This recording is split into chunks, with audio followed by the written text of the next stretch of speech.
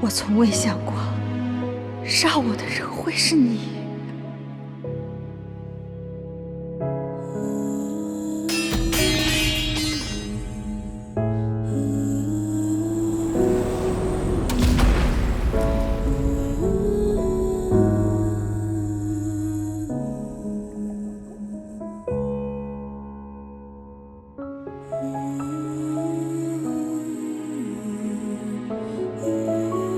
若一切能重来，结局会不一样吗？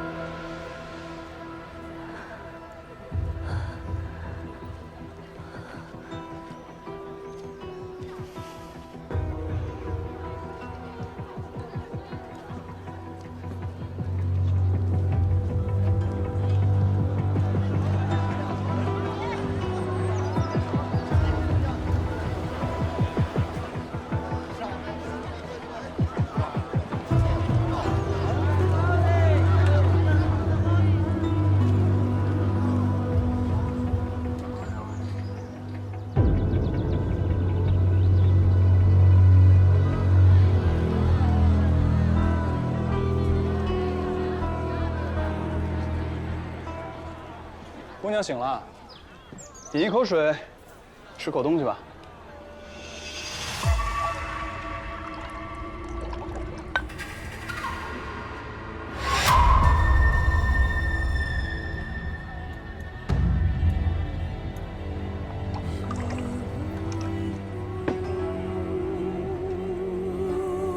好些了吗？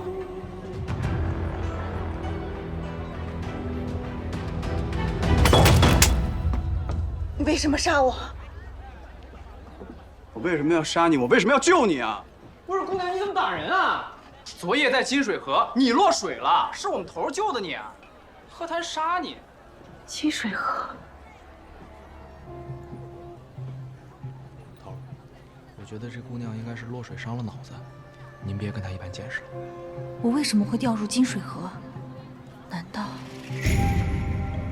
现在什么时候？ 都过了申时了，你已经在这睡了快1整日了。哪一年？不是你打了人，你不应该先道个歉吗？我问你哪一年？景明23年啊。景明23年，怎么回事？我回到了10年前，落水。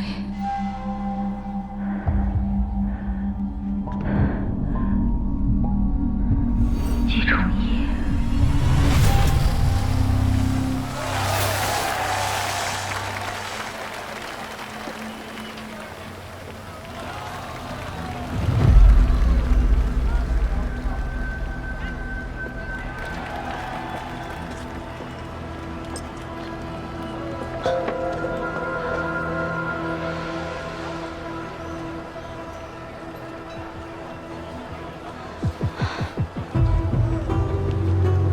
你好，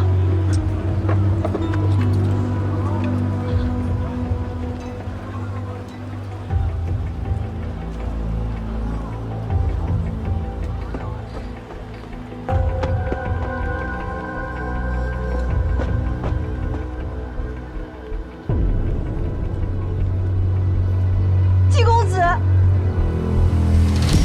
四姑娘，你先回去。四姑娘，季公子，你我早有婚约，你怎么能这样对我呢？四姑娘，你别误会，听我慢慢跟你解释好吗？四姑娘，你还这样护着他？佳思，你听我解释，佳思，佳思。那年，我被季重义推下金水河。如果是这样，那我的家人现在都还活着。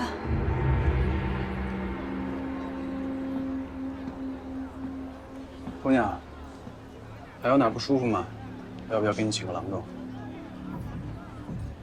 不必了，我只是有些恍惚罢了。多谢大舅，我得赶紧回去给家人报平安，告辞了。送送你。不用了，家里规矩多，不方便。落水了，姑娘别着凉。在下于七，请问姑娘怎么称呼？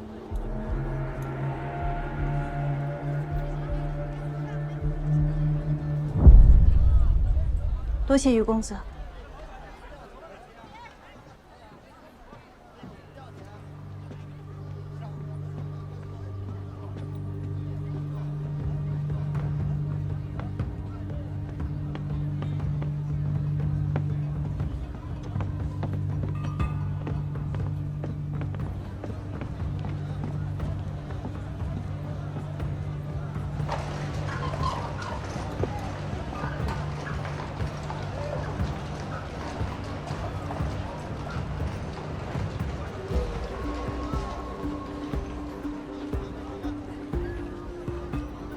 头儿，你为何要带他回来？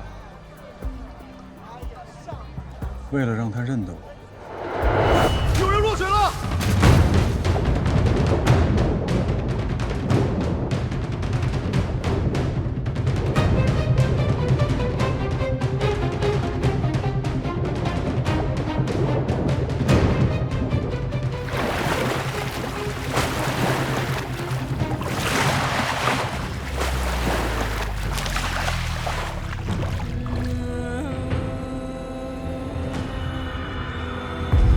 他颈后有南巫火焰纹，我怀疑他是南巫派来的细作。那为何要放他走啊？鱼不入海，怎么能找到鱼群呢？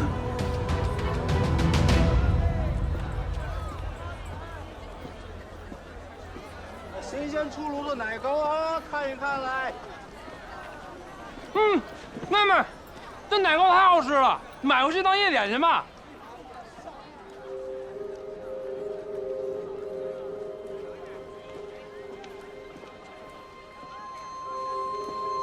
哎，客官，来看一看，便宜好吃啊！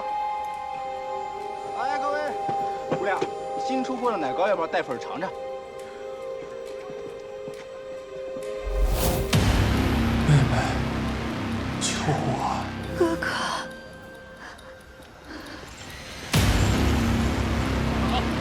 快点！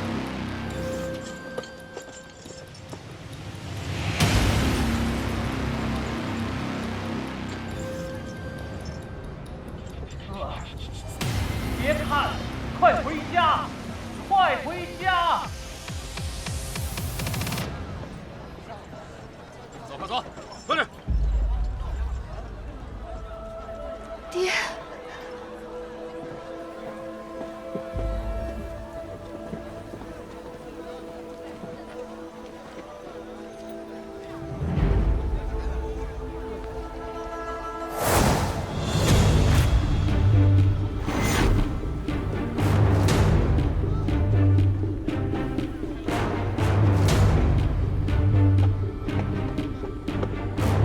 难道爹和哥哥还是难逃上一次的厄运？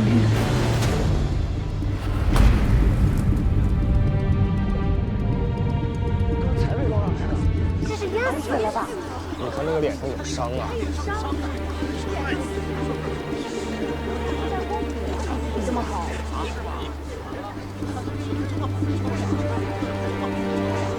快公子！这个儿啊！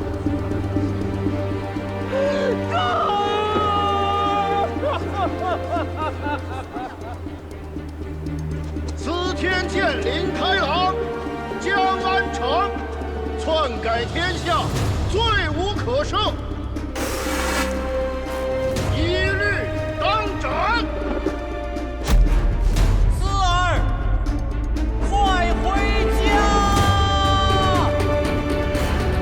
我回来了，你们都还在吗？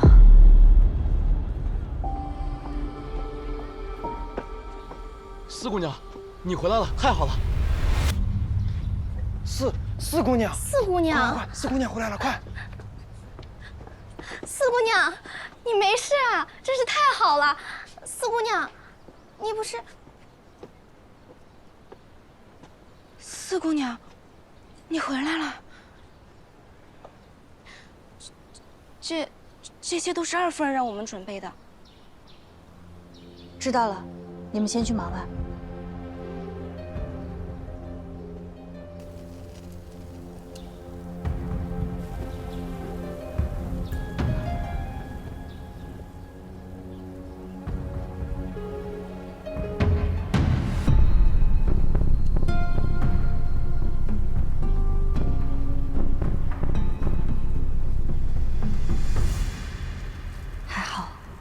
是我的领牌，都是废物吗？不是多加了2两银子，让木匠连夜把棺材给打出来吗？你看这都什么时辰了，棺材呢？夫人，我听说四姑娘是季公子推下水的。什么？四姑娘真是遇人不淑啊！安国公世子亲手将他的未婚妻推下水。传闻都不敢这样传呀！你一会儿拿一些吃食去江边给大房那边派去寻尸的家仆送去，顺便呢捎上一句话：累了就歇歇，尸体早晚能找到。戏班子那边怎么样了？二婶儿，四姑娘，夫人。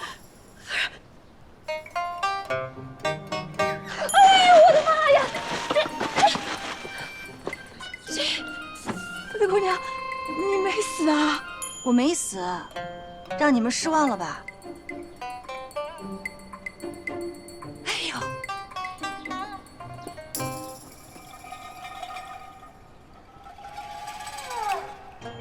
哎呦，哎呀，哎呦，真的是四儿回来了，我们还以为你遇了什么不测呢。你爹正带着人在江边寻你呢。哎呀，不说这些了，不说这些了。二婶昨夜一夜都没睡，二婶是高兴的，一宿都睡不着吧？我的天老爷呀，你可不能这样冤枉你二婶啊！这天塌下来了，总得有人顶吧？你爹天天喝酒都废了，你哥呢游手好闲不学无术，你娘你一出生就把他克死了，那你说这生死大事儿还不得二婶我为你操劳啊？一个吃白食的窝囊废，一个克死自己娘的扫把星，你这种没娘教的孩子呀，就是品德不行，没有教养。没事吗？没事。银子没丢，是记错账了。没丢也得给他俩立规矩，冲撞长辈，罚他们在这跪着，不许起来。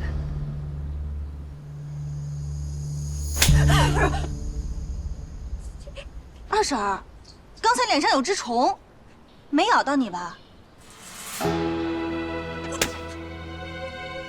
下次打人可以换只手。今日挂的挽联，选的曲目，还有要做的棺材，都是二婶喜欢的吧？既然知道我克人，二婶就最好离我远点儿，否则遭遇不测，那可就不好了。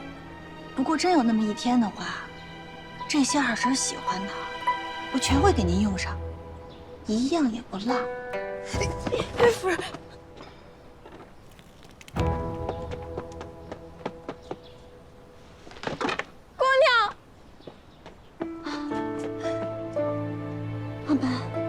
回来了啊，回来了。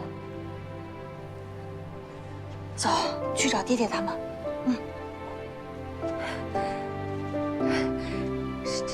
这是江四，都看什么看？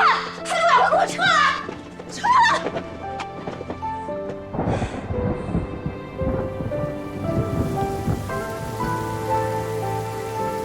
我也好，二公子一直守在金水河边，一刻也不肯离开。你刚才拿那些瓶瓶罐罐是要去做什么呀？伯爷带了很多家仆去寻姑娘，临安城里水性好的人也都请了遍。伯爷说，就算倾家荡产也要把姑娘找到。可是二夫人管着银钱钥匙，怎么都不肯出钱。二公子让我回来找些值钱的东西去当了，能换多少是多少。同志们没有啊？那边有吗？看看，调动动，那边有没有？没有，仔细着点啊！伯爷，我带着兄弟们捞了一日夜了，这活不见人，死不见尸，还继续吗？当然要继续了，就算是捞一辈子也要给我把人找到啊！您当时就给了我们10贯钱，这不够兄弟们打点。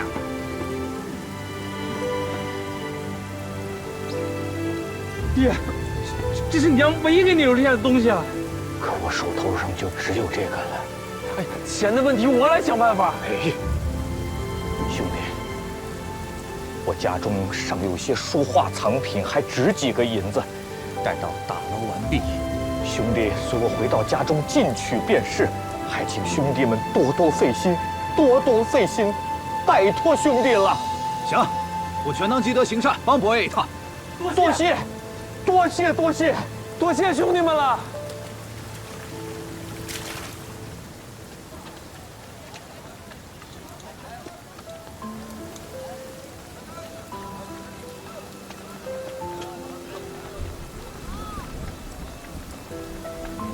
爹，哥哥，爹，爹，我好像听见妹妹在喊我了。这要是真的，该有多好啊！我也是，脑袋嗡嗡的，老听见四儿在喊我。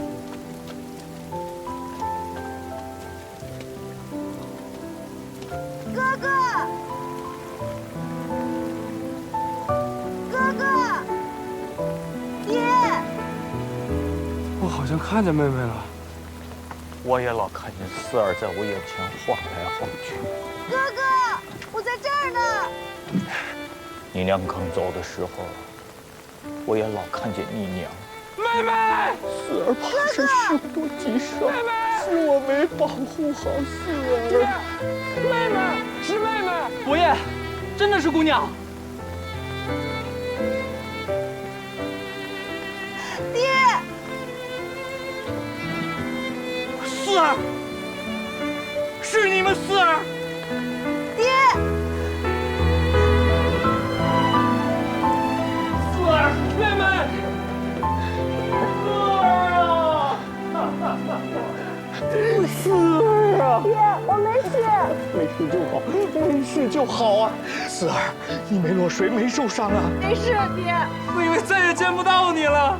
哥哥，你答应我，以后绝对不要来金水河边。我不来，不来。啊，不对，是任何河边都不能来。我都不去了，我都不去。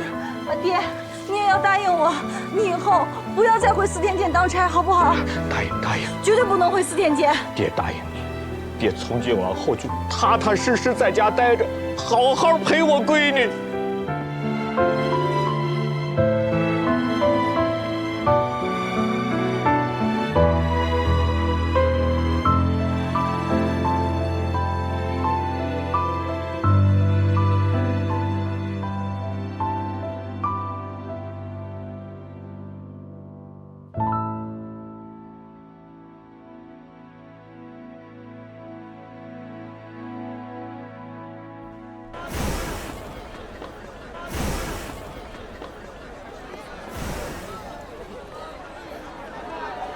好，查清楚了，江四是东平伯府的四姑娘，她父亲就是东平伯，母亲是陵水首富之女。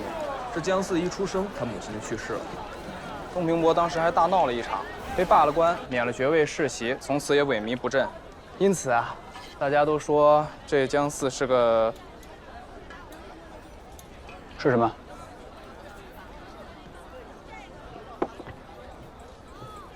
我查，说他是灾星。说他克死了母亲，害得家门衰落。荒唐！世人总爱将不幸归咎于无辜弱者。还有什么？啊，如今的东平伯府是二房的夫人萧氏在当家。这萧氏眼看家族没落，赶紧就给姜嗣许配了门婚事，就是跟安国公府的三公子季崇义，在下个月的初8晚婚。什么？退婚？季崇义跟别的女人有私情，不仅欺瞒我，还把我推下河想灭口。这种人，你叫我如何能嫁？四儿所言正是。那不是虚惊一场吗？季三公子在外面有私情，别说你父亲不高兴，二婶我也不满意呀。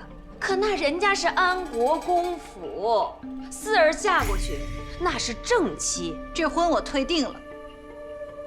四儿，二婶知道你受委屈了，可你知道吗？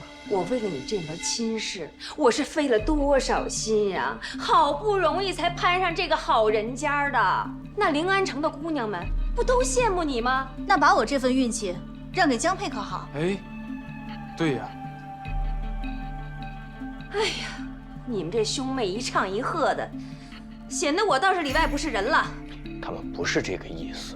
大哥，四儿啊，从小就乖巧温顺，你说这怎么掉进金水河之后，把这唯一的优点都冲没了？弟妹，你这话说的可不中听啊！话是不中听，但是道理就是这个道理。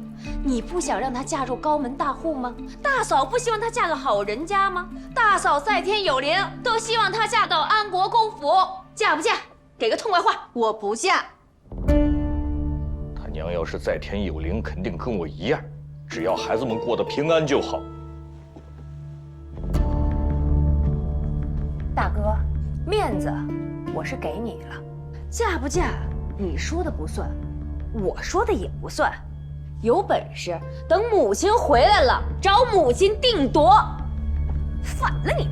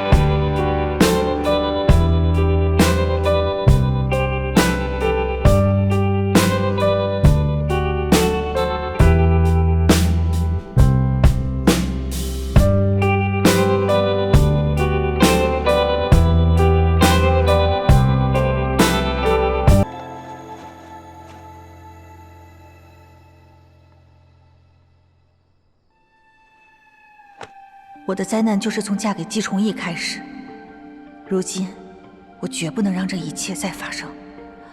无论如何，我都要退婚。来，都是你喜欢吃的。怎么没等我一会儿？特意买的广聚楼的烧鸡，妹妹的最爱。我的最爱？我看是你的最爱。我和妹妹的最爱。今日咱们一家团聚，庆祝四儿大难不死，必有后福啊！干杯！哎，对了，妹妹，你落水之后是谁给你救上来的？是一个路过的陌生人救了我。哦，那改日你好好答谢一下人家。是。不用了，爹爹。我也没有问人家的名字，想来定是寻不到了。这救命恩人的名字怎么能忘了问了呢？你这爹，妹妹当时肯定是吓坏了。四儿，爹问你，你真的是很想退婚吗？爹爹，这季崇义已经另结新欢，违背了对我的承诺，而且他对我们这婚约更是没有丝毫的敬意。咱们这不是自讨轻贱吗？那我以后的日子定是过不好啊。那便不嫁，那混账东西根本就配不上你。妹妹，不管你做什么决定，哥哥永远支持你。明日我便去安国公府将那聘礼给退掉。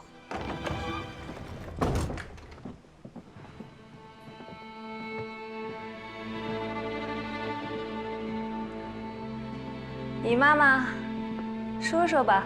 是，掐丝金步摇1对，绢丝布300匹，珍珠地贴花兽面纹凤首服1个，双龙耳妇联纹花口瓶1只，白银5000两，黄金200两。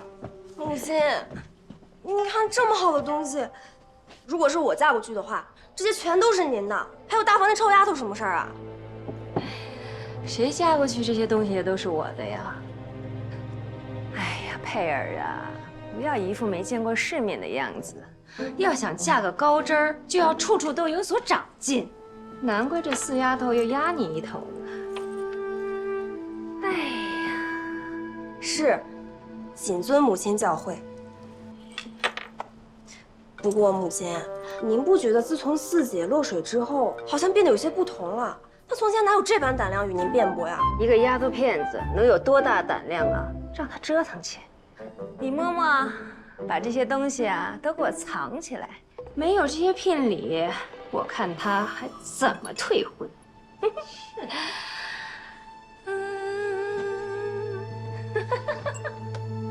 爹，妹妹，我想好了，明天呢就是3年1次的教场大考。三衙都会来挑人，若是赢得了比武，我应该就会就职都城司的司尉了。到时候，我就给你们俩都带走，脱离二婶的掌控。行了，小子，长出息了，但是不能去啊。为什么？你几斤几两自己不清楚啊？那教场比武可不是闹着玩的事儿，我怕你是去的容易回来难。妹妹，你说，爹爹说的对，哥哥千万不能去，听起来太危险了。此事就此作罢，比武之事休要再提。爹，这给您夹的鸡爪子，您怎么不吃啊？少跟我来这套！我刚才说的事情你记住了吗？鸡爪中间这肉最好吃了。我告诉你，你若敢去，回来我便打断你的腿。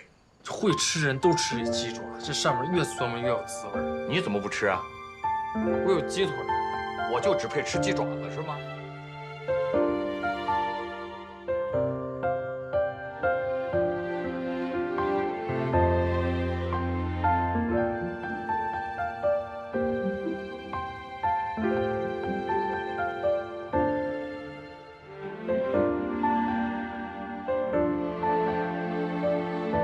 爹，哥哥，能再见到你们，可真好。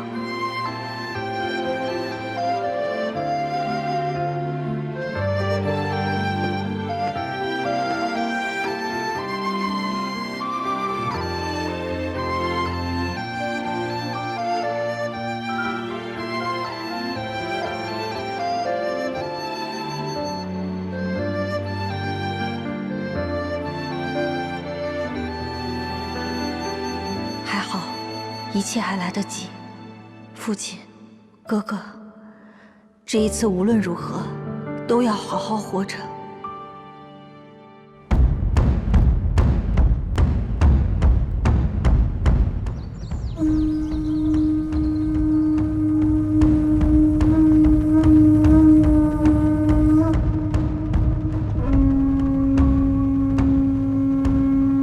崔将军，侯爷。请。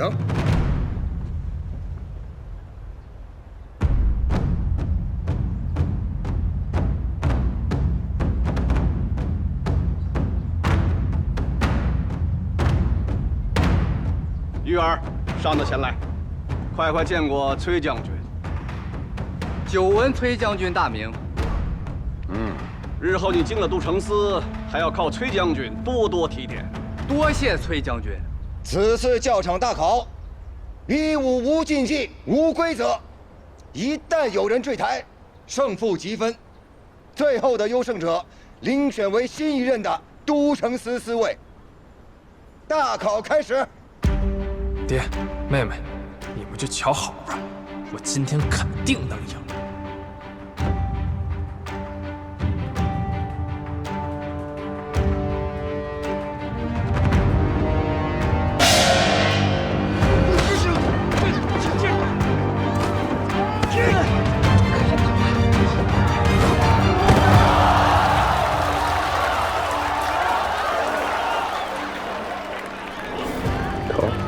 姓郑的果然来了，我去让他落单。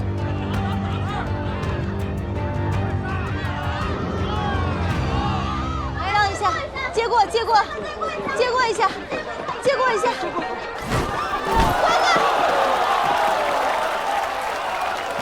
妹妹，哥哥，你看见没有？小菜一碟。阿杰，哥哥什么时候有这样的身手啊？刚才收买了这几个人，司马，你放心吧。哥哥加油！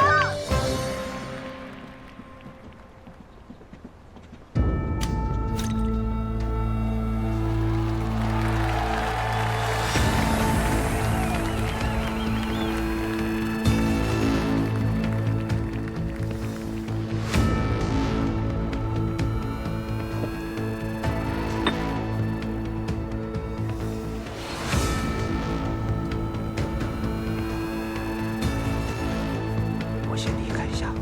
好。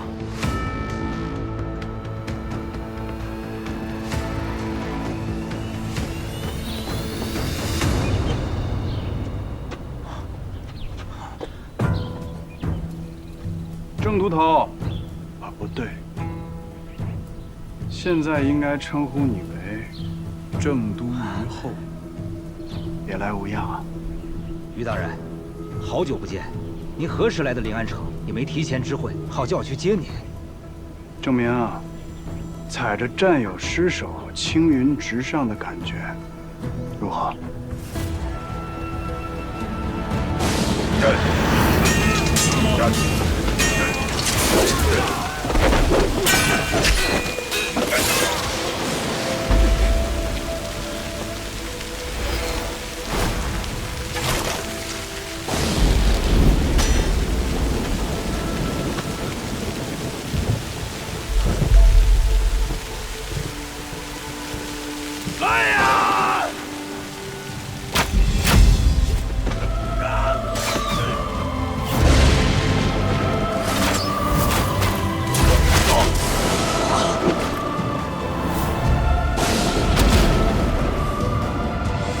还记得龙虎关战役吗？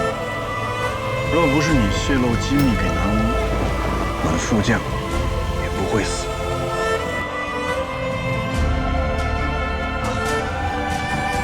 于将军在说笑了，我不知道你在说什么。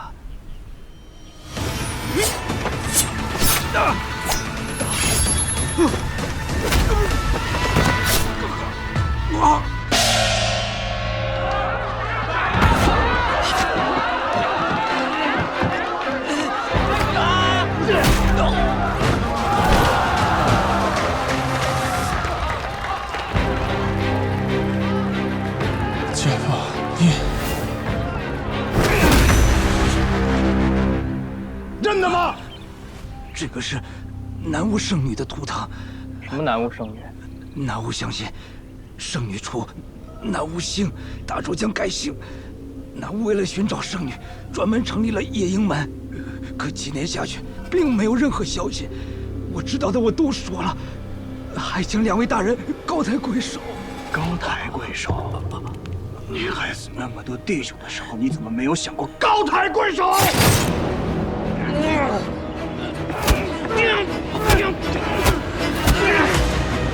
哥哥！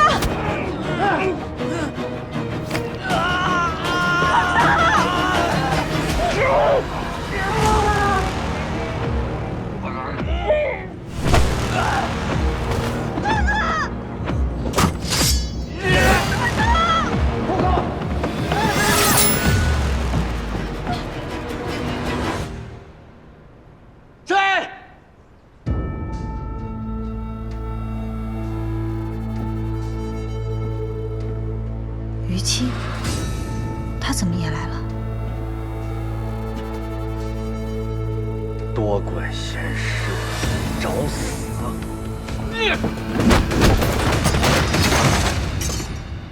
何人擅闯？来呀，给我拿下！这都跌下台了，胜败乃兵家常事。贵公子已经尽力了。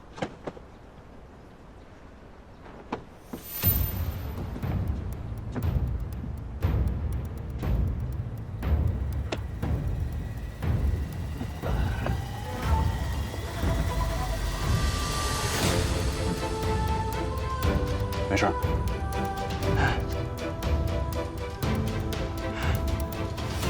留步！本将军宣布，此次教场大考的优胜者，就是这位公子。不仅武艺一绝，人品也是一流。我大周需要的正是这样的人才。敢问公子姓名？可愿担任都城司司尉一职，以保我临安太平？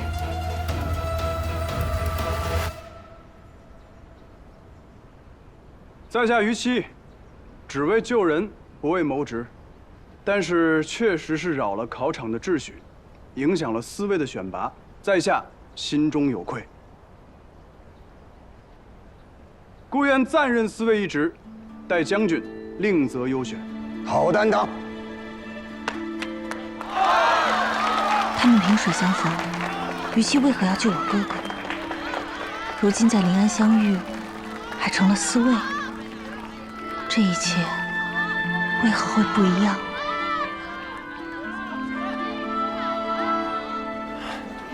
于七恩公，请受在下一拜。无妨，莫要牵到了伤口。于恩公，我们是东平伯府的，在下江战。这位是我的妹妹，江四。见过江姑娘。于兄现居何处？改日我好登门拜谢。哎呀，初到临安，暂无居所。那不如来我东平伯府一住啊。哥哥，于公子到临安城肯定是有事要办，怎好武断为人家谋划呢？冒昧了啊。无妨，江姑娘。我这初来乍到的，不知道何处可以购入宅院。于兄这算是问对人了。我东平伯府旁边啊，就有一处空宅。我们临安城有很多闲置的屋宅，于公子可以去稍远的西郊看看。如果觉得远，南边的方祠聚集处也有的。多谢江姑娘。哎，妹妹说那些都太远了。我东平伯府旁边就有个空房，到时候我们哥俩还可以常聚。于公子，您从何处来？南边，燕归城。燕归城是南疆的边陲之地，紧邻着南乌，风景甚美。不知道二位可曾去过呀？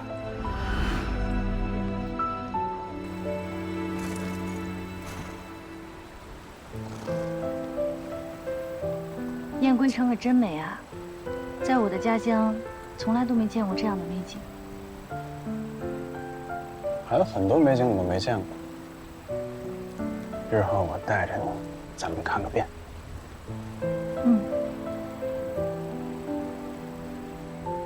之前若不是我流落南疆，也不会跟他有交集。他曾说从未回过临安，难道说从前骗了我？我们兄妹俩连临安城都没出过呢。和龙蛋所查倒是一致，可他若是连南疆都没去过，又怎么会成为南巫圣女呢？南疆那么远，我妹妹要是真去啊，估计刚走一半，就得哭着喊着要回来了。哥哥，你身上还有伤，咱们赶紧回府，早些休息吧。回见。告辞。那于兄，那改日再见啊！一定来找我玩啊！我觉得我跟于兄缘分真深呐，你看到没有？我说的他都很感兴趣，这就叫知音难觅呀。妹妹，我怎么觉得你对于兄有点不耐烦呢？我还想着改天让他来府上一聚呢。哥哥，咱们以后还是跟他少些牵扯为好。为什么？妹妹，刚才要不是于兄，你我兄妹二人可就没命了。我知道，但是萍水相逢，还是小心为上吧。收拾行囊，咱这就回燕归城了。定居。头儿，没有凋零擅自回来已经很冒险了，而且还有那么多赤羽旗的兄弟在等着咱们呢。要不然我们还是先回去吧。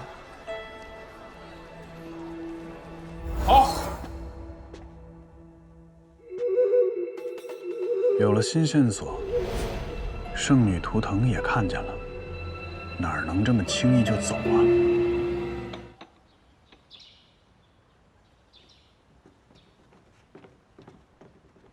弟妹，四儿这桩婚事，我还是觉着理应将这聘礼退还给安国公府，了这桩婚事。啊，聘礼啊，都花了。啊？你说什么？哎呀，你们大房啊是不当家不知柴米贵。哎，伯爷这几年也没进相，战儿呢又游手好闲的。你看这一草一木、一砖一瓦，哪里都需要用钱呀。就连母亲这次上山佛堂清修，她也得用钱呐。可这大哥不信呀，这有账本儿，快给伯爷看看。伯爷，请过目。哎呀，这点聘礼呀，也算是大房为咱们伯府做点贡献吧。你非要把这聘礼给退回去，不就又把咱们伯府往那火坑里推，往绝路上逼了吗？是，弟妹你操持家中之事甚是辛苦，可这聘礼是四儿的，你怎么能够？大哥，你这是在怪我呀？这就是那礼单，你回去点点，看缺些什么都给他配上，然后回去把那婚给退了。哦，对了，这也是聘礼，都退了吧。哎，你不容易呀，这家不好当啊。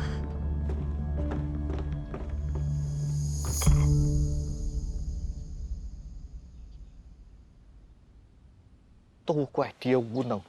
爹，不怪您。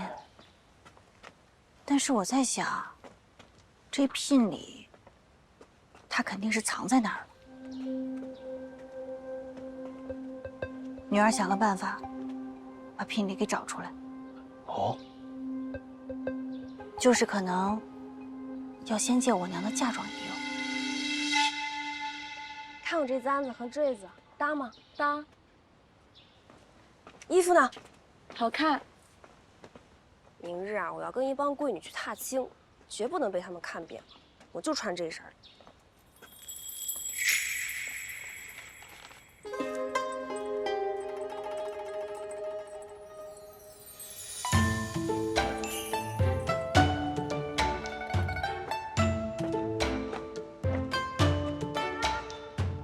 四姐姐，五妹妹来了，阿满，快给五姑娘上茶。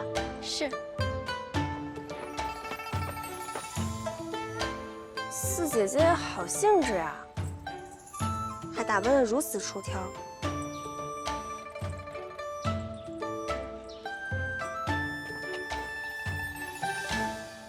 平日里怎么没见你有这般家当啊？今日随便带着玩玩罢了。五妹妹也不错呀，就是这头上的簪子，还有这手镯，成色都差了些。五妹妹生得这么俊俏，只可惜这些物件并没有衬托出妹妹的美。四姐姐也莫要瞧不起人了，我头上戴这些头面，不过就是随便戴着玩玩罢了，自然有好的还在屋里没有拿出来呢，不像四姐姐你如此招摇。这样啊？那我可不信。要是真有好的，怎么会藏着，还怕招摇？肯定是没有，这才以次充好。你等着瞧！哎，姑娘，你怎么了？别跟着我！阿满，是。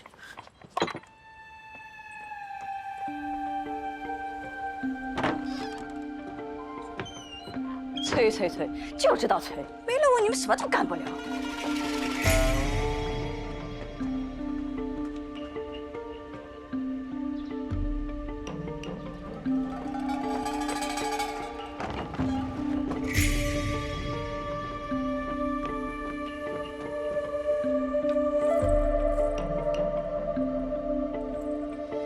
用完立马还回来。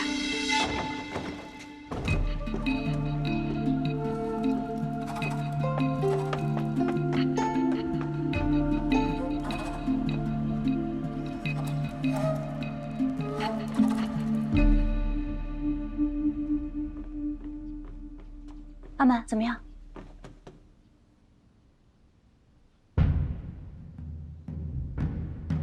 去找些力气大的人来。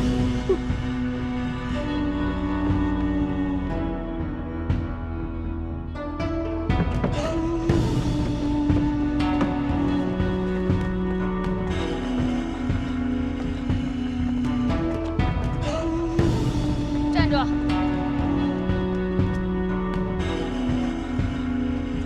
好大的胆子呀！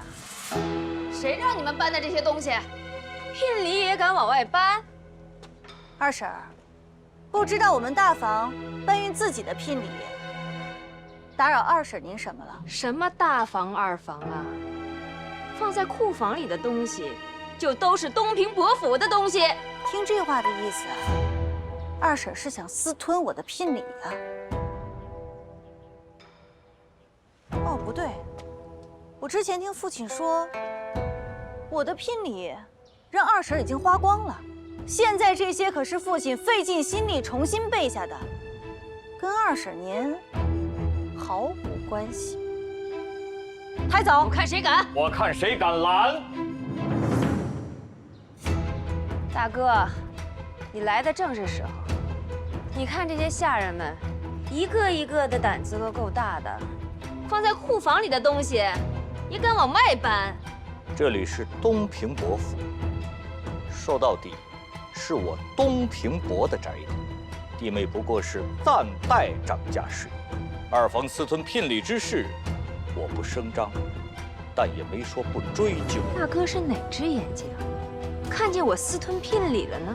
你若是再三为难，休怪我不客气。掌家是母亲准予的，那便让母亲来找我。哎，不要吵，不要吵，这怎么还吵起来了？大哥，弟妹啊，也是为了咱们伯府好。夫人，这大哥既然决定要去退这个婚，那就让大哥去嘛。夫人，不过大哥，我倒是有一个疑问呐。我不知道这个国公府的婚，是不是你一个人说想退就给退了的？万一他们不同意，啊？你看，这么多的聘礼，一来二去，招招摇摇，那不是让外人看了咱们两家人的笑话吗？二弟说的对呀，你看，那得等大哥退了再说。不是大哥，给我搬！哎。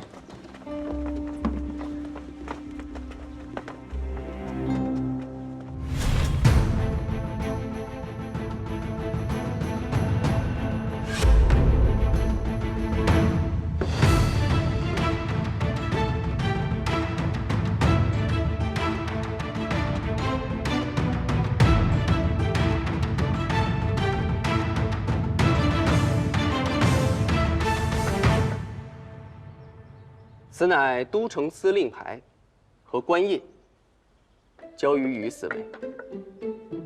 从今日起，你我便是同僚了。我乃都城司的通判，掌东衙，主理审案、断判、文书等事宜。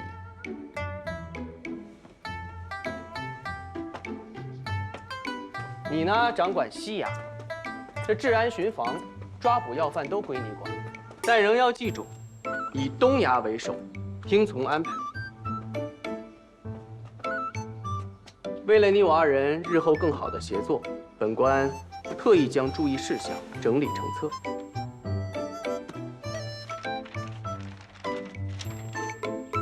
这么长？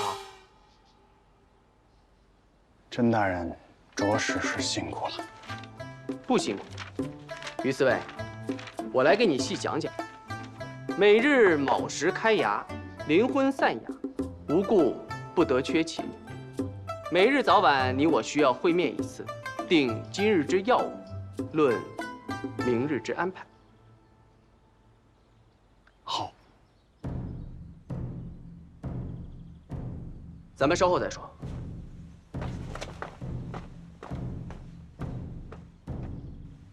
我早就跟大哥说过。这招行不通，不能这么干。就是，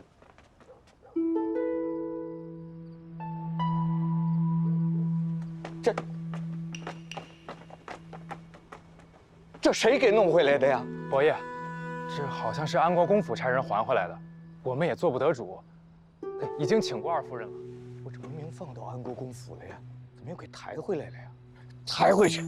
伯爷，那安国公府的管家说，您要是再抬回去，他们还得再抬回来。哎呦，这聘礼怎么又给抬回来了？这一日折腾来折腾去的，也够辛苦的。哎呀，伯爷宽心，国公府呀，定是舍不得咱四丫头，才不愿意退婚的。那季公子啊，也是一时鬼迷心窍，未来还是得跟咱四丫头好好过日子呀。大哥，哎呀，咱们伯府的颜面，算是被你彻底给丢尽了。你这都整的什么事儿啊？来人，把这些东西都抬回去，别在这儿碍眼。是。还是二爷神机妙算呀！你看大哥，也不顾及他女儿的颜面。夫人，你也少说两句吧。反正这聘礼都送回来了，我也安心。哎，公子，这儿呢，这儿呢，风景挺好啊。有水路就有生气。对，这条河呀，直通内外城。这条，哎呦，慢点，哎呦，慢点，哎呦，这宅子啊，交通很方便，不咬人，不咬人。哎呦，好，是。这前面呢都是东平伯府啊，这是他的北宅。公子，您随便看。您看这桌子、椅子，还有这床，这都是新的。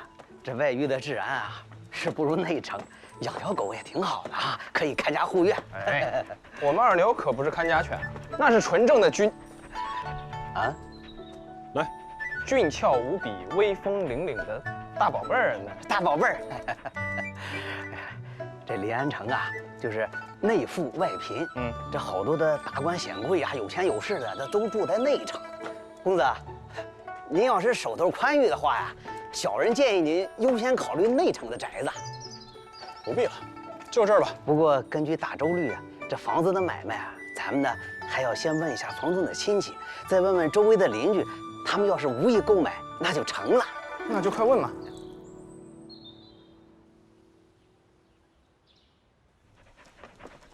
就我跟龙蛋一块儿住。哎呀，龙蛋可太轻松了，根本就不用他伺候。房子的大小可太适合你了。于公子，哎，江姑娘，哥哥，什么房子啊？于兄要搬来枣树巷院子了，询问四邻，正跟我们打听意见呢。枣树巷院子咱们是要买的呀，怎么会让旁的人搬进来呢？妹妹，咱什么时候？哦，真是不好意思啊，于公子，这枣树巷院子我们东平伯府早有意定下了，真是不巧。无妨，江姑娘，条件随便开，怎么样才肯把院子让给我？考虑考虑。哎，二牛，这啊，对，抱歉啊，他平时不是这样的呀。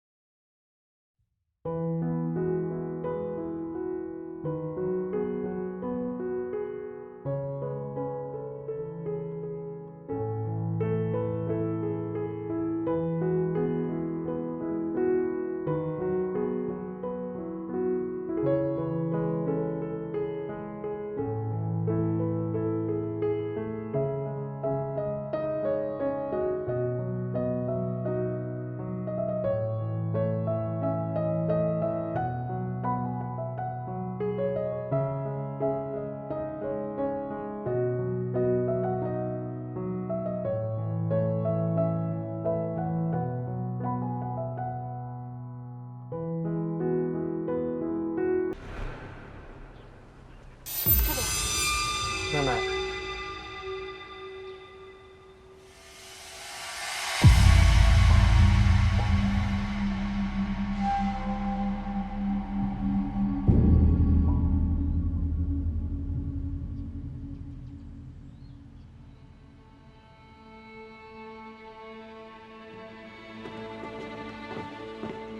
哎呦，这是家里来贵客了。我说人都到哪儿去了？安国公夫人好。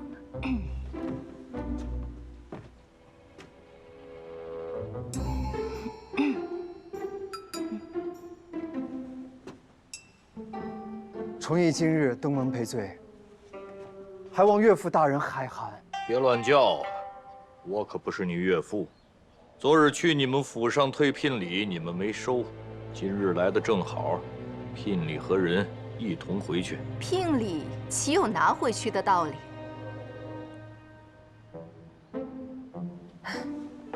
夫人，女儿受委屈了，这当爹爹的心里不舒服。再说呢，崇义犯了糊涂，我做母亲的绝不偏私。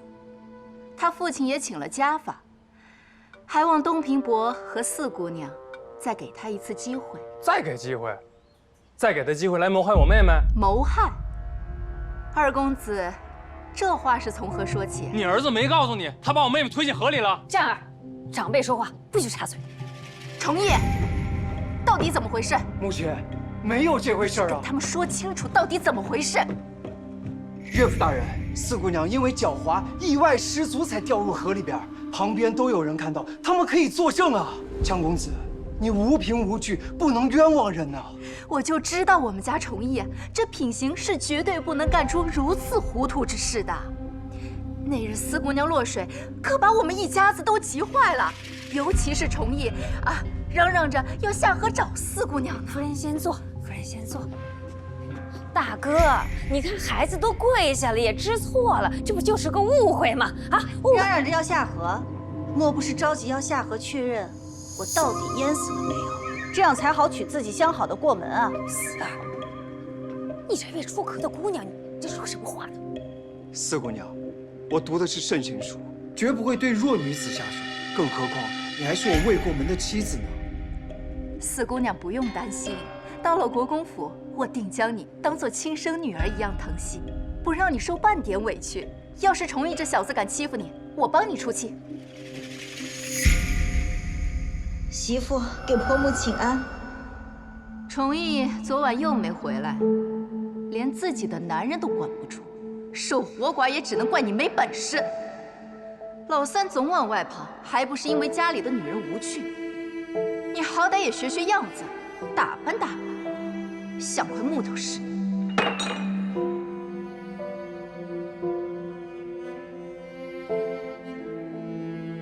儿妇知道了。婆母请用茶。你打扮的一副妖艳模样，是要勾引谁？还不快滚！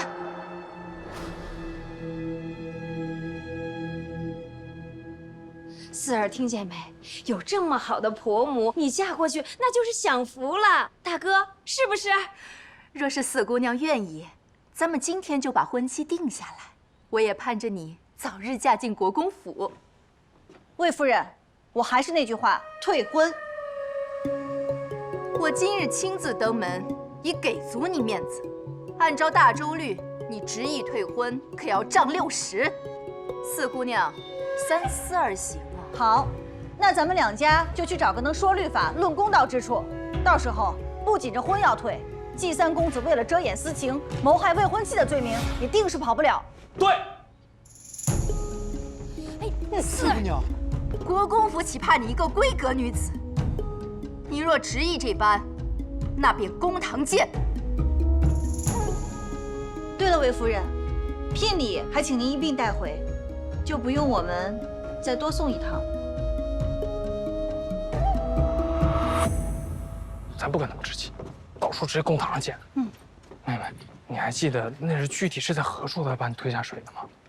首先需要人证，我也在想，到底有谁会看到他把我推下水了？江姑娘，于兄，你怎么还在这儿？本来想跟江姑娘商议一下宅院的事儿，便多停留了一会儿。不巧听到了你们谈及家事，本来想着回避的，但是想到了这个江姑娘可能会有求于我，就又停留了片刻。我有求于你。姑娘落水是何人所救啊？是你救的。妹妹落水是于兄所救。哎，不值一提。哎呀，于兄，我兄妹二人的性命都为你所救。从今日起，我江战。哎，于公子，你是不是看到我被人推下水了？那倒没有，但是我知道有人可能看到。谁啊？这宅院的事儿。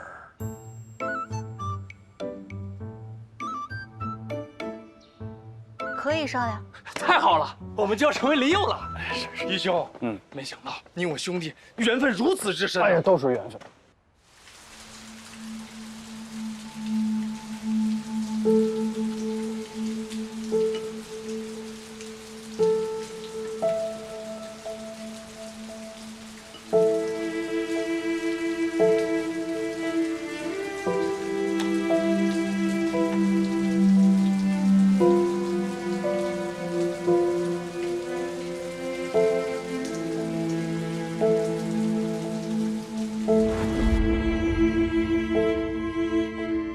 季公子，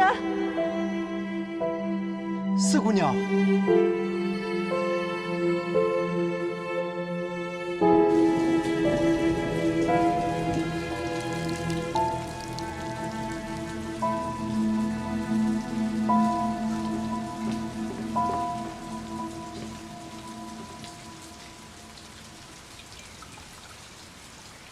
姑娘，可是在担心官司。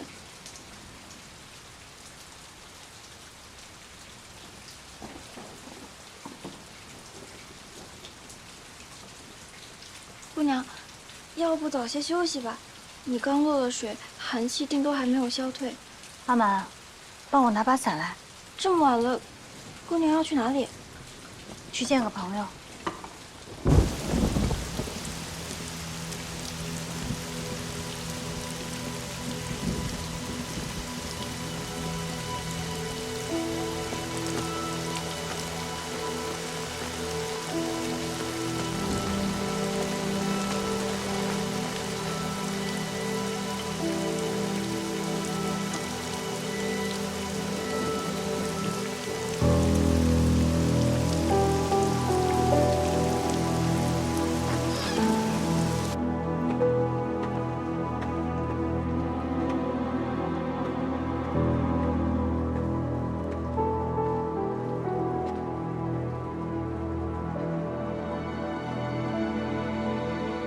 你来了。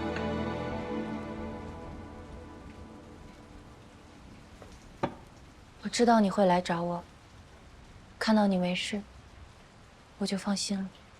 和季崇义私会的女子，是你吗？是我。你如此坦诚，倒是让我很意外。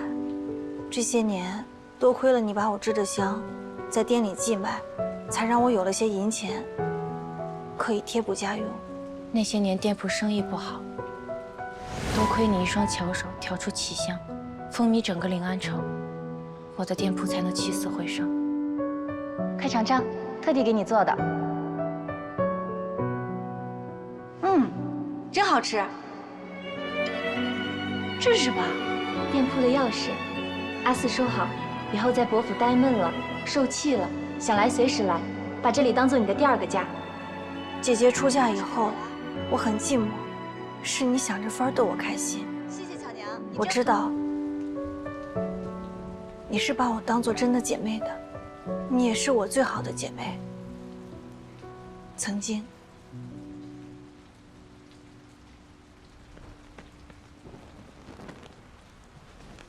事到如今，没什么可瞒你的。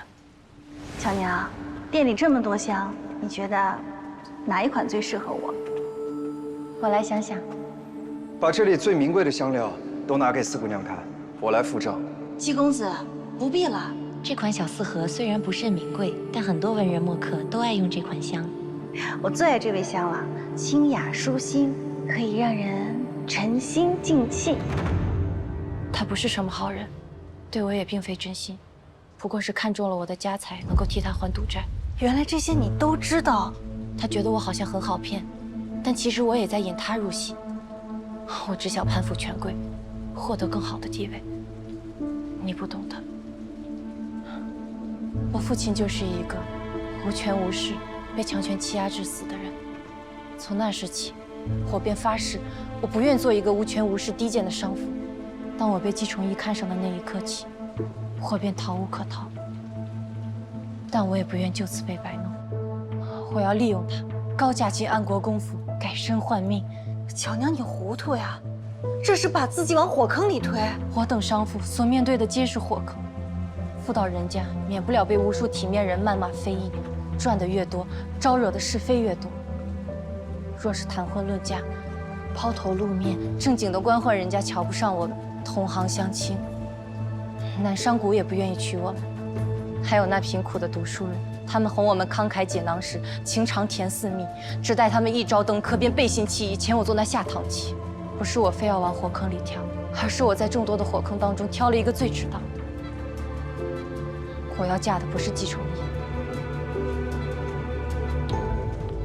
义，是安国公府。只有这样，我才能为我的孩子挣一个好前程，为他们挣一个生来便不会被欺压的家境。孩子，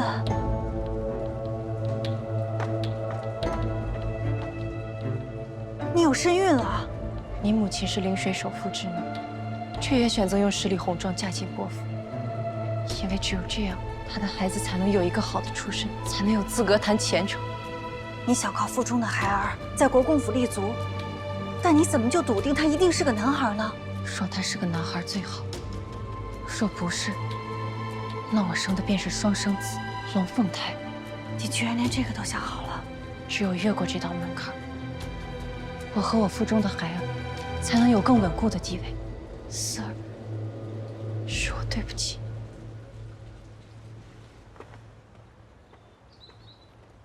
什么退婚？是啊，祖母。我这去山里清修了半个月呀，这个四丫头要在家里闹翻天呢。哎呦，我劝她，我这嗓子呀都冒烟了。她根本没把我这婶子放在眼里，还声称说要去报官。这好好的喜事，非要打成官司啊！祖母，四姐姐还动手给了我母亲一巴掌。哎呀，提这个干嘛呀？还不够丢人的呢。不过这四丫头对自家人下手也是够狠的，我这脸到现在还疼呢。哎呀，这个四丫头成何体统啊！无法无天，简直是！阿锁，去把四丫头给我叫来。是，老夫人。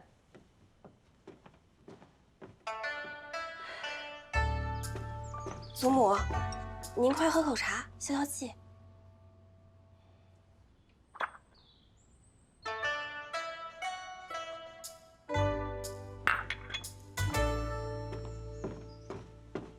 回老夫人，海棠居的婢女回话说，四姑娘身体不适，还在睡着。什么？这都什么时辰了，还在睡着呢？祖母，你看呀！老儿媳妇儿，你这是怎么管的家呀？哎呦，母亲，是我无能。可是这四丫头，自从落了水之后，就像变了个人似的，倒是有几分破罐子破摔的意思。这老大也不知道怎么教育自己的女儿的。哎呀，伯爷您就别提了，他女儿胡来，他不但不拦着，还亲自去了国公府，嚷着要退婚。他还扬言说，拿不到退婚书，他誓不罢休。去海棠居，我倒要看看这个四丫头到底病成什么样子，还起不了床呢。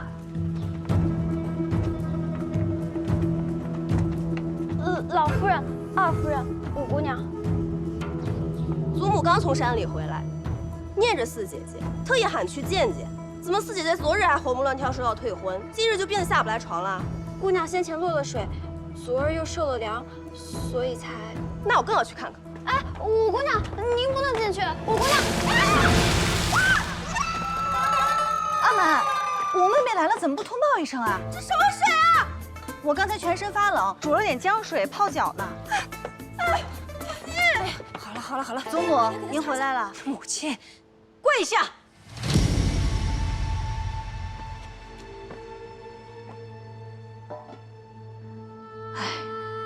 之前跪的太多，天真的以为事只要跪下便能解决。四丫头啊，你可知道能与安国公府沾亲，有多少人羡慕啊？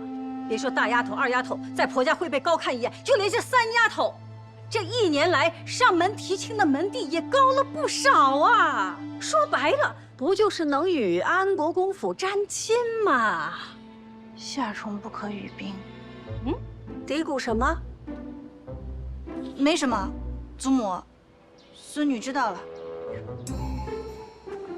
你祖母回来了，你倒是办得乖巧了许多啊。那既然这样，咱们呐就跟安国公府低个头，收婚约照旧。好，任凭二婶做主。祖母，那孙女现在可以起来了吗？继续跪着。看看您闹出这么大一出息，平白的让两家生了嫌隙，跪着好好反省，1个时辰以后再起来吧。那你还不起来？呸！你不是说他落水了以后变了吗？我看他还是原来那样啊。可能是媳妇儿多虑了。上家法，打！别打！别打！长儿，这祖母，我看谁敢护着他！母亲三思啊！那季崇义敢将四儿推入水中，定不是什么良善之辈呀！大哥糊涂啊！人家那是安国公府，能够高攀到安国公府，那是大房烧了高香了，何必计较许多呀？他现在代表的是我们整个江家，啊，那江家的嫡女心里只有自己，还要把退婚的事弄上公堂，那这是把咱们伯府的颜面放在地下碾呀！你们说的对，四丫头不守规矩，在那胡闹，成何体统啊！我们东平伯府最看重的是什么？是名声。只要是坏了名声，我绝不答应。可什么？安国公府本来就理亏，她要是嫁了过去，人家会好好的补偿她，不会苛责她的。你到底有什么不满意的？祖母，妹妹不想嫁，我们不要逼她了，好不好？好啊，你也来裹乱，一起打。是。爹。打。爹。好的。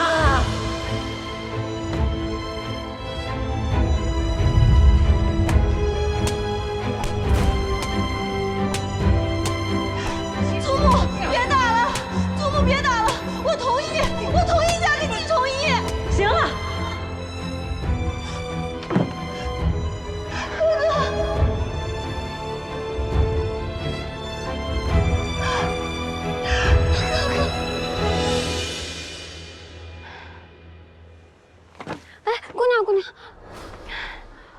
姑娘，您之前不是说要上公堂退婚吗？现如今老夫人回来，您又说让二夫人做主，婚约照旧，这是何意啊？公堂肯定是要上的，只不过咱们要暗中行事，绝不能让祖母先知道。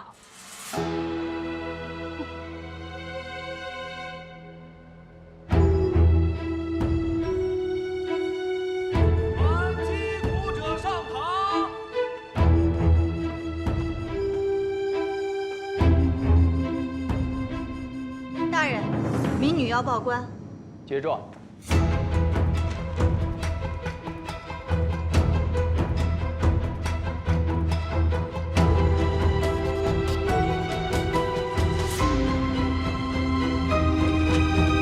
告，择日过堂细审。到底是谁能看到我落水？在下有一事不明，还想请姑娘先帮我解个惑。说吧。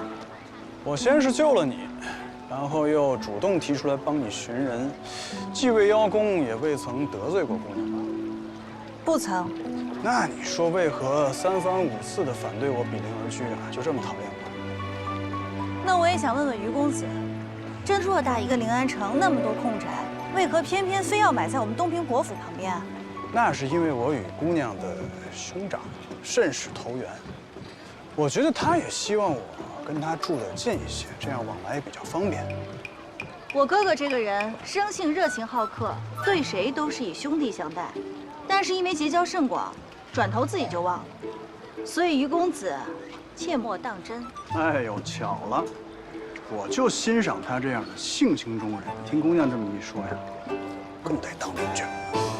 你就别绕弯子了，到底知不知道？如果不知道的话，就不要耽误我的功夫。此事对于我非常重要，不得儿戏。我自是有轻重的。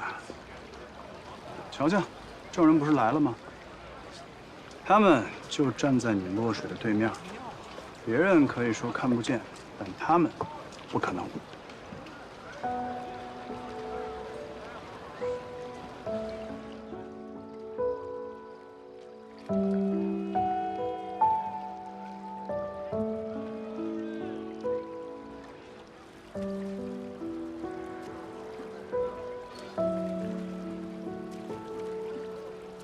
只要退了婚，一切就能够重新开始吧。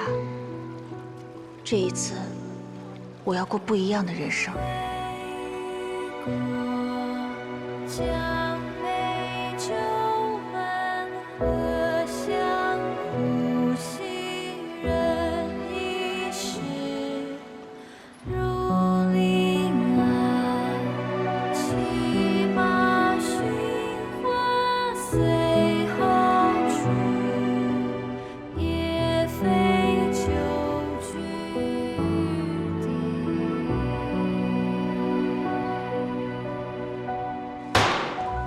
季崇义，江四状告你蓄意谋杀，你可认罪？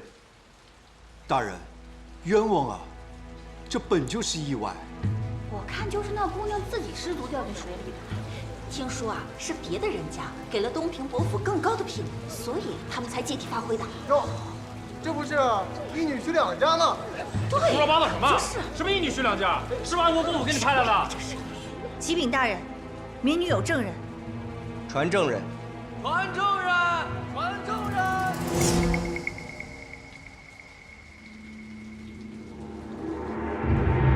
哎呦，我的老爷，你倒是说句话呀！这旁的不说，甄大人那边可需派人去打点打点。你倒是拿个主意呀！旁人还能疏通打点。都城司甄衡是个油盐不进、六亲不认的主。就连陛下有时候也要让他3分，所以才将这最难做的都城司通判一职给了他。堂下何人？小人王东升。以何谋生？我在馄饨店做小二谋生。那本官问你，当晚你看到了什么？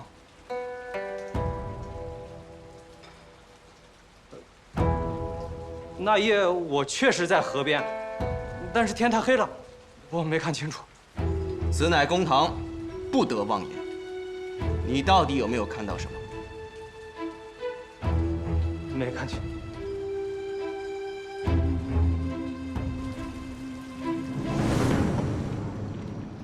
可是我当着很多人的面都说了，是季公子推的四姑娘。我听说，你家里面还有一个年迈的瘸腿老娘。你想干什么？那天晚上夜太黑，你看得并不真切。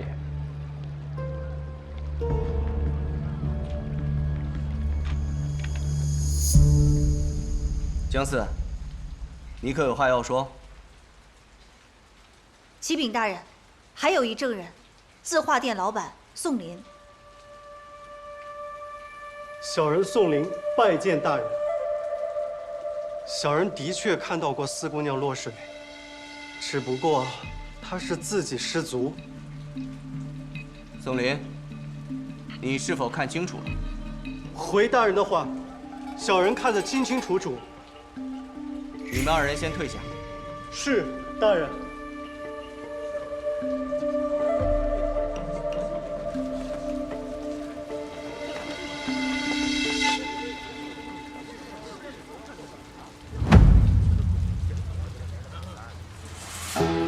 看来有的人不但会推人下水，还会收买人心啊！天黑路滑，一时看不清楚也很正常。世子真是贵人多忘事。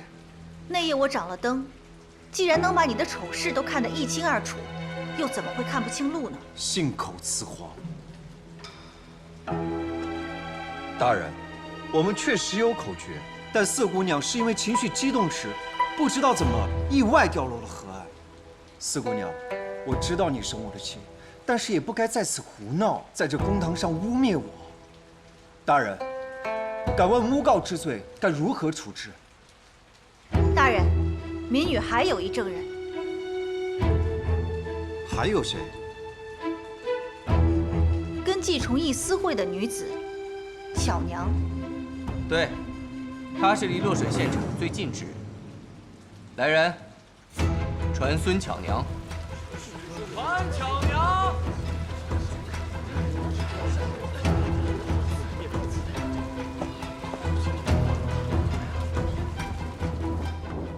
民女孙巧娘，参见大人。孙巧娘，那本官问你，季重义到底有没有推僵尸落水？巧娘，你如实大胆地说，有我在，不用怕。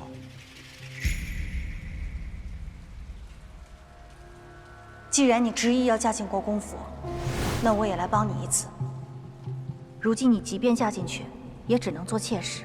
但如果你愿意出面作证，我来帮你，让你做国公府里受人尊敬的正头夫人。要不要信我一次？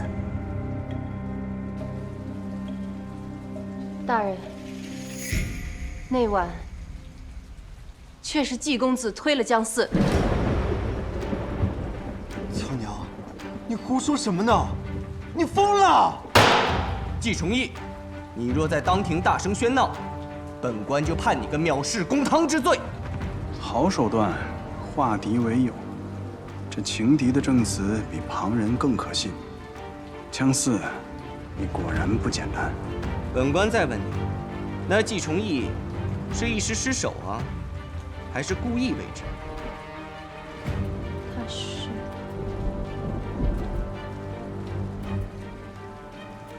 莫怕，照实说。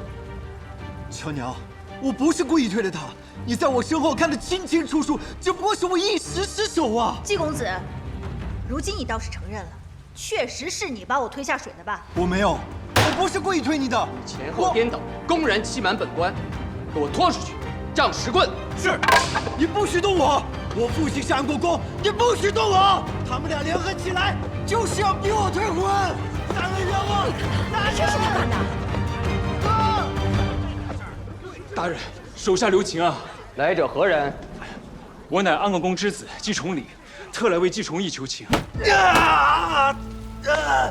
大人冤枉啊！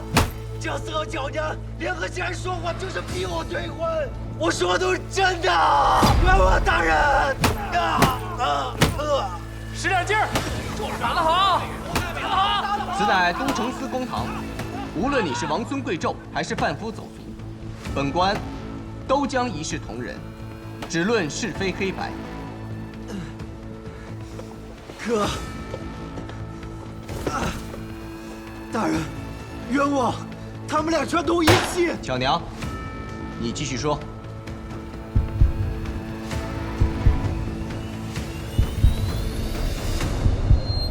大人，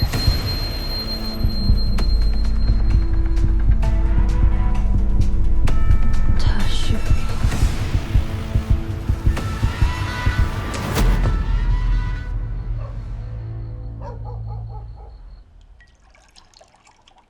我演的如何？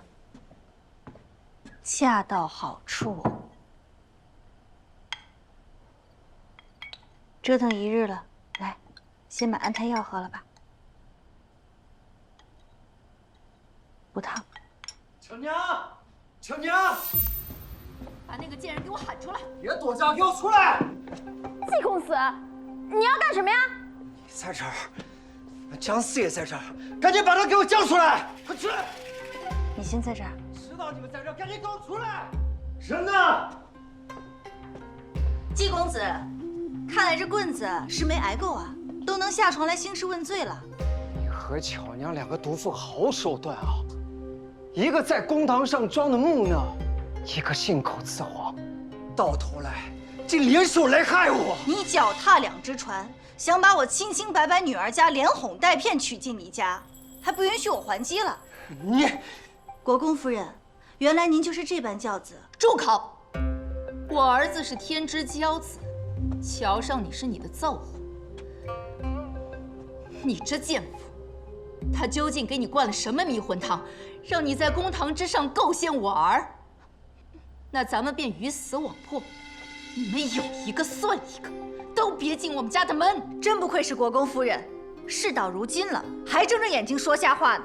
我本就不想进你们家的门，但是巧娘，先坐下再说。但是巧娘，她如今怀了你儿子的骨肉，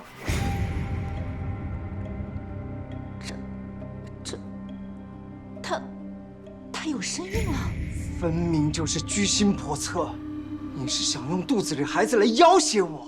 一个低贱的商妇，你这铺子里来过什么人？你和什么人有过交情？谁清楚呢？你凭什么说肚子里孩子就是我的？安国公府的手段，近日在公堂上我也见到了，能将黑的说成白的。不过我孤家寡人一个，也没有什么可被威胁的。这孩子，你认与不认，都姓季。我与您儿子的关系，想必甄大人和全城的百姓都看得清清楚楚。我要是有什么不测，安国公府第一个被怀疑。安国公府的门不是你想进就进的。今日还真是开了眼界了。本以为您要是知道巧娘怀了身孕，还会顾着骨肉亲情，没成想居然这样无情无义。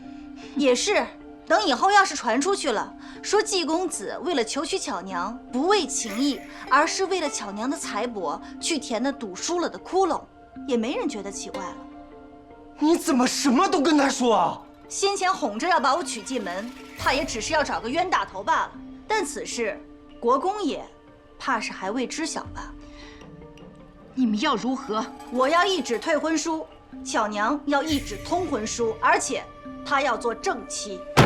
我看你是疯了！区区低贱商妇，简直痴心妄想。是您儿子看上了我这商妇赚来的财帛，多少银子我来替他还。你别在这儿做春秋大梦。季公子，你真是有个好母亲，让我好生羡慕。但事已至此，要么你们母子俩答应我们的条件，要么在公堂之上，把你是如何要谋情人的财，要害待娶之妻的命，如今有了孩子，又是如何翻脸不认，都通通说给甄大人去听。若真的走到那一步，登科入仕，四锦前程，对于季公子来说，恐怕才是痴心妄想，春秋大梦了。好歹毒的计谋！你们俩只是要毁了我！娘，救救我！你真是一步错，步步错。正妻之位，就算我答应，国公爷也不会点头的。夫人，据我所知，您以前也是妾室，现在不也是国公府里头的正头夫人吗？相似相谢，您总会想出办法的。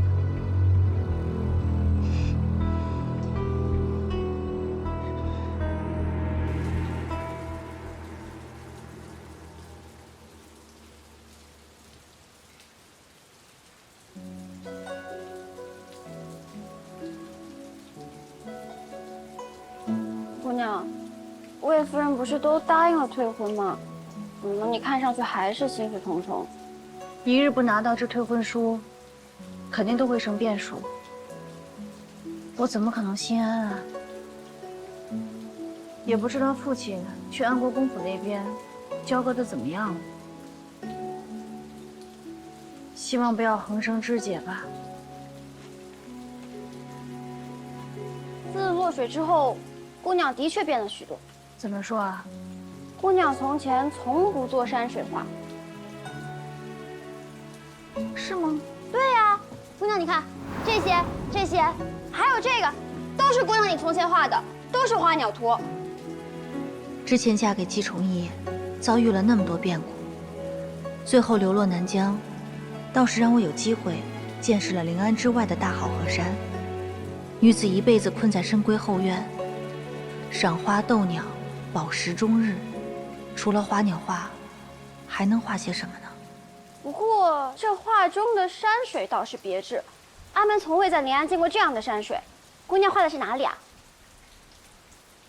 我画的是梦里梦到的。四妹妹，四妹妹，你看看这是什么？哎，退婚书。对，退婚书。哥哥，你看，谢谢爹爹。哎，太好了，哥哥。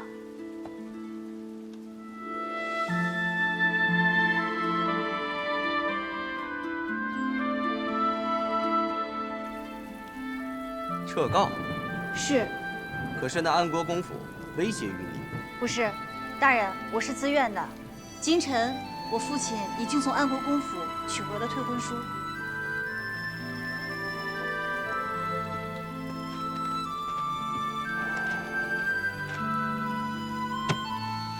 江姑娘，本官见你在公堂之上，面色不改，临危不惧，非一般闺阁女子，颇有大丈夫之气节。为何今日要临阵退缩呀？大人谬赞了，江四实乃寻常的闺阁女子，只是不想糊涂错嫁，悔恨一生，从头到尾都只是为了自己考量，没想过什么大义。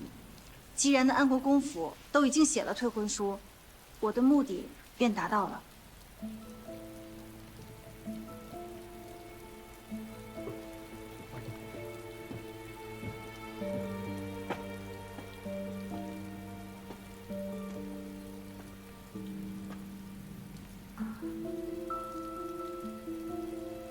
江姑娘此言差矣。若是巧娘供述属实，本官便可以判季崇义一个故杀罪。婚嫁乃是良家结亲，按照本朝律法，一方犯罪，另外一方可以解除。不是的，大人，那季崇义却非有意害我，只是一时失手。本官听闻，近日安国公夫人去寻了孙巧娘，可是她收买了巧娘，收买证人，一时出律。真的没有，大人，只是一时失手。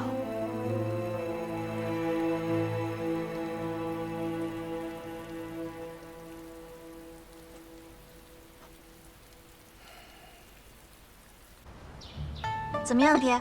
好吃吗？嗯，四儿的手艺是越来越精湛了。以后给爹做更多好吃的。好，好。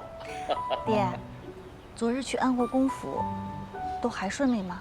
是他们失德在先，无礼在后。我到了，不愿与他们多废话，客气的拿了退婚书就走了。只不过，你们祖母知道了这退婚书撤告之事，罚我在祠堂跪了小半晌。祖母还罚您跪了？这一跪，能换回我四儿欢喜，值了。您都这把岁数了，还罚您跪？哎，妹妹，怎么了？我约了于兄跟甄大人来家里吃饭，他们快到了，我去门口接一下，你快收拾收拾啊！爹，你也收拾收拾。他刚才说什么？让我也收拾收拾。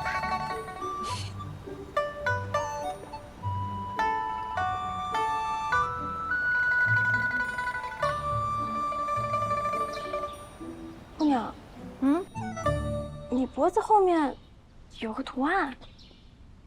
脖子怎么了？姑娘，你坐下。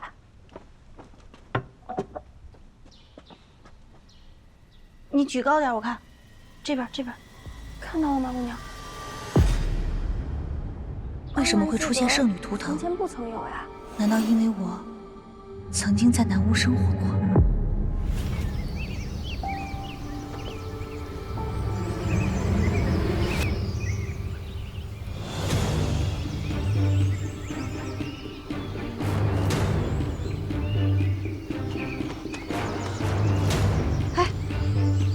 你醒醒。水。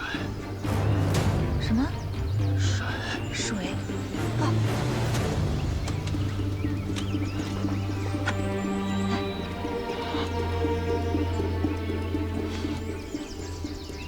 怎么样？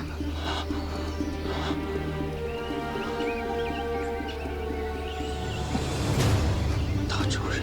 我是大周人，但是你放心，我不会上报的。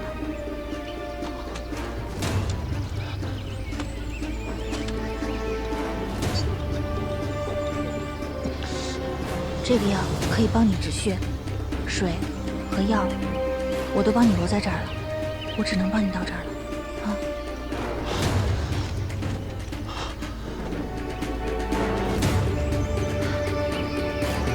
小心啊！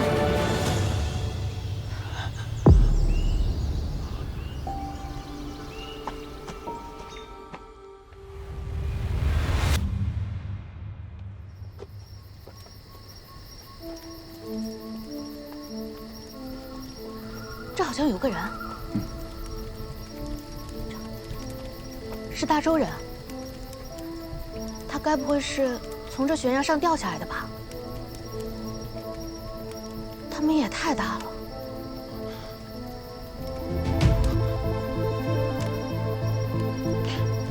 他救过我，现在伤得很重，先带回去。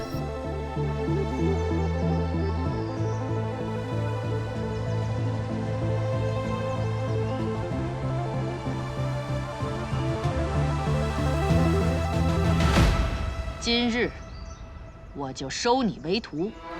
我被人逼迫跳崖，是你们救了我。大长老不计两方恩怨，收我为徒，传授我本领，请受姜丝一拜。我们南巫本不救大周人，只是你不计两方恩怨，救了独儿。我们南巫还你一命，只是从今以后。 你不可和大周再有联系。我在大周已经没有容身之地了，我愿意留在南巫。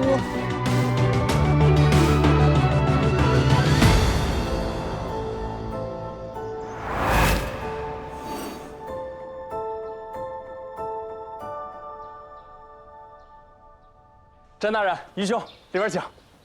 二位能来，这里真是蓬荜生辉呀！爹、妹妹，甄大人和于兄来了，欢迎欢迎啊！二位大人，快请快请。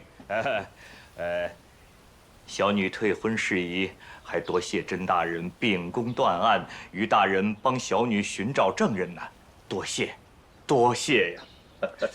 我这也是惭愧了，没帮上什么忙。哎，伯爷。 本官也只是尽职尽责，若是不秉公断案，怕是日后会寒了临安百姓的心啊。江姑娘，你若何时改变了主意，本官仍旧愿意帮你追究安国公府的故杀罪。多谢大人，劳心了。今日天气闷热，正好家里做了一些降暑的茶点，不如大家一起品尝一下。哎，是，太客气了，不必了吧？ 你这太客气了，刚才你不还说天气炎热，你想买一些降暑的果子吗？多谢江姑娘。二位大人，里面请。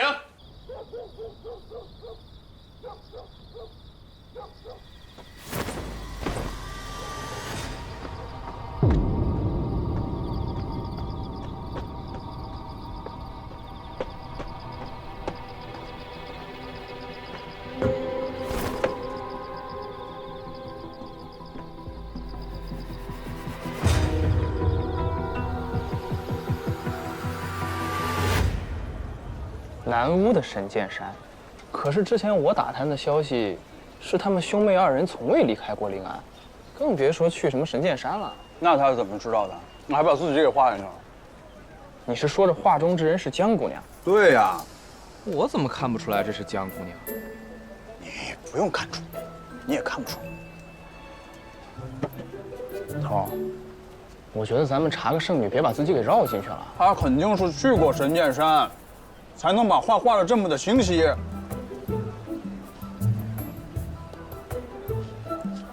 但是头儿，你看啊，这画中有2匹马，却只有1个人在骑。所以我们就得知道更多的线索，才能解开这个谜团啊！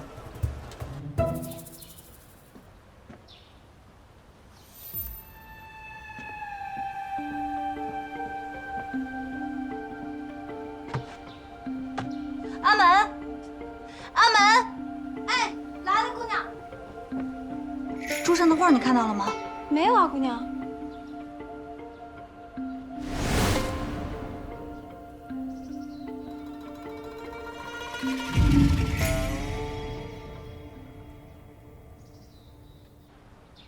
来帮我个忙，难道与其千方百计地接近我，是在调查我圣女的身份？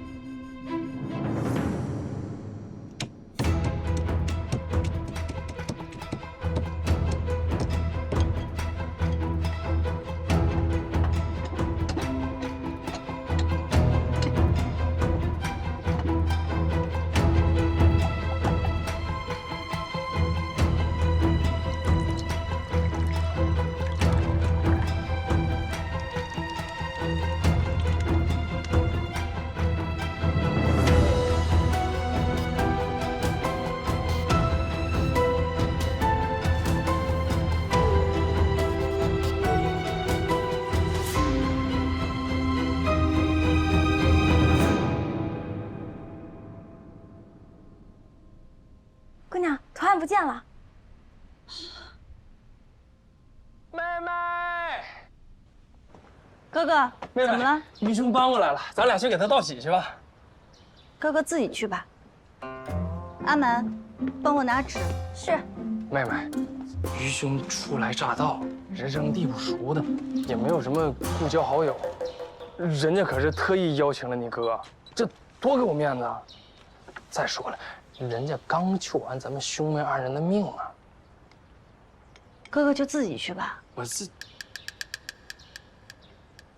自己去也行，但是我们兄妹2人一起去，这不显得咱们伯府啊多么的有牌面，多么的有气场。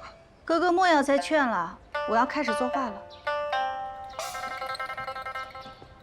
妹妹，你跟哥哥说实话，那个姓于的是不是欺负过你？哥哥胡说什么呀？怎么会这么想？我就总觉得你对他有敌意嘛，可又实在想不出来，他还能做出什么出格的事儿。妹妹是嫌弃他是个不拘小节的武夫，所以不愿来往？我何时重文轻武了？你必须跟我说实话，即便他有恩于我，但一码归一码。他要是欺负你，我今天我就揍他去！我。哥哥要揍谁啊？我不信。我信。走吧，阿满，咱们出趟门。是。这多好啊！这花漂亮啊！妹妹，你可以把它添进礼单呢。哎，你给我滚！二公子，你做人情就做人情，为何要拿我们姑娘的宝贝去？这海棠是姑娘亲手栽种的。妹妹，我虽挑了不少宝贝了，但用具再精美，它难免俗气嘛。你看这花啊，让你打理的这么的古朴，这要添进礼单，咱就雅俗兼具，无可挑剔。二公子，你都准备礼物了，就放过这海棠吧。妹妹，别说你。妹妹，我挑的礼物是我的心意，你总不好空手去吧？这一时间好像是找不到更加趁手的礼物了。姑娘，只能先委屈一下，就依哥哥的吧。于兄，挑前大喜啊！多谢多谢，你来了就更热闹了。给你挑了点物件，供你装点新宅。这也太客气了，你跟我见外呀！多谢。哎，于兄，你是不知道，能跟你相邻作伴，我兄妹2人那别提多高兴了。我这不也是吗？咱们挨得近多方便。我妹妹还给你备了些薄礼。哦。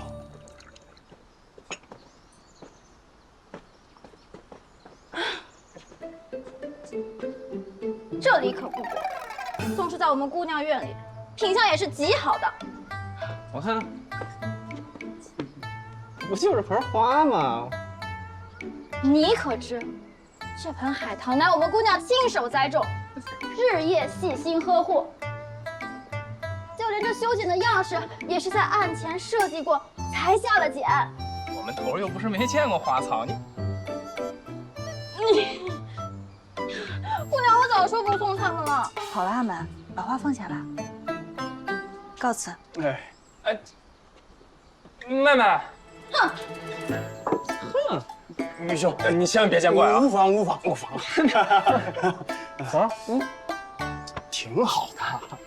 啊，于兄，我还给你准备些物件，来，在这边看。还有呢，还有多着呢。这到底哪儿好了？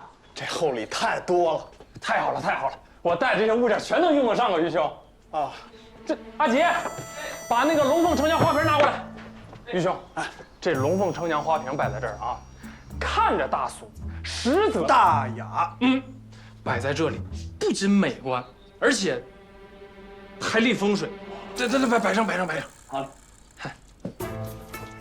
哎，二牛也来帮忙了，来，给我。哎，好搞。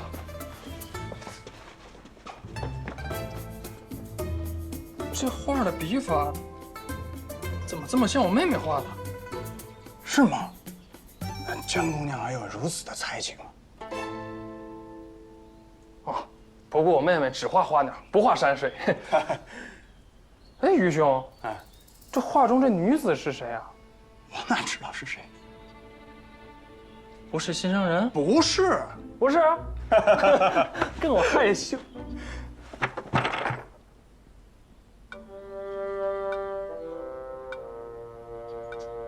天香阁的牌子，还说不是？什么天香阁？临安最好的青楼。龙蛋，别把你东西放我桌上。不是你的。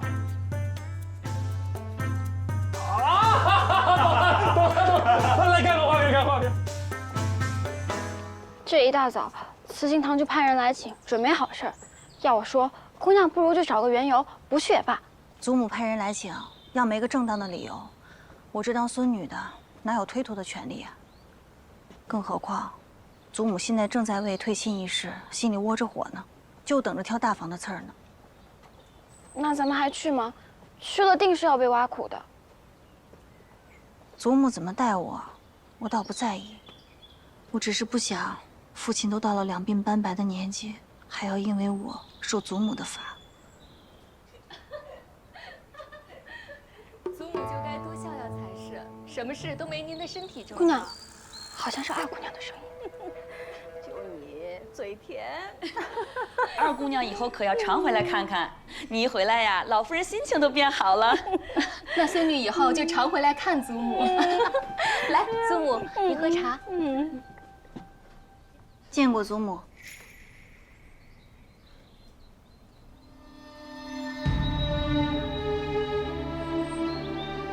江倩，为什么？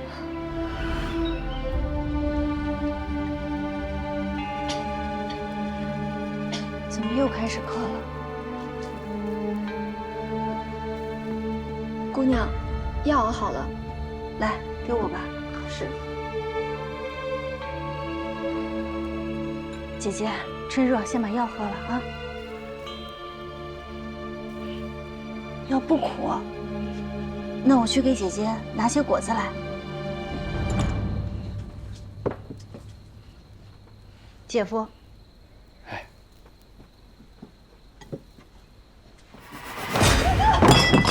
姐夫，二姐，叫你二姐干什么？你二姐睡了，姐夫陪你。二姐，别叫！现在才来啊！啊！别叫！救我！怎么来呢？二姐，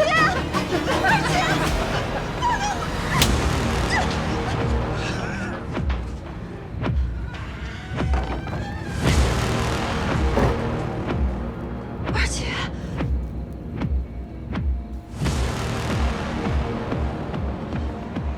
姜四，我等了你这么久，还想跑？二姐，没看你二姐在帮我呢吗？嗯，来来来，二姐，不来，那就我来了。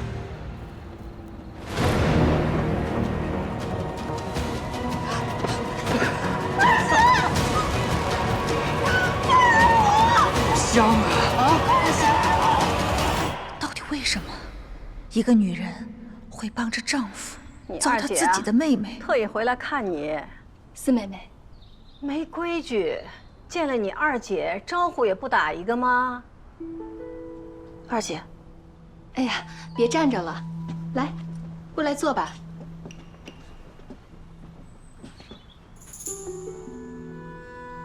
四妹妹，好久不见，甚是想念，让你受委屈了。我不觉得委屈，二姐不需要同情我。四儿，祖母别生气，四妹妹被退了婚，心里不好受呢。没有啊，我心里挺好受的，反而是二姐翻来覆去的提起，才让我不好受。四丫头，你怎么不识好人心呢？你二姐知道你的事以后，赶紧回来看你，你可倒好，一点感念之心都没有。赶紧给你二姐道歉。祖母，我跟二姐既没打架又没拌嘴，这好端端的，为何要跟她道歉？二姐姐，妹妹得罪你了吗？没得罪。四妹妹是不是见到我就想大姐了，所以才心里不舒服？我要是想大姐了，自然会去看她的。我们自家姐妹的事，就不劳二姐姐操心了。四丫头，没分寸没规矩，处处与你二姐针锋相对，是不是该动家法？祖母消消气。时候也不早了，长兴侯府中事情也多，孙女该回去了。该回去忙了，比不上姑娘那么自在了。那孙女就先走了，您多保重，好好过日子。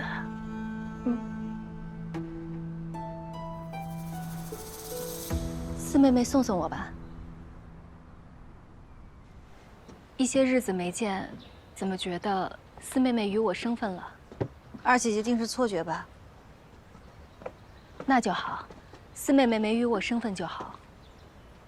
我知道四妹妹近来心情不佳，不如这样，二姐给你下帖子，你来二姐家小住2日如何？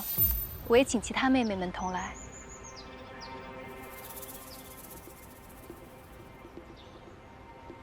四妹怎么这样看着我？莫非我脸上有东西？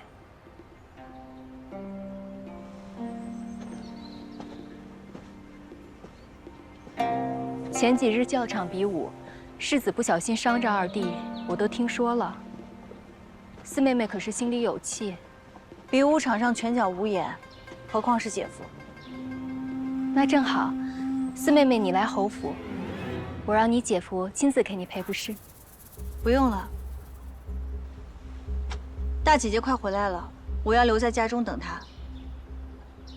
先来侯府做客，等大姐到了，我再送妹妹回来如何？二姐姐刚才不是说府里还有很多事情要等着做吗？再不回去的话，姐夫回来该着急了。夫人，东西已经装好了，我们可以出发了。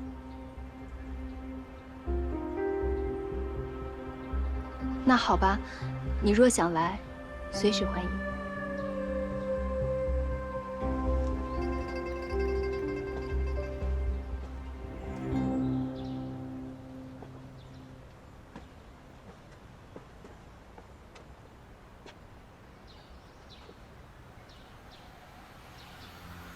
你那个妹妹的容貌，真的是得天独厚，我见犹怜。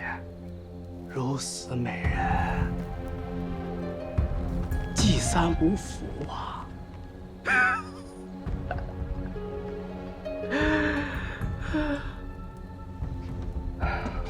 明天就回娘家，看看四姑娘，请她到咱们府上散散心。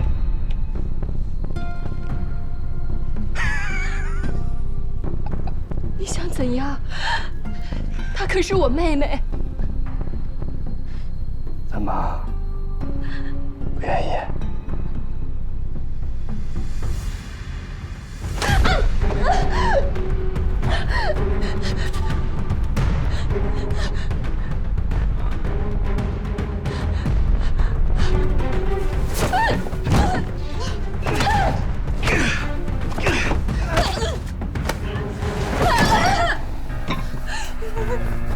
我最后问你一次，去还是不去？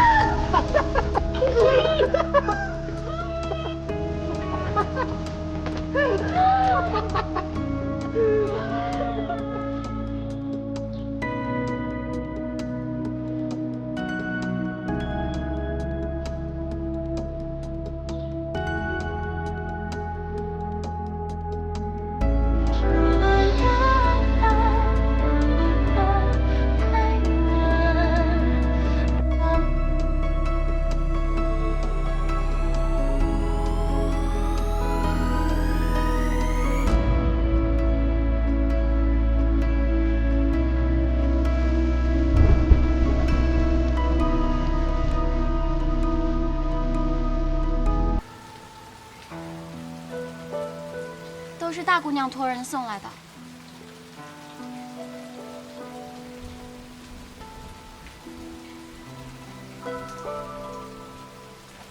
吾妹阿四心起，心宽处，万物皆安。莫为不直之人，泪洒相思时。良缘必至，前程似锦，当持期待。恕未能亲至，心存忧愧，望妹莫怪。待日后相聚，共话心事。愿妹妹安康。过去，长姐被休了妻，回娘家后没多久，便服毒自杀了。死去的时候，不过双10年华。姐姐，这一次，谁也不能伤害你。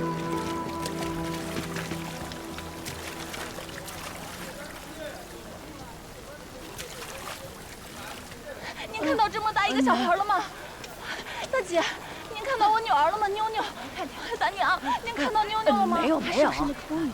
好像是秀娘子，天天在找小孩。她是真疯了。这疯了的妇人是个卖豆腐的，人都叫她豆腐西施。早年守寡，一人拉扯一个女儿长大，谁知前2日她女儿竟不见了，真是可怜。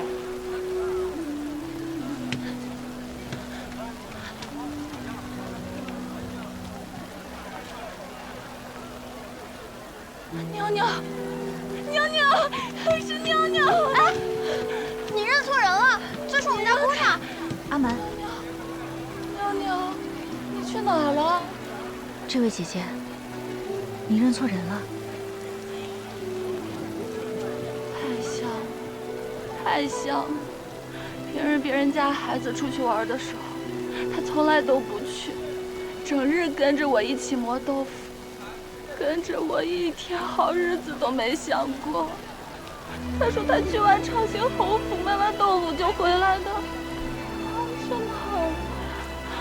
妞妞，妞妞，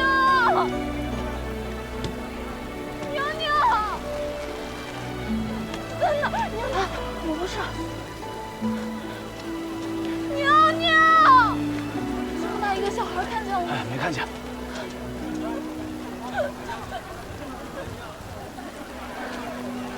长兴侯府。阿蛮，帮我取纸和信封。是。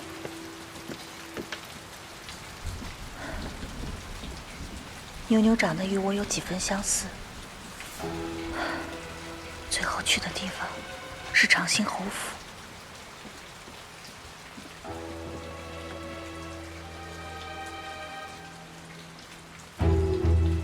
若没有猜错，那个无辜的少女是因为长得像我，才在长兴侯府下落不明的。曹星瑜衣冠禽兽，我虽能避开，但却无法阻止他伤害其他人。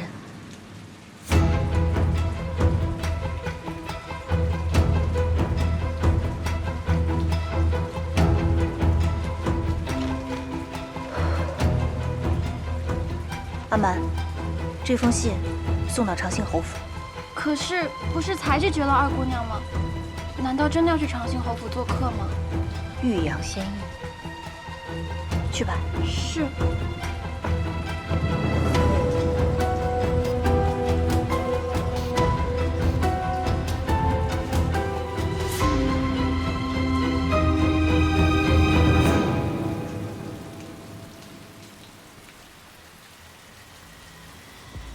姜四，你知道吗？你越挣扎，我就越兴奋。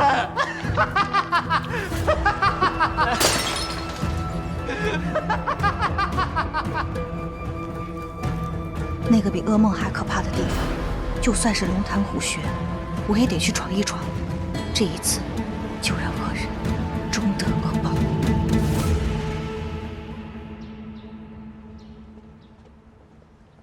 哎，妹妹，哥哥，要出去啊？有些香料落在小香铺了，我去拿一趟。巧了，我正好刚要出门，那陪你一道吧。好啊。二公子啊，咱们不是刚回来？走。好看吗？好看。糖葫芦，糖葫芦，糖葫芦。要不看你来一个？你们想吃糖葫芦吗？阿满想吃吗？有一点儿。给妹妹。多谢姑娘。公子，您不吃？笑话，大男人吃什么糖葫芦？关门了，那咱要不要换一家，妹妹？不用了，巧娘给我留了门。那你先进去吧，我在门口等你。好的，哥哥。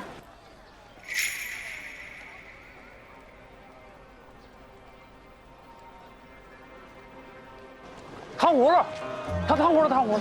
哎，客官，您来一个。哎，公子，您不吃？笑话，大男人吃什么糖葫芦？多谢。关门了，那咱要不要换一家，妹妹？不用了，巧娘给我留了门。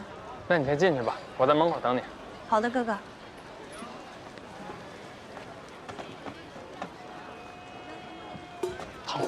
糖葫芦，糖葫芦，公子。哎，公子，您不是说大男人不吃糖葫芦吗？我在我妹妹面前是大男人，我在你面前我是大老爷，就是。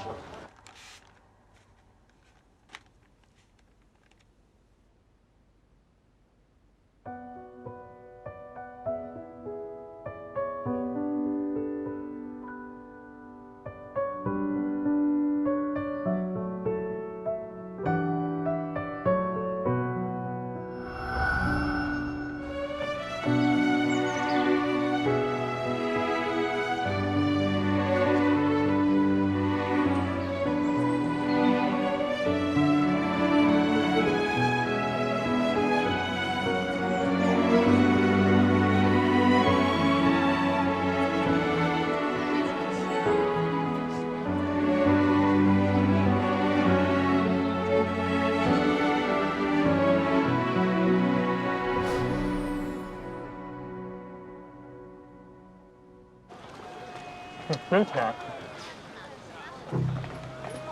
公子，哟，这也不是江二吗？上一回得罪长兴侯世子跑得快，这一回没那么容易。长兴侯世子是我姐夫，跟你有什么关系？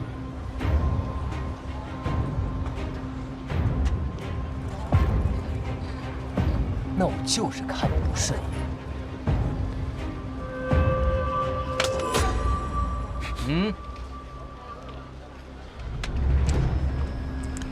你想如何？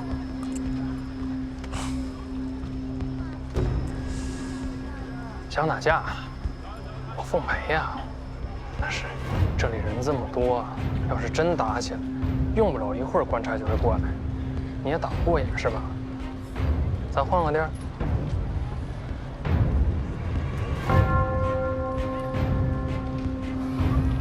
算你不中。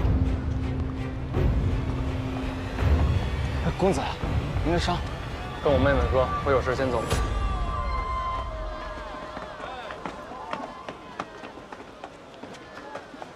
你爹来了！追！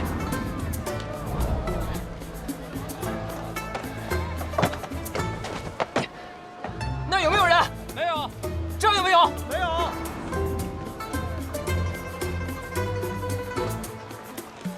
我在这儿。启航老二。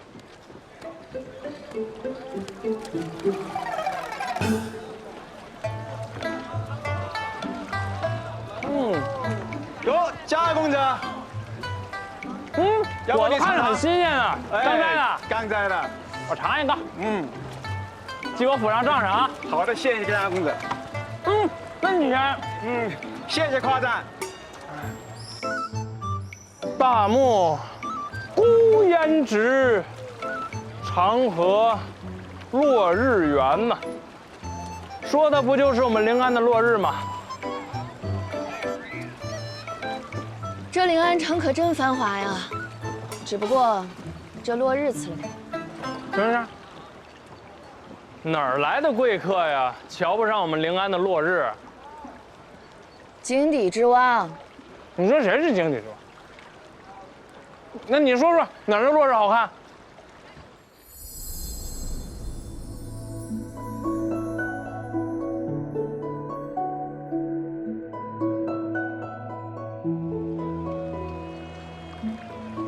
自然是塞外。大漠孤烟直，长河落日圆，听过没有？说的就是塞外风光。说的好像你去过塞外似的。那是自然。本女侠游历江湖，心中所愿便是看遍世间美景，懒得与你多说。我还懒得与你说呢，我还。小玩意儿。店家。哎，姑娘要点什么？这个8文一个。好。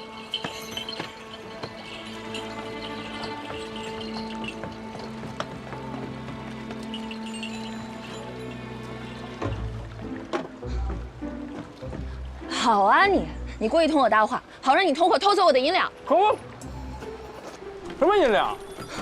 你还装？你快还我！啊，你这个姑娘，说话得理不饶人，你脑子也不好使啊！你说谁脑子不好使呢？说你脑子不好使，白长这么好看了你。你怎么着？有本事你下来呀！你干嘛？还钱！你先拉我上来，男女授受不亲。还钱！还钱！你看本公子像是偷你钱的人吗？一脸轻浮纨绔之相，定是把家都败了，才做这偷鸡摸狗的营生。你干嘛？哎，来人呐！非礼了！闭嘴！贼喊捉贼！抢劫了！快来人！本姑娘没时间陪你耗，既然你不承认，便拿这钱抵了吧。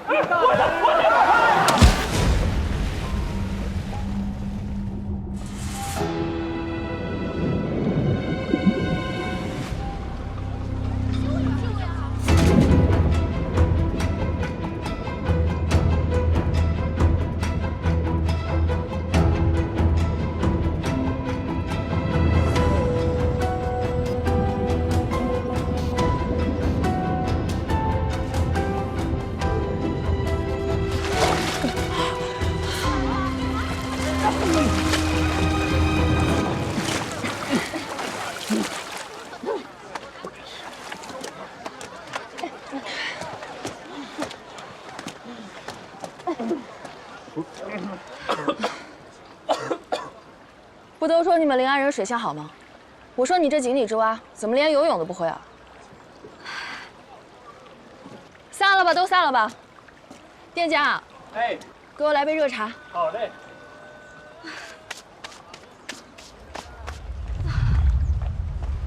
谢谢啊。好。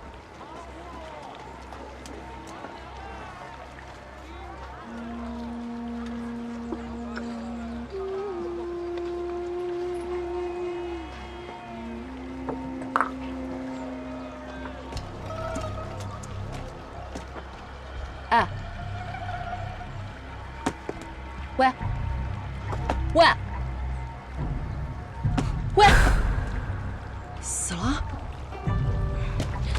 你醒醒，你醒醒！哎，你醒醒！你醒醒！哥哥，妹妹，我在这儿。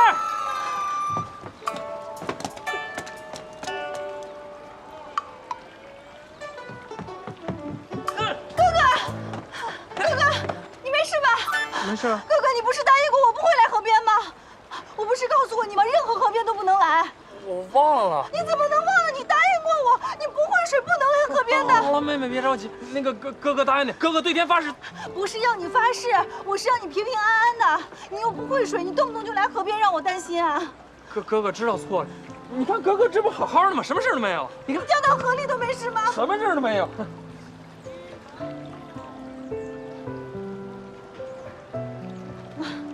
让姑娘见笑了。姑娘是哥哥的朋友吗？什么朋友？他是强盗。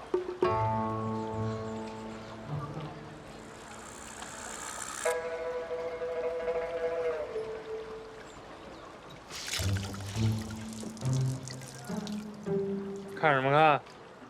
还不是因为你，妹妹，我就跟他说了几句话，他自己银子被偷了，还冤枉我是同伙，还拿了我的银子，真有此理。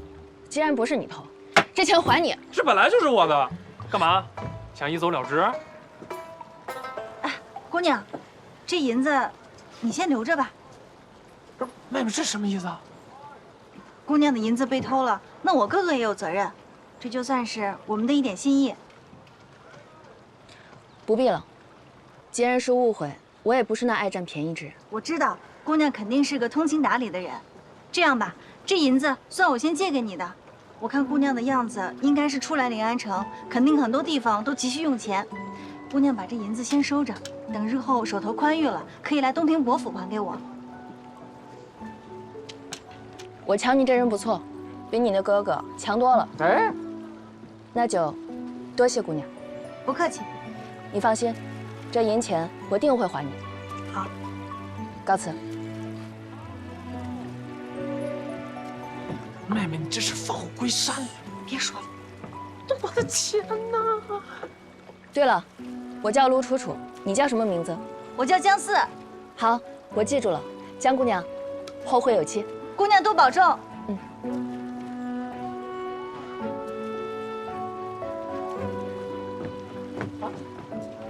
钱没了。哥哥，冤家宜解不宜结。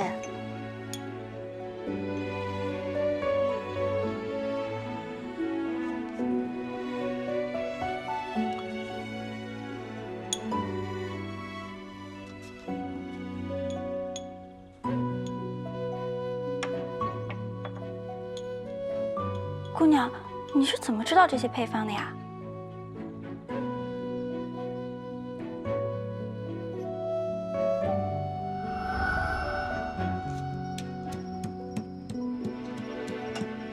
这个配我就是对的，那个也是。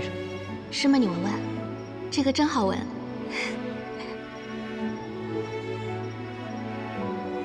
你看这样对不对？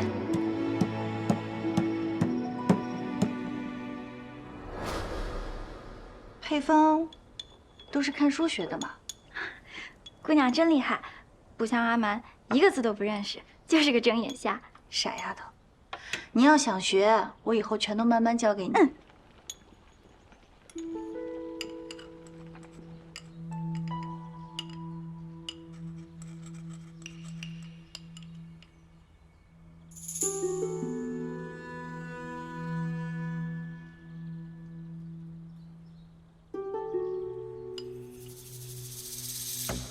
镯子给我。不过姑娘，去长兴侯府为何要带入眠的香丸呀？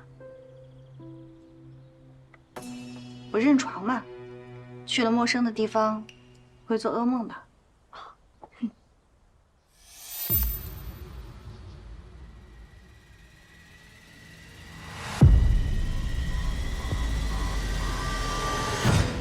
池姑娘，妞妞，妞妞，哎，你们一个都别想跑，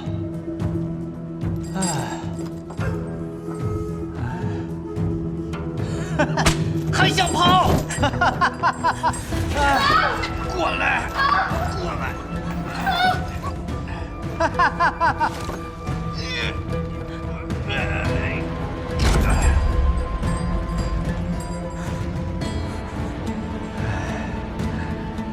池姑娘，到你了，到你了，来，来呀，来，来，来呀，来，跑，让你跑，让你跑，跑呀，跑，让你跑，跑，让你跑。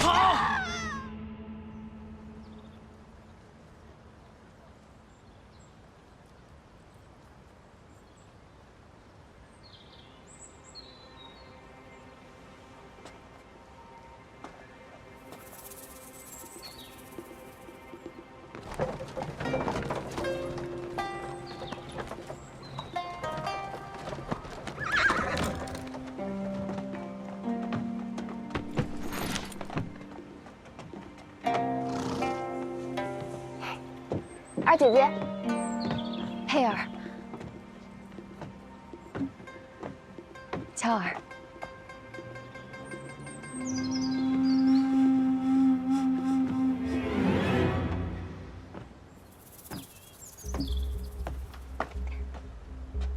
妹妹们总算来了，让二姐姐久等了。给二姐添麻烦了，不麻烦。妹妹们愿意来，二姐高兴还来不及呢。妹妹们颠簸了一路，辛苦了。我在花厅备了茶点饭菜，走吧。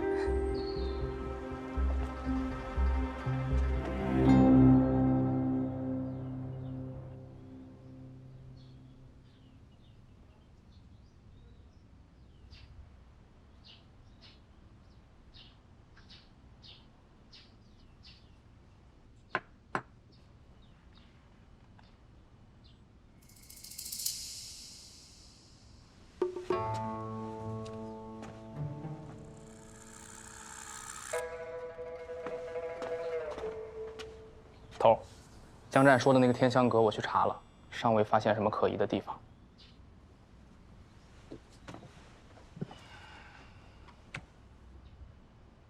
线索太少了，查不出来什么端倪。我回临安本就是为了调查南吴之事，是要费一些周章的，不会那么容易。如今什么？如今在其位，谋其政。都城司眼下最重要的，是找到秀娘子的女儿。是，那我去拿案卷。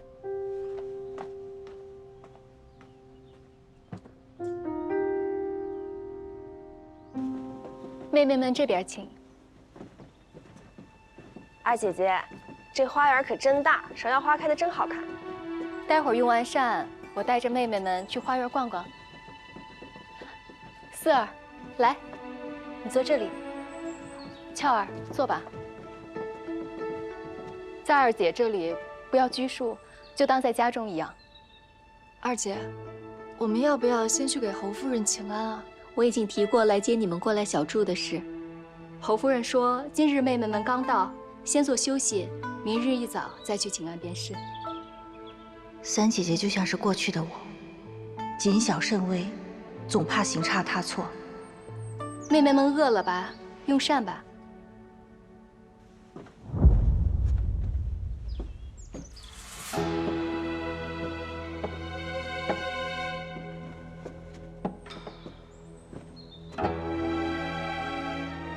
夫人，我回来了。姐夫，世子，姐夫。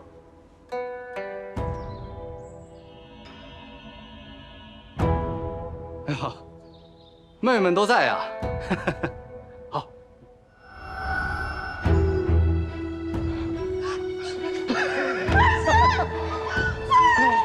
好香啊！ 还想跑？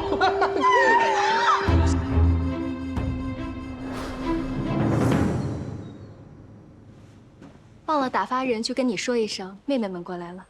啊。哦，哎呀，不知道妹妹们这个时候过来，是我唐突了。照顾好妹妹们，我先去书房了。世子慢走。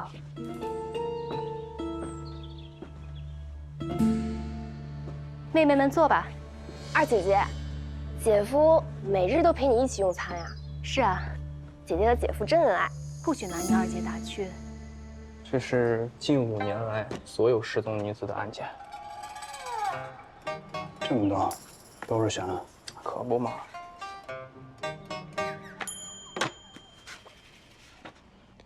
陈余双，牛行街。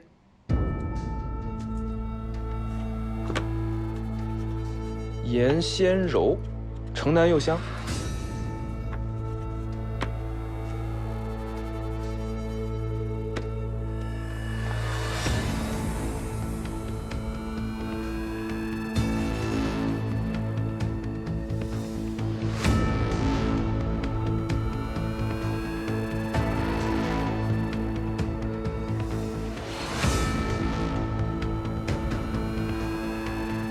怎么了，导？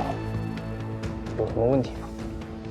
这些标记都是失踪女子随后出现过的地方，这些是近1年失踪女子才出现过的地方。你有没有发现，无论是近5年的，还是近1年的，这一片从来都没有出过事情。这假山之石是从南湖运来的，这凉亭叫八音亭。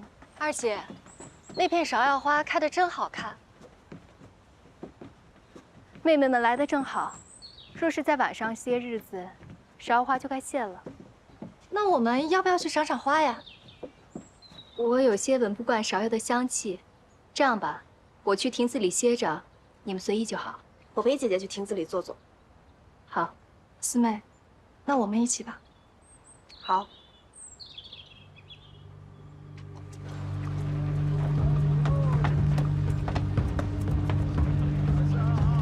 头儿，那2个人前2天刚被收买，我们现在去找他们有用吗？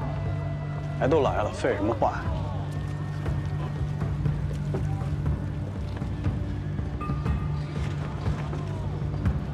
来，大人，小人知道错了，再也不敢了。大人，是的，小人鬼迷了心窍，见钱眼开，只做错了这一件事情。谁问你这个？啊？画中这名女子见过吗？谁呀？年初的时候，画中的女子失踪了。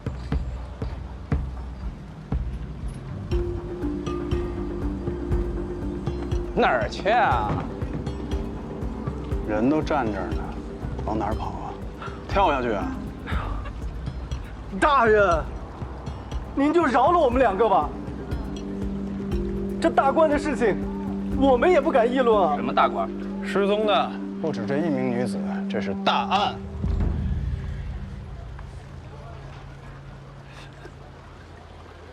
是长兴侯世子，这是与那长兴侯世子一同前来的女子。啊，那天世子爷带着这个女子来小的馄饨摊吃馄饨。有个客人吃好了，起身要走，不小心碰到了世子爷，那个客人也道歉了，可这世子爷不依不饶，可吓人了。对，当时有好多人都看到了，而且那女子还劝了劝世子爷。这个时节，芍药花已经开到了尾季，其他地方见到的芍药花总有那么几分没精打采的，但你看这儿的花开得多好呀！这朵好看，那朵也好看。此处花开如霞，实在是难得的美景。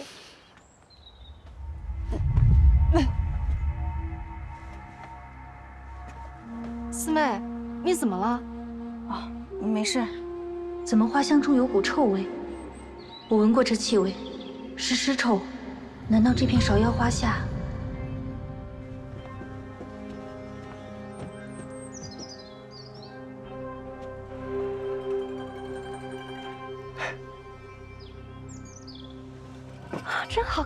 姐姐，别碰。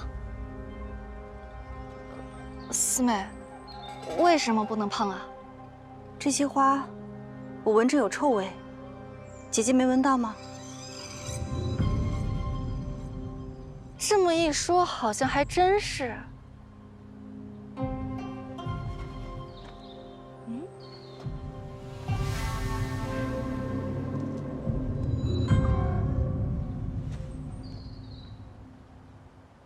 非金非银，这簪子是什么材质？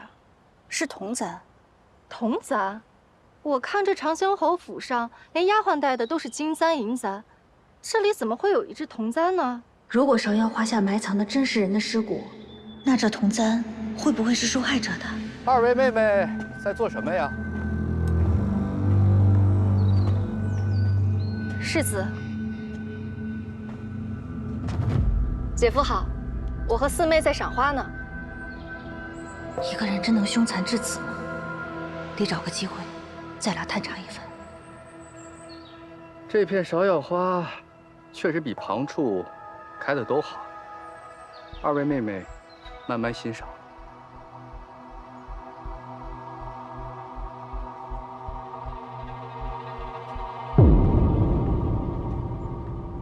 佩儿，来喝点紫苏饮吧。二姐姐，四姐姐可真好看，站在芍药花丛中，可真正是人比花娇，连姐夫都忍不住多看一眼呢。真好喝。妹妹是说错什么了吗？哪里错了？别说在咱们姐妹中，就是放眼临安，容貌上能胜过四妹的，恐怕都难寻。有这么一个貌比洛神的妹妹，当姐姐的与有荣焉。她就算美似神仙，也比不上二姐姐你嫁的好呀。姐夫斯文内秀，又是身份高贵的长兴侯世子。再看看四姐姐，她连婚都退了，以后多半是嫁不出去了。二姐姐，我们是亲姐妹，我忍不住得提醒你，以后得多提防这点四姐姐，不要让她跟二姐夫接触太多。是曹星玉一旦盯上哪个女子，就非要弄到手才罢休。要怪也只能怪姜思生的太招人，偏偏又没了安国公府的亲事做依靠。我没有什么好内疚的。四姑娘，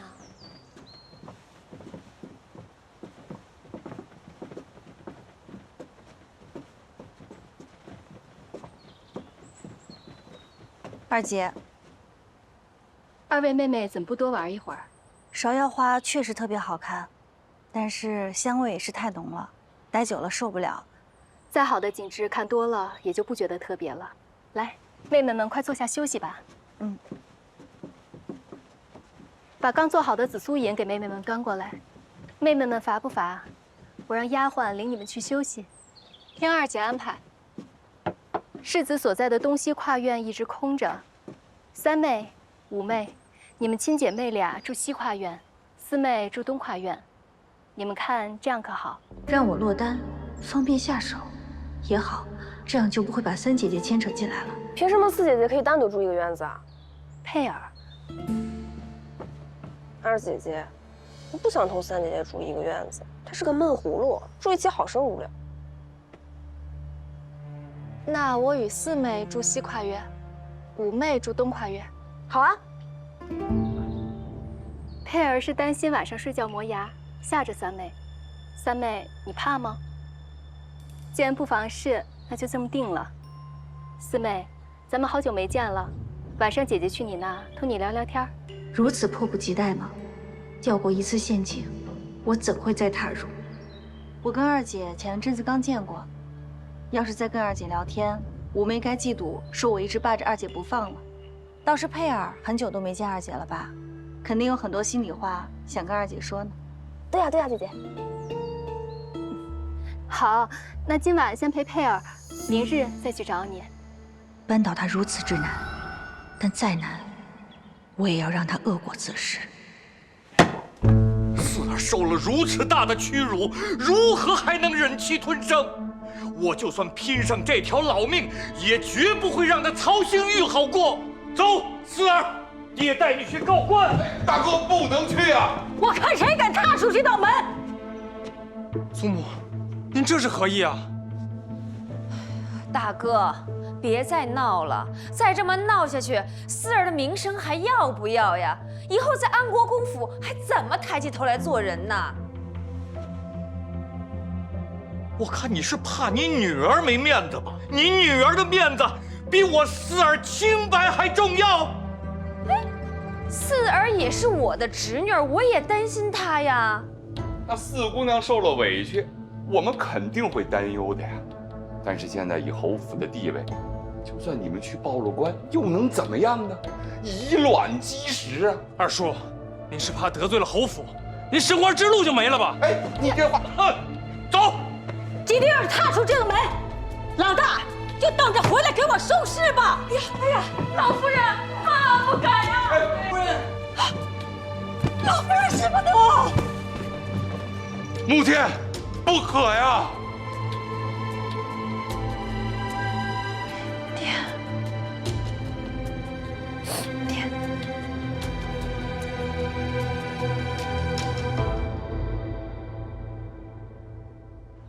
四儿，爹无能啊。爹找了很多被他欺负过的人，可是没有人愿意出堂作证。还有许多人家的女儿都失踪，爹怀疑都跟他有关系。好多人家的女儿都失踪了。爹只是怀疑，可是没有证据，如何报官呀？爹，罢了，咱们别追究了。二婶说的对，那恶棍也没有得逞。如果这个事情闹大了，那女儿在婆婆和夫君面前也难以抬起头来。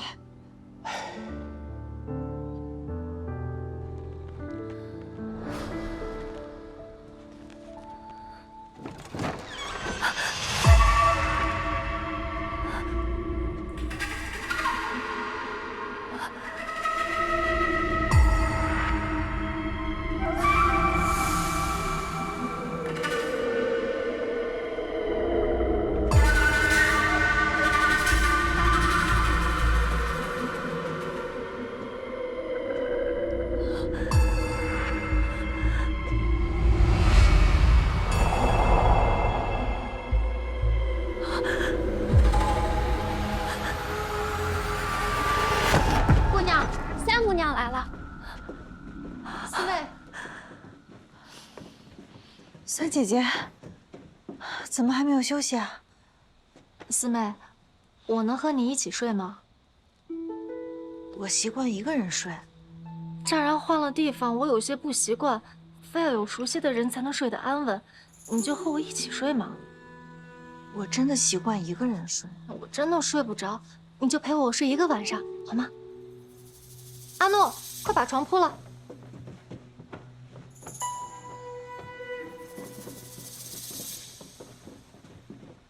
那这样，三姐，你睡里面。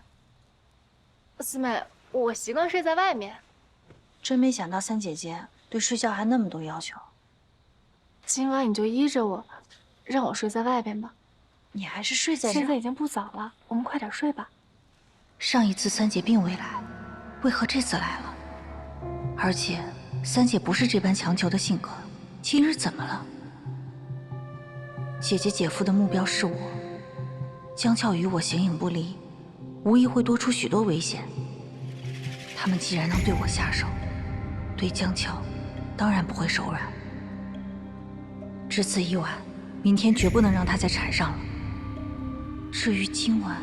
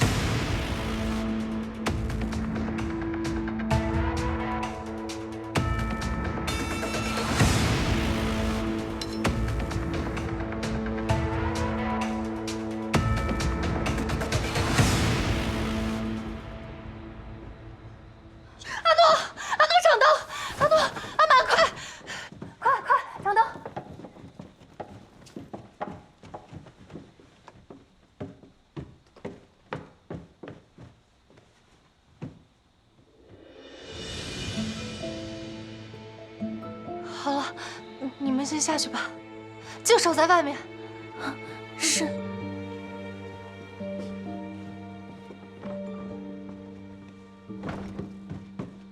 四妹，你看见他了吗？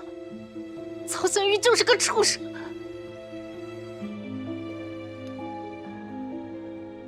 三姐，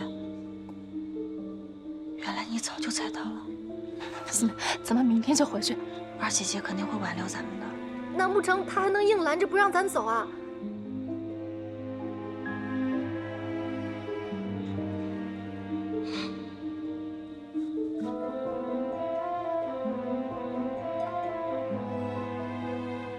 四妹，二姐她……四妹，明天就跟我回去好不好？不成，现在在他们夫妇眼中，你尚且是局外人。如果明日一早你就嚷着要回去，今夜又是跟我住在一起，那畜生又来过，他们肯定会怀疑你是不是发现了什么。三姐，你给我点时间，我出去看看。我陪你去，没事。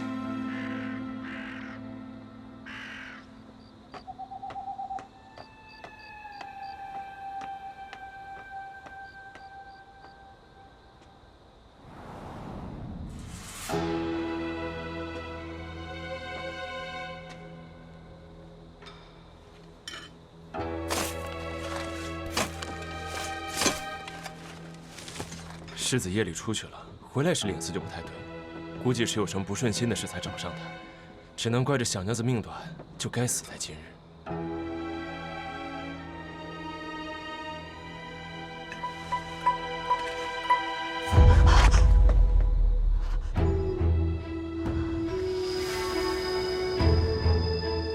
安子哥，帮个忙快！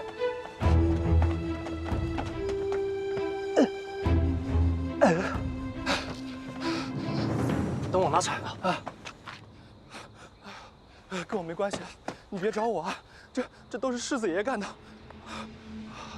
你马上就入土了。花铲怎么少了一把？难道被人动了？怎么会呢？之前花匠给咱们收拾过，被咱们骂了之后呢，就再也没有人敢动了。哎，拿个锄头，快点，快点！哦。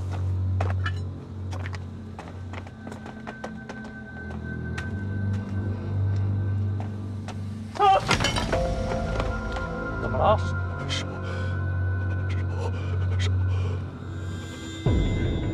滚！滚！滚！滚！滚！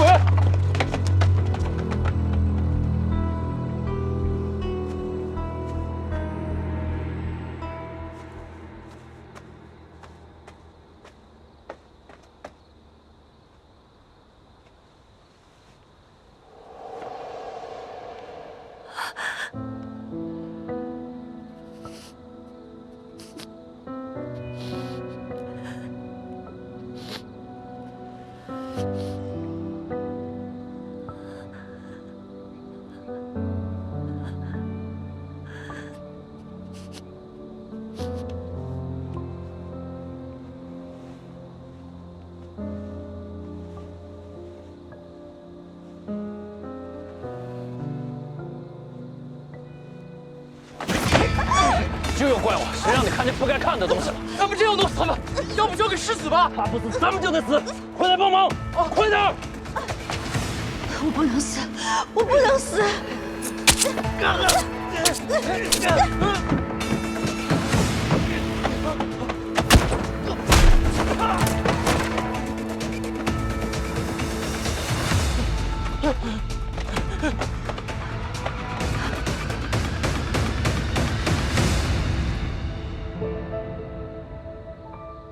于七，于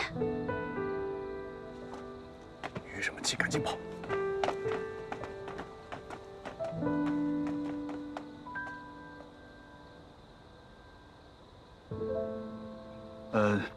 你为什么在这儿啊？看来于四卫调查的本领很一般啊！你居然都不知道，这长兴侯府世子就是我二姐夫。还有心思开玩笑的？要不是我过来的及时，你连开玩笑的机会都没有。那于大人又为何在这儿？我来调查失踪案，怀疑和曹星宇有关。他没有把你怎么样吧？他应该把我怎么样？啊，那就好。那2个人为什么要杀你啊？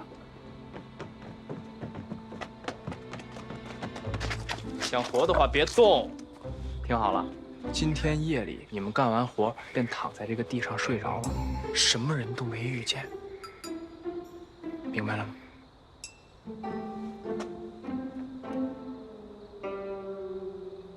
那就是没明白。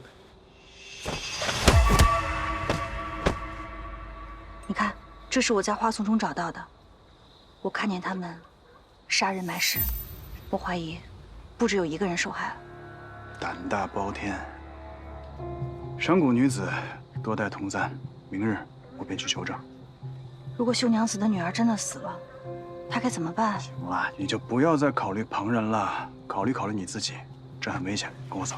哎，于七，我不能走。哎，你说吧，还有什么原因？为什么不能走？我要是这么走了，这曹星玉就该想法子对付我们家了。我2姐姐是她正妻，虽然就是她把我引到这府中来，还有我3姐姐，她那么柔弱，还在想办法要保护我，还有我5妹。你先等等，什么叫你2姐姐将你引入府中啊？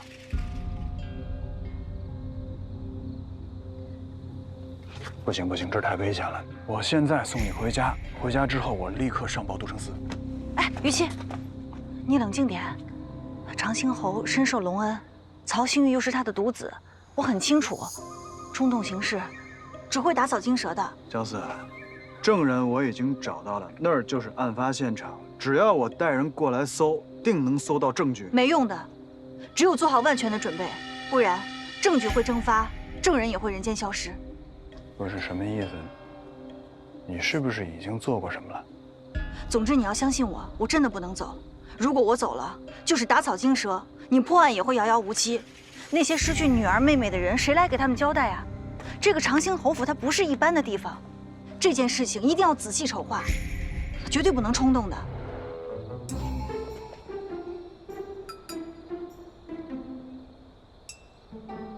怎么了？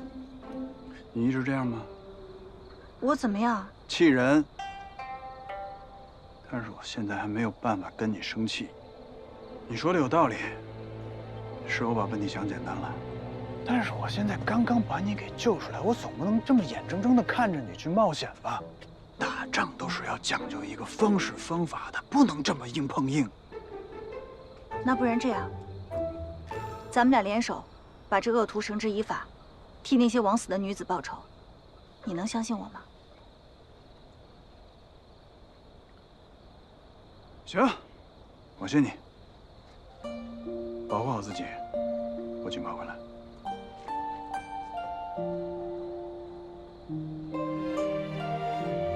虽然我知道你接近我是另有目的，但是我相信你是个做事情的好官。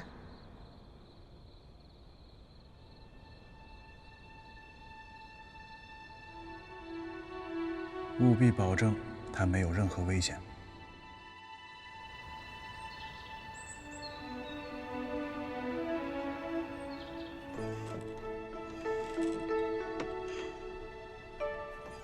这是4姑娘吧？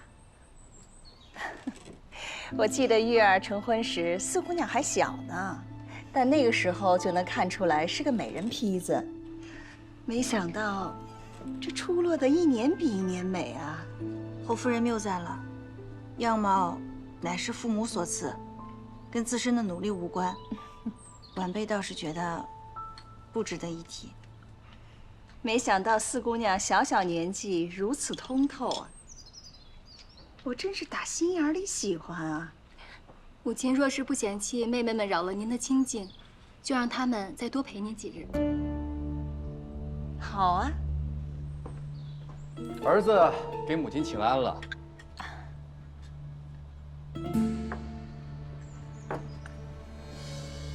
都坐坐坐坐。玉儿。怎么一脸倦色啊？昨夜你父亲又罚你练了剑。父亲对我严厉，也是为我好。哎，对了，几位妹妹昨晚睡得可还好啊？啊？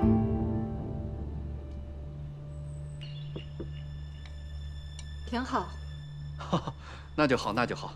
二姐最是心疼我们，老夫人您又如此和善，我倒是觉着住着比家中更舒心呢。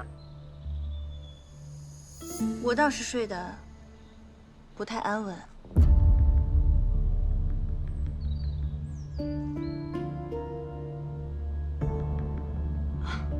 我认床。是吗？四姐姐倒是娇生惯养，这侯府的床不比伯府的好睡。晚上姐姐去看看，给你床上添点什么。啊，那几位妹妹先用膳。母亲，儿子先出去了。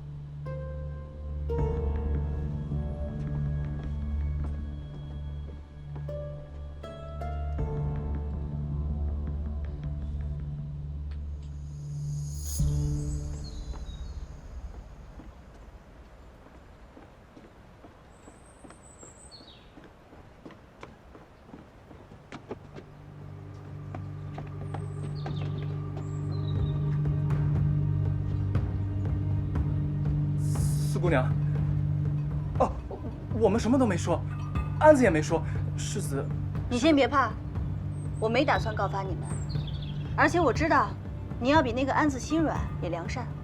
昨天晚上勒我，我看你都没有使多少力气，所以我想，这种伤天害理的事情，你早就不想干了，对不对？小人也没有法子，我只是一个下人，世子让我干什么，我就得干什么。但你有没有想过，以你们世子的脾性，你知道他这么大的秘密，他又能留你活多久？那我该怎么办呀？四姑娘，你能救我吗？救你可以，但你要先告诉我，昨夜我听你们说还有一个姑娘被关着，对不对？哦，对对对。你得告诉我，她被关在哪里？这是妞妞的。你仔细看看啊，可别看错了。是我亲手给妞妞买的簪子，我怎么可能会看错了？妞妞在哪儿？啊？妞妞在哪儿啊？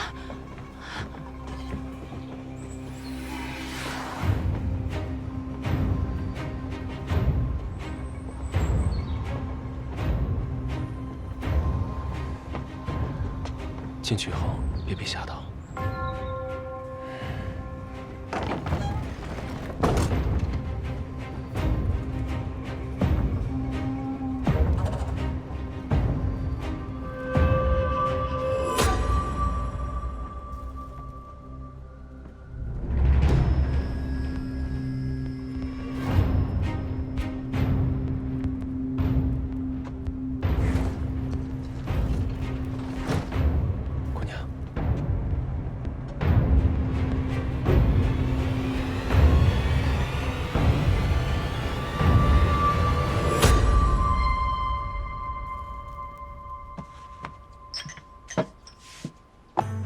5年以来，临安城中娘子失踪的案件共有15起，你怎可认定都是同一人所为，乃是连环作案呢？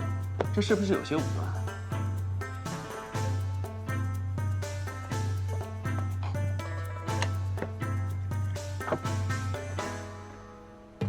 这些失踪的女子，介于16至20之间，相貌姣好，且皆出身于小户或者是商户人家。我与龙蛋在探查中发现，他们最后出现的地点，皆汇聚在此处。长兴侯府，这是我们整理的线索，这里面的证言基本上都指向于同一个人——曹兴玉。甄大人，此刻你还觉得我武断吗？确有可疑，但这终究也只是推断，既无实证，是没有办法辨案侦查的。好，我还有旁的讹证，还有一名失踪的女子，名唤妞妞，她的发簪就在长兴侯府的后花园被找到了。眼线所言，她的尸首就埋在花园地下。线报可准，准不准的一查便知。等等，甄大人，你是还要拦着我吗？眼下所有的证据都指向长兴侯府。我知道办理此案甚是艰险，因此我更需要你甄大人相助我一二。朝野上下皆唤你甄衡甄大人为天下文官典范，不畏强权，刚正不阿。若此刻你都迟疑，这天下恐怕再无人敢管了。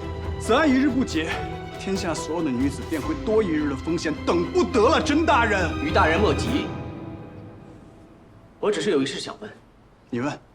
长兴侯手握军权，掌卫迎兵，南吴来犯之时曾有护国之功，你就不怕开罪于他？王子犯法与庶民同罪，我有何惧？好，于司卫果然胆识过人，这右司终于来了个顶事的。走，我与你同行。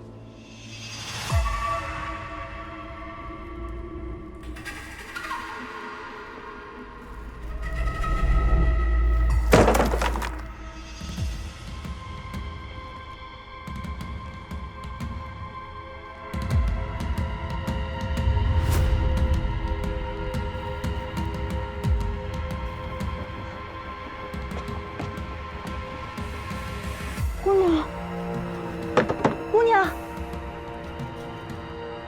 她不会死了吧？姑娘，姑娘，别打了，别打了！天后，天后，有没有钥匙？有。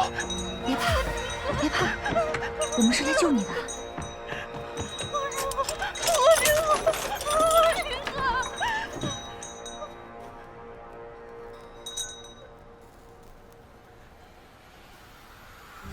列队！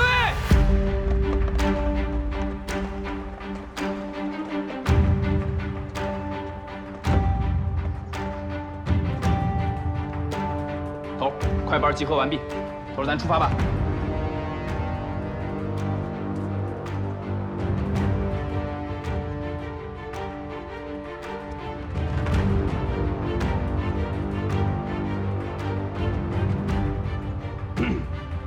出发！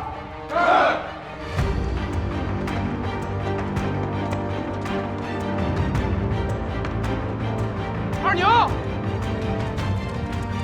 老夫吩咐你做侯爷的事情，侯爷，为何到今日还没做好？侯爷，侯爷，都城司传来消息，于七带着一大队人要来咱们府里搜查。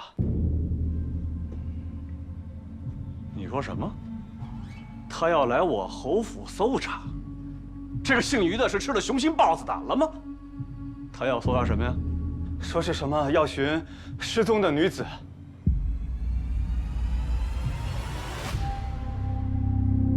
逆子，你又干了什么好事儿？说呀！他就是个畜生。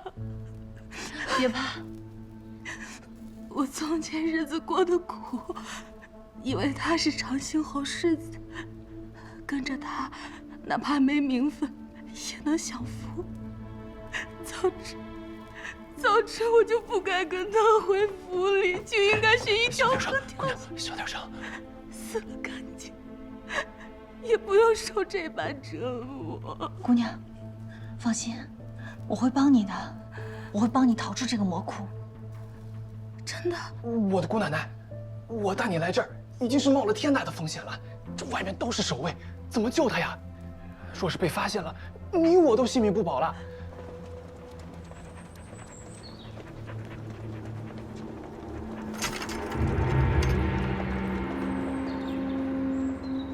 你们都城司，好大的胆子呀！竟敢擅闯本府！我必在陛下面前参你们一个以下犯上、擅权之罪。侯爷，您要奏便奏吧。就算真的到了御前，甄某也只是依律行事。本侯掌卫迎宾，官至当朝一品，有一等侯爵爵位。你一个区区从四品的文官，不是以下犯上，是做什么？我都城司统管临安城治安，除了大内皇宫以外，临安城14街108坊皆归我都城司管辖治理。怎么，侯爷，您这府邸不在这个范围内吗？甄大人的嘴真是上天入地，不然我叫他来做什么？好一个伶牙俐齿的甄大人呀！你是管得真不上啊！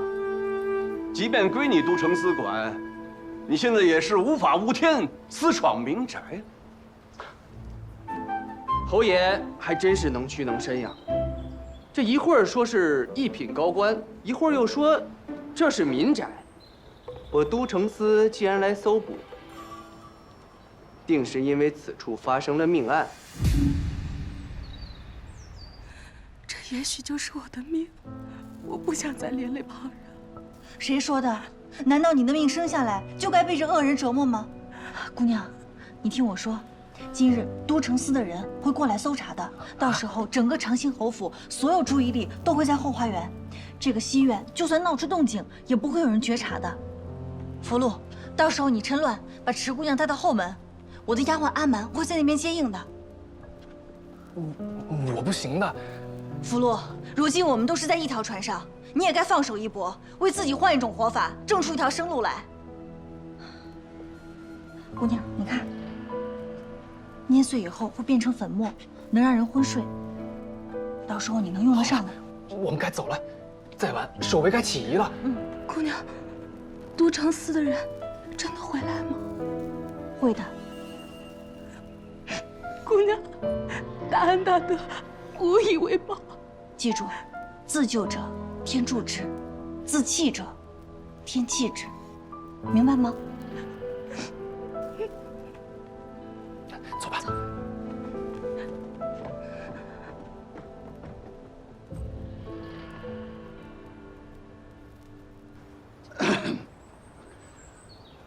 侯爷，在下最近一直在追查临安城女子失踪案。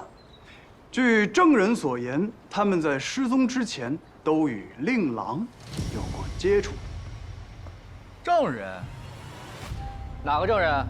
啊，叫他出来，与本世子当面对质。没想到世子在呢，我要是把他给叫出来了，世子是要以强权威胁不成？就凭你一条不知真假的线报，就能污蔑我杀人了？哎，我可没有说世子杀人呐。难不成世子是心虚了，要主动认罪啊？荒唐！你们可有证据？如若没有证据，休想踏入侯府半步。证据自然是有的。此铜簪便是证据。证人还说了，你曹星玉嗜杀残暴，天理难容，不仅虐杀了数名女子，还将他们的尸首藏于侯府后花园。你这是……本侯是通情达理之人，今日我就让你们搜。但我有言在先，如若你们搜不出尸体，此事本侯绝不会就此罢休。请搜。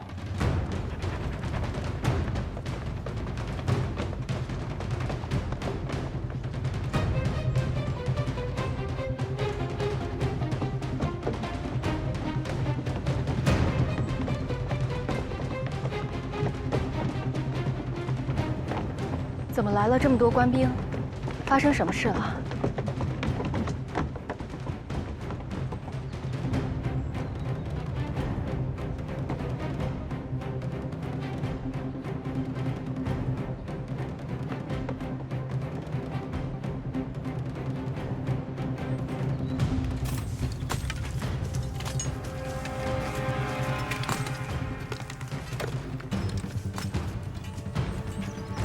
甄大人，不喝点茶吗？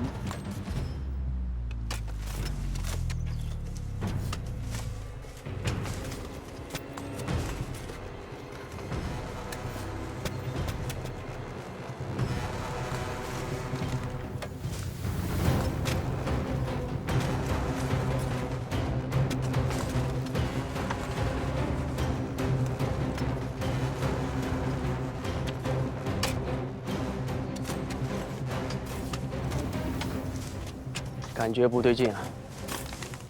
这曹兴玉竟然没有一丝慌乱之色。难道昨夜就被转移了？昨夜怎么了？啊，没事没事。大人，地下有东西！快！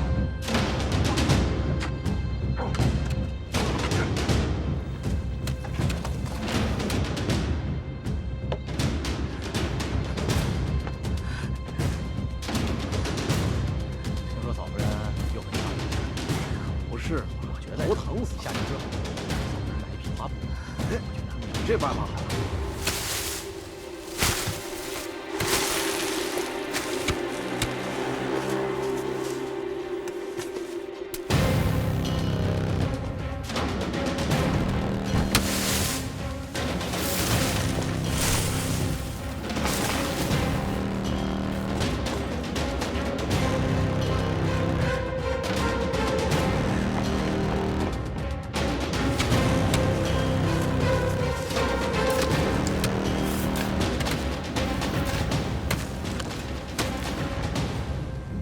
大人，是棺材！开棺！有你们这把力！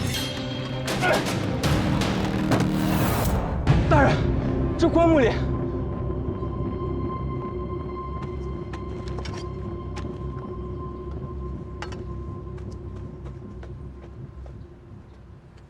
头，里边只有书。二位大人。此处不过是我掩埋书房废弃杂物的地方，呵呵，哪儿来的尸体呀？可别冤枉我这清白无辜的人呢！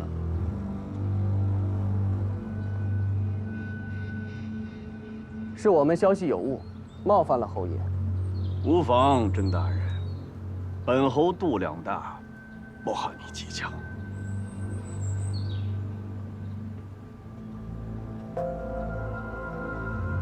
这就不计较了，其中肯定有猫腻，这尸体定还藏在府里。这我当然知道，可凡事都要讲证据。现在我们搜也搜了，若是再造次，他真的告到御前庭，我这都算违律。行了，今日先回去，从长计议。什么从长计议？你眼下要是走了，绝没有第二次机会。围就围了，算我的。哎，龙干，接着搜。是。二牛。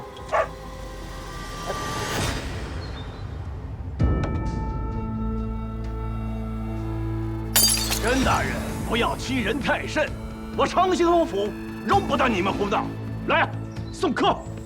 尔等莫要妨碍公务。逾期，不要太放肆。侯爷，若是世子当真清白，那您何必惧怕一只狗啊？笑话，本侯怎会怕一只狗？放狗！追！人愣着干什么？拉住他们！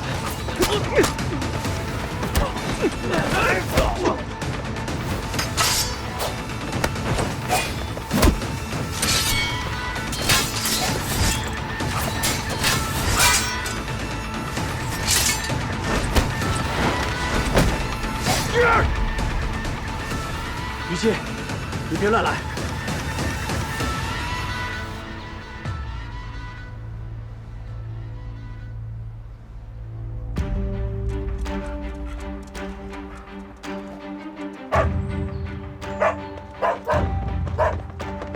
带走。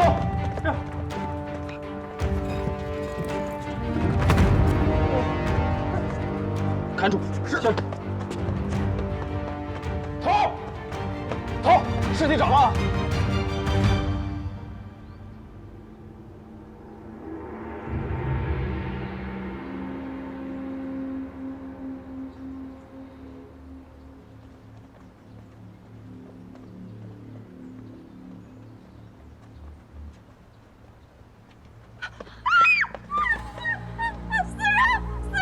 全都对上了。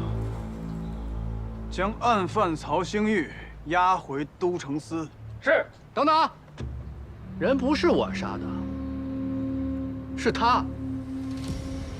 出来，出来！安子，出来！哎，他是觉得我们长得特别像傻子吗？找个小厮来顶罪啊！你们凭什么说这人是我杀的？啊？就凭一条你们不知真假的线报？来，我问问你，叫什么名字？小人叫安子。你家主子说，这些人都是你杀的。我，你就招了吧。我们侯府待你可不薄，替你讨了一房媳妇，还留了后啊。陶星月，你休要出言威胁。安子，你莫怕，一五一十的讲。现在此事牵扯甚广，我可面呈陛下。任凭他们是什么身份，也不敢动你家人分毫。你相信我。安子，抬起眼来，你全家3代都是我侯府的家奴，本侯的为人和实力你是知道的。今日你若犯了罪，本侯可以担保，绝不牵连你的家人，懂吗？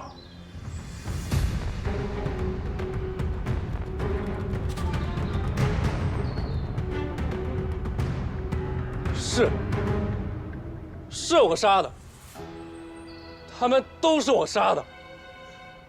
你可想清楚了，现下要是承认了，日后想要反悔可就没那么容易了。我便是杀人凶手，是我鬼迷心窍、见色起意，那些姑娘都是我亲手杀死，是我将尸体扔到枯井里，与世子没有半点关系。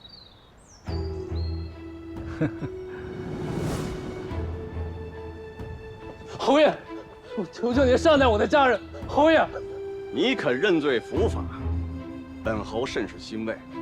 放心，我定会善待你的家人。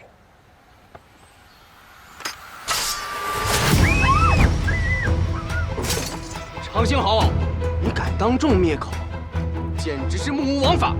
本侯一向治家如治军，如今府中出现丧心病狂的恶奴，败坏我长兴侯府的名声，我便替你们都城司了结了他，不好吗？省得你们再开堂审案了。按大周律，杀奴也是犯罪。甄大人，别以为这里只有你一个人懂法。无故杀奴确实是罪，可他犯了死罪，我父亲杀他有什么错吗？就算他犯了死罪，那也应该先上报官府，得到允准后方能处置。小小一个家奴，杀便杀了，还轮到你都城司来批准吗？你若未请官，那便是违律。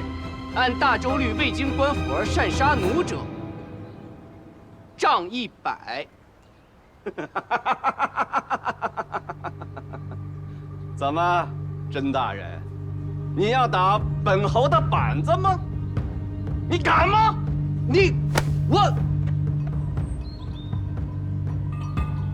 下官叨扰了，侯爷，请便。你们请便吧，本侯还有军务要处理，没有闲情雅致陪你们在这儿浪费时间。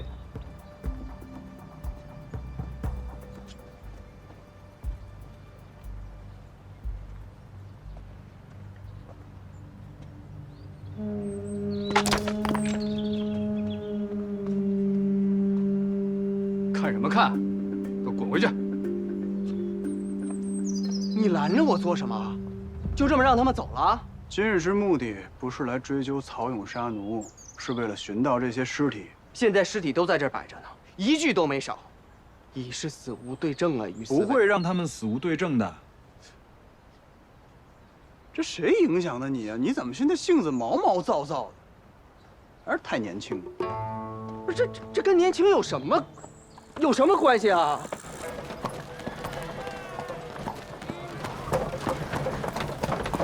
那些姑娘都不是萧思杀的，他没有那么大的胆量，是二姐姐，不是曹星玉杀的。五妹妹还不算太笨，你早就知道啊，为什么不提醒我？我怎么提醒你？你一口一个姐夫叫的那叫一个亲热，我提醒你，你能听吗？曹星玉这么残忍，杀了这么多人，二姐姐她是否知情啊？二姐姐也知情，那她还特意邀我们去府上做客，她怎么能如此待我？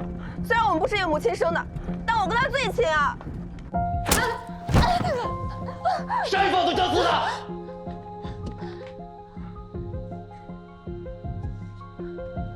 他们见了那么多死人，吓得让都城司的人带着他们出府，难道我还能拦着不成？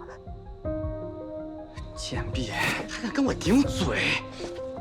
顶嘴！顶嘴！顶嘴！要不是我母亲平日里对你还算满意，我早就把你和那些贱女人一起都杀了！贱人！贱人！贱人！世子，看在老夫人的份上，滚！你打啊！杀啊！你除了打女人、杀女人，你还有胆量做什么？你老子打你，你就打我，你那么有种，怎么在他面前连屁都不敢放一个？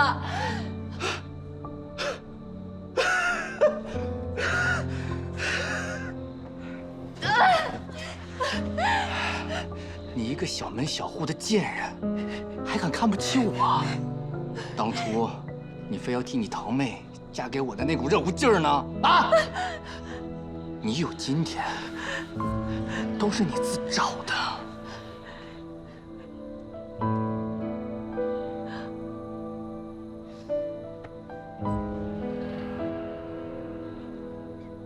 是，我自找，我活该。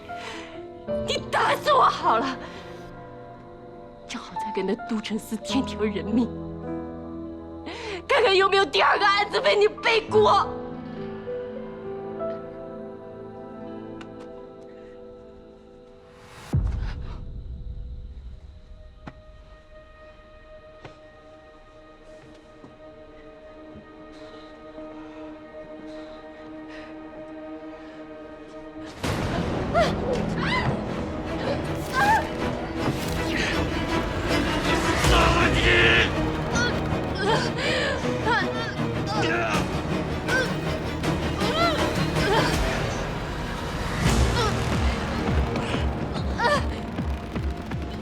杀了你！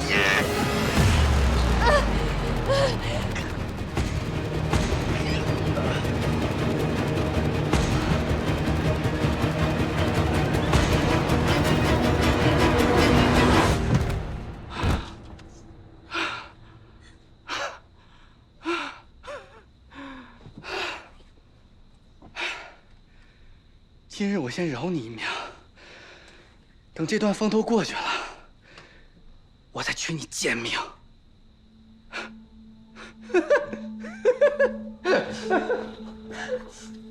夫人，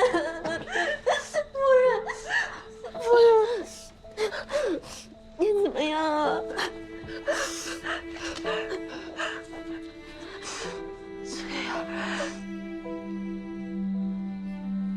这样的日子，我一天都不想再过了。夫人，我们逃吧。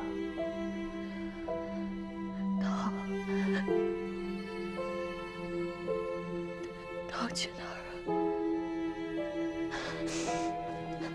四姑娘走的时候托我说，她在后门的小巷里留了一顶小轿，就怕你想回去。你要是再不走，只怕真的会没命的。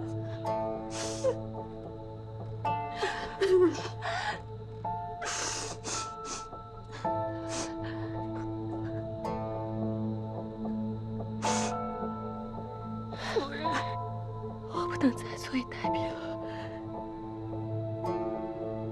回家。我们回家，回家。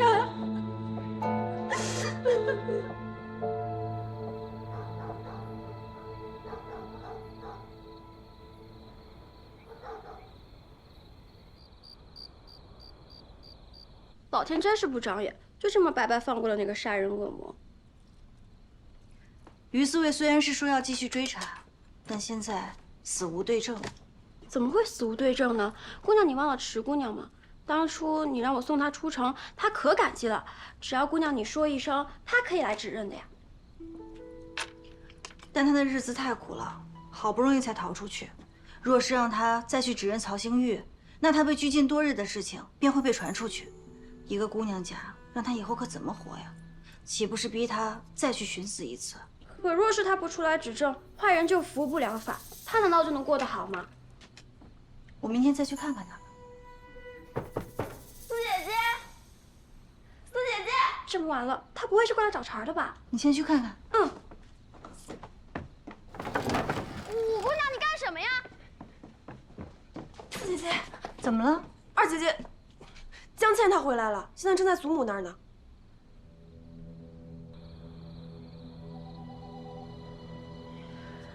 哎呀，倩儿啊，别再一直哭了，你得告诉祖母，大半夜的跑回娘家，到底怎么了？我可听说了，长兴侯府出人命了，死了好几个人呢。那可是人命官司啊，连累到世子了，是不是他出了什么事啊？他有那么一个只手遮天的父亲，人命官司算什么？捅破天也能给他补了。不是祖母苛责你。你们二人是夫妻啊，当荣辱与共啊！你家里一有事就往娘家跑，不行。有什么事儿跟母亲说，是不是跟世子吵架了，还是他欺负你了？这夫妻之间吵架动手那是常有的事。你问问你母亲，你嫁了人了，你就不能太任性了啊！今儿晚上这么晚了，就歇下吧。明儿一早赶紧回去，给夫家赔个不是，就说祖母半夜病了，把你叫回来的。二姐姐，你既然已经逃回来了，就应该全部都说出来。是啊，二姐姐，你明知那侯府是狼我虎穴，还非要将我们姐妹引进去，你是何居心啊？今日当着祖母的面，你就明明白白的说出来。你给我闭嘴！什么狼我虎穴，这有你说话的份儿。巧儿，你告诉祖母，到底出了什么事儿了？是曹星玉。他对四妹妹起了歹念。什么？世子对四姑娘有了歹念？这简直是天大的笑话！世子他什么样的姑娘没见过？你快给我回去！林嬷嬷，赶紧给他们送回闺房去。各位小姐，请回吧。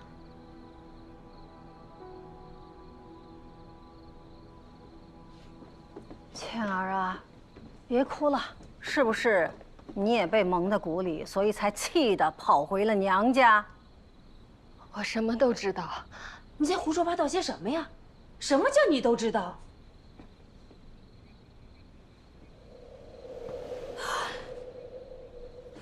这……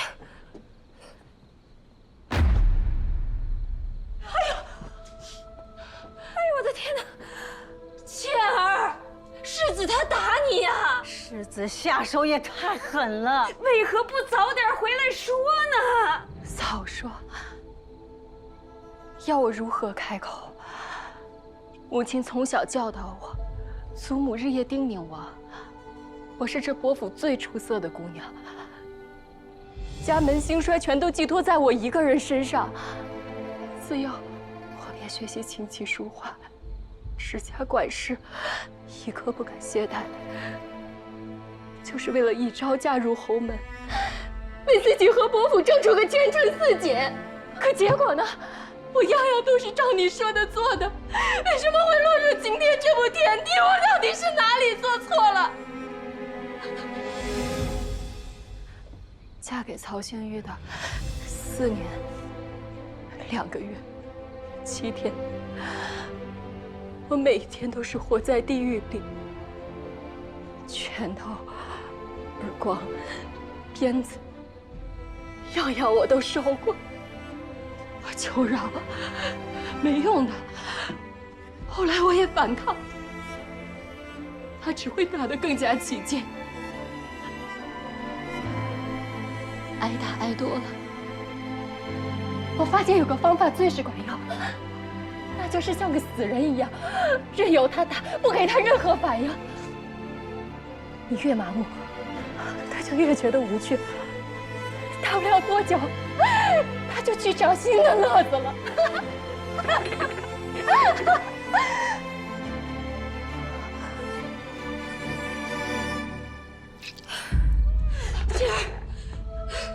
静儿不怕，母亲这就带着你去长兴侯府，找他和离。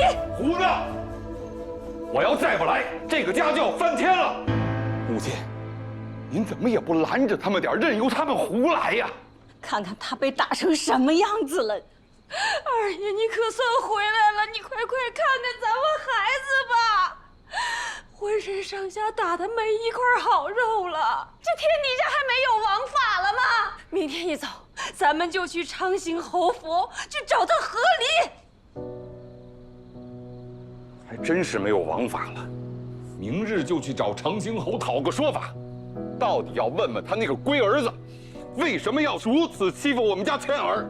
老二，你说的对，可不能再这么欺负倩儿了。这事要处置得当，这可是两家的关系啊。母亲，儿懂。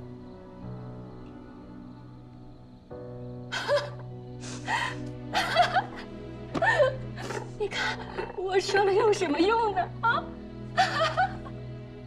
父亲，你以为曹秀玉为何会如此肆无忌惮？不过就是看中了我吴娘家可依，就算是被打成这样，您最后也不会去上门，虎头牧羊的说下几句。倩儿，什么叫无家可依呀？啊，我们不是要去讨个说法吗？所以呢？人家是长兴侯，权力滔天，咱们东平国府无力抗衡，所以只能先去讨个说法。所以你就要用我一身的伤来为你和哥哥谋路吧！哎，你这个不孝女，忤逆顶撞！你干嘛？孩子都被打成这样了，难道回来还要挨你的打吗？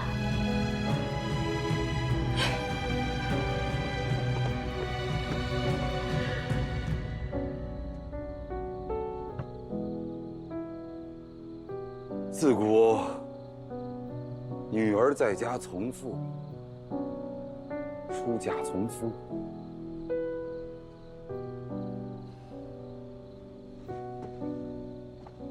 母亲，我是不会让他们和离的，您放心。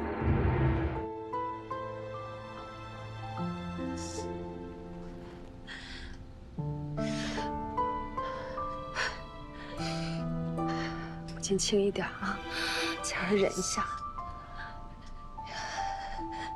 母亲，父亲去阮姨娘院里了。他爱去哪儿去哪儿，最好死在那个贱人屋里。这个梁国的东西，只顾他眼前的仕途，根本不顾骨肉亲情。母亲，你知道吗？我突然羡慕起他们大房，姜四不过是因为意外被季崇义推进河里，都没有伤到，大伯父就豁了出去，替他退亲，告上都城司。今日若换作是姜四，大伯父只怕拿刀去和曹家拼命了。父亲若是能有大伯父一半的疼惜女儿，或许曹星宇就不敢这样对我了。倩儿，都怪母亲替你筹谋了这桩婚事，是母亲害了你。母亲，您这是做什么？母亲，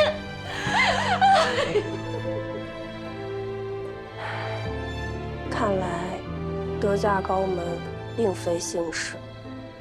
吴妹妹终于想通了，我从小最羡慕的人就是二姐姐，没想到她过的竟是这般非人的生活。不行，我不能总想着嫁什么勋爵侯门了，我得找些文官人家，最好是那肩扛不动，手不会提，只会提笔写文章的，这样就不会动拳头打我了。对，母亲，我知道当初你也是为了我的前程考虑。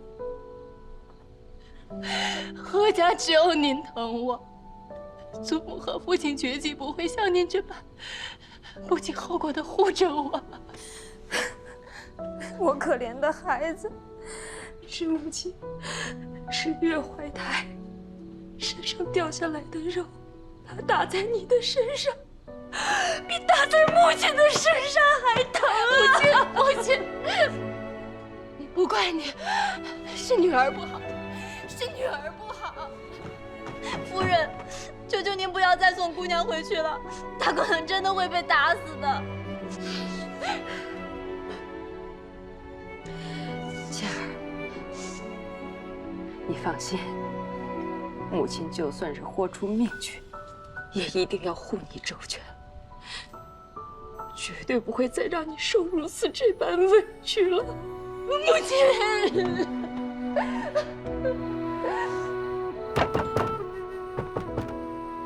谁呀？我有个办法。胡闹！我还以为你能出什么好主意，你是想害死倩儿吧？二姐姐不是说过吗？只要能少受那畜生的折磨，做什么都愿意。现在如果报官，就大有可能可以远离他呀。就如你所说，倩儿去了都城司，只认了曹星玉，那长兴侯呢？长兴侯会放过他吗？那二姐姐现在还有旁的路能走吗？回去天天提心吊胆，挨打受虐，说不定哪天命都没了。到时候曹星玉再报一个患病暴毙，毁尸灭迹，到时候咱伯父有什么办法？那金叶二叔的态度你们也看到了，他是断不会出面的。就凭二婶跟二姐姐2个女眷，是做不了和离的主的。我不去。说是报官，曹星玉有100种方法让我生不如死。江四，我也是万不得已才请你去侯府做客，你就如此容不下我吗？鹬蚌相争，渔翁得利，你现在煽风点火，不过就是想借我的手来泄你的愤。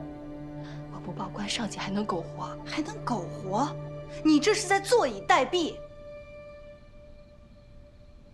根据尸体颈上的勒痕深浅，可以判定这些娘子皆是被同一人以绳状物扼颈窒息而死。有没有什么旁的线索？尚未发现。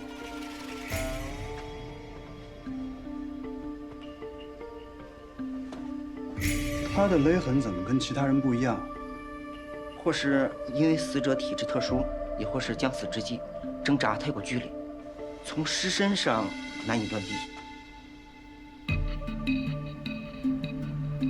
你看看他的喉咙里面有没有什么异物？是。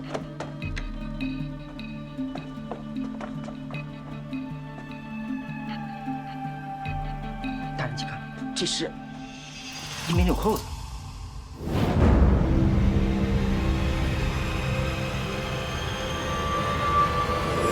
那个于七真的是这么说的？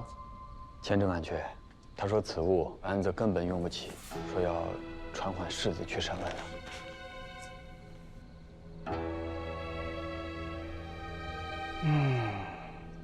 是吗？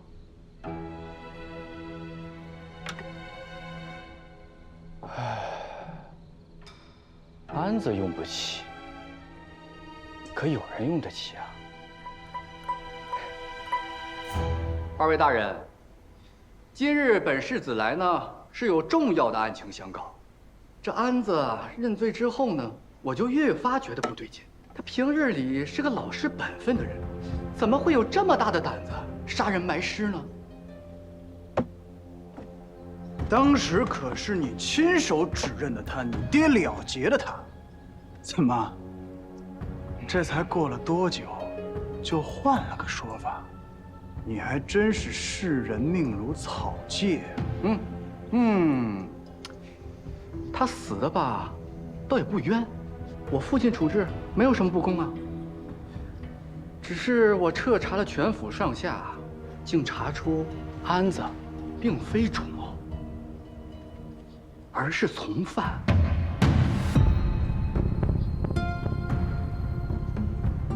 那依你所说，主谋是何人啊？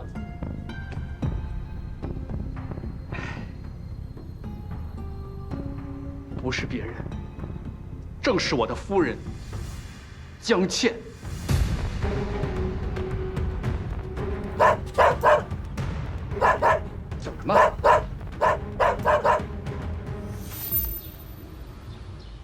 兴玉奸我倩儿，告上了衙门。是，他指认江倩才是杀人埋尸的主谋。倩儿，他们是恶人先告状，简直岂有此理！世子夫人，随我走一趟吧。四儿说的没错，我早该听他的去指认曹星玉。母亲，怎么办啊？倩儿别怕，绝对拿下！你们干什么？姑娘，住手！倩儿去找江四，只有他能帮我了。母亲，放开我！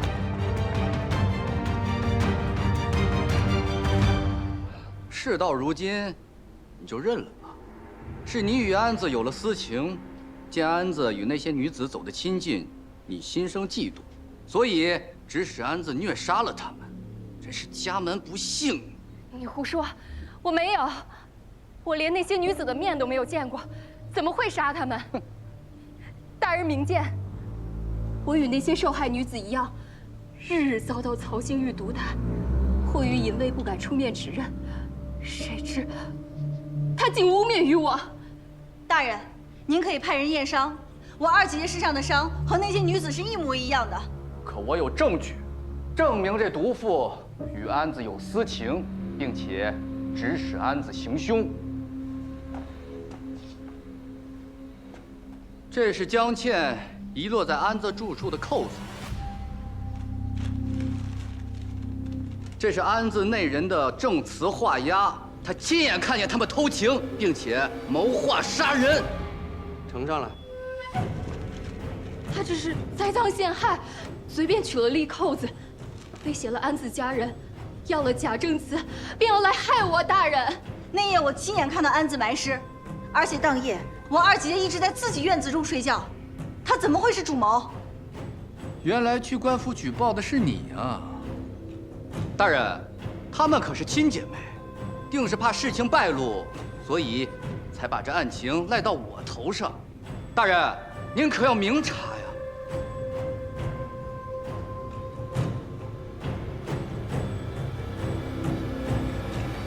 带证人。传证人。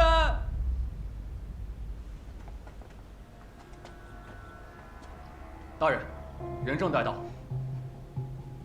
来者何人？回大人，我乃池淑莹。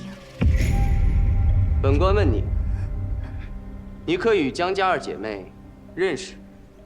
我与她们江家姐妹毫无干系。那你可与这位曹星玉认识？回大人，认识。我被这恶徒哄骗至长兴侯府，囚禁戏院，日日遭凌辱虐待。我亲眼见这畜生杀人，口口无凭。回来，大人，是他勾引的我，想让我弃妻娶她，我不愿意，他才反咬我一口。大人，我这一身伤便是凭证。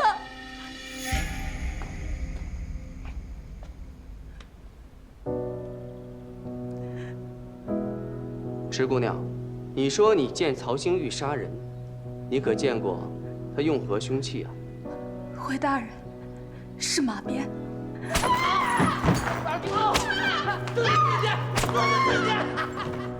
他说这些只是为了栽赃嫁祸于我，您可不要轻信啊！本官自会公正严明地审理此案。那这凶器，你可知在何处？凶器就在长兴侯府。池姑娘，说话可要三思啊！我是长兴侯世子，岂能容你随意攀污？你虽是长兴侯世子，但在我这都城司公堂上，休得放肆！池姑娘，莫怕，继续说。我说的句句属实，杀人凶器就在长兴侯府的。闭嘴！池姑娘。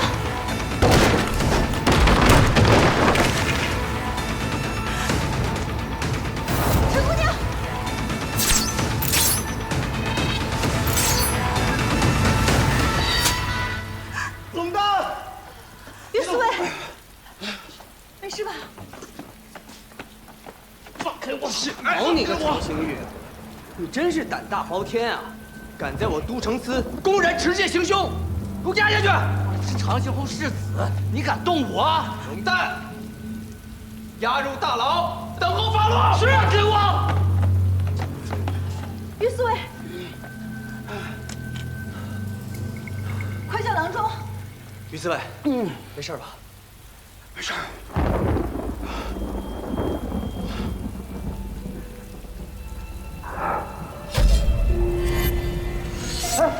于司卫，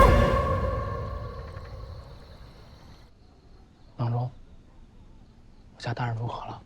哦，幸亏救治及时，再晚一刻，就算华佗在世，也无力回天了。现在大人体内的毒血清除了8、9分。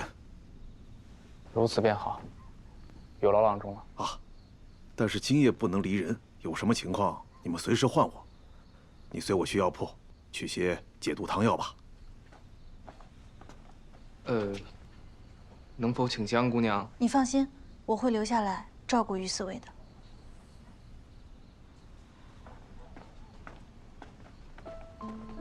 拿药。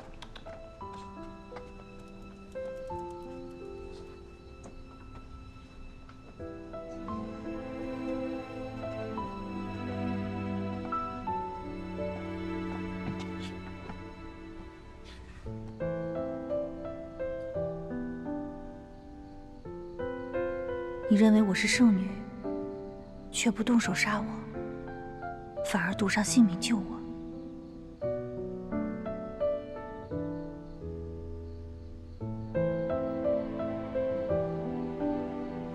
你醒了？有劳姑娘照顾了。于四卫，是因为我受的伤。如果我都不能照顾你，心里肯定过意不去的。这点小伤对我来说家常便饭，姑娘切莫挂心。这可不仅仅是受伤，刚才郎中都说了，如果晚一步，可能我们都要给你上香了。于四卫，咱们非亲非故，为何要以命相救啊？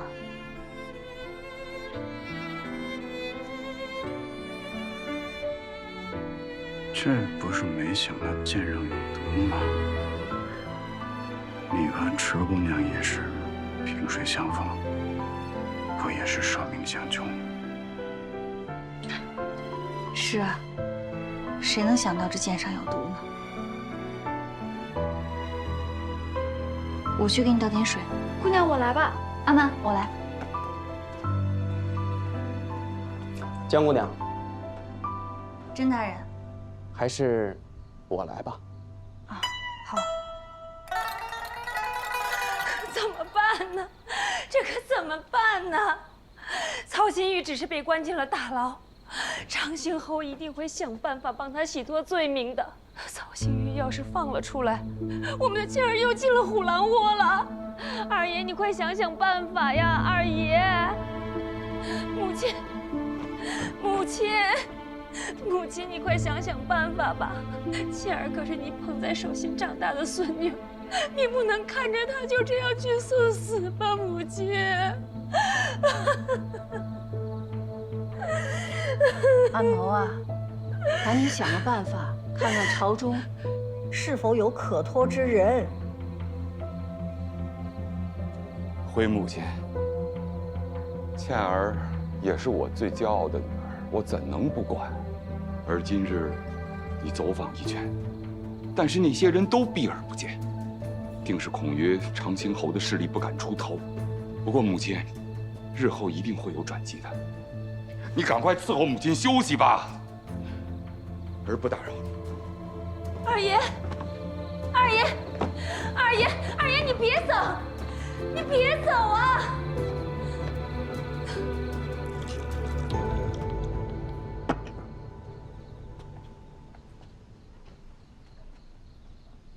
于四卫，于四卫，喝点水吧。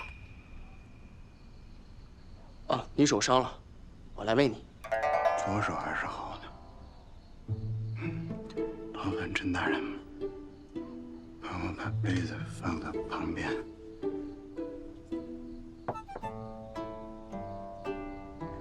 怎么样？感觉如何？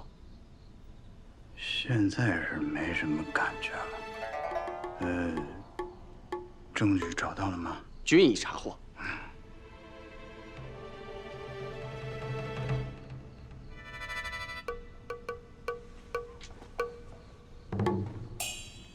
每每遇到这样的案子，我都会觉得，这人性之恶，真是难以想象。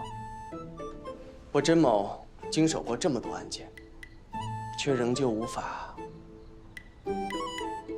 习以为常。那是因为甄大人有悲悯之心，才会做到真正的秉公断案，不会让任何一个好人蒙受不白之冤，也不让任何一个坏人逍遥法外。大人所求是无愧于心。江姑娘，所以百姓才更需要都城司啊，甄大人，那尤其是需要你啊。律法虽然不能使人心向善，但是可以在人们心生恶念的时候有所顾忌，得以悬崖勒马。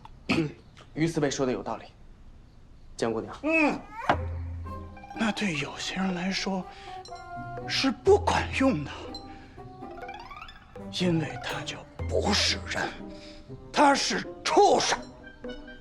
于四位，你就放心吧，这政务跑不了，曹兴玉更跑不了。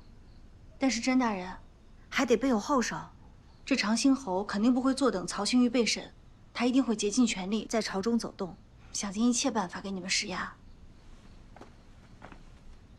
江姑娘有如此见解，甄某实在是佩服。不过江姑娘，你大可放心，无论是谁向我等施压，我们绝不会屈服。这一点我可以拍着胸脯保证，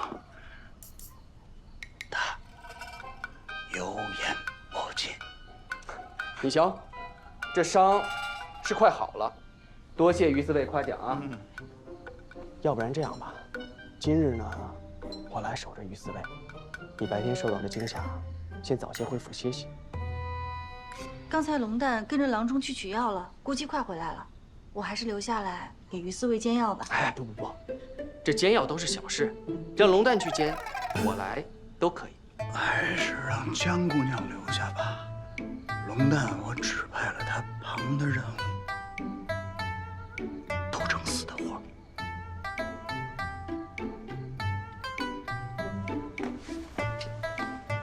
要不然，我差2名衙役。这种熬夜的苦差事，怎么能让江姑娘做呢？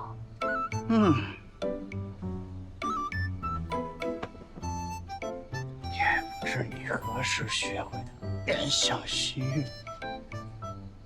那就劳烦甄大人了。于四位，你好好养伤，我明日再来看你。江姑娘，我送你。好。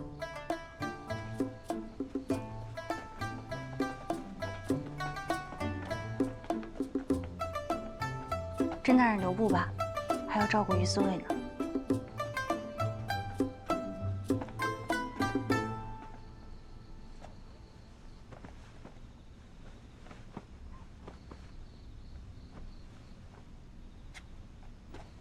于四位，于四位，你有没有觉得江姑娘确实不同于寻常的大家闺秀？她在公堂之上据理力争的样子，真是光彩照人啊！这私底下对恩人又是有情有义。于四位，于四位，我说话你听到了没有？你说，要是我为他挡了这一剑，那我们就该吃席了。啊？吃席？要是能吃席，也挺好啊。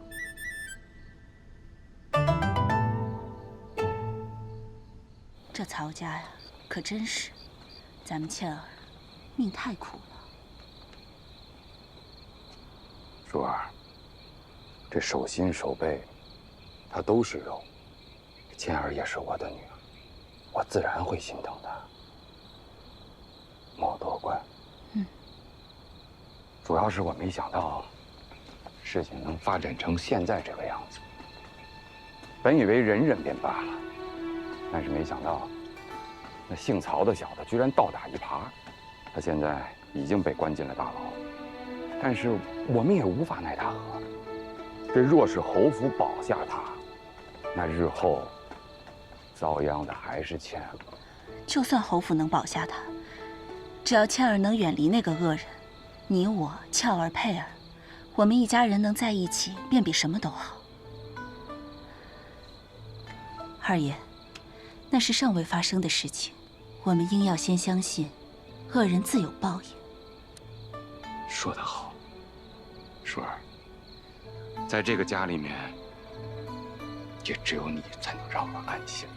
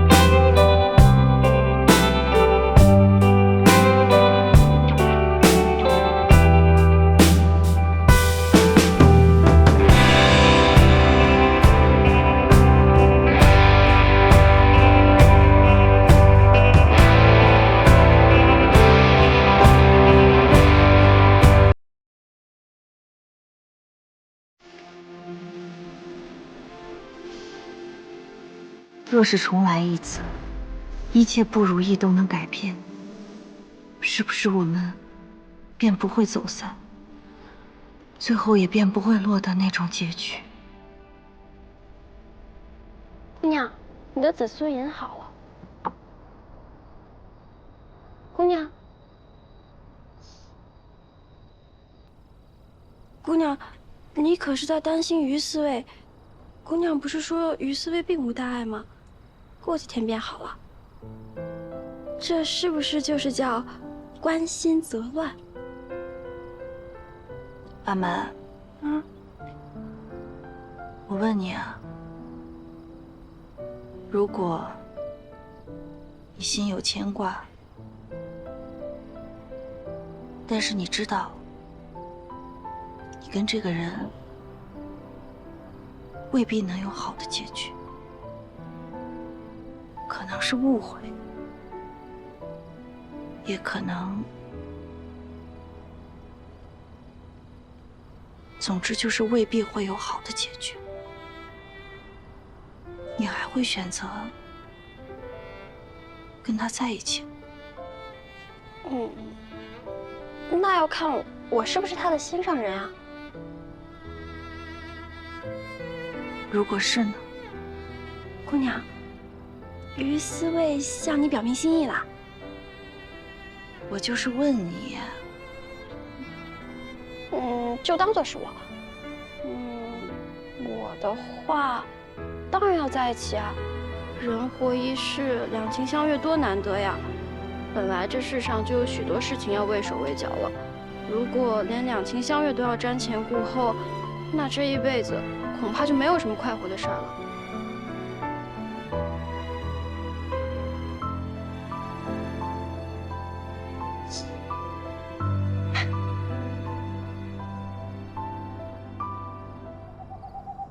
玉儿怎么会被抓入了大牢？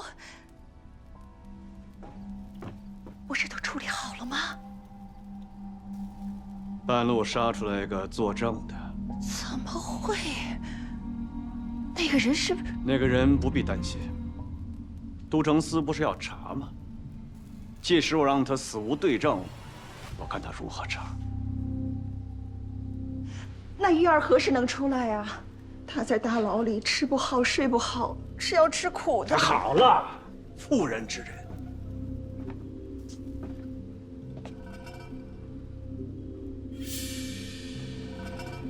我从陵南给你带回来的金枝玉叶，在何处？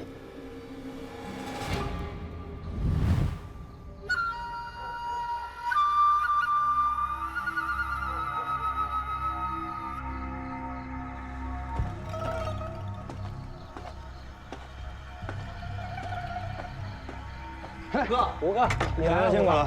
吃点东西。多谢五哥。趁热吃。你先吃着，我先进去。辛苦了。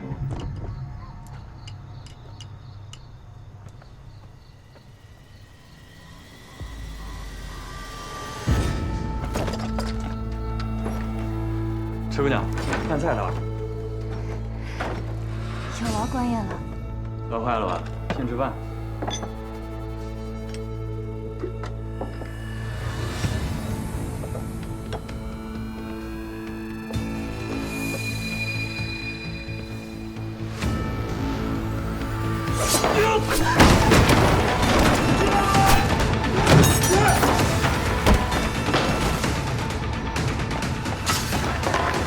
我果然料事如神，你便是这都城司的内鬼。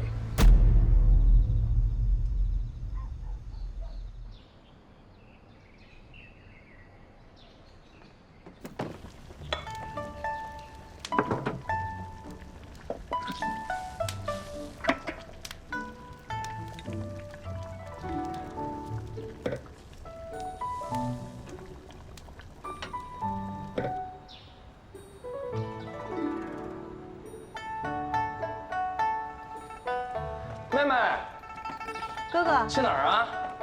我去看于四卫恢复的如何了。哎，正好，我也要去看于四卫恢复的如何了，咱一起去吧。好啊，走吧。公子，咱们不是刚看完于四卫？嘘，我怎么能让妹妹跟于兄孤男寡女的共处一室呢？再说了，你没闻到妹妹手里那个汤有多香吗？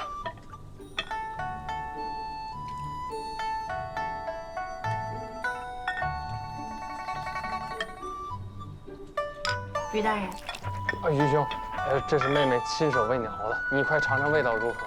有了好了，香。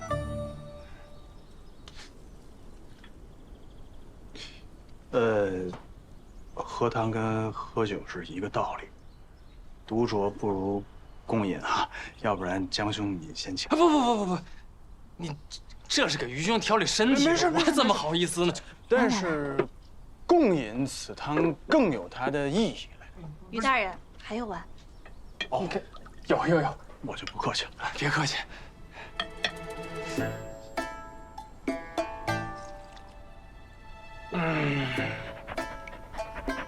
从未喝过如此鲜美的鱼汤，一丁点的荤腥味儿都没有啊！于兄，真不是说我夸自己家妹妹，就这个汤的味道层次丰富，那一看这就是用了心的。而且妹妹心细，因为于兄身上有伤，不宜辛辣，这才没放胡椒粉。要有胡椒粉吗？来，于大人，有劳了。真没想到江姑娘是如此的用心，于某无以为报，只能以身相许就不必了。以更多的美味佳肴回报给江姑娘。快趁热喝。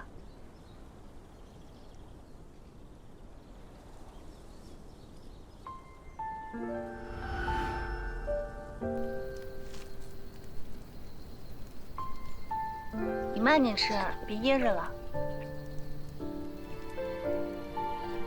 跟着我一块儿受苦。等以后咱们如果有机会能回到临安，我给你做很多好吃的。那你快跟我说说，给我做什么好吃的？我想象一下。我先跟你说一个，先从金水河里面打捞出来非常新鲜的鲫鱼，再用蛋清跟黄酒事先抹到鱼身上，腌制入味儿，再把鱼放到烧热的锅里面煎到两面都是金黄，然后再放入生姜、陈皮等佐料，小火慢炖1个时辰，炖出来的鱼特别新鲜，皮香肉嫩，就连鱼汤都是乳白色的。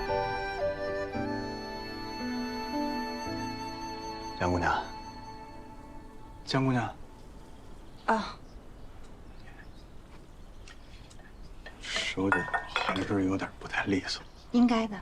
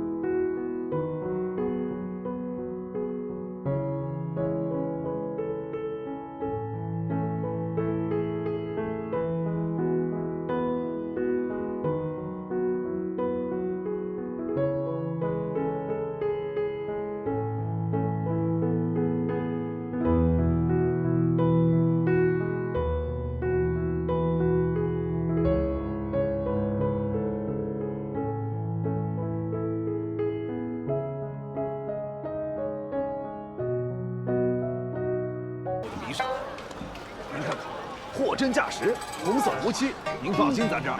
我果然眼光好。老板，你说这是聂娘用我的匕首？哟，公子，您也看好了。姑娘，是你呀？是你。我说这普天之下怎么会有人相信这是聂隐娘用我的匕首？我看上了你，偏要跟我抢，存钱跟我过不去。老板，这匕首可是我先要的，多少钱？不要了，50两，便宜点拿走。我说60，我说60，60好，70。我说100，我还要买别的东西。来，您把这个给我看看。公子，您是真识货呀！这就是传说中唐代朝廷内库12石盘呐。哦，你看上面每一个时辰都对一个生肖。12石盘是吧？哎，对，就这一件，孤品。你帮我数数，这一共有多少？不用数，你不就看个时辰嘛，是不是？哎，公子11个。所以，他这个是。哎，这还有啊！爸爸啊，这个该不会是？这是女娲补天的时候，她用的最后一块那个补天剩下的石头。哎，对。哎，这个石头怎么样？哎，我怎么感觉他是个骗子？你才干出来呀！他就是个骗子。这怎么了？这是？我那个聂娘的匕首也是假的。世上怎么可能会有聂娘用我的匕首？你还挺厉害的嘛，能看出来是假的。这大街上除了你，谁都知道。那为了感谢你帮我鉴宝，这个还你。真的？嗯，那你，我帮人做事赚了些钱，就把你的钱先还清了。啊，我的钱兄回来了。走，请你吃饭去。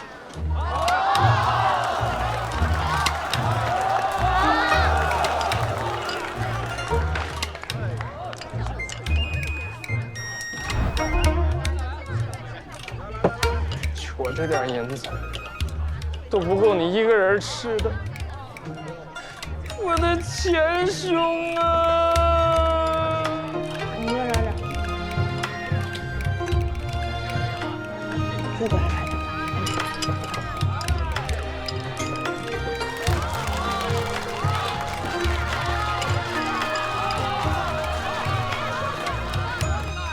今天的奇人奇事，我们聊一聊那不祥之人七皇子。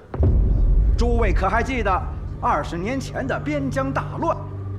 那夜月黑风高，那乌贼人毫无征兆的大举进攻我大周，我方守军猝不及防，那是死伤惨重啊！然而就在那一夜，第7个皇子诞生了，宫里那是一派喜气呀。然而，当边境大败的消息传到了临安，一切变了。七皇子又怎么了？在哪？这哪有人把你抓走？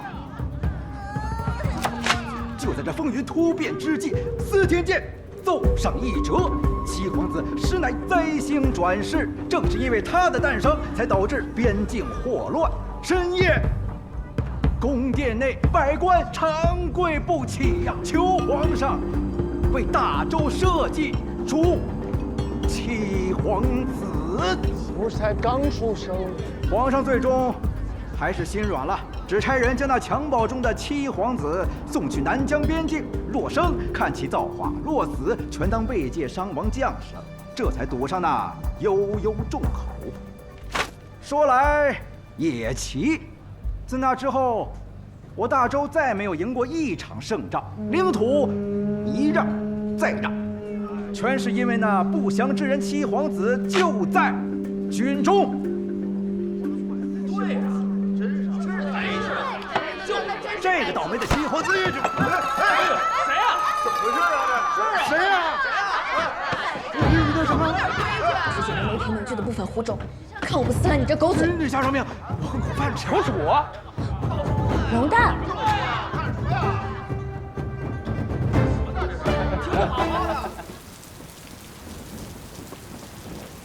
头，七哥，头，楚楚来了，楚楚来了，头。七哥，头，快，楚楚来了，楚楚来了。七哥，七哥，头，在吗？七哥，在吗？头。站住！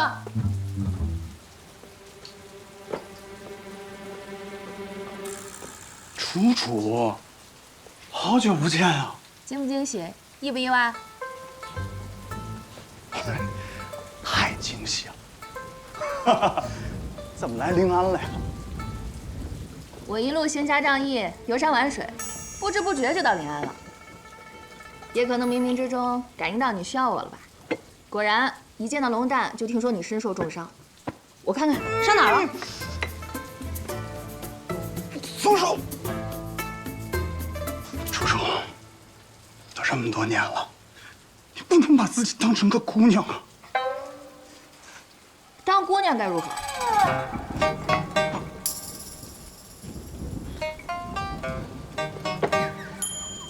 当姑娘就要讲究那套男女有别的迂腐道理，就要女大当嫁不中留。我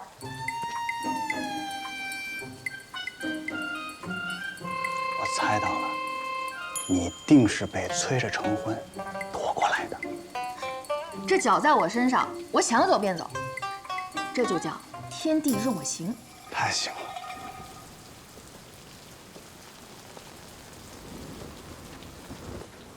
哎，江姑娘，楚楚，你怎么会在这儿？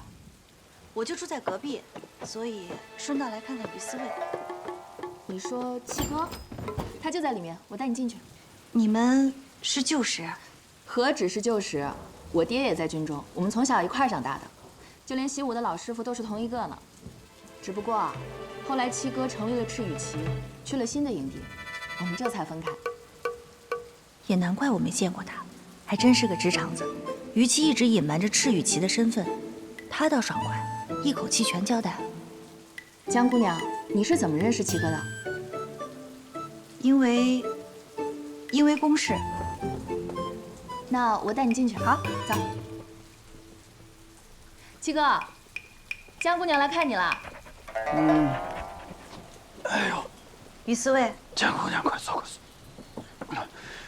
我就不起来给你请安了。千万不要起来。我看于思卫的身体状态，这余毒应该还要再清上几日的。但还是得尽快去都城司报道了，要不然甄大人就真以为我是在装病，没事就贪图江姑娘送的佳肴。定是要再好好休养几日的。阿蛮，今日给于大人炖了鸽子汤。江姑娘，她这边无碍的，不需要人照顾。我说七哥，你怎么回事啊？刚刚不还好好的吗？你还让我去？不要你照顾，我可以。楚楚，你会在临安待多久啊？本来没打算待多久，但这不是遇到了七哥跟龙蛋，就打算多停留一阵子。七哥，你不会嫌我烦吧？不嫌。如此便好，那我们就可以常在一块玩了。好。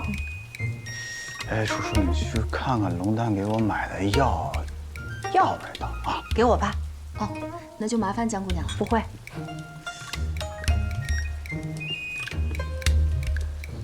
来，于大人，我自己试试。自己能行吗？可以的。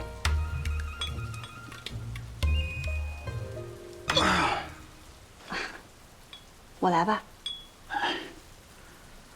有劳江姑娘了。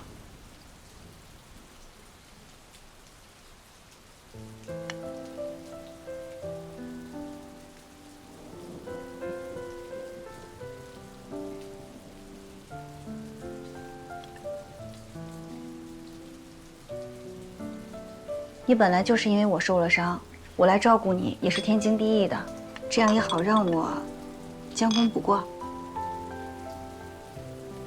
对了，于大人明日想吃什么？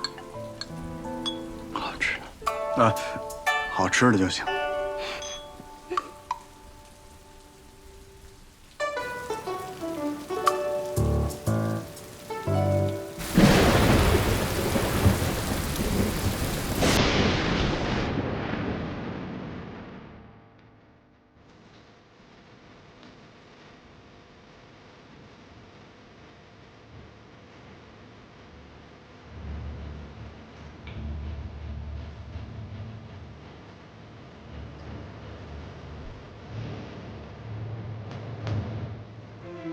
母亲，进来。听说一会儿侯爷会来。明月，你有听说长兴侯府的事儿吗？当然听说了，侯府一下子挖出10几具尸体，这么骇人听闻的消息，不消一刻，临安城的大街小巷全都传遍了。记住。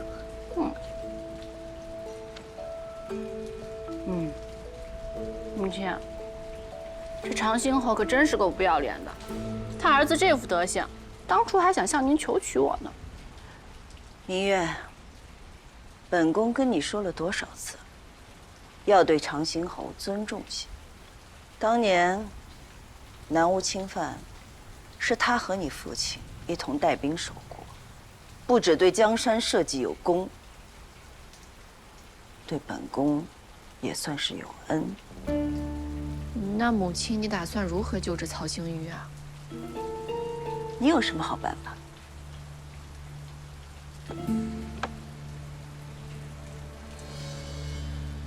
母亲以长公主之尊亲自出面，都城司还敢不放人？死的都是一些身份卑微的女子，给他们家人一些重金安抚，不就大事化小，小事化了啦？你是怎么想出来的？我多聪明啊！你真是太天真了。日后啊，得让你舅舅帮你找一个全世上最好的男儿。本宫呢，还得先考考，通过考验啊，我才能放心。你心最好了。侯爷求见。侯爷。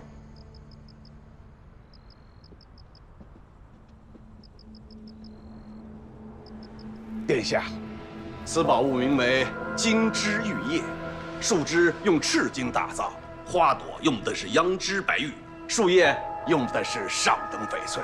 这是老臣费尽心力从岭南求得，特献给殿下。深夜前来，是为了你的儿子吧？殿下果然明察秋毫。都城司那个甄衡，还有新上任的司卫于七，胆大妄为，目中无人，根本不把老臣放在眼里。他们随意编造了一个莫名其妙的理由，就把我儿打入大狱，还要判他死罪。殿下，你要为老臣做主啊！这罪名是你编的还是真的？殿下，老臣所言句句属实，老臣不敢编呐。殿下，您也知道，老臣就这么一个儿子呀！你让本宫帮你，却不说实话，那让本宫如何帮你啊？我。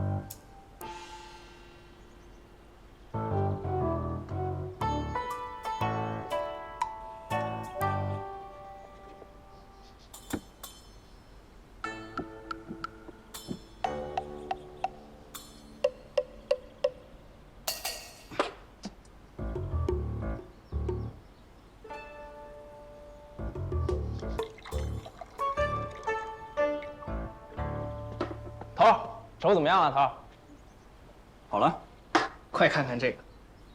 我们搜长兴侯府时啊，不仅在那暗格里边搜到了鞭子，还搜到了这个东西。我已经问过池姑娘，曹兴玉管这种药叫做神仙油，那是每一次施暴之前，定是先来上他个一粒。这种打开，这种药，别提有多好了。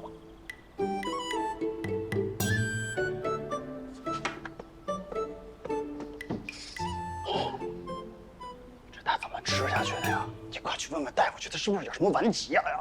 我已经问过了，他这个药，它这是说呀，吞吞吐吐的，壮阳药。重点是里边的原材料是一种叫边藤的植物，这种植物是只有南吴才有的。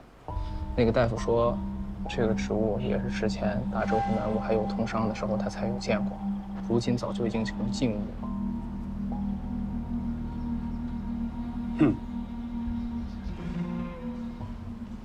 看来这曹兴业那不止杀人这一条罪，正愁没有线索呢，他就给我送过来了。于大人，甄大人，诸位，你快去看看吧。疾风卫是个什么职务？直接听命于陛下。哦，探查民情，监察百官，权力高过我们都城司。今天来的这位啊，就是指挥使韩然。厉害！哎，韩大人，韩大人，侯爷，长公主殿下令我转告您，都城司一事他已知晓，请您放心。长公主殿下说，您是国之良将，殿下帮您就是在帮大周。殿下还说，此事过后，令公子在临安就留不得了。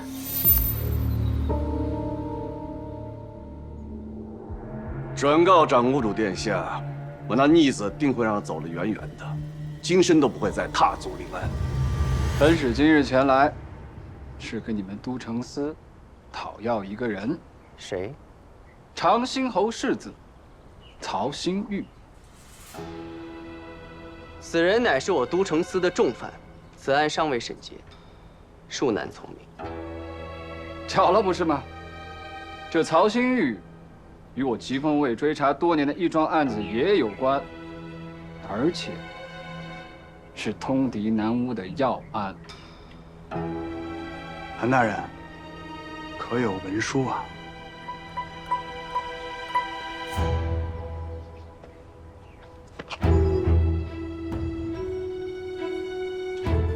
寥寥几句，语焉不详，恐难服众啊。于四卫这刚刚走马上任，怕是不知啊。我疾风卫办的案子乃朝廷密案，案情相关，无可奉告。好了，本使事多，劳请将那曹兴玉速提来，交与本使。曹兴玉身负10几条人命官司，罪恶滔天。我都城司尚未结案，你一句无可奉告，便要将人提走，那恕我们无法配合。你疾风卫奉的是皇命，我都城司审的也是重案，凡事都得讲究个先来后到。人既是我们先抓的，案也该由我们先审。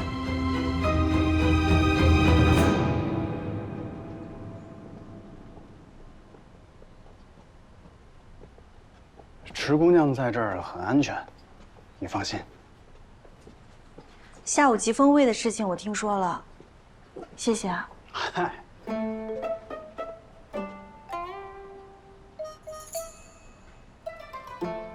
这件事情真是给你添麻烦了。这没什么，就是没想到还有奸细啊。池姑娘就在里面，你进去吧，我就不陪你了。好，那我去看看他。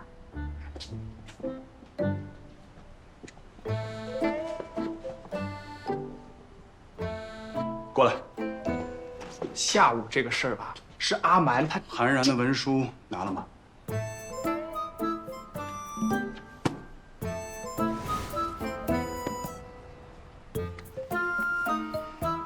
您歇着，我来。啊，我别歇着呀。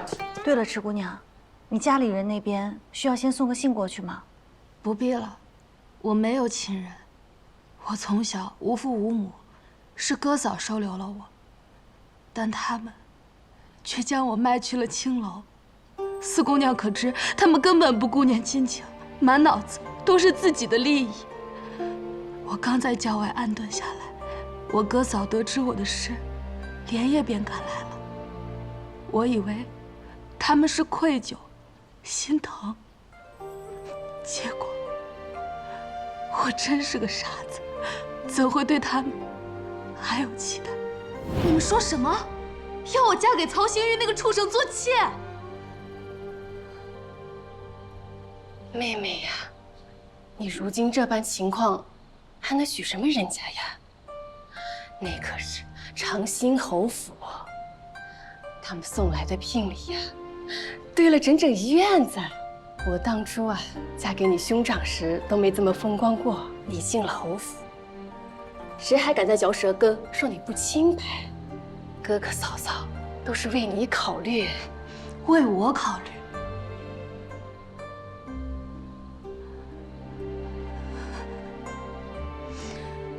父母临终之前，将我托付于你。你把我卖到青楼后，还嫌那火坑不够深，如今是又要加一把柴火。哥哥当初也是被逼无奈呀，如今有这么好的机会在这里，哥也是想你过得好。现在想来，他们把我卖入青楼那日起，我其实就已经没有家人了。池姑娘，你明明已经脱险，还愿意为了救其他人继续犯险，有你这等胆量还有心性，就没有过不去的坎儿。是你教的我，江姑娘，你不求回报救我性命，我定依你所言，见他人有难，也会出手相助。你放心，有于四卫还有甄大人在，这个案子一定会真相大白的。多谢江姑娘。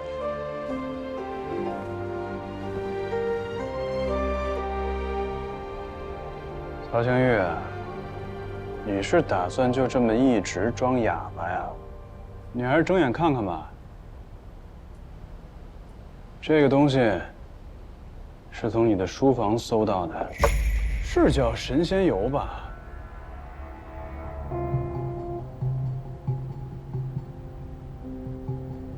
什么神仙油啊？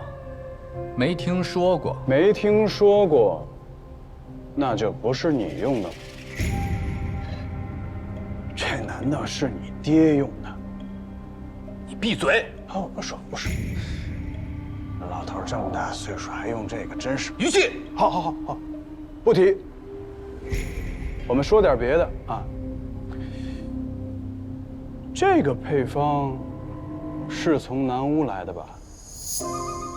我是真没想到你侯府有一天也会勾结南屋，通敌叛国呀！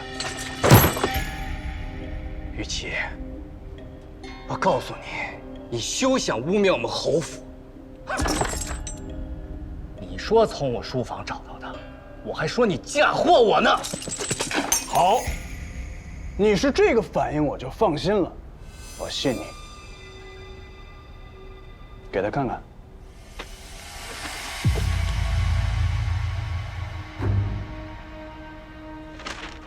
什么意思啊？你在大牢里消息闭塞也很正常。刚才疾风卫来过了，要以勾结南屋的罪名将你扶走。曹兴玉杀人埋尸，实乃受南屋人控制。南屋？根据我疾风卫多年的调查，南屋人已派细作潜入临安城，成立了夜莺门，专门接近我朝高官，刺探情报，并伺机策反。长兴侯乃当朝第1大将，在军中权位甚高，并又护卫皇城。他们屡屡试探，毫无进展，这才把目标放在了妻子曹新玉身上，用药物加以控制，迫其杀人。这药物都能控制曹兴玉，为何不直接控制他爹呀？这个就是南屋人的反间计，他们要的就是长兴侯与陛下君臣离心。怎呢？我疾风卫要抓的人，难道你们还想强扣下不成？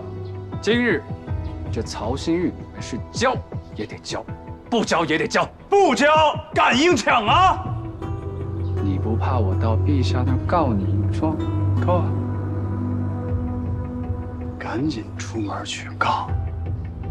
你今日要是能带来陛下的手谕，人带走，否则免谈。3日，只有3日。你是不知道我费了多大的气力才把你给保住。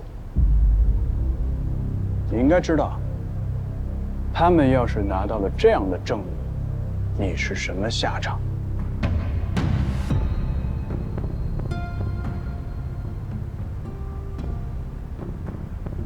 你想怎么样？不是我想怎样，是你想怎样交代。药是从哪儿来的？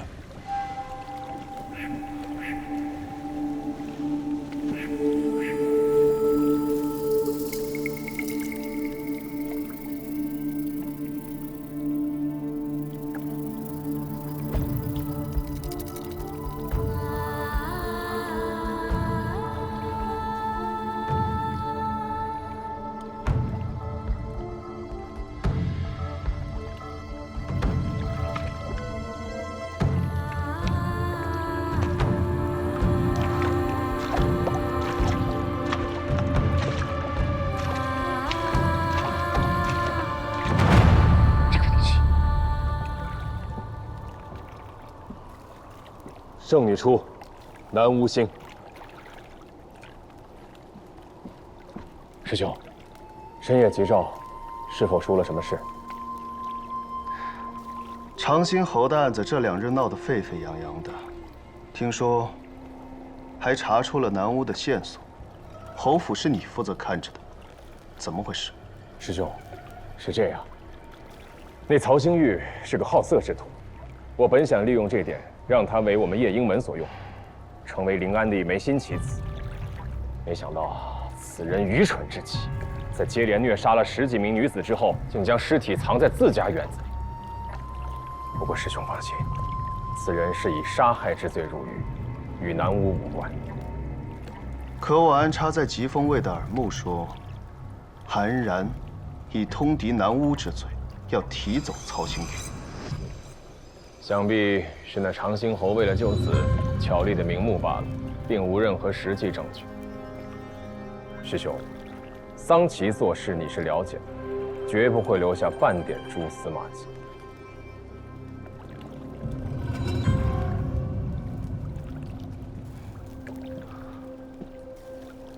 我夜莺门潜伏在临安10年，才有了如今的暗网和隐匿藏身之所。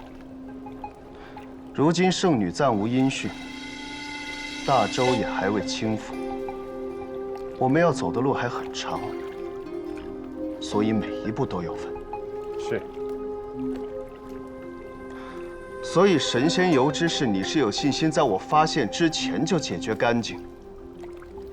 师兄息怒，实在是事发突然，我们还没来得及取走侯府的神仙油，便被都城司派人搜了去。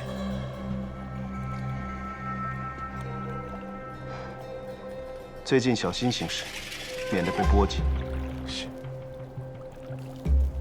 师兄，不如我将那曹兴玉直接灭了口，以绝后患。不必，曹兴玉已成废子，不必再浪费一步棋。你记住，做的越多，错的越多。是。下去吧。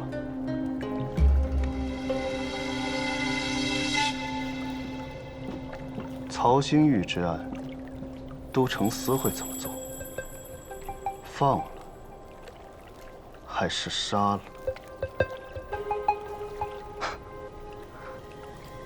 又有好戏看了。那依你之见，此案究竟与夜莺门有什么关系？夜莺门在暗，我们在明，他们一定是在等。这场戏我们要如何收场？曹兴玉罪证确凿，放了他，10几名女子的冤魂无法沉冤昭雪，都城司从此再无威信可言。斩了他，长兴侯痛失独子，难免会对朝廷心存怨恨，生出异心。所以无论我们怎么选，对他们来说都是有利而无害。好毒的计策呀！如今我们真是进退两难了。那甄大人要如何抉择呀？圣人有云：天下从事者，不可以无法矣。君臣上下贵贱皆从法，此谓为大治。所以，听从本心，遵循法度，是为此难题之正解。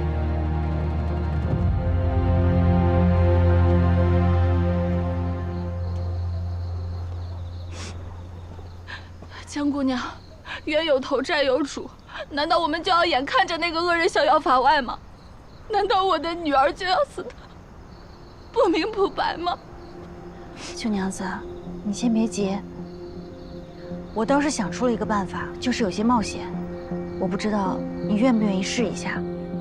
于四卫，我见临安城中的武将少有你这般睿智明理，却又能言善辩之辈。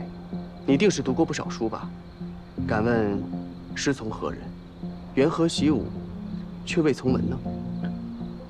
我的事情说来话长，眼下还是先研究好这个案件要如何审理吧。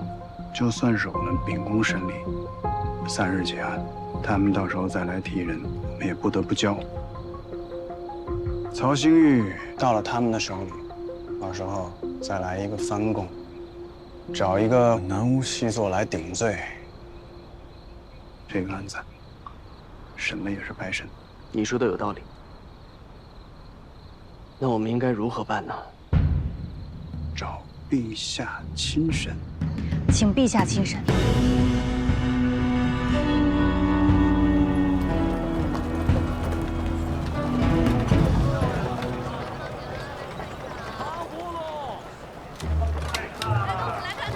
眼下正处闹市，您可千万不要入门，万一被人认出来，如何是好？等一下。哎，停！陛下，家主，去买一份冰饮来。此次微服出访本就没带多少随行货，只派了都城司暗中巡视。我都嫌多余，别废话了，快去买。是。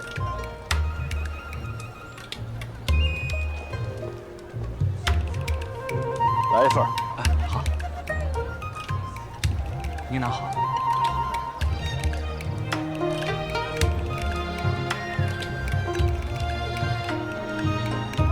老爷，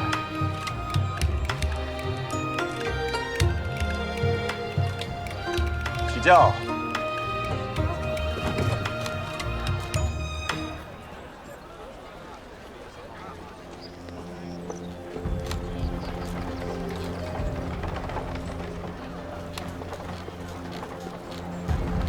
陛下，民妇冤枉，求陛下为民妇做主。拖下去！陛下，慢着！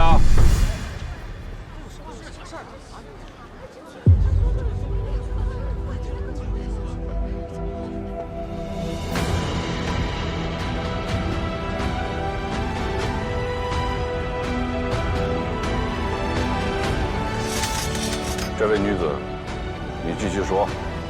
陛下，民妇实在是别无选择。只能冒死来告御状，求陛下为民妇做主，还我死去的女儿一个公道。为什么不报官？都城司不管吗？拿凶手位高权重，只手遮天。枉死的不止我女儿一个，还有10几个年龄相仿的小女娘。都城司这才把她抓了起来，案件还未结，便有人来周旋。怕是过不了几日，便会把人给放了。何人如此猖狂？长兴侯府世子曹兴玉。老臣未曾料到我儿之事又起波澜，给您添忧了。殿下，您位高权重，金口玉言，还望您能再帮衬一二。若能渡过此难关，老臣定以长公主殿下马首是瞻。你莫得寸进尺。本宫先前被你蒙蔽，有意相帮，已是仁至义尽。奈何你儿罪恶滔天，大抵这便是他的命数。侯爷，你该认命的时候，就得认。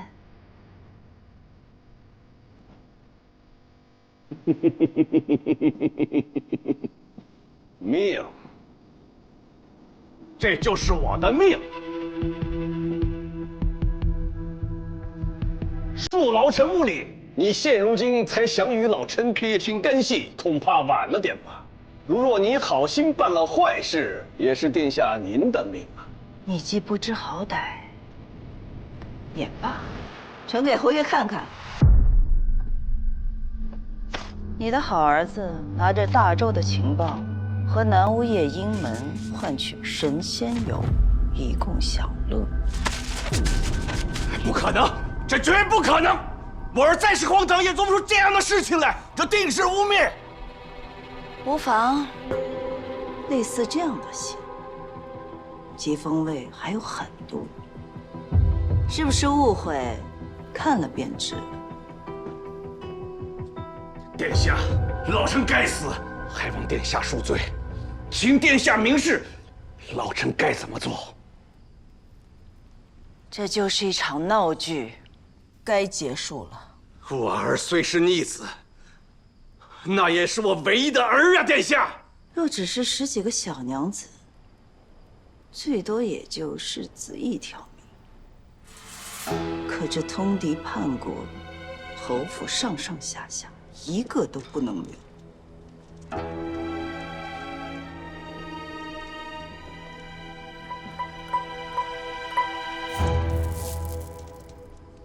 孰轻孰重，还需多言。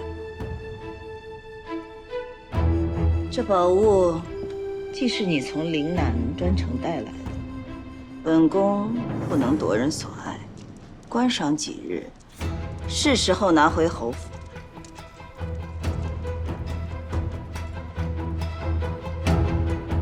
金枝玉叶，好一个金枝玉叶！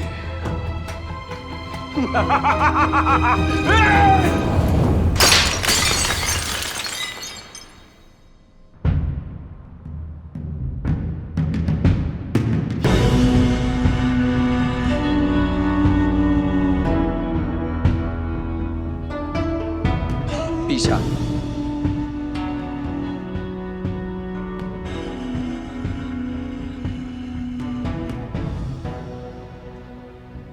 人证物证俱在，你还有何话可说？父亲，父亲，陛下，臣陛下，罪在臣妇。陛下面前休得胡言！曹勇，子不教父之过。这孩子从小到大，但凡做的不如他父亲满意，就会遭到一顿毒打。臣父懦弱无能，一时未能阻止。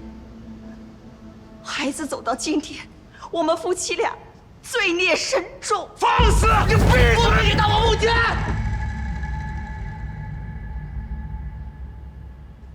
陛下，全因我们教子无方，孩子才步入歧途。望陛下给他留一条性命吧。母亲，母亲，母亲。若朕对世子网开一面，那法度何在？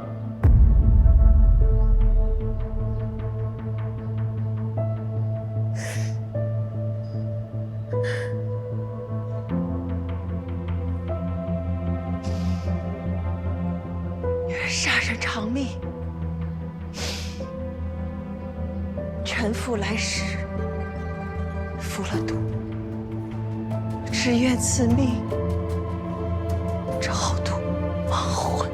母亲，母亲，母亲，母亲，儿子，母亲，母亲，母亲。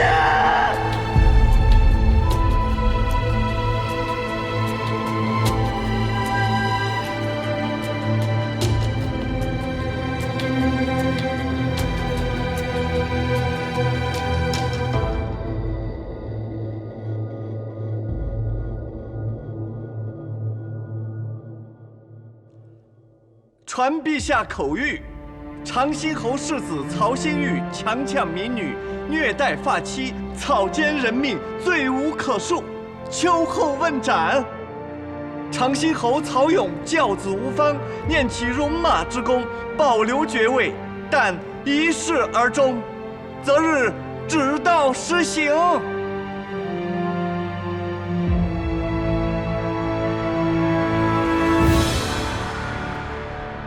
哼，你倒自觉。臣知错。他告御状怎么告得这么准啊？是如何在街上这许多轿子中认得出朕的？臣不该利用都城司职务之便，令陛下不得不审长兴侯世子。朕今日这一审，令长兴侯痛失世子，又没了夫人。你知道长兴侯是谁呀？微臣知道。于情，您与长兴侯一同守国，出生入死，于朝堂之上，乃是股肱之臣。今日陛下之举，令长兴侯寒了心，日后怕是再难令他为国效力。可是陛下，微臣也别无他法。您说是十几条人命重要，还是本就该绳之以法的国之重臣的儿子重要呢？微臣见识短浅，所以只能出此下策。你的意思是，朕不明是非，分不清十几条人命重要，还是曹勇的儿子重要？正是因为陛下分得清，所以此时才会如此痛心。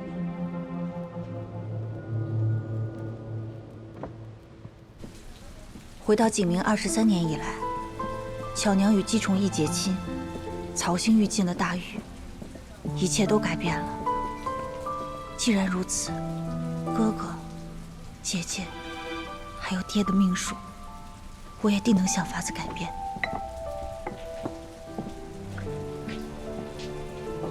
于四卫，你怎么没有入宫啊？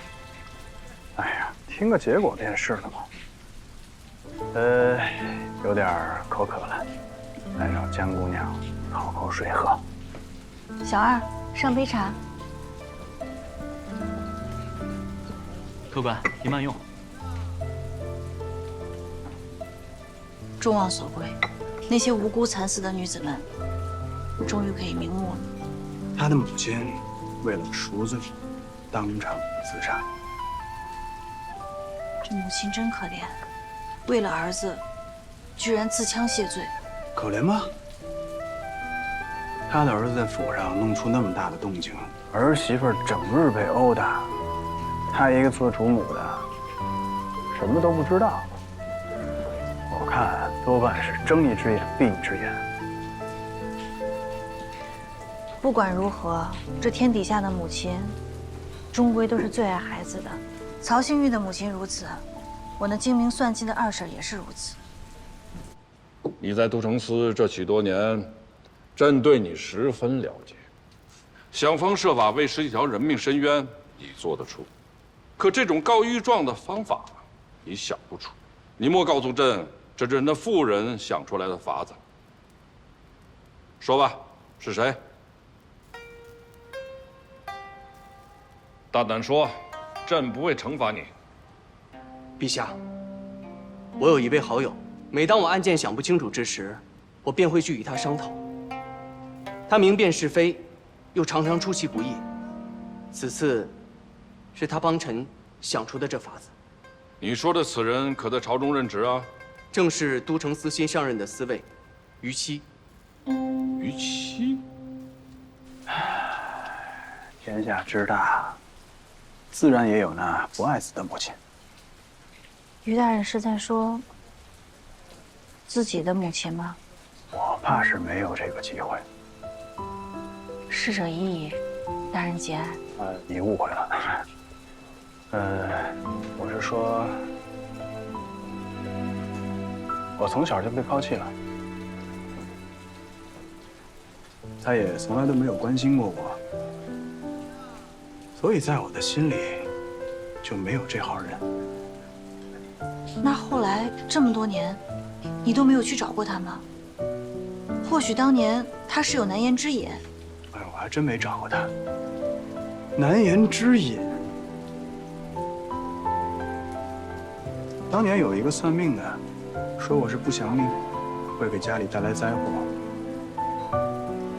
他怕受牵累，失了宠，然后就想了一个法子，让我的父亲把我送给灵儿的，就这样。过去他不愿多谈身世，我只知他不受亲族待见，被发配驻守边疆。没想到他竟然与我有相似的命运，一出生就背负不祥的罪名。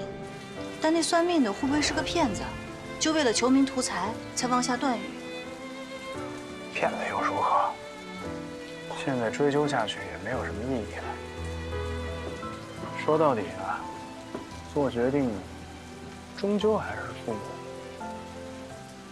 你说没有意义，但我觉得这是必须要做的事情。如果弱者被这天下人往头上加各种莫须有的罪名，自己不去探究，也不去反抗，那岂不是成全了这些恶人的谎言，成为了他们的帮凶啊？换作是你的话，要是你被诬陷了，你会追究下去吗？如果我被诬陷了，那我一定要让诬陷者付出代价。于大人，这么多年，你真的不想知道真相吗？一个都城司，两个让朕头疼的。不过侯府埋尸，是谁报的官？正是东平伯府的四姑娘，江四，曹星玉，便是她二姐夫。哦，那日江家二姑娘邀请江家几个姐妹去侯府游玩，深夜这四姑娘睡不着，便去了花园，正巧撞见家仆正在埋尸，便向我都城司提供了线报。再后来，这曹星玉恶人先告状，污蔑他夫人，唆使家仆杀人，江四便站出来做了证。江家四姑娘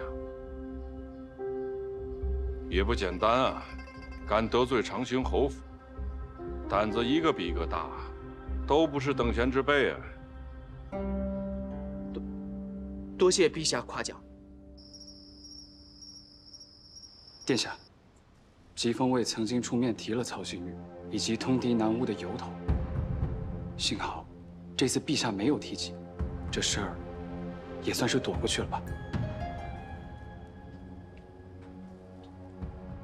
我这皇兄心思深沉，自个儿的事儿藏在心里，反倒会出大事。陛下，臣已将长兴侯府与神仙游以及南巫的相关文书都扣了下来。收起来吧，休要再提。陛下明知其中有鬼，却暂且搁置，为何用意啊？南巫细作无孔不入，渗透之深，触目惊心，难免使计构陷我大周公公，不得不防啊。太子到，儿臣给父皇请罪。齐王到，儿臣给父皇请罪。大皇子、三皇子到，五皇子到，六皇子、八皇子到。儿臣给父皇请罪。深夜入宫，罪从何来啊？父皇，儿臣往日虽与长兴侯氏，不是案犯曹星玉，打过几次照面，但交情着实不深。他杀人之事，儿臣确实不知情。父皇，虽长兴侯一直与儿臣不和，但临安都多少年没发生过如此恶劣的杀人案。父皇亲审曹星玉，临安百姓无不称道，父皇圣明。父皇圣明。原来都是为曹星玉的案子来的。行了，都起来吧。谢父皇。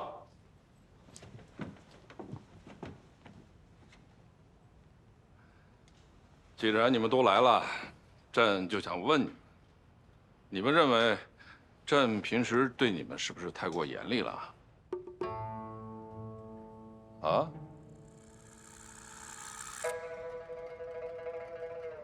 太子，你说。哦，父皇，您对儿臣严厉，也是为了儿臣好，为了江山社稷。所以你认为朕严厉？哦，不严，真的不严。看把你吓的。齐王，你说。回父皇，吾等身为皇子，向万民供奉，自当严于律己，岂能可知兴替？行，停。答非所问。朕育有8子6女，又政务繁忙，对你们中多数人，朕没有太多精力教导。当然，太子作为储君，朕要求自然严格一些。你们有什么要说的心里话，今夜可畅所欲言，绝不可憋在心中。人一憋久了，心里难免失志，就会想些歪门邪道来排解。你们懂吗？儿臣谨遵圣命。还是少了一个人呢。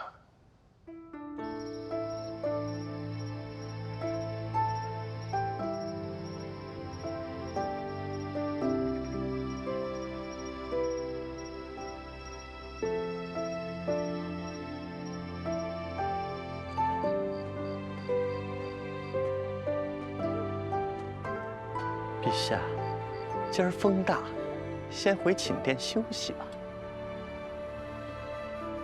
陛下明鉴，臣妾和张儿是无辜的，您不能因为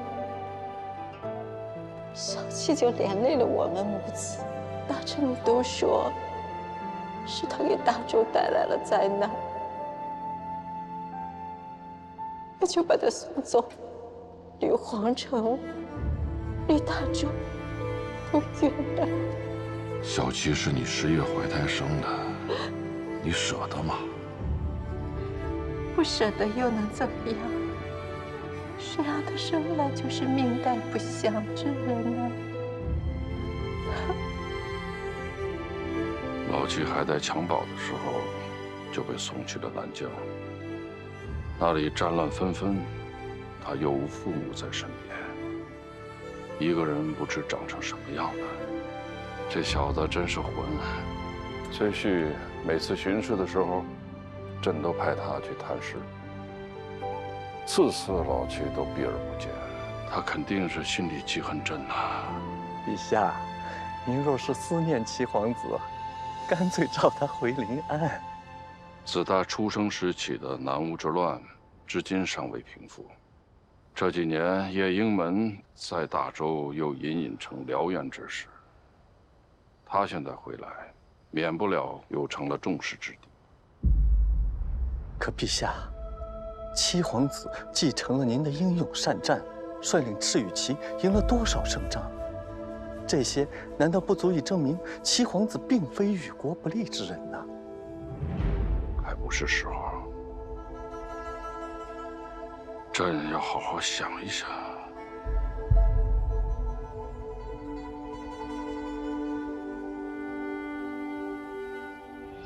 头，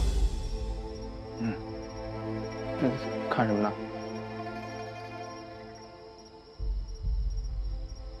你去查查司天监。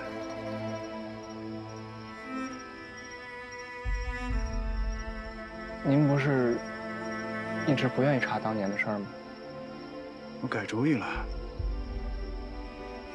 我想知道当年是谁诬陷的我。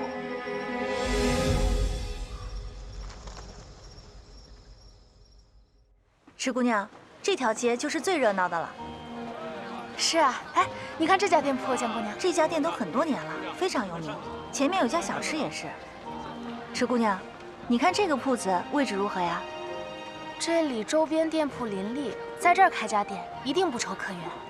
我也是这么想的。如果以后我能把这铺子经营起来，也少不了人手来帮忙。石姑娘，我看你机敏又伶俐，以后你能否过来帮我啊？江姑娘，你已经救我于水火之中了，我都不知道该怎么谢你了。如今你又盛情相邀，我不能再欠你了。那今后你作何打算？我打算回老家，在乡下开一间学堂，教那些读不起书的女子识字明理，教她们不要像从前的我一样糊涂，最好像江姑娘你一样，心中有天地，眼中存大义。过奖了，池姑娘，过去的苦难都结束了，今后。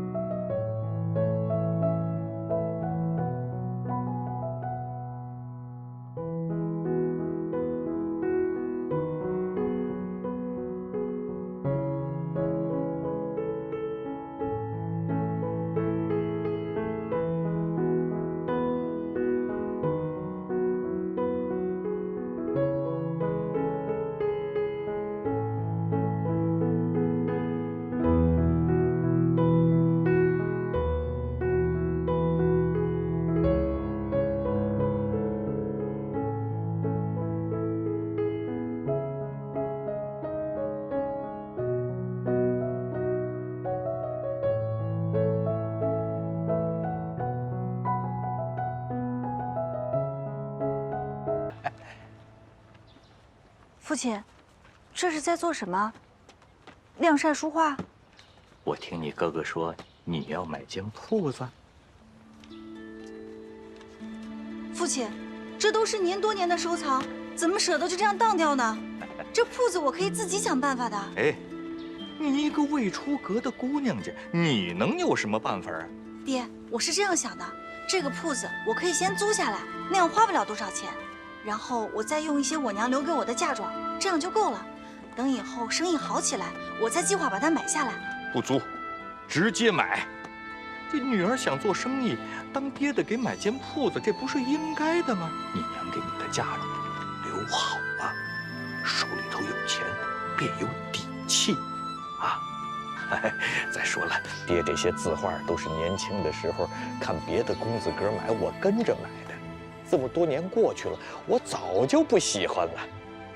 你哥哥那些更是华而不实，刚买回来那几天还新鲜，然后就扔到书房里头，几年都不看。你看这都落了多少灰了？就是，没买之前呢，都觉得是奇珍异宝，买回来之后呢，不过如此嘛。哎，妹妹，你就当帮哥哥一个忙。你是不知道，我那个书房都快进不去人了。哥哥，爹，行了，快来帮忙！你哥哥笨手笨脚的，万一给弄坏了，卖不上价去了。爹，您就那么相信我能把这铺子开好啊？那当然了呀！你别忘了，你外祖是陵水首富啊，你这会做生意，是血脉里头继承下来的天赋啊。爹，那我只会吃喝玩乐，那我这血脉是不是继承了您呢？到边儿去！我不是跟你说了吗？你是我捡回来的啊！还有这种事儿？哼！我说怎么对我这么坏？哎，对了，四儿，你要做生意这事儿，千万不能让你祖母知道。你祖母跟绝大多数临安人一样，瞧不起这经商之人，更不会允许这伯父嫡女去做生意，知道吗？啊？女儿明白了。哎。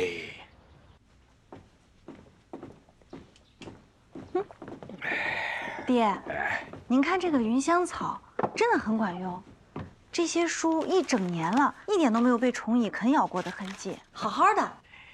我女儿懂得可真多。对了，父亲，我倒是很少听您提起过关于司天监的事情，看您也很少跟旧日的同僚来往。自你娘走后，我无心为官，便辞去了司天监的差事。我一直都觉得，能夜观天象，真的很神秘，可知气象，还能补凶吉。这研究天文地理，的确是奇妙无穷。只是这4天间里，不光有天文地理，更多的是那些拜高踩低之辈和无可奈何之事啊！爹，您还记着我小时候您总逼我练的字帖吗？啊，你看，还有一本《漏网之鱼》。这字帖我记得呀，我当时是买回一本丢一本，买回一本丢一本，奇怪的很啊！啊，都被我偷偷扔掉了。我还帮你扔了不少呢。我就说你这字儿写的跟狗爬的一样，这本不能卖，拿回去练去。不要，先卖这本。阿吉，快快先把这字帖卖了！这本不能卖，你要是给我卖了，我罚你1个月不能出门。不许卖！你给我站住！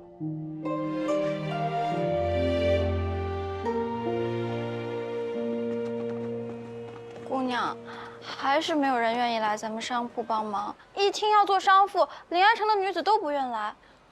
这马上要开业了，人手还缺，怎么办呀？楚楚姑娘，楚楚，我听江战说你正在找人。那我给你带了个人来。江姑娘好，柔儿贺喜江姑娘新铺开业。柔儿姑娘好，楚楚，你可是解了我燃眉之急了。你放心，柔儿保证靠得住。她是我老家的人，曾经还是胭脂铺的老板娘呢。好，您这次大破长兴侯府案，还得了新上助力，好些官员都想来巴结咱们呢。这个中书后省的赵大人请您，没空。是于兄，哎，江兄，好巧啊！真是发财了，买这么多东西啊！我妹妹开了个香铺，后日开业，我给她买了贺礼。开了个香铺啊，正好碰上你了，想着一会儿去给你送请柬呢。后日一定要来捧场啊！抱歉，那个后日我们可能没空。有空，调个时间不就有空了吗？去，一定去。那就好。陆生香，这名字起得不错呀。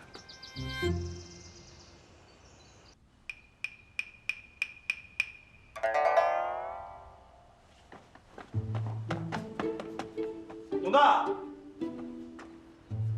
董大啊！怎么了，头？我放哪儿了？什么放哪儿了？我让你拿的东西，你给我放哪儿了？没让我拿东西，拿什么了？我铜镜呢？你给我放哪儿去了？我咱们没有铜镜啊，这。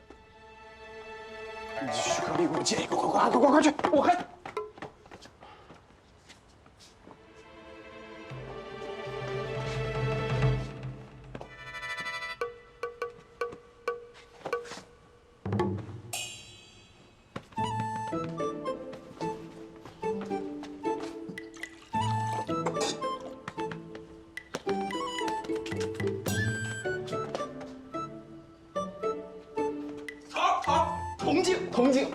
铜镜来了！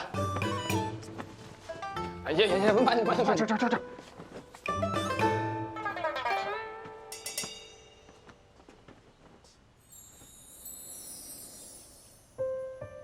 儿，你穿成这样，要去见江姑娘，如何？如此风神俊朗，定是会让江姑娘眼前一亮的。我们一直都是如此嘛。哦，对。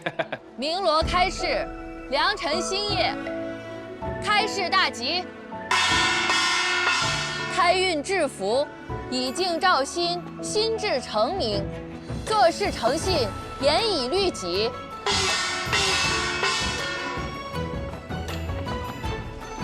40幽香，一路生香，放葫芦，抠福禄。新业兴旺。哎，你看那几个公子，一会儿就翘啊！于兄，可以啊，今天穿的风度翩翩的。甄大人，多谢捧场，多谢。甄大人不是说了，为官一日都不可懈怠，就是休沐也得办公啊。是啊，可是昨日江姑娘专程上门给我送了趟帖子，你说这样的好事，我肯定要来吧？哎，多谢。是吗？怎么，于四卫是没收到江姑娘的帖子吗？我自然是收到了帖子我才来的事儿啊。他还没来得及送，我们就在路上就遇见了，也省他专程去那跑了一趟了。原来如此，那真是巧了。哦，你不是说是江战叫我？江姑娘，准备揭幕吧。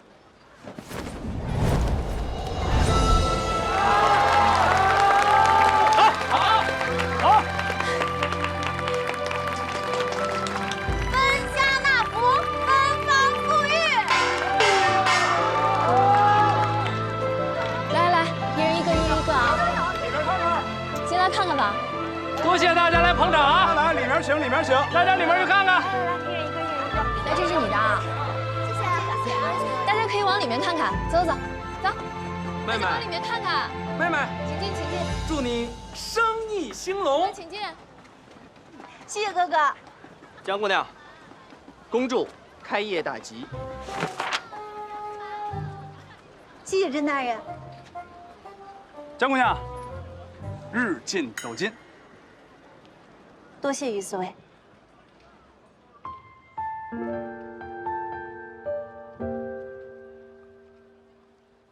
今日陆生乡开业，感谢各位赏脸莅临。铺内特备红票100张，铺内货品可半价购买。真好看啊！凡今日购满20两者，可赠香鸭1只。各位里面请。太好了，走。江四，这是我的贺礼。楚楚，今天开业真是辛苦你了，还有贺礼呢。这是我亲手雕刻的，是护身符，很灵验的。好可爱的小马。小马，江战，你做的？没想到你还有这心灵手巧的一面。还还我，这是我给我妹妹忙着呢，我替她藏着走。还给我。姑娘，您可真厉害，光每个月的香露味道就足够让大家好奇了。这才是个开始呢，等之后咱们陆续推出那些限量的香露，那才是关键。阿吉、龙大，你们快来帮忙！来了。诸位，慢点儿。江姑娘有情有义，又有勇有谋，独当一面开了这么大一间香铺，甄某实在是佩服。甄大人过誉了。江姑娘，这劳烦你介绍一下，这是何香？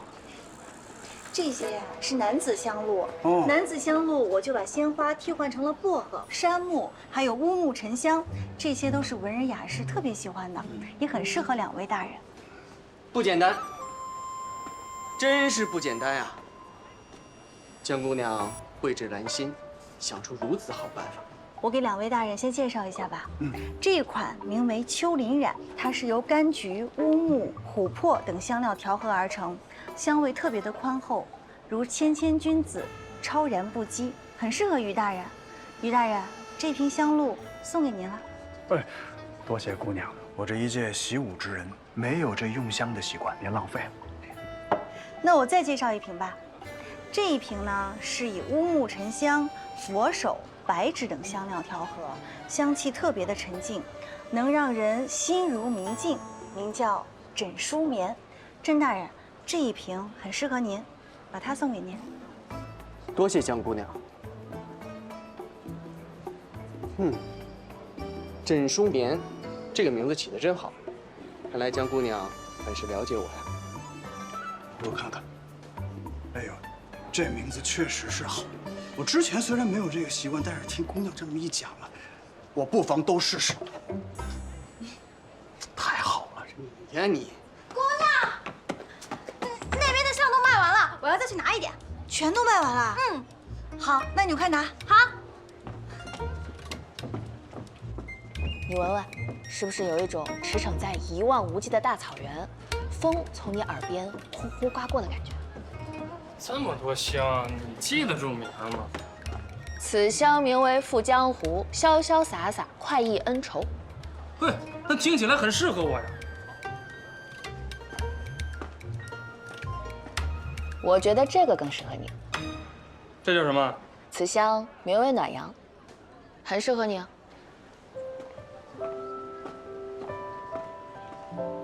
我是暖阳。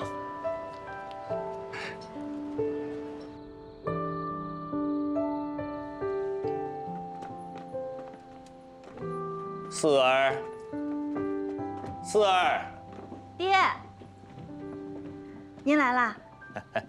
开业第1天，累不累呀？啊，看样子是生意不错，这嘴笑的都合不拢啊！爹，你又取笑我？看看爹给你带什么来了啊？什么呀？奶糕，还有春茶，还是爹最懂我。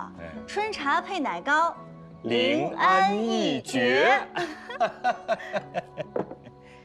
嗯，好香啊！四儿啊，爹之前对你关心不够，现在还要靠你一个人扛起这个家，难为你了。爹，现在女儿做的事情都是自己喜欢的，女儿开心着呢。爹知道，咱们家四儿最能干了。那是。啊，对了，爹之前有几句话想叮嘱你，见你太忙，就一直没说出口。爹，您说。你二姐的事，你怎么看呀？二姐遇人不淑，运气是差了些。我们不能左右自己的运气，但是我们在遇到不幸的事情之后，至少能做出正确的选择。万一遇到对你不好的人，不要去管会对婆家或是娘家造成什么影响，立刻给我回家。知道了，爹。只是女儿暂时还不想说亲呢。不想嫁就不嫁，爹也不是催你，人这一辈子啊，确实不能稀里糊涂的嫁去。你说，碰到一个大心眼里欢喜的人多不容易呀！爹也希望我的女儿能碰到这么一个人。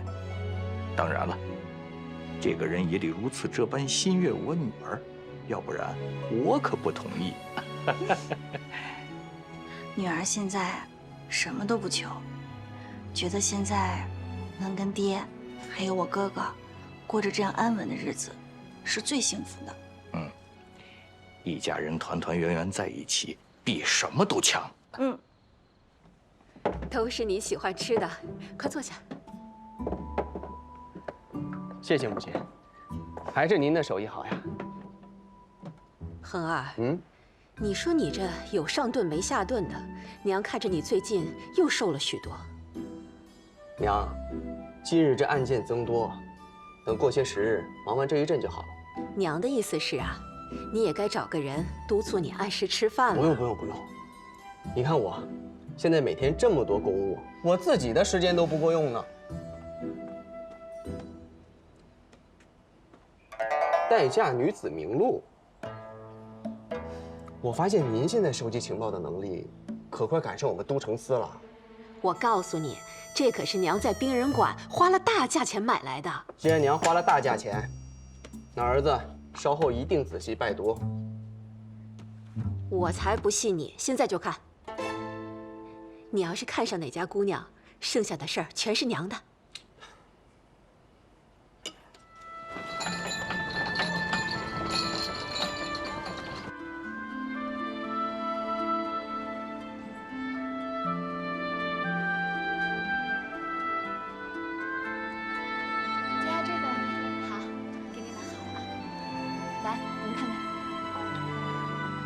柔儿，来，好，喝杯茶，歇会儿。姑娘喝杯茶。楚楚，快来。今天忙坏了吧？先喝点茶。嗯。这茶可香啊，我们这个是茉莉花茶。今天怎么样？姜四，我跟你说啊，这个香可真厉害。这儿啊，每一款香都能让我身临其境，就像到了不同的地方。我把脑中的画面跟顾客们一说，他们就都欢喜的买下了。陆生香。从前怎么没见你用这些东西啊？啊，那个，近日临安城不是新开了个香铺吗？我去转了转，这店主说这款香可以提神醒脑，所以我就买回来试试。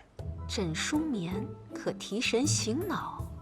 那也有可能是我记错了。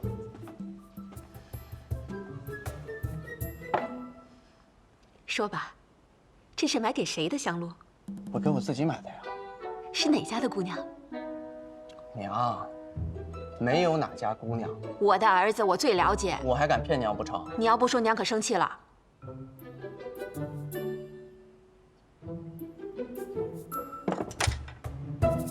好，是江四，就是东平伯府的四姑娘。我们之间只是认识，仅此而已。这陆生香，他是老板。是那将退婚闹得满城风雨的江四。陆生香。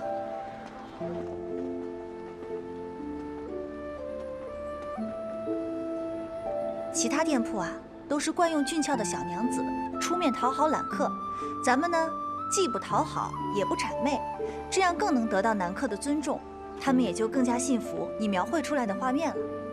嗯。姑娘，可否与我介绍一些香？叔叔，我来，你歇会儿。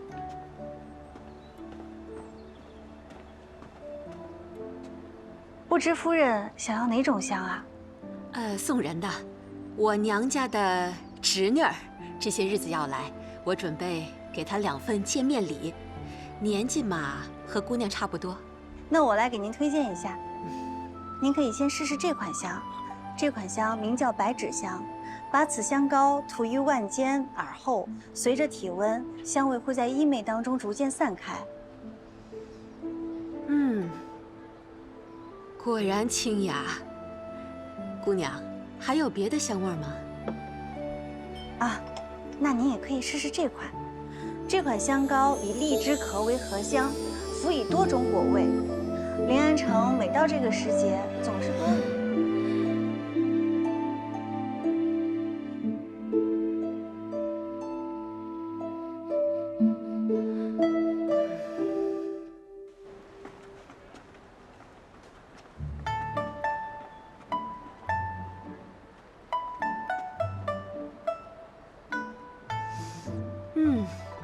清新雅致，谢谢姑娘的推荐，这2款香我都要了。不再多看看吗？我以后还会来的。多谢夫人。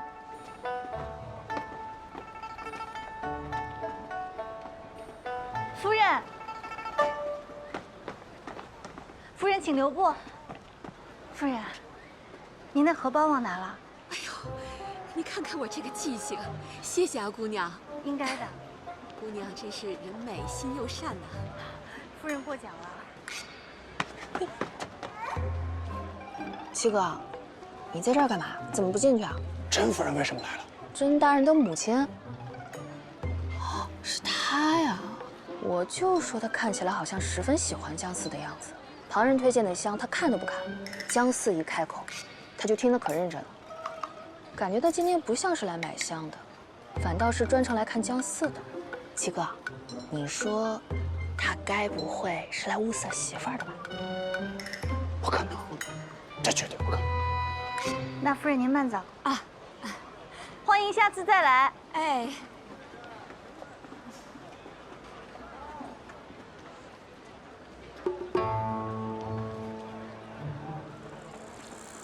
于大人。啊，江姑娘也在啊。于大人怎么在这儿？是要去办案吗？不是，我路过给妹妹带了点吃的。这不，你快洗干净再吃。我这洗过的呀。好好洗洗。哎，哎，太不讲究了。于大人，习武之人也用秋林染啊？习武之人喜欢秋天。现在是夏天。于大人，您等一下。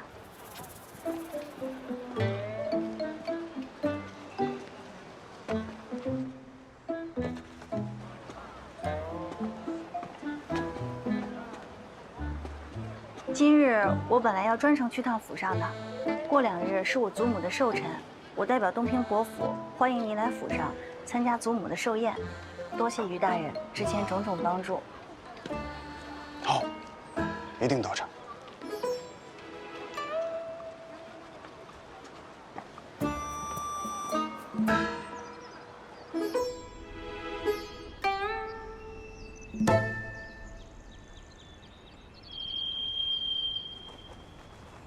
哎，等等，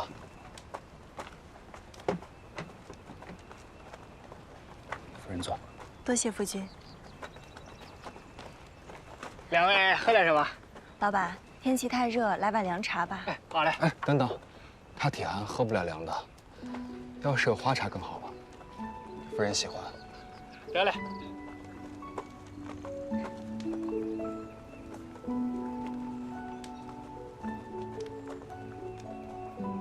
瞧你热的，不用总是迁就我。喂，这一路舟车劳顿，夫君辛苦了。你难得回一趟娘家，辛苦什么呀？因为夫人的平安喜乐，就是我最大的心愿。茶来喽！多谢老板。二麻药。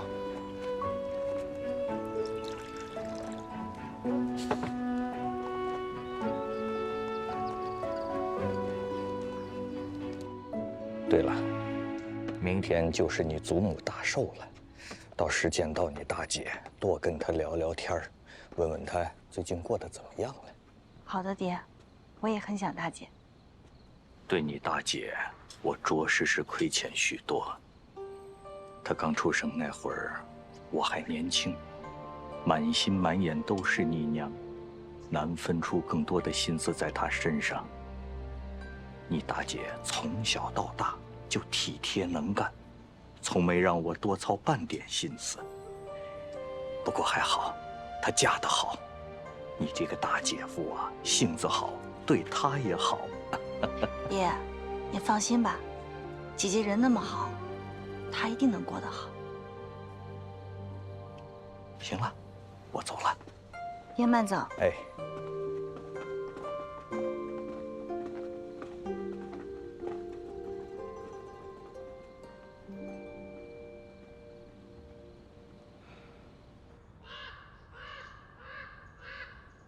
娘，您怎么来了？恒儿，娘给你带了件新衣裳。这是为何呀？听闻今日东平伯府的江老夫人寿辰，你同我一起去拜访，祝贺一下。是吗？恒儿的眼光实在是好，那江家的四姑娘，娘也喜欢。哎，娘，你是何时了解她的？行了，还愣着干什么？快去试衣裳吧，快点儿！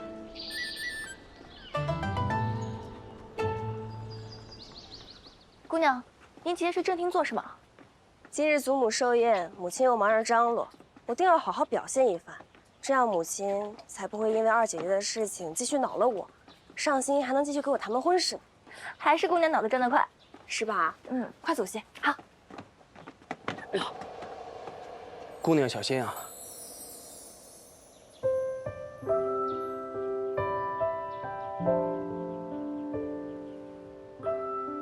姑娘，没事吧？啊，您是甄大人吧？正是在下。这位姑娘真是标致。我们是来给江老夫人祝寿的。祖母此刻应该在后院呢。啊，江家姑娘，江姑娘真是人美心善。甄夫人过誉了。甄大人，我能否为您带路？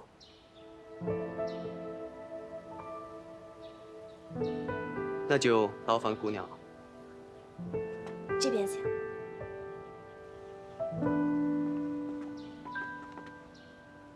大姐怎么还不来呀？不会是姐夫不让来吧？都多长时间没见着大姐了？今天是祖母的寿辰，姐姐于情于理也应该来，朱家没有理由阻止的。是啊。陵水离临安路途遥远，咱们就再耐心等一会儿吧。嗯。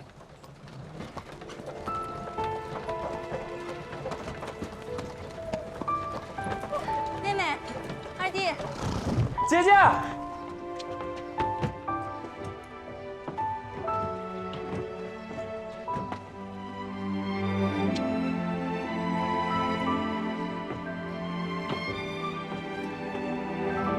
是姐姐。姐姐。姐姐。四儿，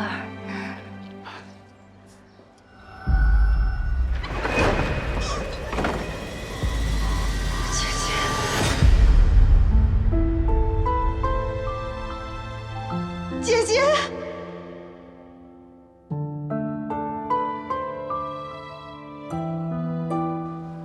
能再次见到大姐，真好。你受委屈了。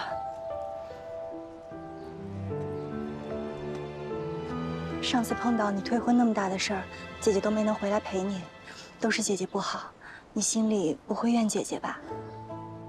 没事的，姐姐。我就是好想你啊，姐姐也想你，总担心你过得不好。不过这次回来，看你气色不错，姐姐就放心了。你们姐妹感情真好，一儿在家总念着你们。这次回临安参加祖母寿宴，她提前半个月就准备礼物什么的。老夫人，今日听闻东平伯府大喜，虽未受老夫人亲邀，但是心怀敬慕，特意备了份薄礼以表心意。祝老夫人福如东海，寿比南山。谢谢谢谢。本来啊，这个寿宴我就是想找个由头，让一家人坐在一起啊，聚一聚。没想到您和甄大人会来，这真是意外之喜哦。甄大人，我真想找个机会，要好好的谢谢你。东平伯府前一段时间诸事不顺，多亏了有都城司的帮扶啊。老夫人，您真是客气了。除暴安良乃是我都城司的职责所在，我也只不过是秉公断案。甄大人心里有公道，是我们临安百姓的福气啊！多谢老夫人夸奖，晚辈不敢当。我刚才进府的时候啊，这府里上上下下热热闹闹，人丁兴旺，真让人羡慕。我呀，到了这把岁数，儿孙满堂就是个福嘛。是啊，是啊。这姑娘们个个知书达理，气度不凡，尤其是那四姑娘。何出此言呢？前些时日，长兴侯府发生了那样的事情，真是骇人听闻。四姑娘既能险中求生，又能把姐姐一并救回。哎呀，要说这二姑娘，也真是个可怜人，居然摊上这种事情。母亲。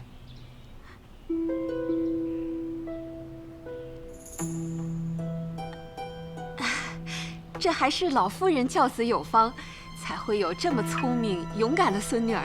是啊是啊，我这个做婶婶的也是十分感谢四姑娘呢。若是没有她，我倩儿现在还不知道生活在什么水深火热之中呢。哎呀，女儿不是已经回来了吗？有女儿在身边，你也算享福了。那倒也是，倩儿有我呢，也算是有个依靠，不像四姑娘从小就没了娘。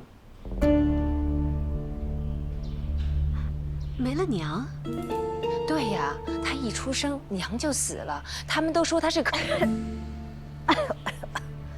也是个苦命的孩子。这没了娘的教导，还能长成这么好的姑娘。这东平伯府啊，真是钟灵毓秀。这么好的姑娘，这安国公府居然给退了婚，真是没眼光。老夫人，不知后来四姑娘是否另觅良婿了？还不曾，毕竟啊，如今好男子难寻，能有几个像甄大人那样如此优秀的？哎呀，老夫人过誉了。今日老夫人寿宴，我家姑娘特意准备了上好的珠宝钗环，送给五姑娘打扮。你这什么意思啊？我们姑娘说了，长兴侯府给的东西是会触眉头的，她可不敢留。狗眼看人低。我们姑娘以前是世子夫人的时候，侯府送的东西，五姑娘哪次不是上赶着领走啊？如今倒好。哎，你说对了，此一时彼一时。长兴侯世子判了斩决，二姑娘呢合力回了娘家，已成弃妇，也不怪。谁让二姑娘如此狠毒，竟将自家姐妹像那狼卧虎穴中引。这么说来，多亏了四姑娘。若不是四姑娘，我们家姑娘可能也遭遇不测了。你个贱婢，吃了雄心豹子胆了吧？敢在这编排主子！二夫人，奴婢知道错了，奴婢再也不敢了。你给我听好了，我的女儿即便和离归家，她也是这个府上最尊贵的姑娘。二夫人，奴婢知道错了，二夫人，您饶了奴婢吧，二夫人。嬷嬷，把她关进柴房，饿她3日，让她知道这个府上谁说了算。奴婢吧。江佩呢？3日没见她，不向我请安，不孝嫡母，半个月不许她出门，静思己过。老夫人，奴婢瞧着这甄家在临安，好像也没什么根基。你懂什么？勋贵之家与勋贵之家是不同的。有些门第高贵，在朝中又有非凡的影响力，这样的人家人人向往。但如我们东平伯府这样远离朝廷，只是按时领俸禄的，远远不如一个在朝中握有实权的官员来的风光。甄衡，甄衡啊，那可是都城司的通判，他不仅实权在握，而且还是金上跟前的红人。他的前途不可限量啊！那听您这么说，这四姑娘可真是有福之人。你说，他母亲刚把他生下来不久就离开人世了，他父亲又丢了官位，我们世袭爵位3代而斩。哎呀，你说说，往年的寿宴那是何等的风光体面啊，哪是如今能比的呀？祖母，您有事唤我。四儿，来祖母身边坐着。四儿啊，甄大人母子啊，今天来伯府贺寿。你也知道，前一段时日咱们伯府诸事不利，多亏了甄大人的照拂。今日，你一定要好好的照顾甄夫人呐。听懂了吗？孙女听懂了。哎呦，哎呦，这个颜色也太艳了，戴在头上。我说你呀，头上那个簪子太素了，祖母在给你挑呢。这一只，这一只可是祖母嫁到伯府的时候戴着。喜庆，祖母，我收着。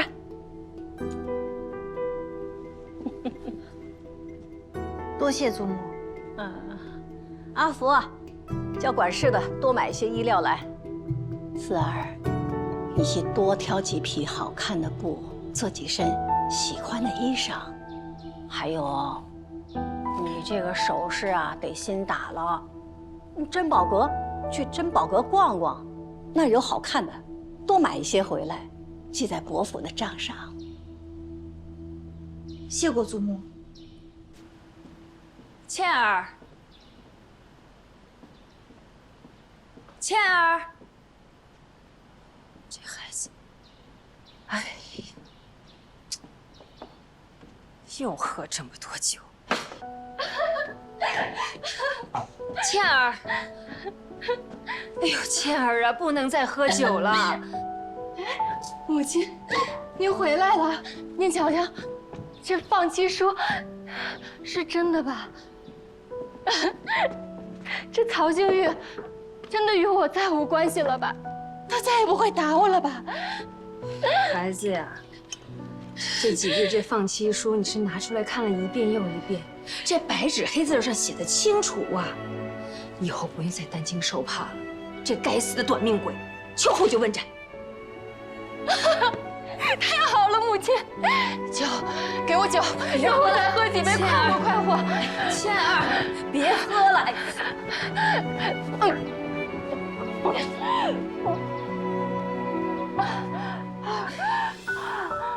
你这个孩子，难道想一辈子泡在这酒里自毁前程吗？你为了一个日日打你的禽兽，这值得吗？前程，我一个和离妇，这家里上上下下都看不起我，还有什么前程？和离妇又怎么了？我朝佳惠皇后，不是也被休回过娘家，后来入主中宫，一人之下，万人之上。倩儿，母亲知道你身上疼，心里苦，可是咱不能因为错嫁了一次，就失去了斗志。只要咱们一起好好筹谋，未来还是可以柳暗花明的。啊，到时候我倩儿还是咱们东平伯府最让祖母骄傲的孙女儿。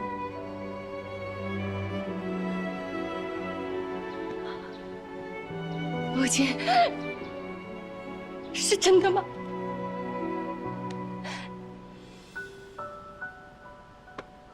母亲向你保证，一切都会好起来的。来，起来。只要我倩儿听话，不再饮那么多的酒，将来呀，你一定比那江四过得还好。江四，母亲，你是不是对他有成见？这次若不是他，只怕我还脱不了身。他这几日还常来看我。他这个人啊，心眼比那落井下石的江佩好多了。凭什么禁我族啊？祖母的寿宴我也去不成了。姨娘，这可如何是好呀？今日祖母的寿宴，我还想让母亲将我跟甄大人牵线呢。佩儿，二姑娘好心将那些珠宝钗环、绫罗绸缎给你，姨娘同你讲了，收下便是，哪怕不穿，为何要退回去？明明是那些东西晦气，好歹我还送还回去，没把火烧就不错。你这性子不改改，会吃亏的。二夫人说到底只是你的嫡母，你得罪了二姑娘，她怎么会给你好果子吃？江佩那小蹄子，是大处不算小处打中的蠢货，那点小心思，全摆在脸上，生怕别人看不出来。但是江四就不同了，他心机深沉，表面一副人畜无害的样子，谁知道他有这般本事啊？退婚、告官、劝你和离，哪件事情是那江佩能干得出来的？二姐姐说她总是睡不好，我想着制一款安眠香给她试试。二夫人和二姑娘对您如此，您偏对她好。二姐姐也是个身不由己的可怜人。阿瞒，这人啊，不能总把过去的事情放在心上，那样就只能活在过去，还怎么往前看？可不管怎么说，她也算是帮了我。哼，帮你？我看他是在坐收渔翁之利吧。如今你遇了难，咱们院儿里凄风楚雨，人家大房院里那可是欢声笑语。你还不知道，借着你这个事儿，他已经搭上了都城司的甄衡。什么？你还年轻，有些事情你不懂，但是你要记着，咱们两房此起彼伏。若是让那江四得了势，就以他那手段，母亲也很难对付啊。母亲别担心，甄衡应该不足为惧。我听闻他是出了名的不近人情，临安城中的王孙贵胄都被他得罪了个遍，仕途堪忧，是已年过25，都尚未娶亲。这都是表面现象，我都打听过了。甄衡在文官中素有清誉，他是陛下钦点来的都城司，表面上陛下对他不待见，实际是要历练提拔他，未来他是能进中书、成宰辅的料。哎呀，若是让这个江四成了宰相夫人，那咱二房以后还有什么活路啊？不行，得想个法子，绝对不能让她嫁给甄衡。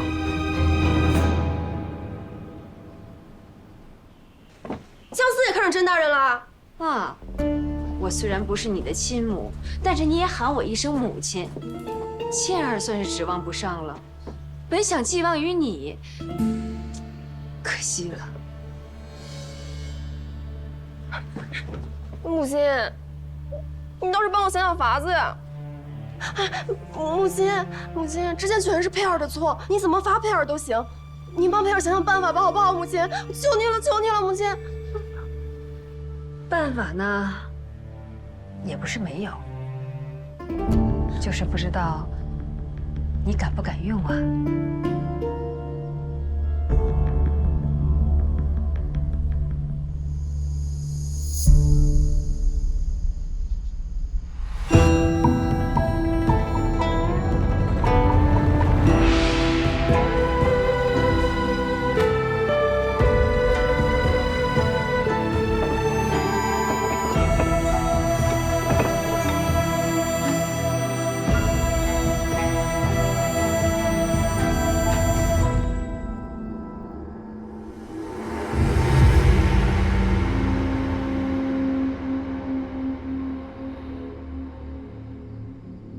下去吧。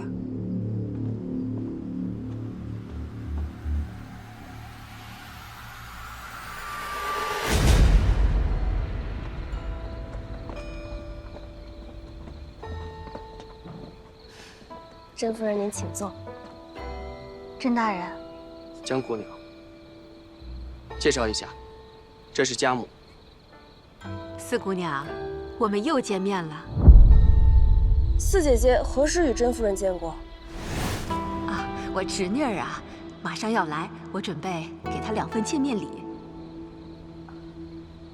见过甄夫人。母亲，你与江姑娘，这是我们的良缘。哇，这办得太热闹，我们家人多。二叔，这位是？哦，这位是都城司的于司尉，我的好兄弟。哦，原来是战儿兄弟，欢迎。走。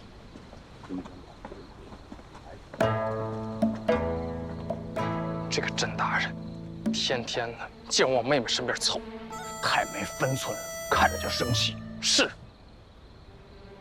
你生什么气？替你生气，我的好兄弟。借着寿宴，我在这儿跟大家借一杯酒，同喜同乐，家和人顺，百福俱真，干杯！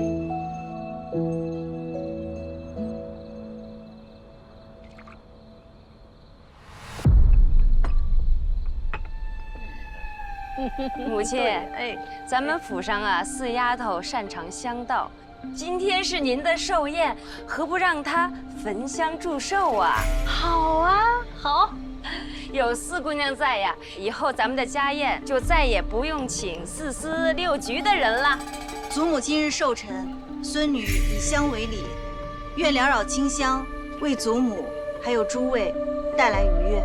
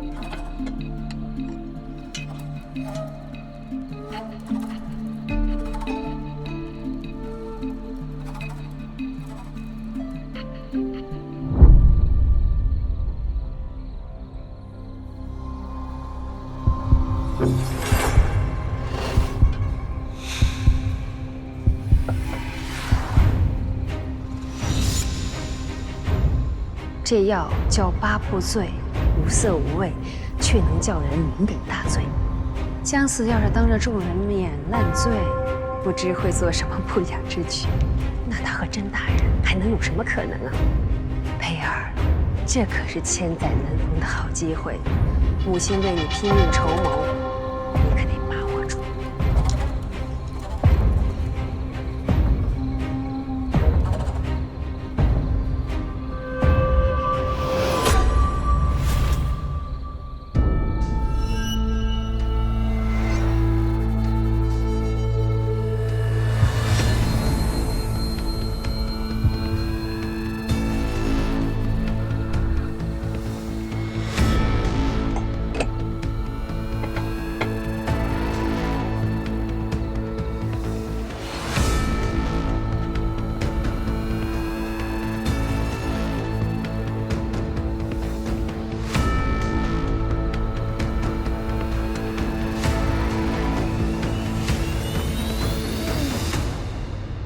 此香甚妙啊！姑娘们、孩子们都过来吧！来来来，大家都来闻闻香，快！真是难得的清香啊！来，哎，姑娘们闻呐，来来，妹妹弄的香，真香。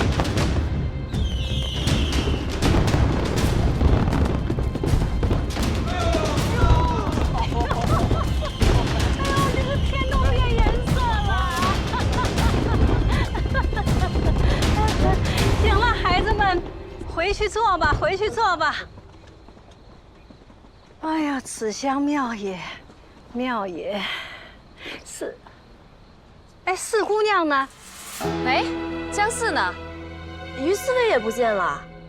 难道四姐姐和于四卫私奔了？赶紧闭上你的嘴！甄夫人，甄大人，请多包涵。战儿，这于四卫不是你兄弟吗？人呢？找去！哎，这奇了个大怪了！走，我也去找找。当家的，哎，赶紧去找找四姑娘是不是身体不适？哎，是。李妈妈，仔细去搜，任何角落都不要放过。是。你们两个去那边找。是。你们两个去这边。是。见着四姑娘了吗？没看见。见到四姑娘了吗？没见着。妹妹，哎，看着我妹妹了吗？公子没看到。哎，你看着我妹妹了吗？没看着。去找。妹妹，夫人，后院都找过了，没有发现。你们两个去把海棠居给我盯死了。你们两个仔细给我搜。是。怎么样，找到了吗？没有，大姐你那边呢？去那边看看。奇了怪了，这上上下下都没。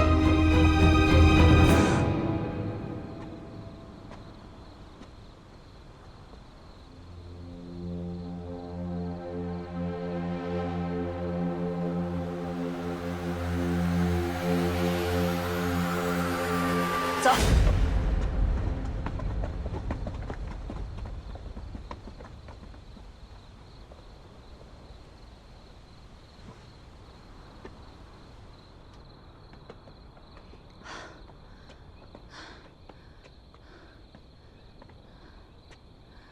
夫君，别走啊！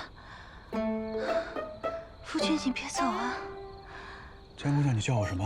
夫君，你不是说想我了吗？快坐下。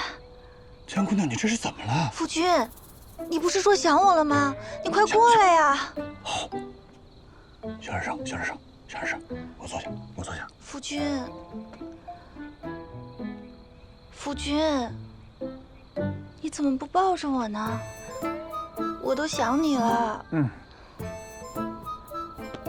夫君，你不是答应过我，要跟我一起在大周安家吗？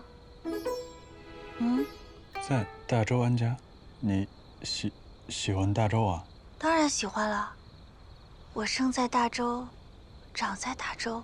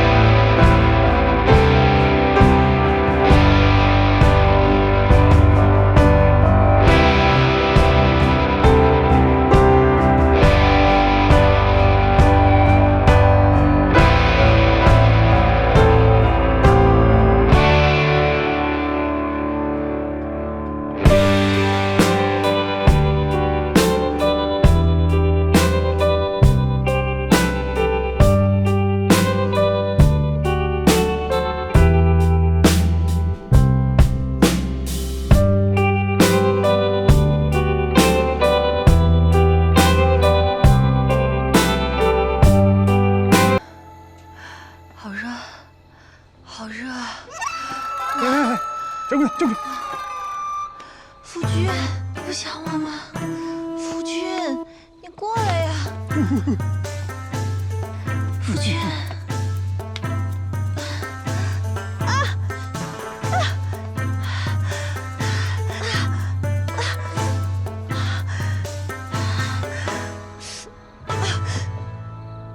于四卫，你对我做什么了？我救人了。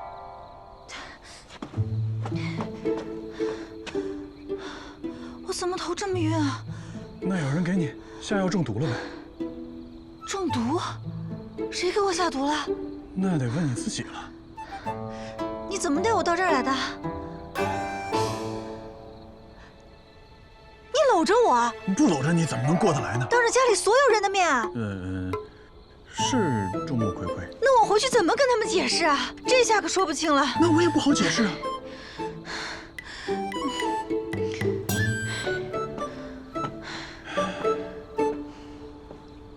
我还真想到一个办法，一了百了。什么办法？嫁给我。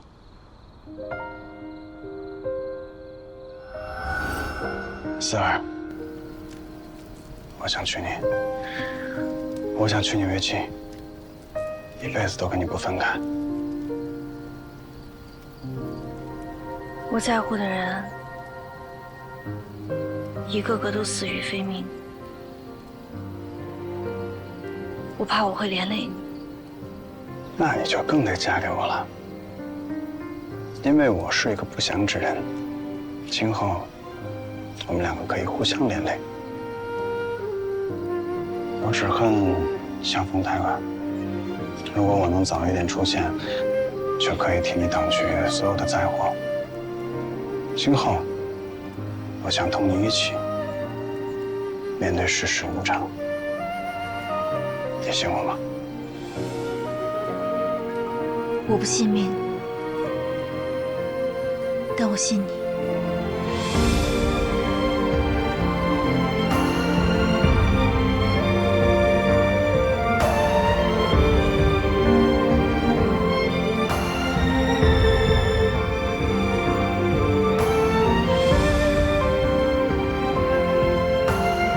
四儿，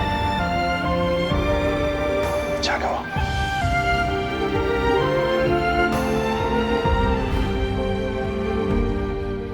哎呀，母亲，府里上上下下都找遍了，没看见四姑娘的影子，那于司卫也没找见。这四姐姐和于司卫，不会真的一起到府外去了吧？啊，不会吧？这若真的在一起，传出去可怎么办呀？四姐姐刚被安国公府退了婚，现下又在这种场合闹出丑闻，够了！你姐姐还没找到，你这当妹妹的还有闲情说风凉话？我也只是担心啊，这一时找不到，什么事情都有可能发生的。佩儿，闭嘴！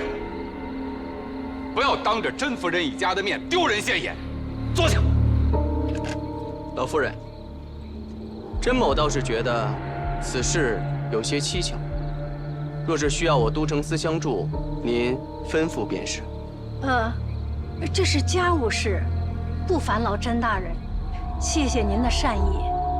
伯府内宅确实需要好好整顿整顿了。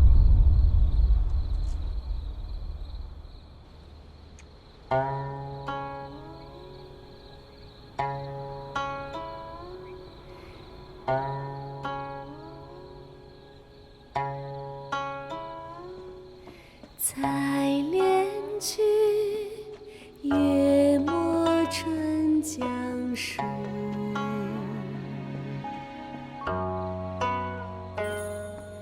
醉点红袖水中央，清河莲子杂异香。云起风生归路长，归路长哪得久？隔回川梁遥收。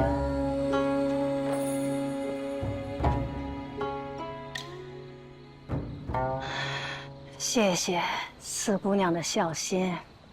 祖母，清廉多子，多子即多福。愿我们东平伯府子孙昌盛，生生不息。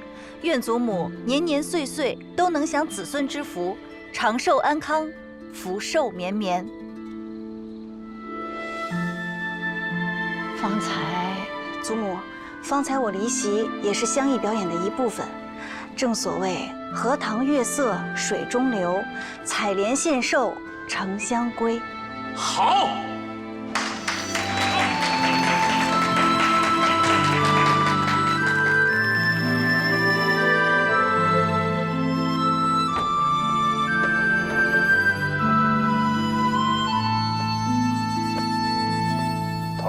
刚刚到底怎么回事啊？烟花也太突然了，我都没反应过来。以后不用盯着他。啊？头不是你让我盯着的吗？不是，这怎么突然就不盯着了？他身上有图腾，而且还画了那一幅南江山水，这怎么说不查就不查了？累了，需要。头，我就最后一个问题，这姜四到底是不是圣女？别废话，照办。哦，这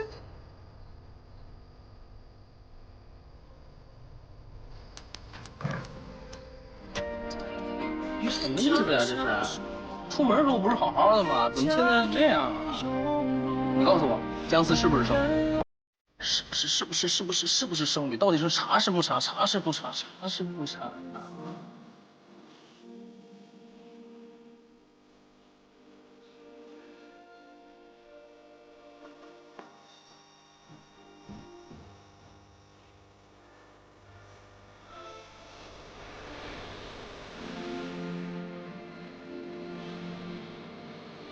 姑娘，姑娘。啊，阿曼，怎么了？床铺好了，该休息了。好。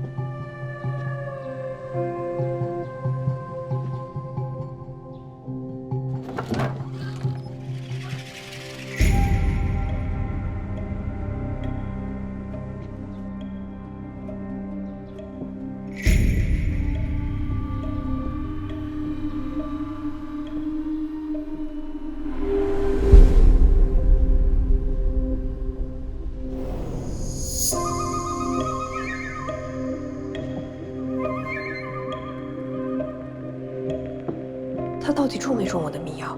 怎么会这样？我妹妹既然来了，怎么急着看一眼就要走？不许走！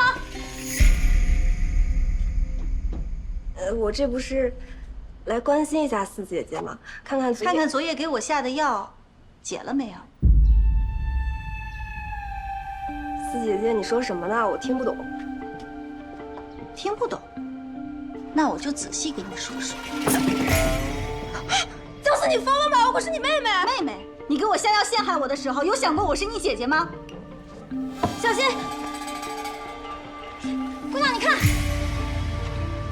果然是你。下的什么药？我不知道，跟我没关系，我不知道，不是我的。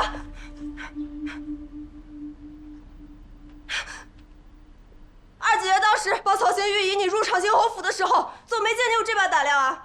你怎么没拿剪刀抵着她脖子呀？事到如今，你还要扯到旁人身上。他那是因为身处绝境，迫不得已，为了自保而已，并非主动害人。但你呢？有人逼你给我下药吗？你处心积虑要在众人面前毁我。江佩，你的恶尤甚于二姐姐。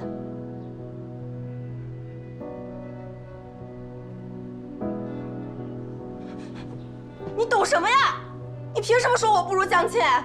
我要是同你们一样都是嫡女出身，我还用药去争，试试算计吗？江倩，他从小就踩在我的头上，从不正眼瞧我。他想要什么，母亲恨不得双手奉上到他面前。而我呢，我做小伏低，日日都在母亲面前伺候。到如今，我连亲都没一成。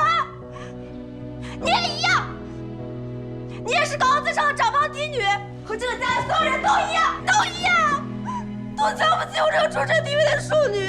对，我就是瞧不起你，但这跟你的出身一点关系都没有，是因为你的品行实在是恶劣。这么多年以来，你仗势欺人，为难过我多少次，你还数得过来吗？长兴侯府一事之后，我还以为你能痛改前非，可如今看来，你根本就是变本加厉，还想让旁人瞧得起你？你当旁人是眼瞎心盲吗？是母亲，不是二夫人，是她给我的药。她跟我说，只要你当众出丑，甄夫人就绝对不会再让你做媳妇，这样我便有机会了。五妹妹，坏跟蠢，两样你都占全了。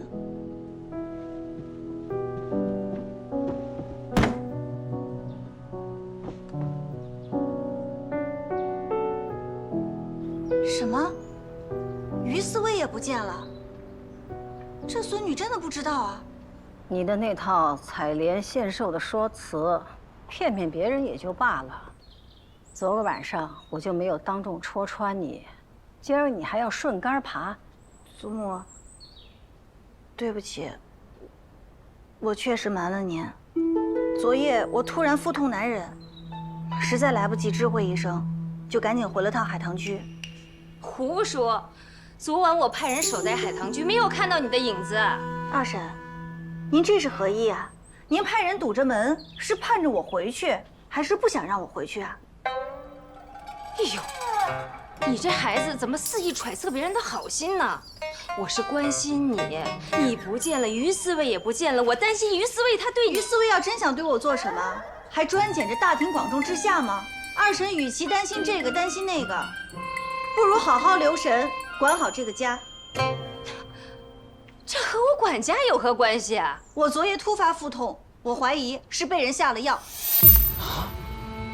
这不可能！母亲，您是知道的，我管家向来严谨，罕有疏漏，谁敢在我的眼皮子底下下药？这绝对不可能！哎呀，昨天晚上甄大人不是也说了一番话吗？你们都还记着吗？此间之事定有蹊跷。那一定是四丫头，她顺着甄大人的话，在这信口雌黄。二婶儿啊，甄大人说这话的时候，我妹妹不在。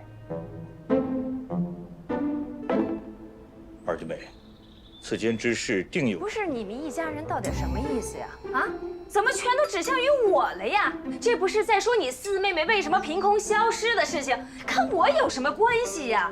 要不咱们报官吧，请甄大人一查便知。哎，整顿内宅，无需报官。就是啊，你四妹妹好端端的站在这儿，报什么官啊？母亲说的是，以后咱们家的姑娘，离于思薇这样的武将远点儿。这二丫头的事儿，难道还不长教训吗？祖母，那你也不能一竿子打翻一船人啊。那曹新玉作恶，就代表全天下的武将都是恶人了。要没有武将守疆土，哪来咱们安宁日子可过呀？母亲，你听听，这是一个大姑娘家该说的话吗？你还真是牙尖嘴利呀！难道你真的和他有什么瓜葛吗？祖母，当然没有。没有？没有就罢了。行吧，坐到这儿也谈了半天了，我累了，散了。母亲，我来扶您。夫人，他晕过去了，快快快，扶他起来！母亲，扶他起来，赶快起来！来，母亲。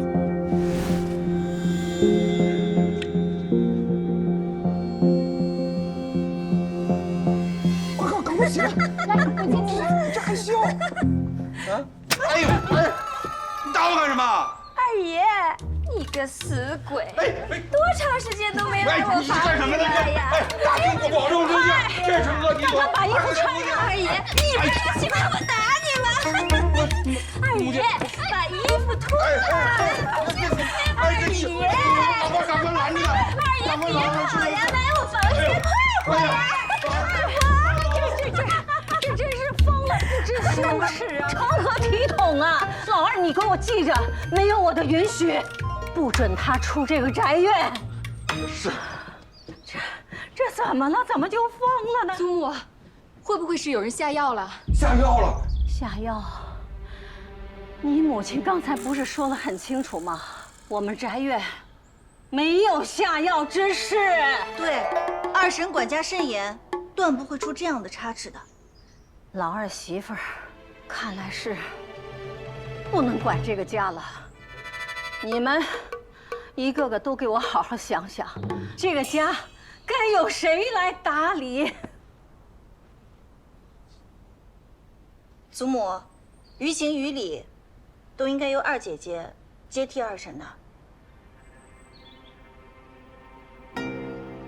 满脸丧气，不行；输出，不行。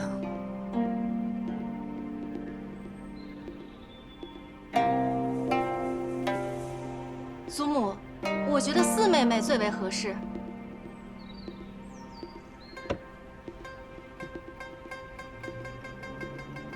母亲，四姑娘年纪轻轻。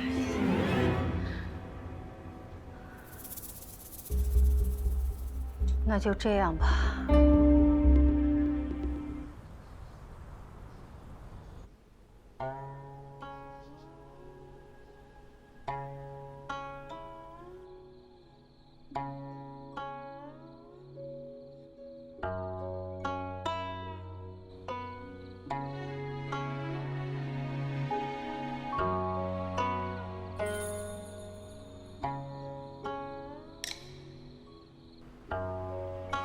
倩儿有我呢，也算是有个依靠，不像四姑娘从小就没了娘。没了娘？对呀，她一出生娘就死了，他们都说她是克星。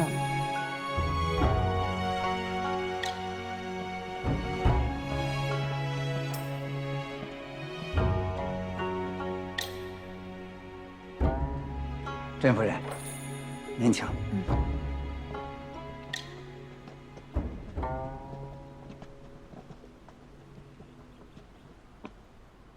恒儿，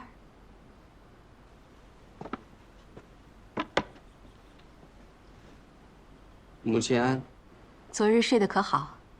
谢母亲挂念，儿子睡得安稳。那便好。今日怎么不见于四卫？于四卫今日未来点卯，应该是去办案了吧？可这于四卫跟江姑娘好像很熟悉。哦，于四卫曾经在教场救过江姑娘的二哥。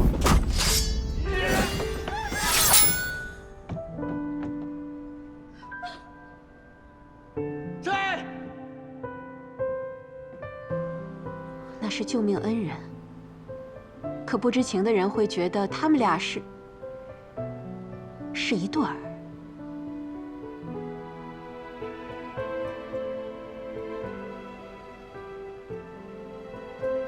就算他们真的是，相信江姑娘应该会自有分寸。可这于四卫，也许就难说了。恒儿，娘给你带的鸡汤，趁热喝。谢母亲。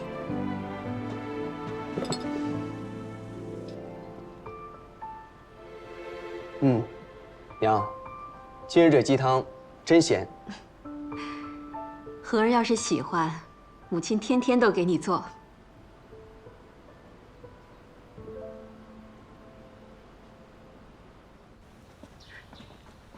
海棠居还和以前一样，真让人怀念。姐姐坐。对了，二弟近来如何？有没有惹祸挨打？哥哥还是老样子，挺好的。姐姐喝水。他总让人不放心。四妹，我不好常回来，只能靠你多劝劝他。放心吧，我一定会看好哥哥的。倒是姐姐，你每次只有逢年过节才能回来，我们都不知道你过得好不好。爹很是挂念你的。我挺好的，你们放心就是。那婆母待你如何？还有，你跟姐夫会吵架吗？怎么突然问这个啊？我就是有些好奇。之前跟安国公府议亲的时候，我就每天在瞎琢磨，如果有一天要去到一个完全陌生的环境，会是什么样子。现在退了婚，我也知道，一时半会儿不会出格，倒是松了口气。妹妹担心也很正常，不过只要学会包容，总会与人相处好的。你姐夫与我相敬如宾，我们从未有过口诀，他一处处护着我。嫣嫣也乖巧懂事，婆母虽然有些严厉，却也算不上苛责。这样的日子我很满意。护着你？有什么事情需要姐夫处处护着你啊？婆母总归还是想要个孙子，我嫁过来多年也未曾有一子，她不悦也是正常的。这些事情，我不问你，你都不跟我说。哪有人家事事美满的？说出来也不过是平添烦恼罢了。姐姐不跟我说，我才烦恼呢。姐姐都跟我生分了，还学会威胁姐姐了。许久不见，你倒是有些不一样了。姐姐，你在婆家还有什么烦恼，都一道说给我听。哪有人家妹妹像你这样盼着听姐姐烦恼的？哪有什么烦恼，我一切都好，一切都好，当真了？姐姐，如果以后你有任何不顺心的事情，一定要第一时间派人来知会我，知道吗？四儿，你今日到底是怎么了？你先答应我再说。好，我答应你。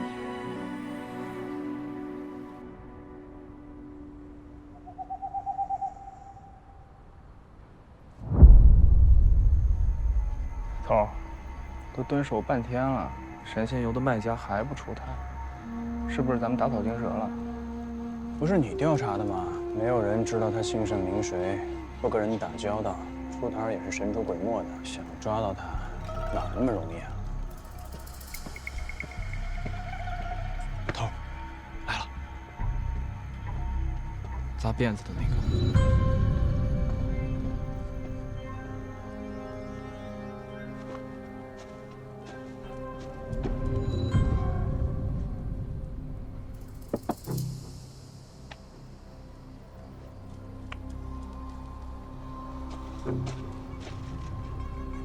好货好货，给我来2两。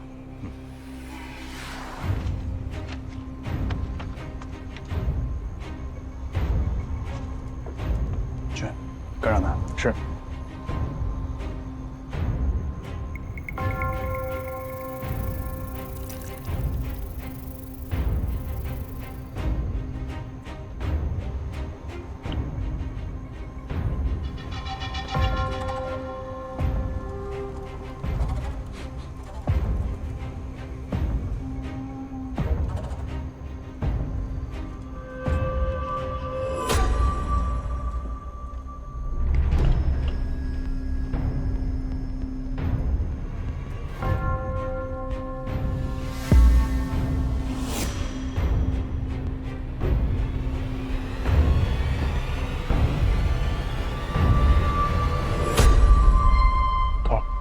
买家直接回家了，并未发现异常。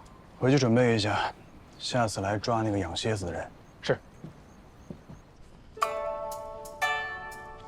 二婶儿，您都操持伯府这么多年了，也该好好歇歇了。这偌大的家，我辛辛苦苦操持这么多年，是你想夺就能夺得去的吗？要论收买人心、直指形势，我确实比不了二婶。我稍后就会去跟你祖母解释清楚。二婶恐怕还不知道呢，您恐怕要在自己屋子里头好好歇上几日了，因为祖母吩咐了，让您禁足。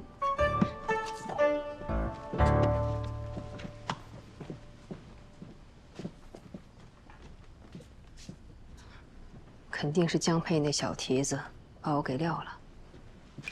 二夫人，老夫人吩咐了，让我们送您回院。又不是没腿，就送。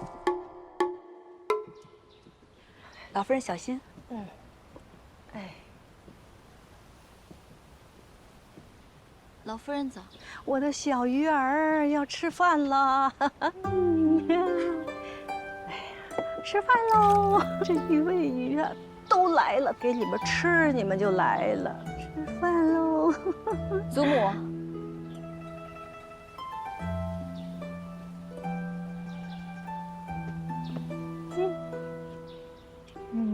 孙女给祖母请安，您昨夜睡得可好？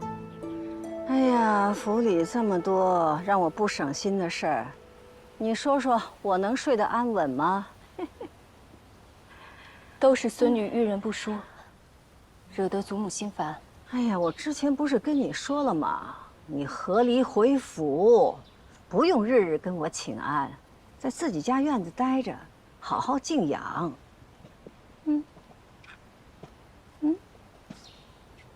这么大早的来找我，有事？真的什么都瞒不过您。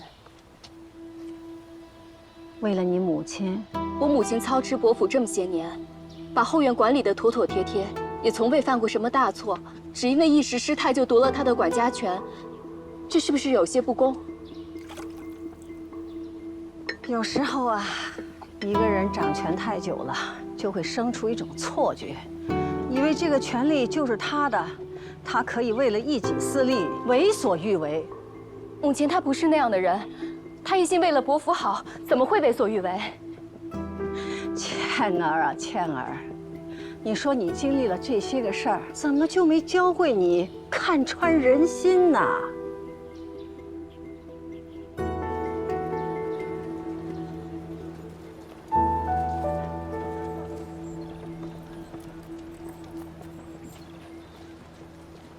姐姐，你要照顾好自己，有空带燕燕回来玩。我会的。你们要保重身体，照顾好父亲。妹妹，你要是想我了，就来陵水找我玩。我过些日子就去看姐姐。我都想燕燕了，她也想你。管家不是一时，你千万要多多留心，别被欺负了。二弟，照顾好四儿。姐姐放心。二弟，四妹，保重。姐夫，一定要照顾好姐姐。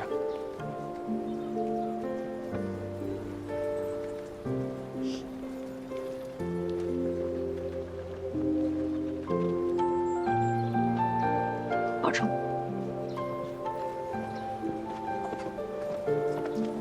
姐夫。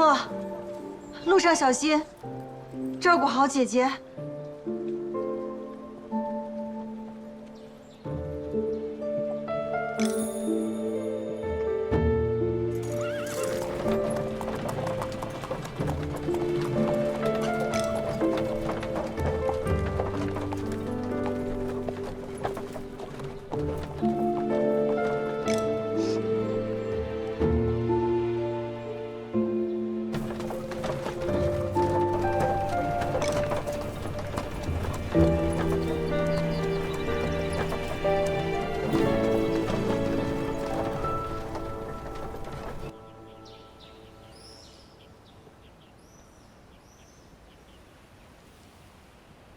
你四妹为什么突然会失踪？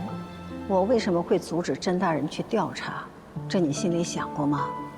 人呐，不能感情用事，不然的话会被自己蒙蔽了双眼。你母亲想的什么是最重要的，你知道吗？不是伯府，是你们二房的地位。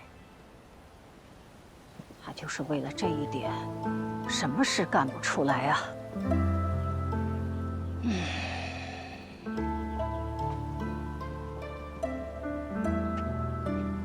那您就这么信任四妹妹吗？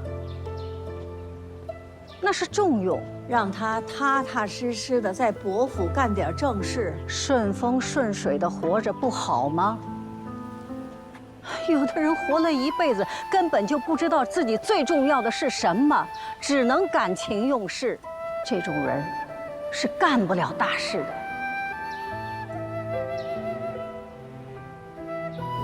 倩儿，母亲知道你身上疼，心里苦，可是咱不能因为错嫁了一次，就失去了斗志啊。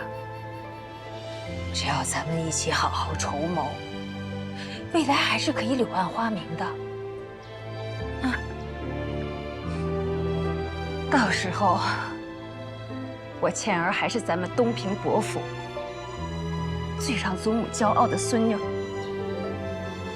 我人生的每一步都是听从母亲的安排，可我自己最想要的究竟是什么呢？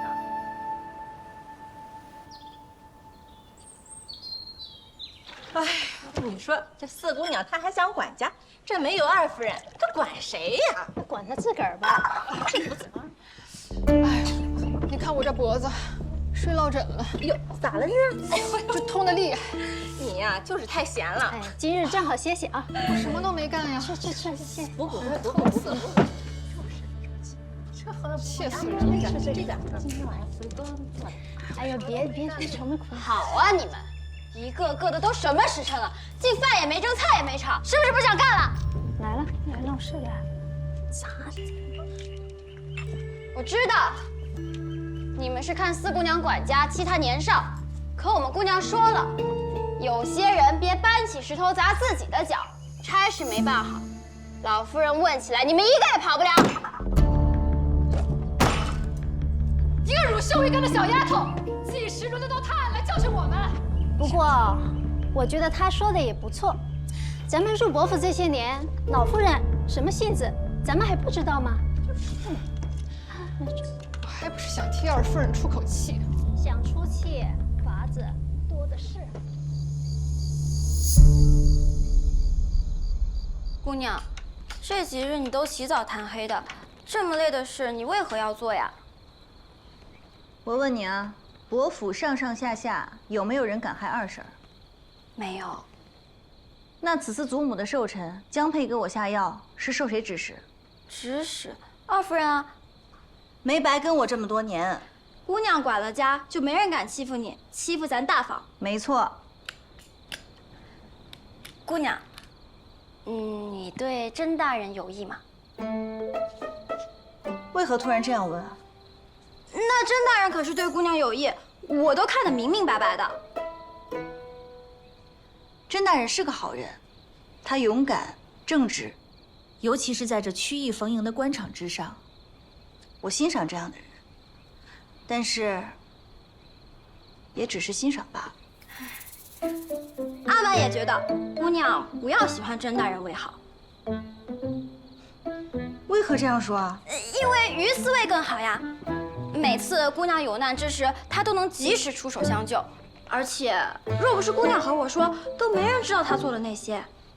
姑娘，于思卫像不像话本里的英雄大侠？做好事不留名。哪能总等着人来救啊？少看些话本，都是假的。可于思卫是真的呀。姑娘，你对于思卫？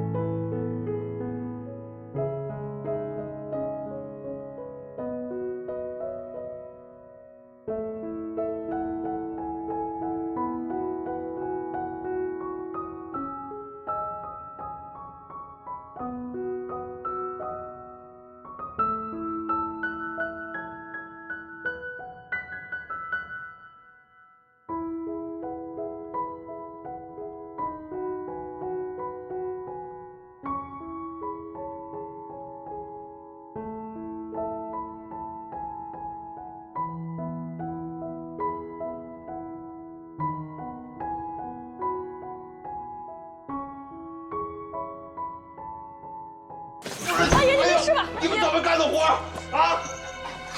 这家还有没有人管了？这一大早的，出眉头，出眉头！付我更衣。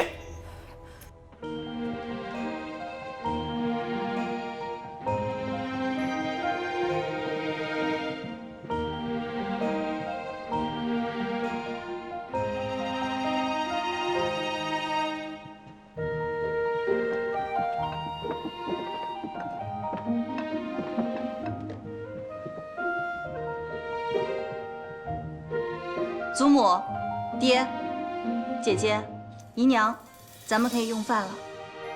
老夫人小心小心。好好。祖母，您慢点啊，慢点。好，进来。怎么没见到二叔啊？二叔来了。哎呦，老二啊，你这是怎么了？这地上的水没擦干净，滑了一跤。严重吗？喂，我一会儿去检查一下。知道就好。哎呦，这很久都没有吃到这么寡淡的早餐了呀！哎呦，我在山上清修那会儿吃的，似乎也就是这几个呀。大早晨起来吃点清淡的好。嗯，好。娘，用膳吧。嗯。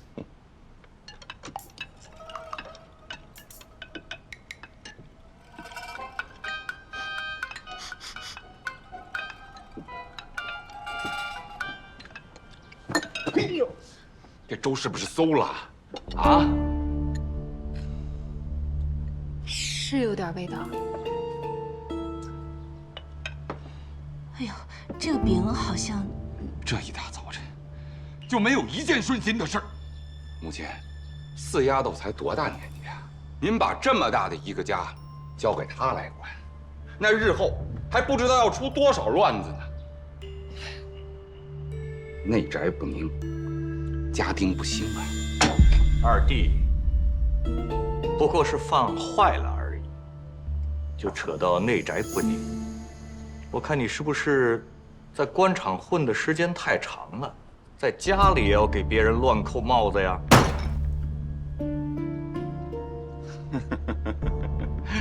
大哥，你现在说话越来越有意思了。是谁先挑的头？这粥就是馊了呀！馊了又何妨？好了，你坐下。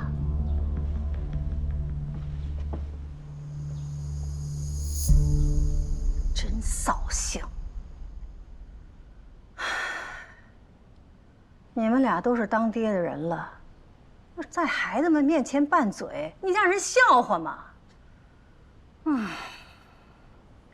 四儿，这些日子你在当家，你觉得吃力吗？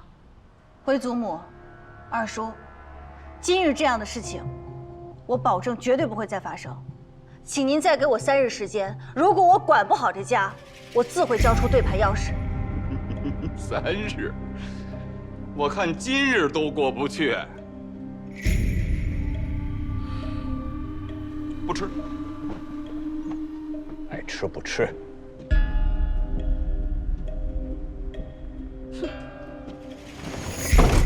我说你这鞋底都纳多久了，还没纳好？是啊，我看着都累，你吃点核桃吧。几位嬷嬷都忙着呢。四姑娘，快醒醒，四姑娘来了。四姑娘，嬷嬷们都累了吧？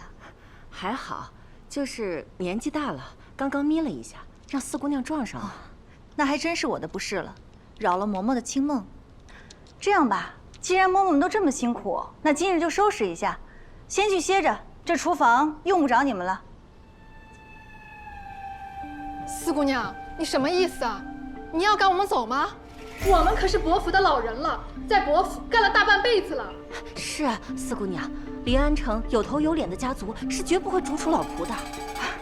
嬷嬷说到哪里去了？我正是因为体恤老人，才让你们休息几日。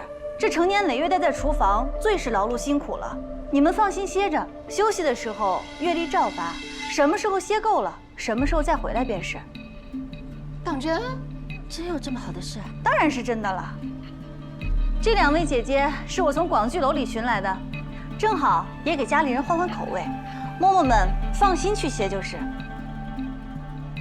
阿蛮，带2位去熟悉一下。是，走吧。四姑娘，这是什么意思啊？我不知道啊。哎呦，四姑娘呀，我就是个劳碌命，歇不住。他们新来的呀，也不熟悉，我去搭把手。这虾都死了，可不能再吃了啊！哎呀，四姑娘，这虾本来是要丢掉的，这中午吃鱼啊，鱼新鲜。你俩别愣着了，搭把手去吧。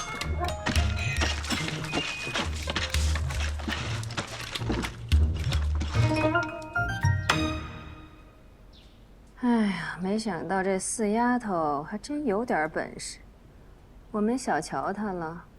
可不是嘛，一连几日对着那些故意捅出篓子的，她不急也不恼，还笑呵呵的让人歇上一阵，月全照脸。伙计啊，早就寻了外头那些年富力强的来顶上，有那蠢的，还真乐呵呵的回家歇着去了。歇久了，回来位置就没了。是啊，有些机灵的老人看出四姑娘的手段，就再也不敢生事了。看她能得意多久。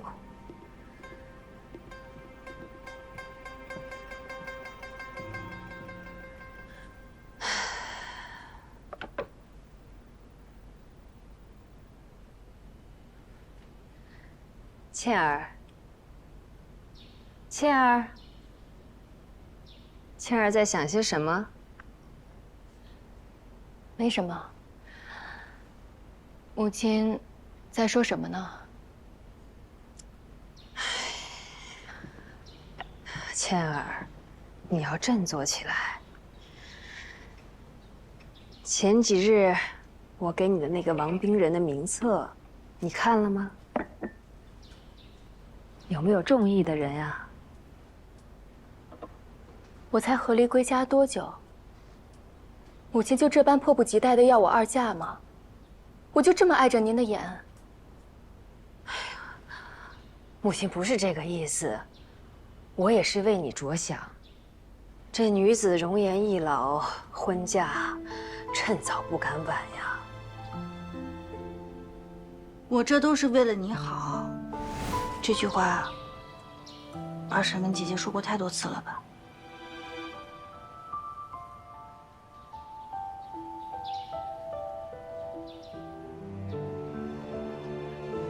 你莫要挑拨我母女之间的关系。何家上下，唯有母亲是真心对我好。我并非挑拨，其实我特别羡慕你，有一个心疼你、事事为你谋划的母亲。你也知道，我自小就没了母亲。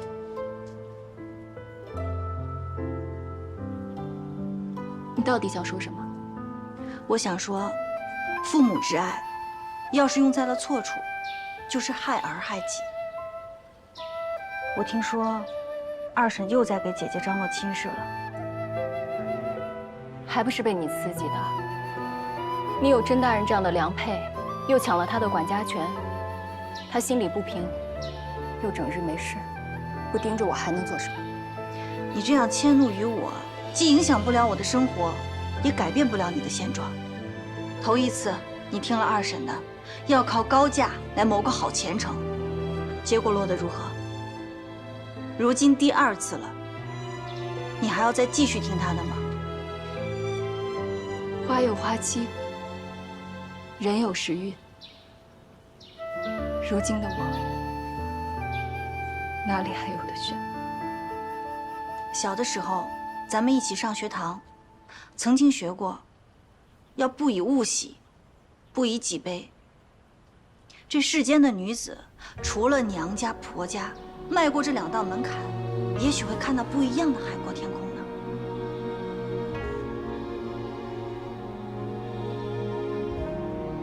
倩儿为何如此这般看着母亲？你究竟是为了我好，还是为了你自己？王兵人送来的名册，母亲，您自己翻开看过吗？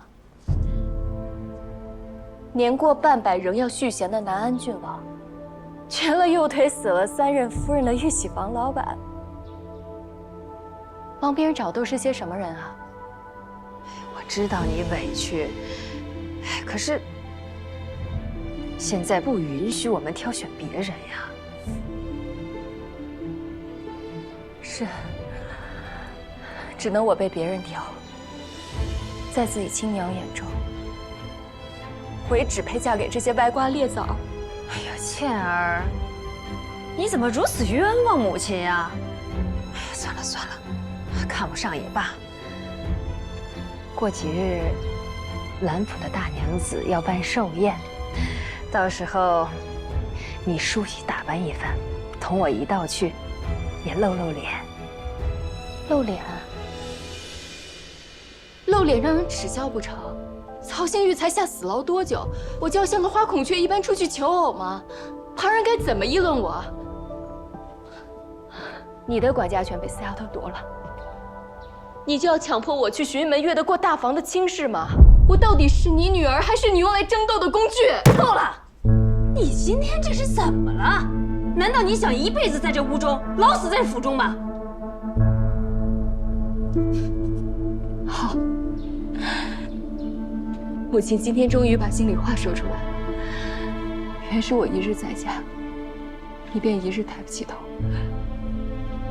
既如此，我走便是。你要去哪儿？我写信给了哥哥嫂嫂，他们倒是不嫌弃我。明日我便去灵溪，不在这家中碍母亲的眼。倩儿，倩儿，你给我回来！哎呀，气死我了，气死我了！真是被我惯坏了。我一心为他着想，他竟然跟我离了心。哎呀，还要去找他哥哥，气死我了！二夫人，气死我了！别太伤心，坐。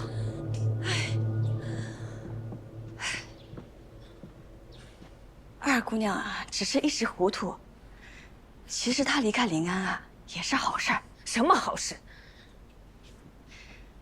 您想想，这临安城谁不知道长兴侯府的案子，人言可畏。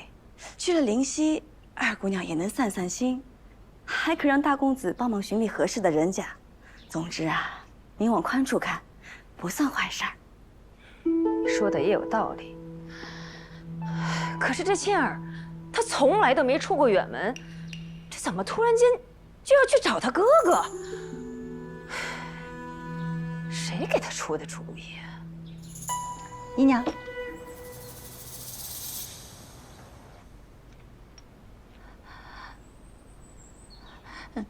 四姑娘，这月历怎么多了些？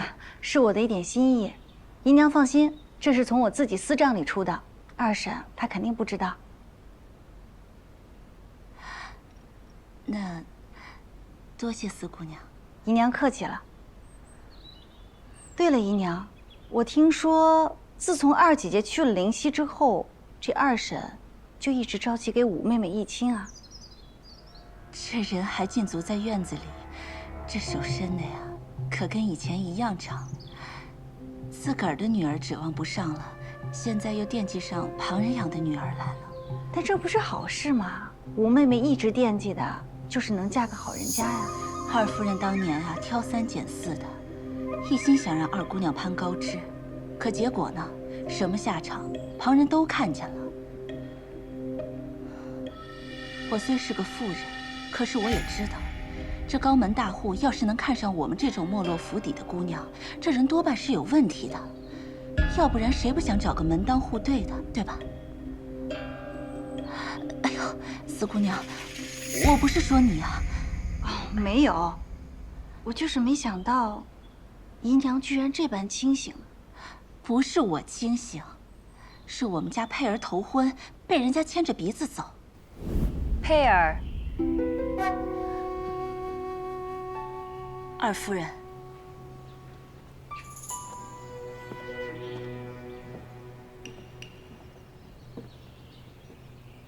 佩儿，母亲，阮姨娘，我跟佩儿有话说，你回避一下。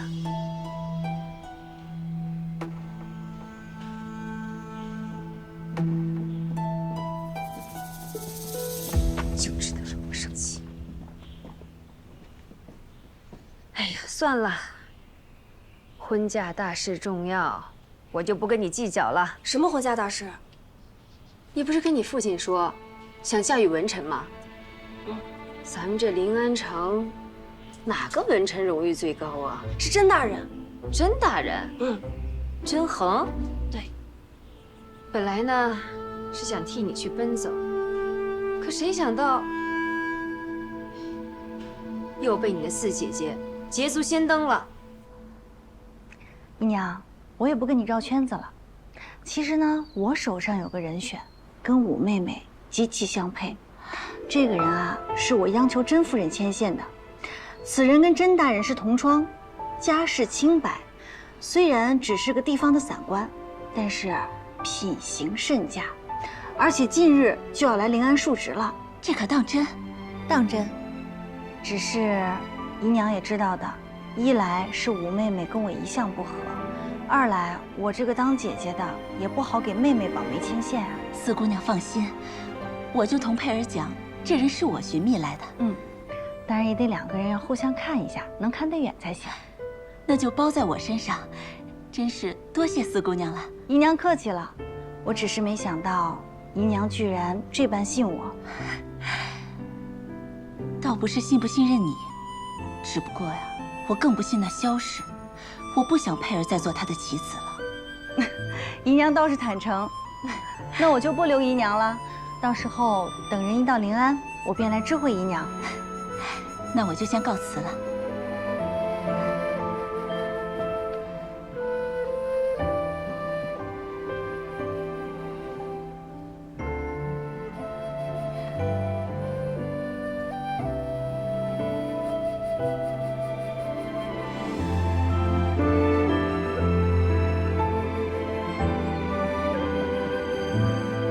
姑娘，咱们为何要费尽心思给五姑娘寻个好人家呀？她平日里最爱刁难你，我最讨厌她了。二婶啊，应该是猜到了，是江佩泄露了八部罪的事情。等她一解禁，这江佩的日子就不好过了。阿满懂了，所以要尽快给她安排一个安全的去处。小机灵鬼，这么快就懂了？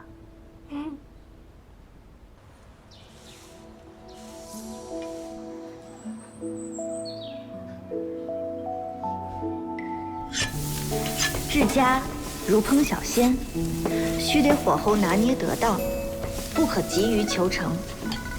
猛火之下易焦糊失味，如同家中事务处理不当，一生纷扰。文火虽缓，但久煮易腐，亦如家中琐事拖延不决，渐生弊病。唯有胸有顶耐者，方可知调和之道。顺应自然四时之变化，起居有常，饮食有节，早食清淡，滋养脾胃；午时可口，营养均衡。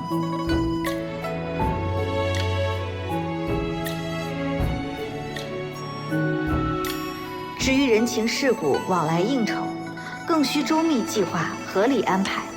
农田铺庄皆需统筹兼顾，收支明晰，精打细算，细致入微。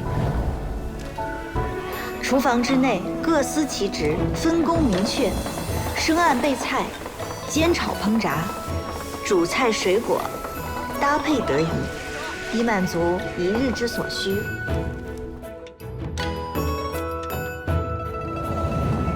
长此以往，即便挑剔如二叔，也寻不出错处。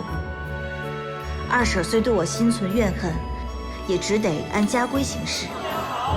家中奴仆役从，需分工得当，无意时时监督，使其严遵家训，勤勉尽责，方能维护家庭秩序井然，家道日益兴隆。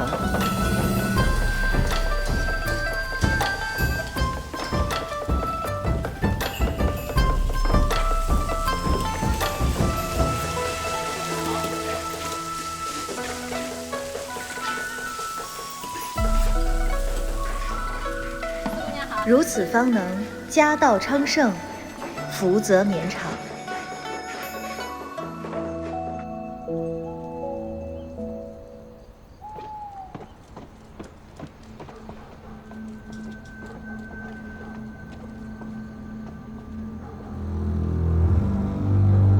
黑市鱼龙混杂，附近怕是还有他的同伙。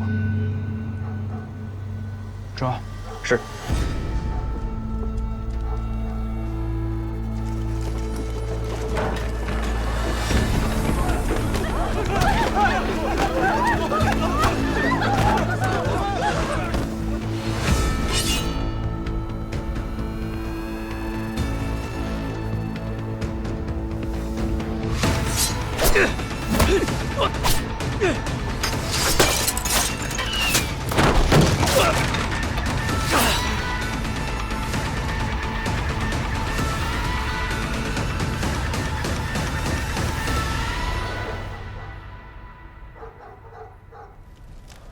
我犯了什么法呀？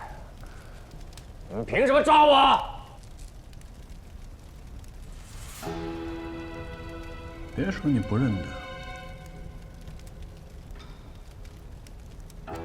给你机会，锻炼锻炼。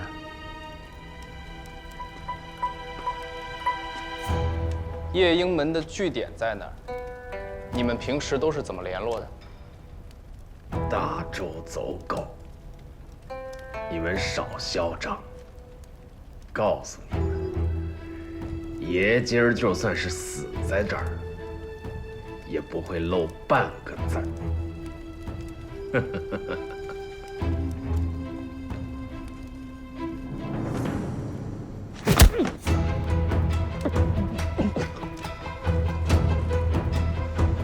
这地上下子挠痒痒啊！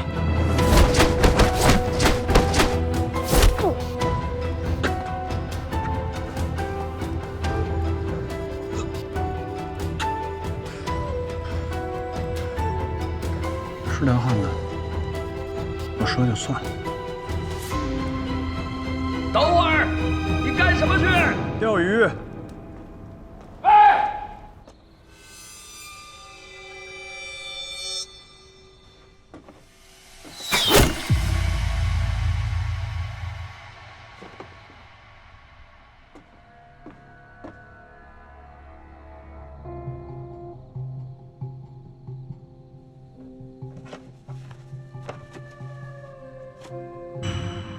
夜莺府，夜莺门这么快就找上门了吗？知道我有圣女图腾的，只有雨姬。难道是他在诈我？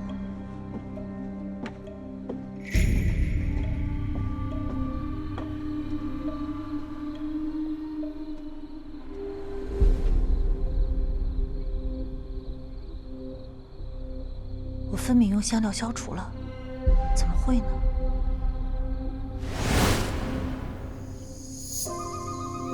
看来这幅画还是引起了于七对我的怀疑。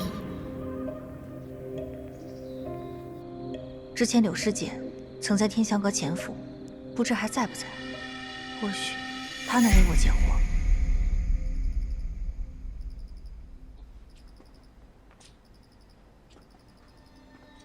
头，您把夜莺符送给姜四了，那万一他真是……他便会引我们去夜莺门。那若是他不为所动，那便少一分嫌疑。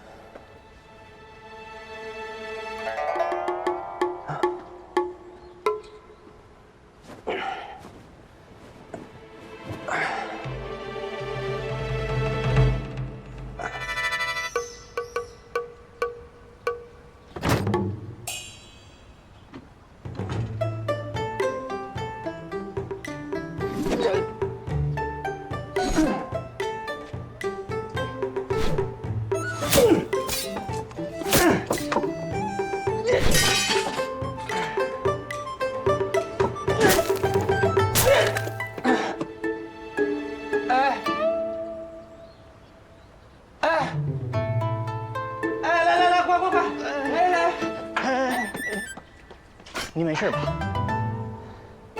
哎，甄大人，您是读书人，练什么武呀？这你就不懂了吧？我也有我想保护的人，一旦出现危险，我希望我自己可以保护的。虞姬可以，我也可以。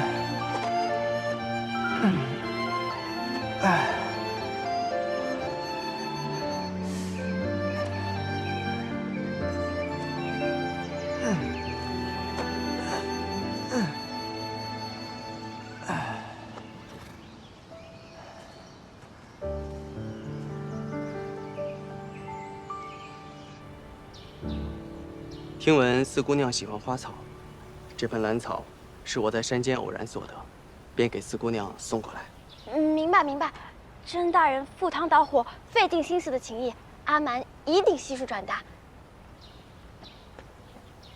谢谢阿蛮。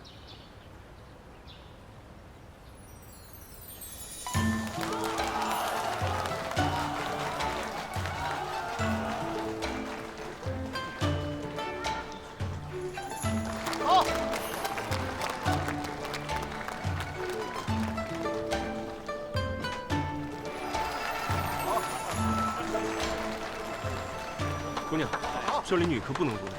我想来找个人。那就更不能让你进来了。老板，行个方便吧。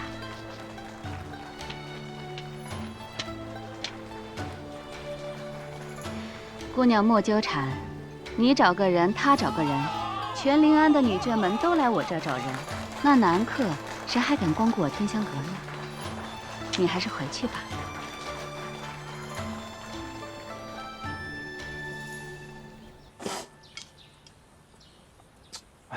公子，要不我还是给你接着吧。我练投壶呢，这叫钱不离手，壶不离口，壶不离口。我还是第一次见到有人用嘴巴练投壶的，哥哥这技艺真是让人惊喜。我的好妹妹，你天天除了管家就是看店，想找你闲聊一会儿都找不着人。这不是来找你了吗？这还差不多。哎，上茶。这个茶呀是今早新摘的，你尝尝。哥哥去过天香阁吧？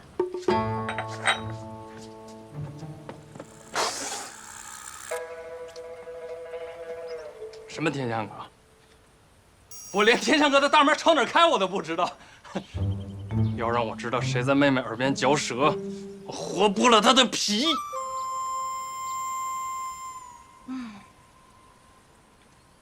本来还以为哥哥会轻车熟路，这样能帮上妹妹一个忙。既然如此，那妹妹还得再想个办法。妹妹什么意思啊？你不是想女扮男装混进秦楼里面玩吧？实在不行，还真得自己跑一趟。别呀，我去过。去过啊？哥哥刚才不是说连天香阁的门往哪边开都不晓得吗？我轻车熟路。不是，我不是轻车熟路，我是路过的时候看见过里面。既然如此，哥哥，那你得帮妹妹一个忙，带我去天香阁见个人。妹妹不会是看上哪位爱逛青楼的公子哥了吧？我不同意啊！哥哥，我想见的人是行首柳烟。妹妹连柳烟都知道，那也不合适。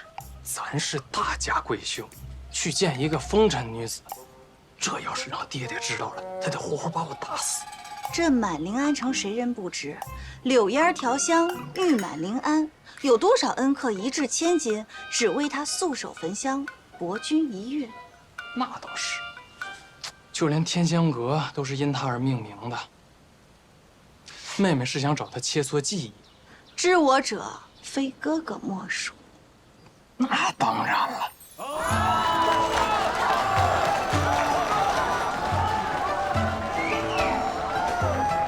妹妹，跟紧我啊！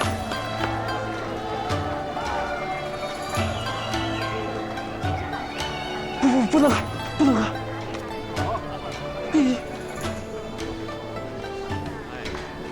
两位公子可有相熟的姑娘？是你？不是我啊，我没来过，你认错了啊！老板，通融一下，我们想见一下柳行首。你既混进来了，为全这位公子的面子，我不点破。你二人自去寻乐，不惹出乱子也就罢了。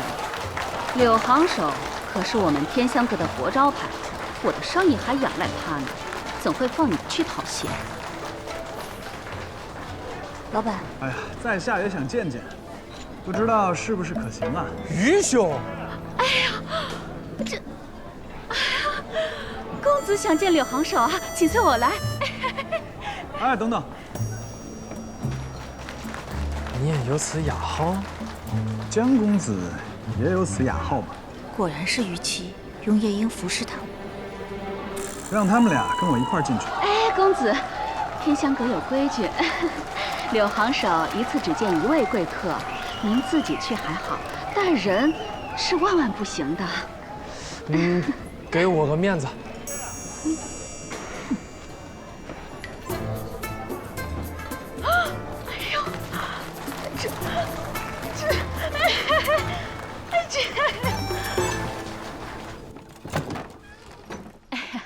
里面请。这边。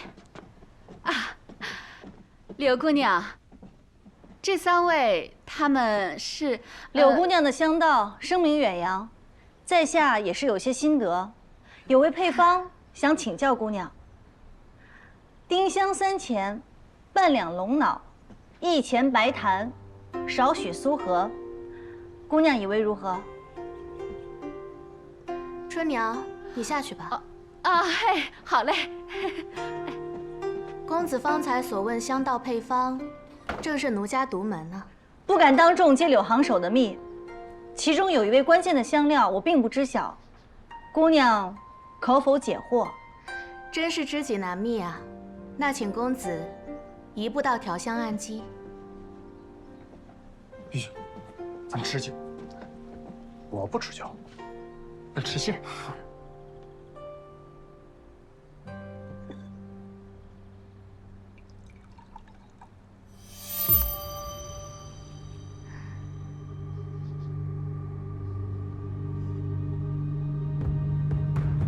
那我就不客气了啊。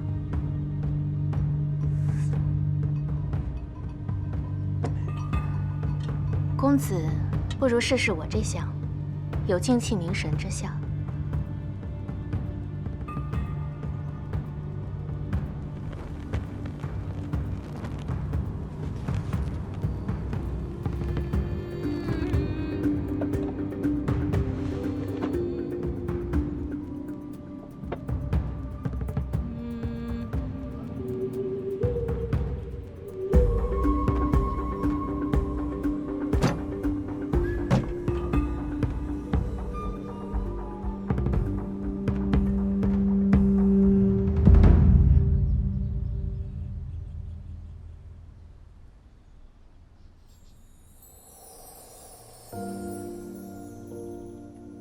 江思人，这是你的三师姐，柳嫣儿，刚从临安回来，以后就让她教你调香。见过师姐。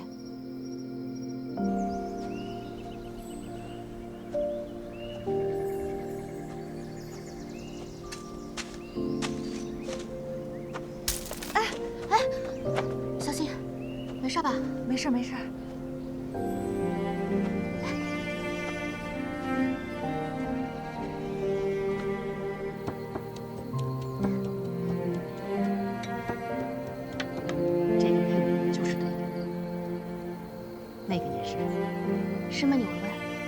这个真好闻。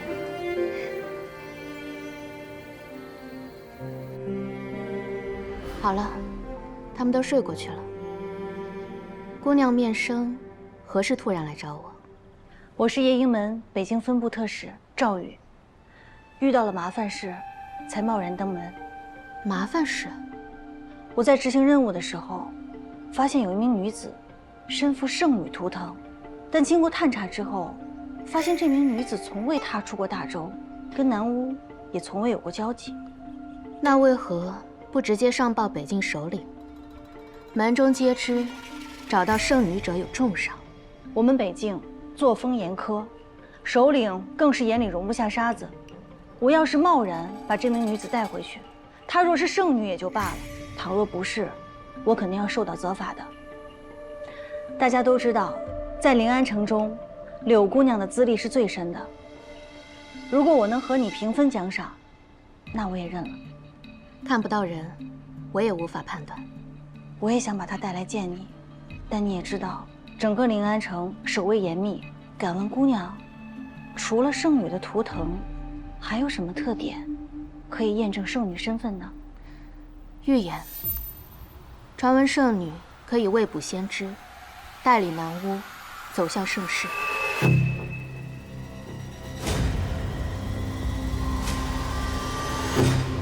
如今的我，当然知道未来发生的事。原来我真的阴差阳错成了圣女。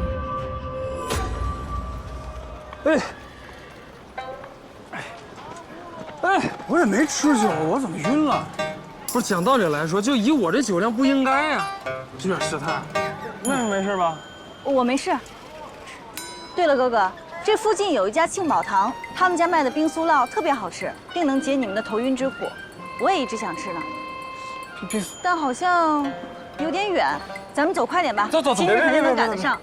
那家店我知道，我去买。就你们这速度，走到那儿店也关门了啊。多谢雨四位。云兄仗义啊！哎，那我们就在这条街等你啊！好，走。哥哥，你头晕，咱们慢点走。我应该就喝了一杯。娘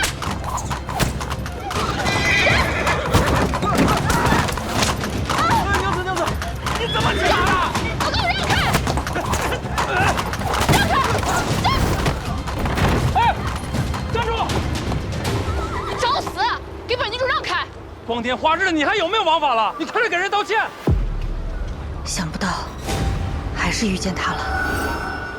妹妹，你放心，有哥哥在，我看谁能给你赶出家门去。哥哥保护你。站！让开！都给我让开！站住！你找死啊！给本女主让开！光天化日的，你还有没有王法了？你快去给人道歉！我给人道歉，本郡主就是王法。我管你什么主？你骑马上任就得给人道歉。找死！你再说一遍。你找死！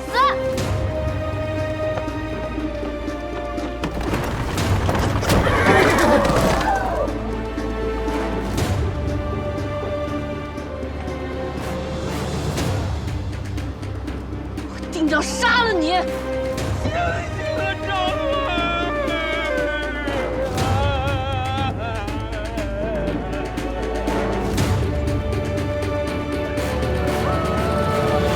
这一回，绝不能让哥哥与崔明月起冲突。你骑马伤人了，你就得道歉。你不道歉，别人走了。找死！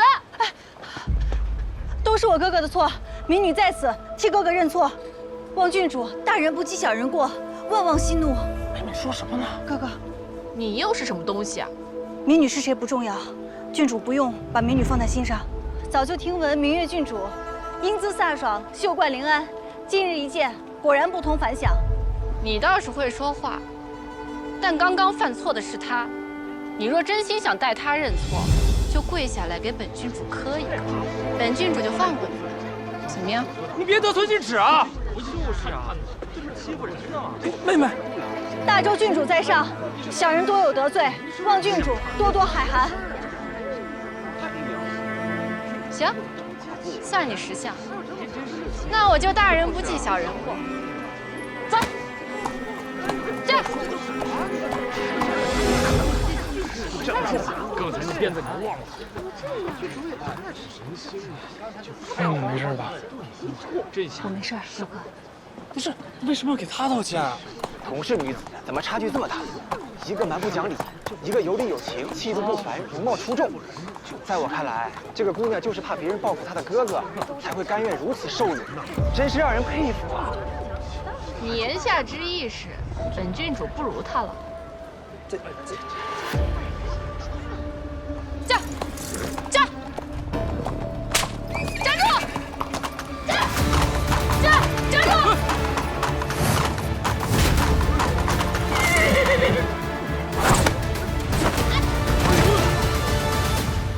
你大胆！身为大周郡主，在城内无故跑马寻衅滋事，当处笞刑。你凭什么抓我啊？动手！凭我是都城司司卫，我先带他回去，记得吃。放手！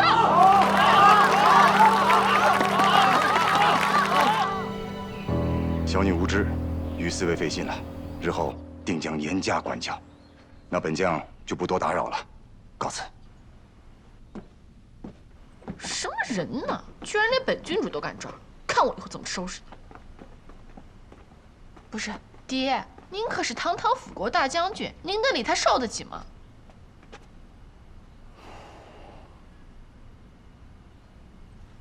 宁远，如若你再反悔，我就只能把你交给你母亲处置了。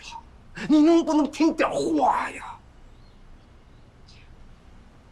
哎，我知道错了嘛，爹，你们别生气了。明月郡主，刚刚门口顶撞我那2个人，什么人？回郡主，是东平伯府的公子和姑娘。东平伯府。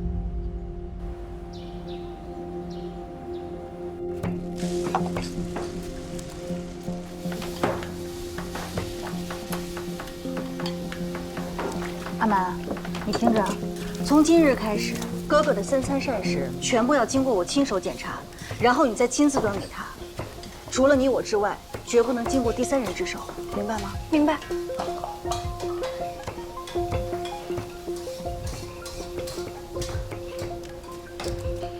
好，没问题，可以端给他了。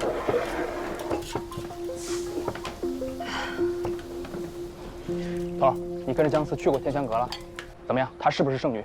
需不需要我们动手？她不是圣女，也不是夜莺门的人。图腾是怎么来的，她自己也不知道。会不会是她跟别人合起伙来诓骗咱们？我相信她。你去天香阁，盯着柳妍儿，她是夜莺门的人。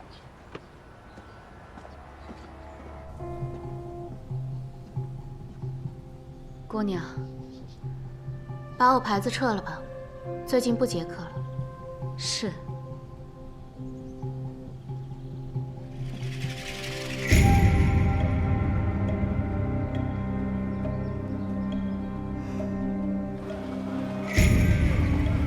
这位客官，要喝点什么吗？店家，给我一杯茶吧。好嘞，来一杯茶，来杯盏茶。来喝茶了，喝点茶吗？好。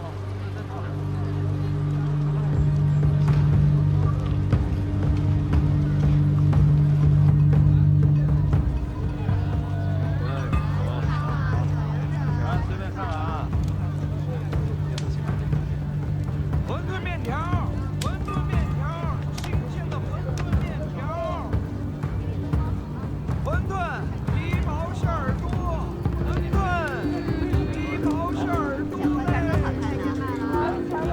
来看一看这个吧，看一看这个风铃吧。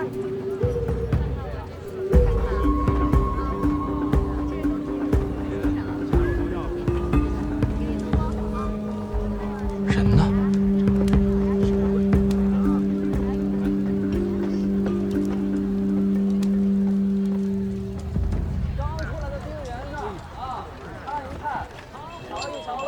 刚出来的丁园子，来，看看，来，给我。刚出来的冰圆子啊！店家，走开。哎，姑娘，想喝点什么？来碗冰圆子。好，您稍坐啊，马上。来喽，冰圆子。客官，谢谢。慢用啊。店家，这条街上的东平伯府您知道吗？我知道，我在这做生意好些年了。客官是有什么事情吗？没什么，就随便问问。东平伯府是本身就在这儿，还是从南面搬来的？他们是几代人长居在这儿的，不是新搬来的。哦，那伯府四姑娘您知道吗？姑娘，你这太客气了，不用这么客气，姑娘。哦，你说的是江四是吧？他经常和他哥哥来我这买椅子呢。那他就是在东平伯府出生长大的吗？对对对，就是在这出生长大的。我跟你说，这姑娘特别有主意，就这临安最火的那家香品店，就是她开的。店名叫什么？叫陆生香。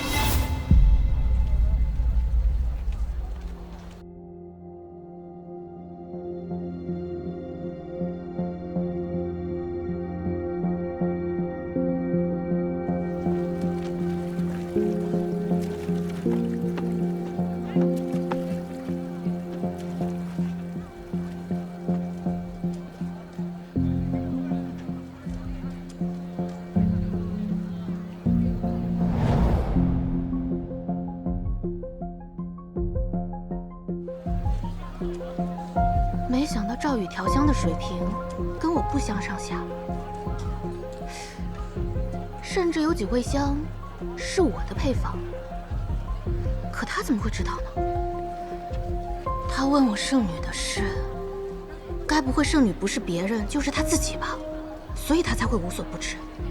如果她是圣女的话，为什么要对夜莺门隐藏身份不相认呢？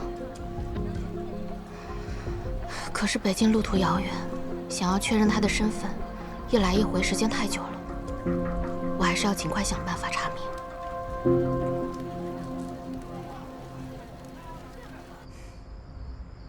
都城司的虞妻竟是七皇子，是。陛下还不知道他回临安了吧？是。虞妻若真认祖归宗，做回了皇子，那以后就不好处理了。我们还得早做打算。虞妻竟是皇子，这次他为止回来，就是我们手中的一张好牌。崔将军，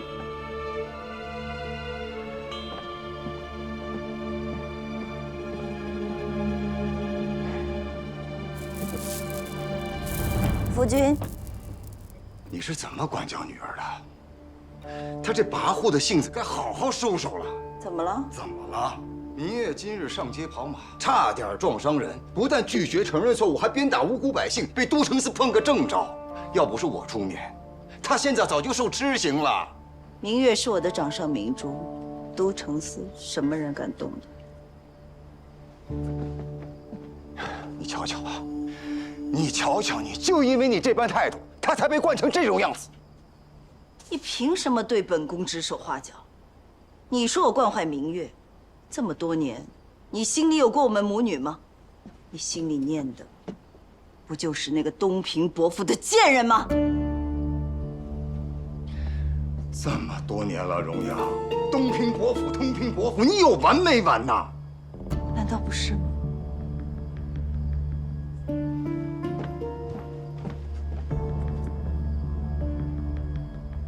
吓死我了！郡主啊，小点声。郡主，你怎么可以偷听呢？这让殿下发现了可不得了啊！行了，你别管了。我问你，那个害我父亲跟母亲离心分居多年的贱人，是不是东平伯府的？老奴不知道。你蒙谁呢？你是我母亲的奶娘，有什么是你不知道的，你就悄悄同我讲，我不会告诉母亲的。小郡主啊，他是殿下的死结啊。你不要再问了。嬷嬷，你要是不告诉我，我自己查去了。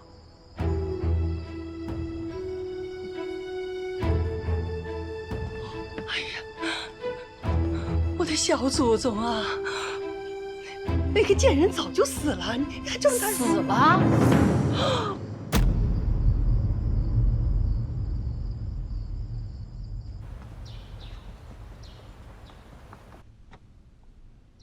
哥哥，兵书读的怎么样啊？啊，已经融会贯通了。来，哥哥。妹妹，我不用喝药。你要是真心疼我的话，能不能让我睡会儿觉？这不是药，这是补剂，要在用膳前喝，一会儿早膳就该来了。补剂？不，你这起日有点奇怪呀。你说我身体好好的，你干嘛找郎中给我看病啊？再说郎中已经说了，我的身体很好，活到88没有问题。这方子也是郎中开的，也不是治病，就是强健体魄嘛。哥哥，这副补剂我天不亮就起来熬了。我说你眼圈怎么都黑了？那好，我喝。来，趁热喝啊。哎，别怕苦，有蜜饯，含个蜜饯，吃一个。再多喝一口，多喝一口啊。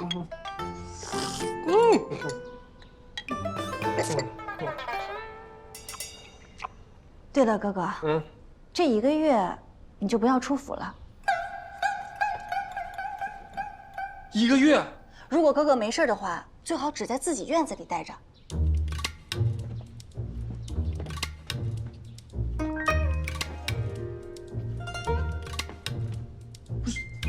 妹妹，你这不烧啊？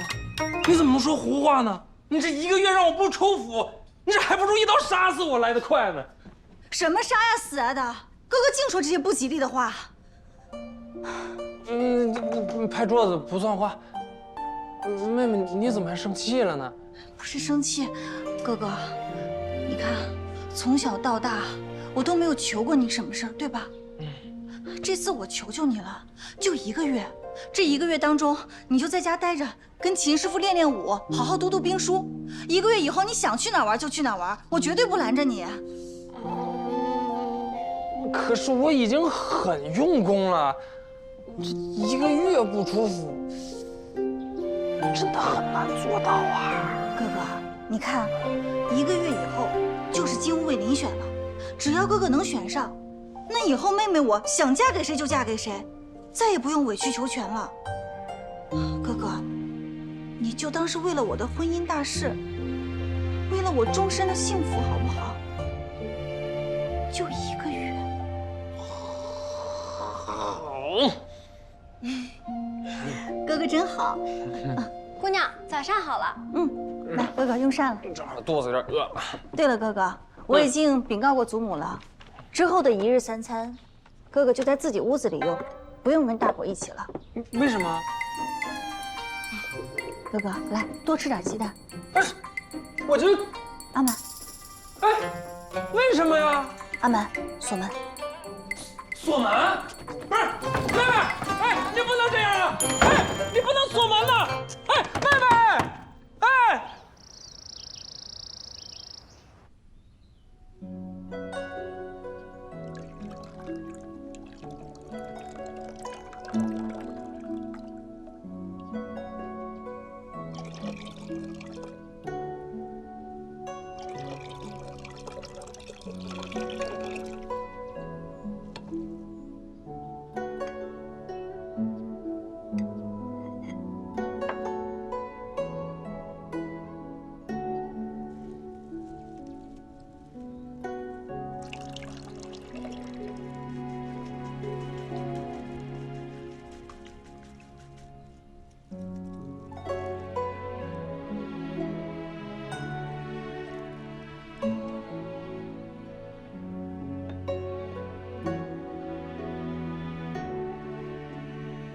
嫣儿，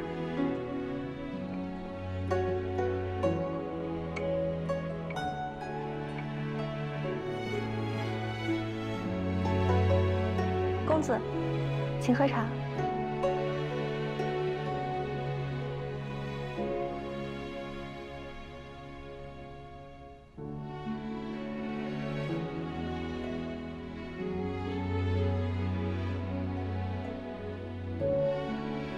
真是郎才女貌，珠联璧合啊！终于出来了，这些天太无聊了。秦风，秦师傅，哎，您怎么来了？哎呦，您想死我了，秦师傅！秦师傅，张儿，好久不见，都长这么大了，我差点认不出来。那当然了，我现在可谓是英俊潇洒，风流倜傥啊！阿奇，快点准备些酒菜，我跟秦师傅好好喝一顿。好嘞。秦师傅，您来干嘛？我刚回临安城，四姑娘就找我了，让我天天教你练武术。所以呢，从今天开始，你要寅时起床，同我一起练功，强身健体。几时？每日寅时。您等我算算啊。子丑寅。四姑娘既然把你交给我，我就不能辜负。秦师傅，您不知道这里……哎，妹妹你回来了。秦师傅，哎，臭小子，你跑得了和尚，跑得了庙吗？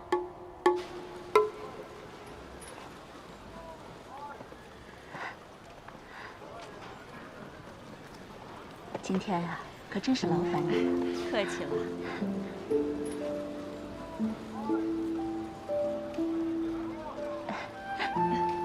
那我们就先告辞了。好。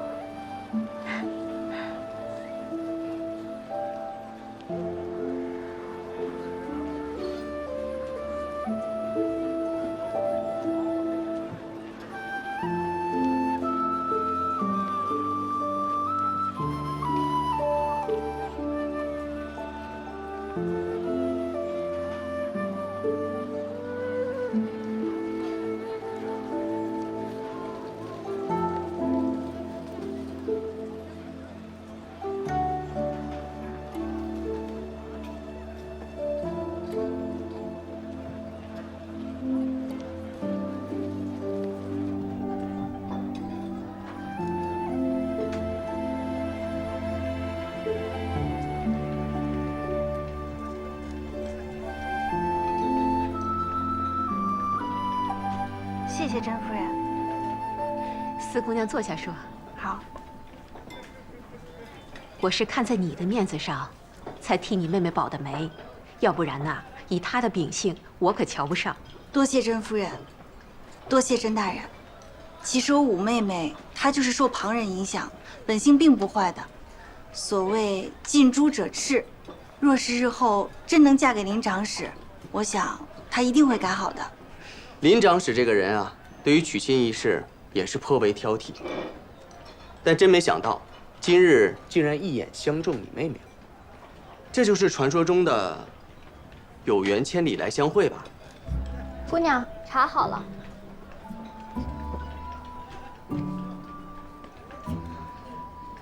你们两个呀，这男的未娶，女的未嫁，还在这操心别人的终身大事，怎么不考虑考虑你们自己呀？亲，夫人用茶。夫人，今日这些茶点，晚辈请您。怎么，这一杯茶点就把我给打发了？没那么容易。店家，哎，来了。听说你们后院酿了新茶，带我去看看。夫人请。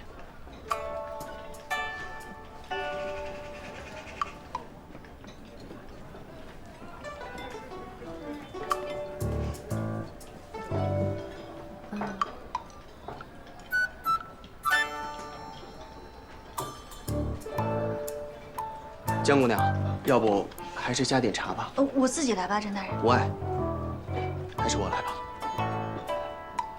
谢谢。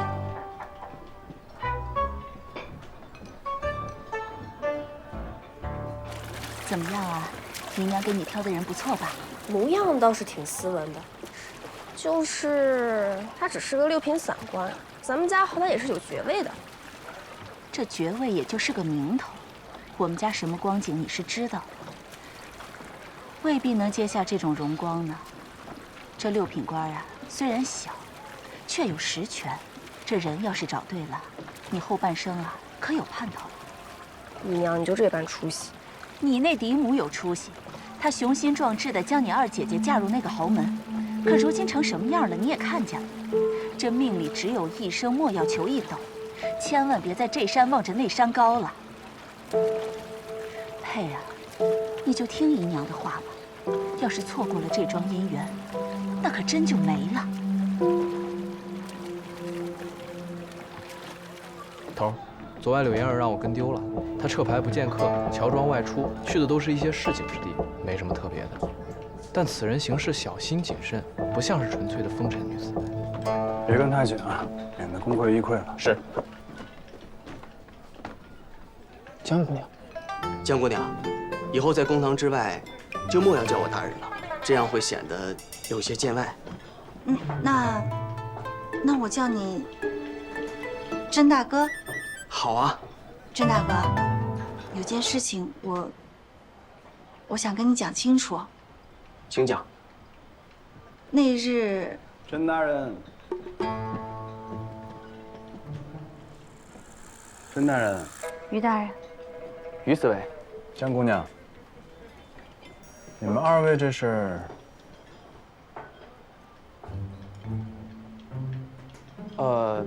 喝茶。喝茶。对，喝茶是看出来了，真巧。四姑娘，今年的新茶成色实在是好，我给你备了一些，一会儿带回府里去。谢谢夫人。母亲，这位就是都城司的于四位。见过甄夫人。果然是相貌堂堂，一表人才。哎呦，过誉了，过誉了。这茶也喝了，在这里久坐也是无趣。今日外面风和日丽，四姑娘，恒儿，不如陪我去郊外走走。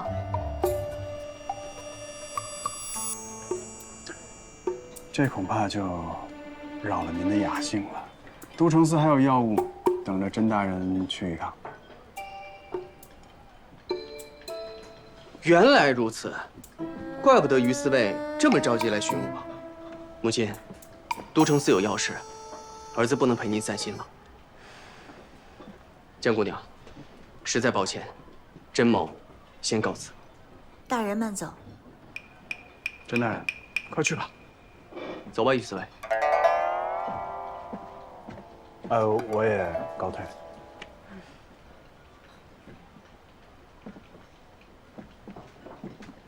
哎呀，这真是个傻儿子。这心里啊，就想着都城司。唉。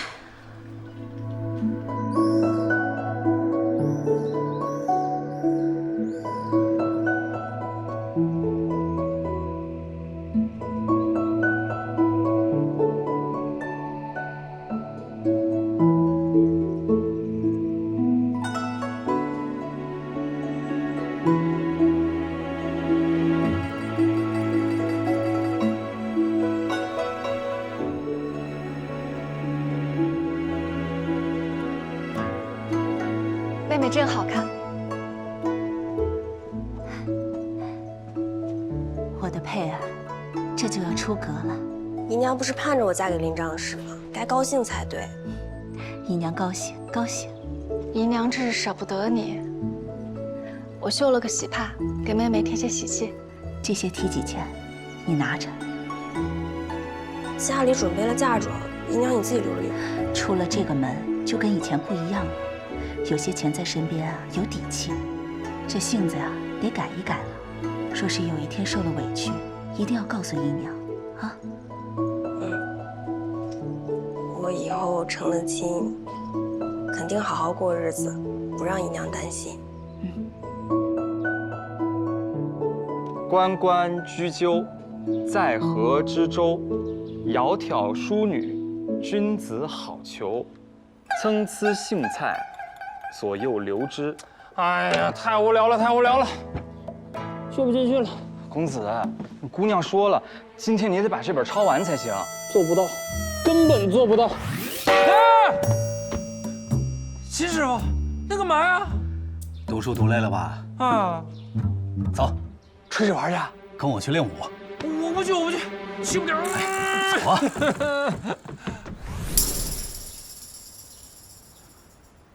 阿杰，拿盆儿。不用，去人了。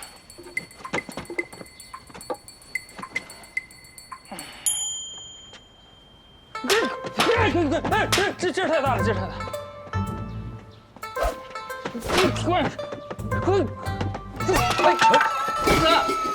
公子，这就晕了。哎没，能别拿盆儿吗？我这耳朵都快不行了，天还早，我还能再补个回笼觉。别抢！啊！加油！不行了，哎呀了！哎，公子，秦师傅走的时候跟姑娘交代过了，特地让我每天都盯着你。一个都不行了，真的就废了。哎呦，这谁呀？几天不见，怎么成这副样子了？你怎么看我笑话？江战，你可别泄气。江四跟我说了，让我教你几招防身术，替秦师傅查漏补缺。疯了！我妹妹疯了！叔叔，我拜托你件事，你把我打晕吧，我实在受不了了。别废话了，听我的，现在咱们就开始练习。练什么？你说练什么我就练什么。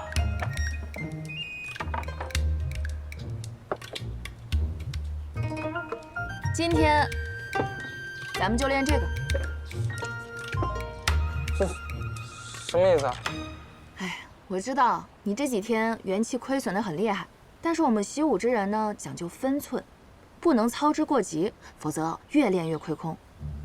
我卢楚楚的练功法子就是先从补元气开始。姑娘，世上怎么会有你这般冰雪聪明、心地善良的女子？别废话了，吃吧。哎呀，还是外面舒服啊！哎呀，这几日禁足真的是把我憋坏了。这个姜四，这仇早晚我要报回去。阿姐，去拿壶酒。好嘞。啊，你不吃？那是何人？回夫人，听说是四姑娘的朋友，叫卢楚楚。卢楚楚，这是一个女子啊！女子怎么会穿这样的衣服啊？这一看就不是正经人家的姑娘，就是个江湖女子。姜四，他趁我禁足，又往江府安插他自己的人。看来他是想僭越我这当家主母的位置了。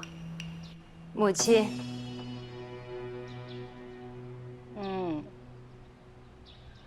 你的禁足已解，但往后啊，还需要注意言行，切不可再犯错了。母亲说的是，媳妇儿谨记。哎，我来。哎呦，母亲，媳妇儿这几日生病，您为江府操劳，费心了。你有这份心就好。媳妇儿闭门思过这些天，也是深深地反省了许多，在管教方面确有疏漏，不像四姑娘，你看她管理得井井有条的，就连咱们战儿都出息了。我听说她都自己开始练起武功了。他们那是瞎胡闹啊！哎，只是我怎么看着咱们府里突然间多了一个女子啊？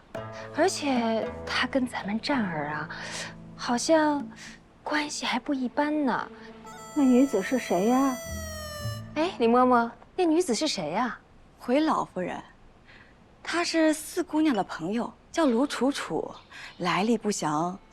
最近这临安城常有流民混入，怕这楚楚姑娘也是啊。流民也无妨，只要姑娘心正，战儿喜欢。是，母亲说的是。刚才在路上啊，我们还真是遇见了这位楚楚姑娘。倒是有几分英气。可是你说一个汉人，他怎么穿着胡人的衣服呢？夫人，我前几日在花园里看到他亲自给二公子喂饭，你一口我一口，跟个虎妹子似的。哎，行了行了，别说了，胡说些什么呢你？哎，母亲不要生气，不要生气啊！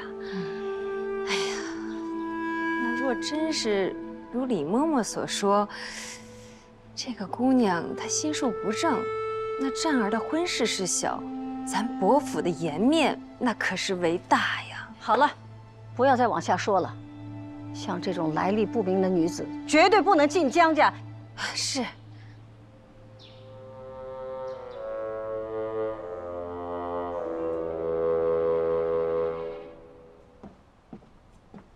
孙儿给祖母请安。祖母找我有什么事吗？战儿啊，你跟那个卢楚楚姑娘是何关系啊？她是于四卫的好友，现在也是妹妹的好友。那怎么楚楚姑娘又和于四卫相识啊？他们应该是从小就认识吧？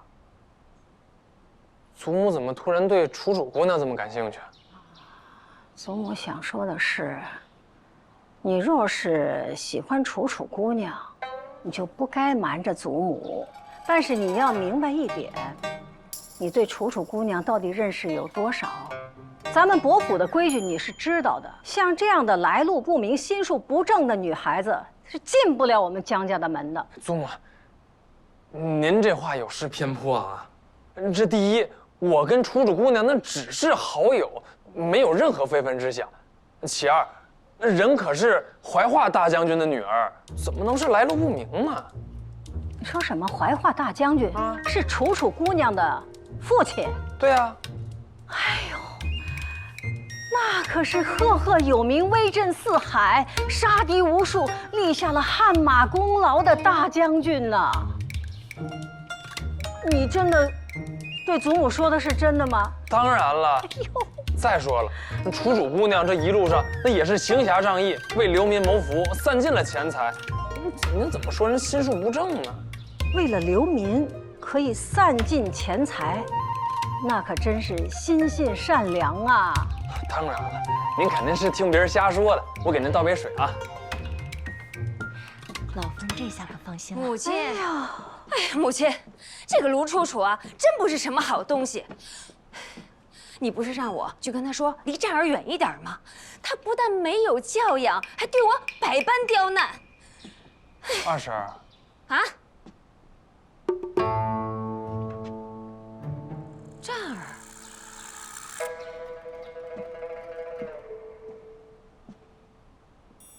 您说的是谁呀？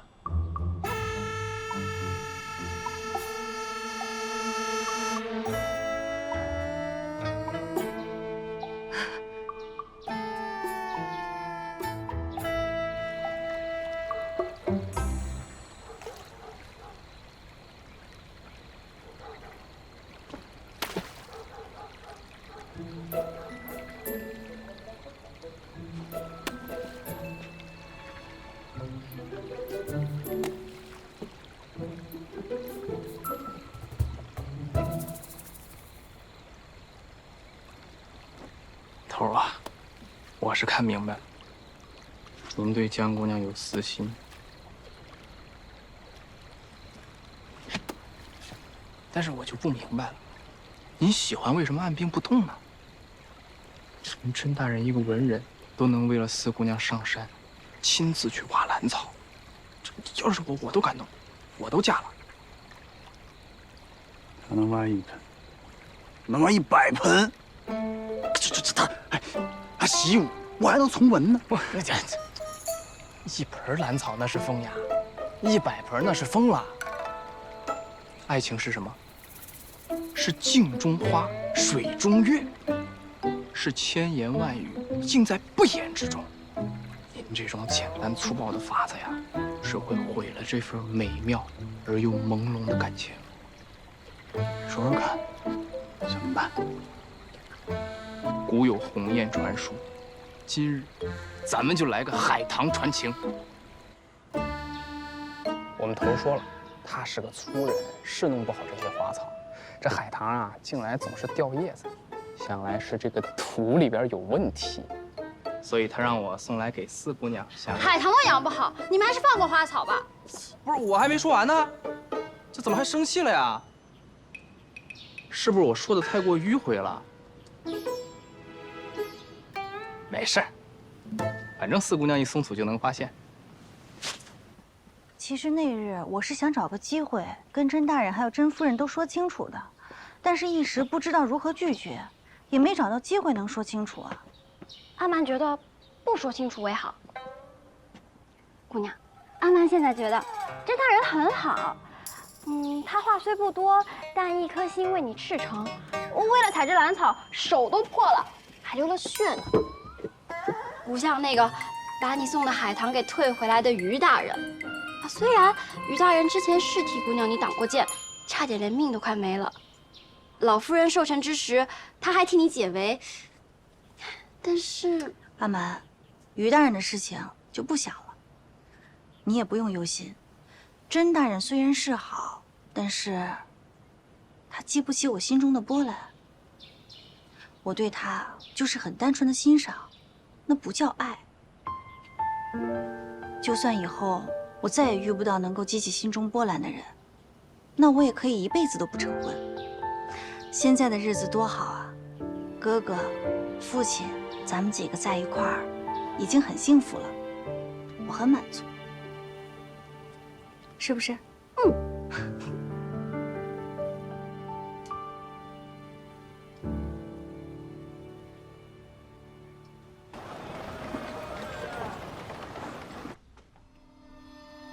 那果真是江四开的铺子？是。郡主，那商铺原本是内子所开，那铺子可是非常挣钱的，肯定是江四使了什么手段，花言巧语将那铺子给骗了去。一个商妇娶回家了都管不住，还有脸找本郡主来抱怨。郡主教训的是，只可恨我是一个读书人，太过纯良，对付不过一个心机深重的歹毒妇人。妇人怎么了？你不是妇人生的吗？你无能便是无能，还有脸推到妇人头上。这香露闻着是不错，就是不知道用起来会如何。郡主不会是……本郡主不是你，得罪了本郡主的人是不会有好事情的。大家快来瞧一瞧，大家都来看一看呀！这是一家黑店呀，丧尽天良的黑店。我们就是用他们家的香膏，这脸才成了这样的。看我的脸都成什么样子了！看看，大家快看看！几位夫人，为何要到小店来哭闹？为何？来，大家来看一看，看一看，我的脸就是用他们陆山乡的香膏才变成这样子的。这就是一家黑店，一家黑店呀！我该怎么活呀？这是丧尽天良！你们卖这样的香膏，就不怕遭天谴吗？这以后谁还敢买呀？黑店，黑店，砸了他！给我停手！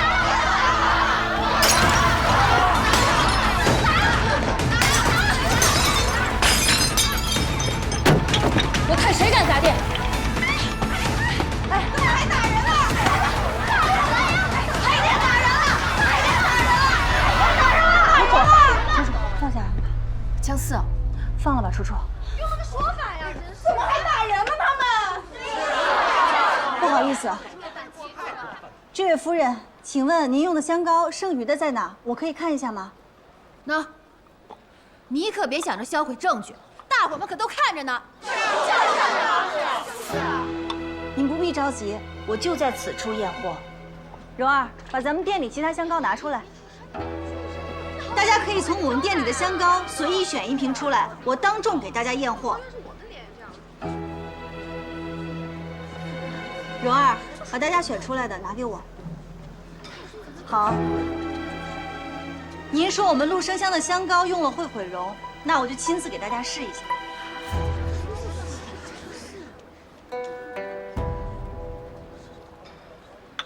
夫人用的的是这瓶。这2瓶香膏，大家可以看下区别，闻闻味道。来，大家拿着闻一下。味道是不一样吗？没错，因为夫人用的这个香膏里面，她私自加了一味如意草，而如意草是有毒性的，会直接让皮肤溃烂。什么如意草？我没听过，我的脸就是用了你们香膏才变成这样子的。黑店，这是人家黑店，黑店！如果您这样不顾证据执意纠缠，那咱们就去官府辩一辩。我们陆生香是不怕验的。你告啊！我不怕你告，这就是一家黑店，黑店！阿满，现在就去官府，请都城司的大人们来看一看，这到底是怎么回事。是。告，我不怕，反正你们都是一家黑店，黑店！官商勾结，这是一家黑店，黑店不让人黑店，就是一家。还敢走？哎，叔叔，不必了。不是他们，大家看明白没有？到底是谁心里有鬼？他们明摆着就是有备而来的。蓉儿，把咱们店新推出那些香牌拿出来，给姐妹们都送一下。各位姐妹拿回去用一用，感受一下我们陆生香的品质究竟是如何的。谢谢老板，谢谢老板，谢谢啊。江四，你刚刚为什么不让我去追他们？这件事情，怕是并不简单。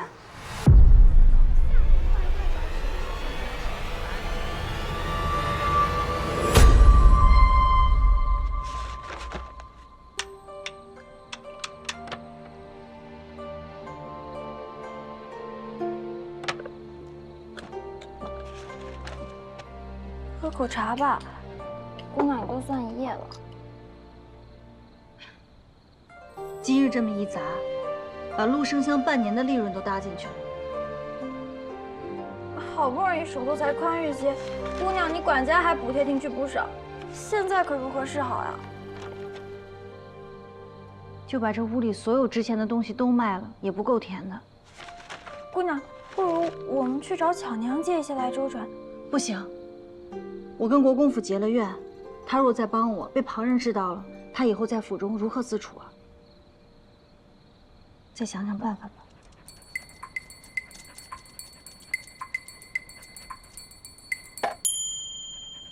二牛，姑娘，干什么？银票1000两。二牛，你别叫二牛了，你叫财神吧。不过他是从哪儿弄来这么多钱的呀？还能从哪儿？于大人啊！于大人。姑娘，这银票不会是假的吧？于大人怎么能有这么多钱？假的？他看着一副手头不太宽裕的样子。对啊，他住的府邸不宽敞，而且吃穿用度没一样讲究的。姑娘，看来我之前的判断出了错误。于大人对姑娘你才是情根深重。你前几天还不是这么说的呢？哎，这不是遇到事了才能见真章吗？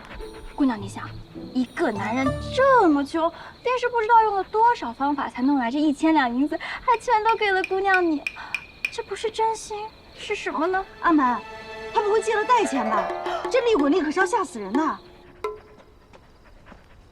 二六，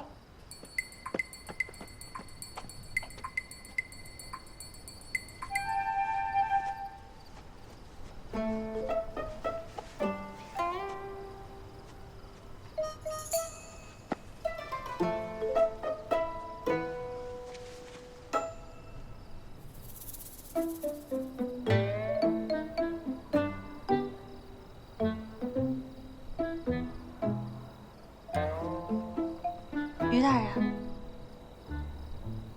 来遛弯啊？我送二牛回家。看出来了。于大人，这1000两银票我不能收。店刚被砸了，你不是着急用吗？我着急用也不能收你的银票啊。还有，这1000两是你自己的？当然是我的了。都城司的俸禄没这么高吧？这都是龙蛋去领的呀。你连自己俸禄是多少都不知道？不知道。你是不是觉得钱不够？不够我去。不是，够。我真没想到，你是个有钱人。钱财乃身外之物。只有真的有钱的人才说得出这种话。也没有那么有钱。反正这个银票我不能收，还给你。我拿它是真的没什么用。你现在着急用，你就拿过去先用吧，不用跟我客气的。姑娘，好了没？那边好像来人了。啊，好，知道了。我的事情我自己想办法吧。这银票还给你了。你多谢于大人。等，这样啊，我入股，到了年底你给我分成。你不是说了吗？钱生钱，钱财有意义。那我把这钱放柜子里面，那指不定哪天就虫吃鼠咬了。那也行，我就拿500两，谢谢于大人。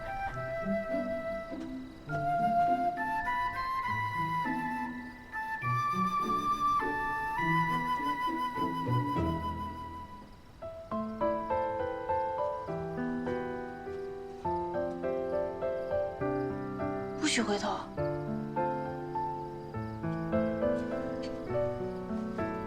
不许回头啊！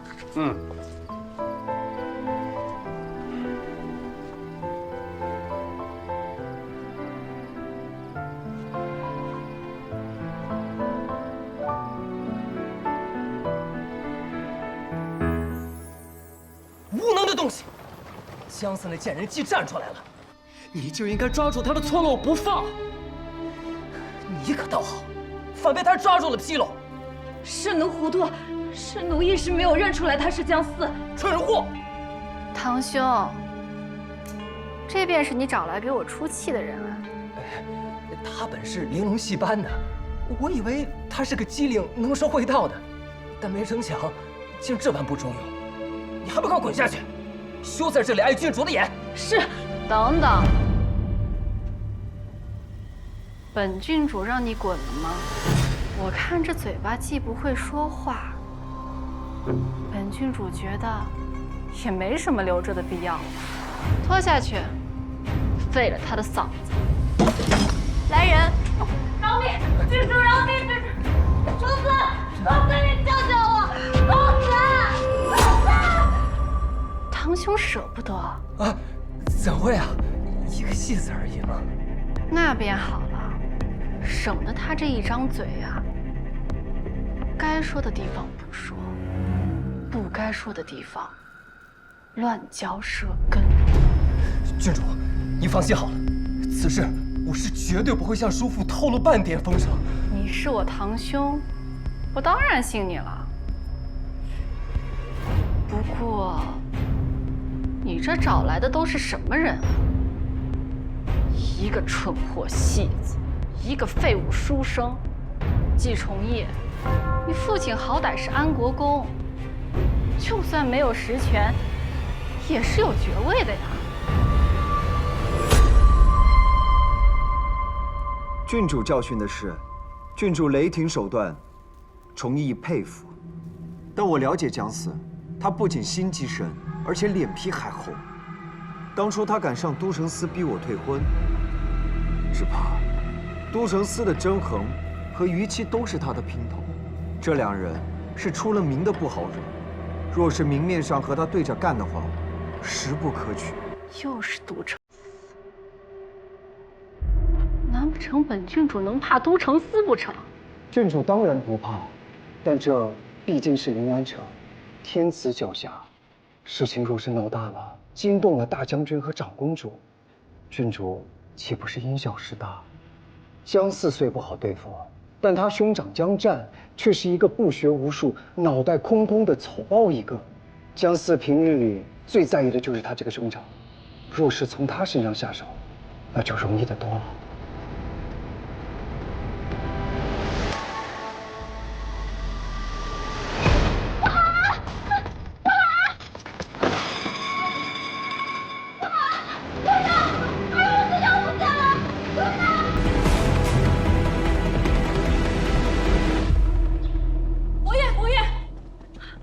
怎么样？我府附近找不到二公子，去东院再找找。是。官爷，二公子钓鱼的地方都找过了，没有啊。茶楼看了吗？去茶楼找找。是。哎呀，思儿，你就别着急了。这以前隔三差五就跑出去了，你放心吧，累了他自个儿就回来。爹，这次跟以往不一样，哥哥会有危险的。他一个大男人能有什么危险呀？总之就是跟以往不一样。我看不一样的是你吧？啊，你说你这几天把你哥哥给圈起来，又让他练武，又让他读书的，他能坚持到今天才跑出去，我都觉着意外。四姑娘，伯爷，秦师傅怎么样？有消息吗？府里都找遍了，没有。府外你说常去的酒坊、月楼、蹴鞠场，也都寻遍了，都没找到。河边，走，快去河边找。于大人，于大人，四姑娘差我来报案，我家二公子失踪了，还请大人多派些人手去寻我家公子。你们家二公子失踪多久了？从早上到现在已有半日。他一成年男子，半日不见人，算不得失踪。我们都城司也立不了案。可我家姑娘说了，再晚我们公子就性命堪忧了。文办，走。是。等等，这不合法度。若是临安城人人都半日失踪，都来报案，那岂不是乱套了？你说的有道理。走。哎。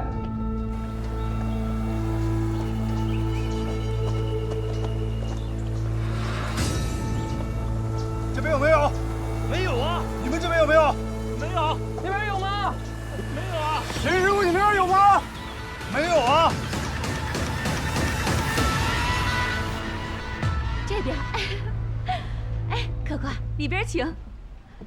这就是我们这儿最好的厢房了，我敢说，整个临安没有比这视野更好的了。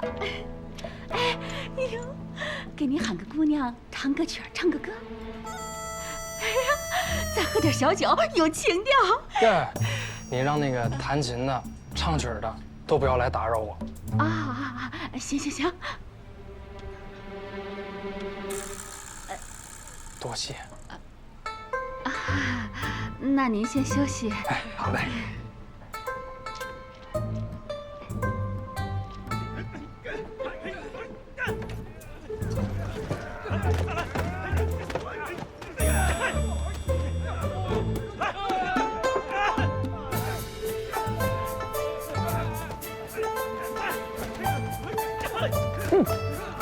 摔着，摔着，哎，好。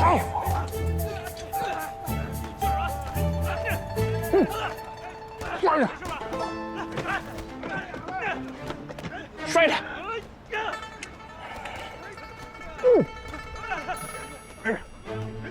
摔着，摔着，摔着。哥哥，你怎么在这儿啊？其实，我们到处找你。我看警卫他们训练呢。赶紧跟我回家，哥哥，你不要到处乱跑。是我，于兄，于兄你也来了。救救我妹妹，我这不让我出门吗？于大人，今天的事情多谢了。那我送你们回去吧。不用了，我带哥哥赶紧回家了。告辞，赶紧跟我走，快走了。于兄奶奶让府上吃饭啊。于公子，先行告辞。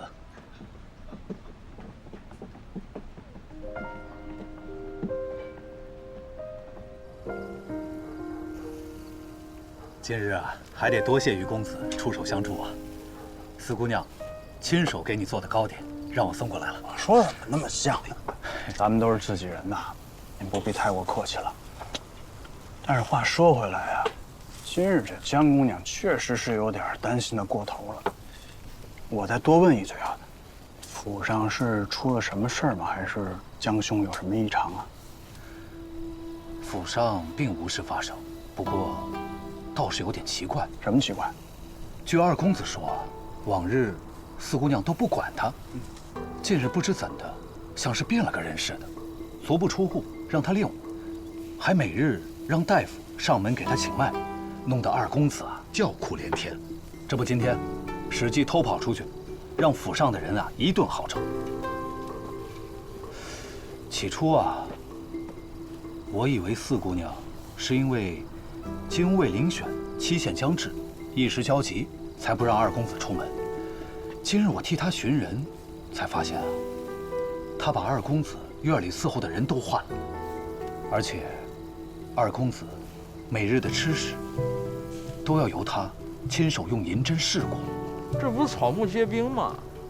今日也是，不过是出去游玩半日，便急疯了。这么严重吗？那莫非真的有人要害江战？他一个纨绔公子也不绝味可惜，谁吃饱了没事干害他呀？不是，江姑娘办事儿一向是谨慎的，她这么做肯定有她的道理。秦师傅这样，我也学过一些功夫，明日跟你们一起去。要是江姑娘还不放心的话，把她叫上，一同前往。如此甚好，在下一定将话带到。来。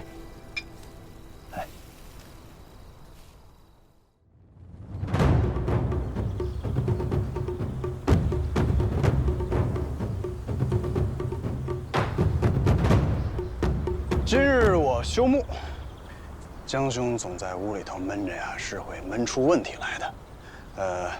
我教他，正好秦师傅今日也在。江姑娘，你就放心。那就多谢于大人了。哥哥，你们先忙。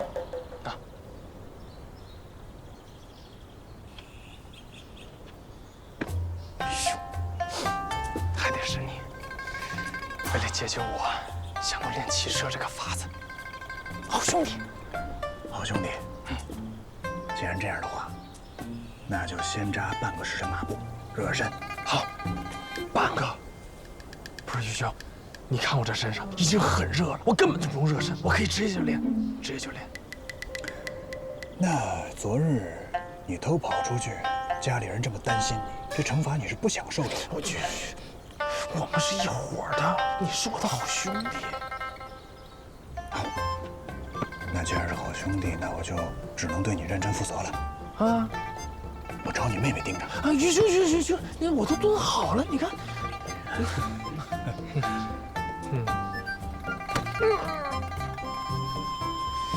别生气，别生气。我替你妹妹替着你。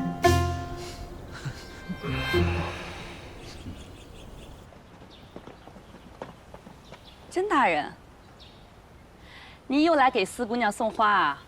好像四姑娘和二公子去了西郊马场。多谢。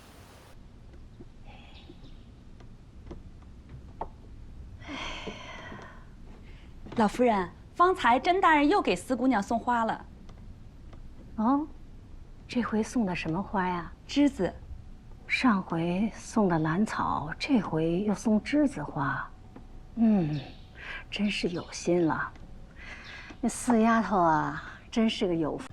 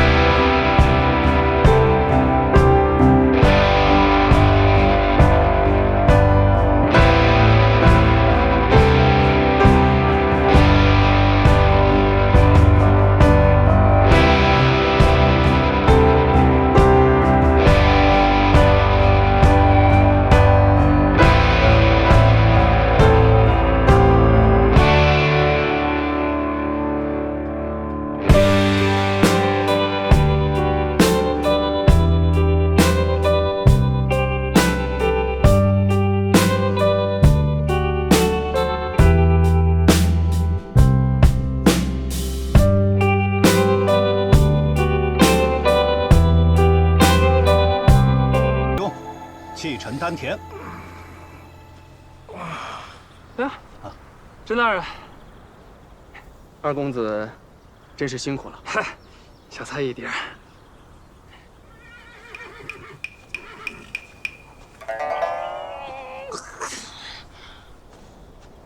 甄大人，四姑娘，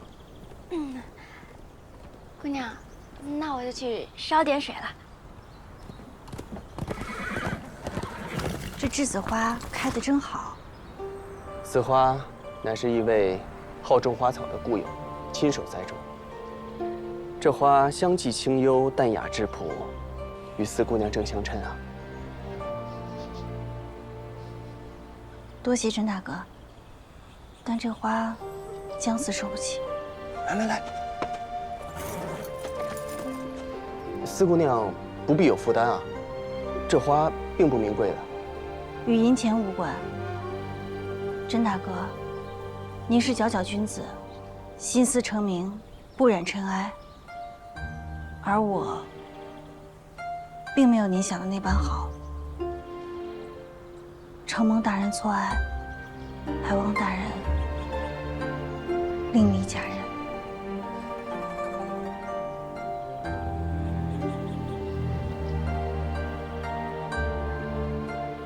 可是我哪里做得不好，惹四姑娘不快？你说，甄某定可以改。不，甄大哥，你很好，是我不识抬举，辜负了甄夫人，还有你的一片真心。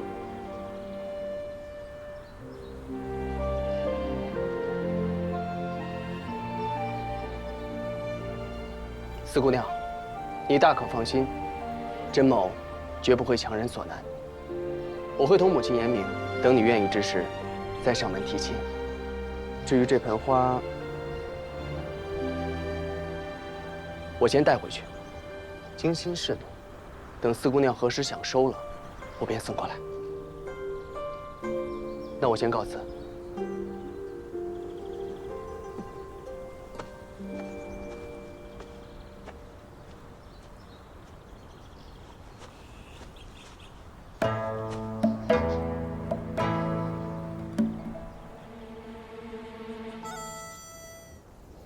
于大人，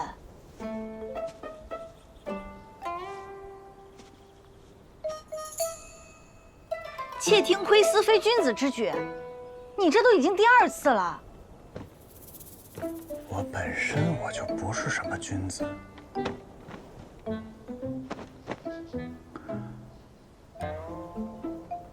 对不住啊，我起初以为你是新月甄大人。我心悦谁，都跟于大人无关。这当然有关系了，你非得这么生分的跟我说话吗？我们不是。是什么？林佑。于大人真是说笑了，我送你乔迁的海棠都被你退回来了，是我高攀不起你这位高邻。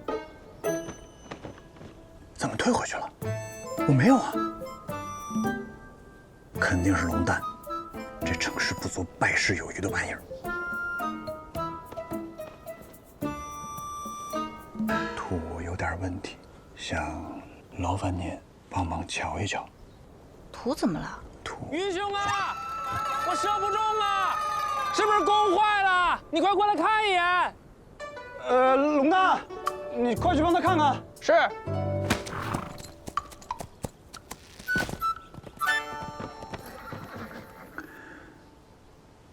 土有点松了。当真？当真，你一看便知。那你怎么不早说啊？我也得有机会说呀。其实我今日并非凶目，我一是想教江战骑射，二是想问问你，是遇到什么事儿了吗？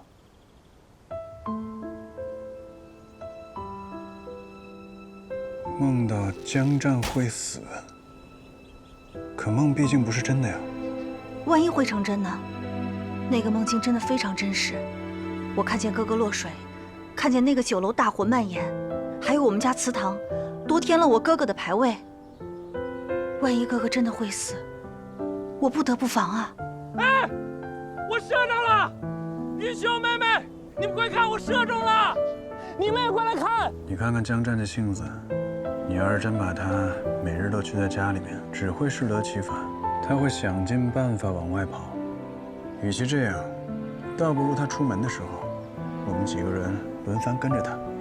如何？你不觉得我说的话很荒唐吗？我知道你是在意他。四姑娘当真是这么说的？是。而已做主，同四姑娘说了，这提亲之事，暂且作罢。哎呀，你呀你，这到手的媳妇儿就这么飞了？母亲，四姑娘的意愿，我们还是应该尊重才是啊。罢了，是娘太心急。那日江老夫人寿辰，她遭人陷害，娘瞅着那东平伯府内院就是个是非之地，心里一着急就下了定，心里想着早点让她入我家门，免得她受苦。今日想来，确实不好再勉强她了。母亲一切都是为了我。你是怎么打算的？这门亲事就这么算了？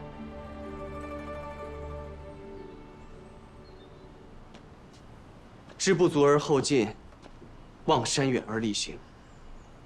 只要四姑娘一日未许亲，儿绝不放弃。好。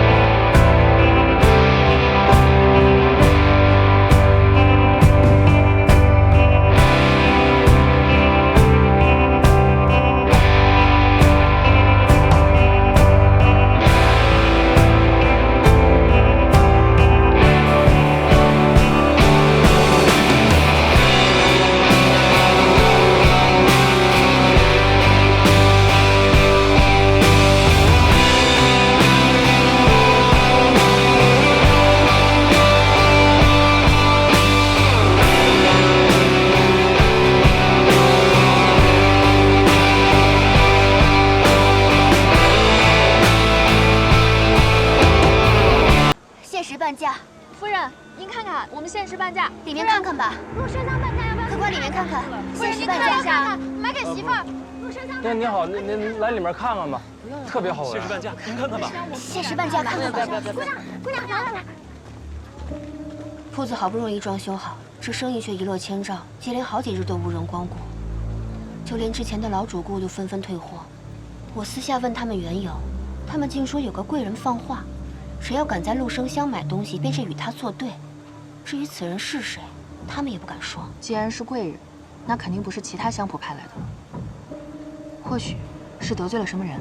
店里的老主顾有好几个都是朝中贵胄的家眷，此人竟能让他们都不敢光顾，究竟是谁呢？我去问问四姑娘，你等着。姑娘，进去看看香路吧。姑娘公子怎么办呀？还是没有人愿意进来。大家稍安勿躁，于司卫已经在帮忙调查了。正所谓好饭不怕晚，我就不信真有人能只手遮天，挡了咱们全部的顾客不成？妹妹说的对，哎，我认识一些朋友，我这2日请他们吃酒，让他们给咱介绍介绍客人。不成。为什么？哥哥那些酒肉朋友能帮什么忙啊？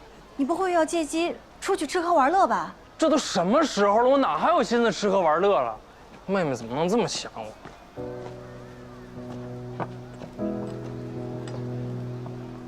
好了，总之哥哥就是不能去找那些朋友。知道了。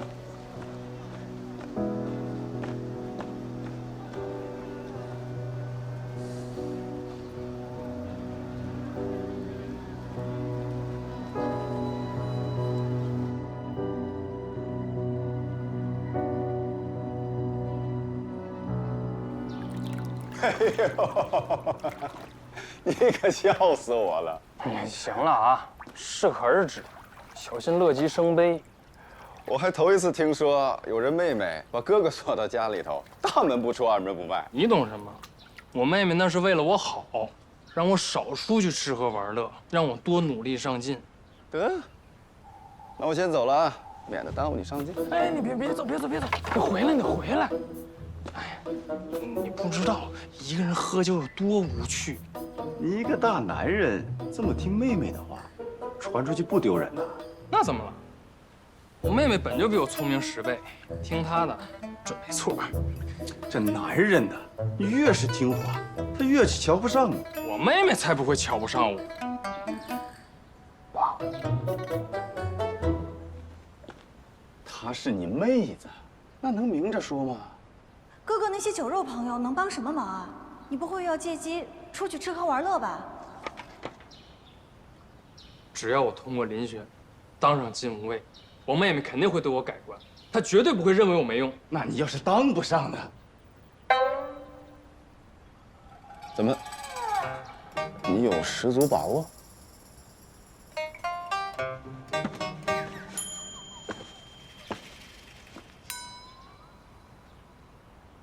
我一茬都没有。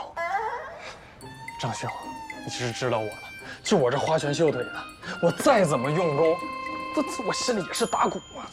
你这帮女的，我也不知道怎么想，非得要个男人图个什么一官半职的才算有出息。这金吾卫有什么好当的？成天风吹日晒。谁说不是呢？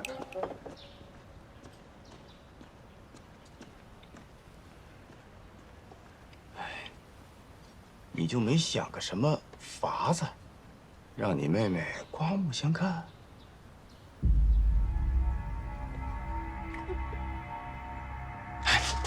张兄，你认识不认识什么有钱的夫人？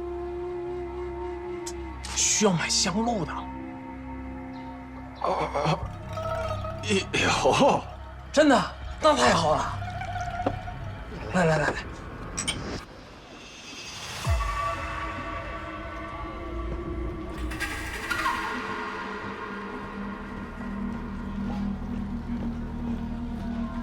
季兄，江战上钩了，那是自然。只要你把这差事做好，郡主说了，李邦司自有你的位置。小生定不让郡主失望。告辞。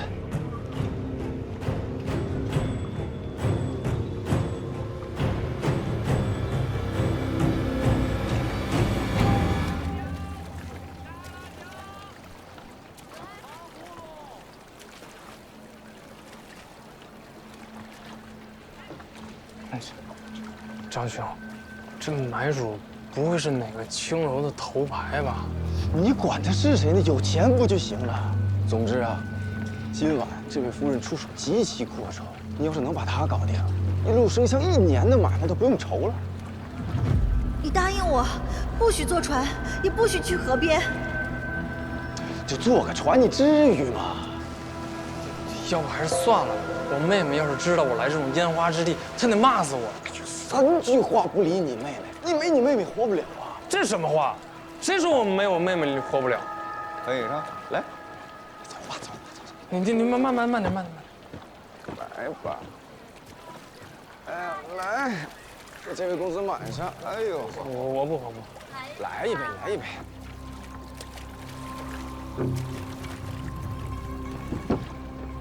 来，张兄。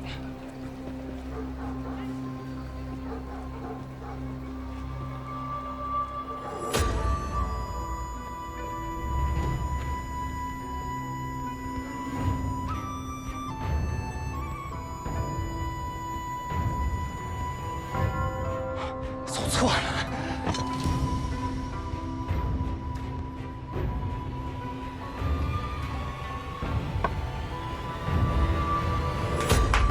下去吧。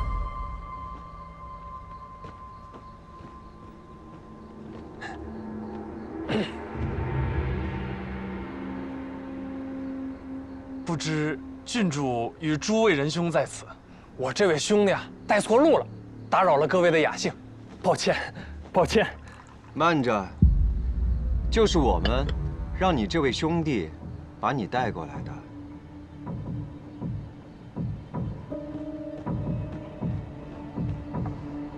郡主，这是何意啊？你不是想知道是谁在断陆生香的财路吗？那我来告诉你，是本郡主。不可能啊！谁不知道郡主人美心善，怎么能做出这种事儿呢？这一定是我的问题。我这人啊，一向是口无遮拦，这他们都知道。我一定是在什么地方得罪了郡主，还望郡主明示。你倒是挺懂事的啊。行，本郡主今日心情好，我就大人不计小人过，放过你了。多谢郡主。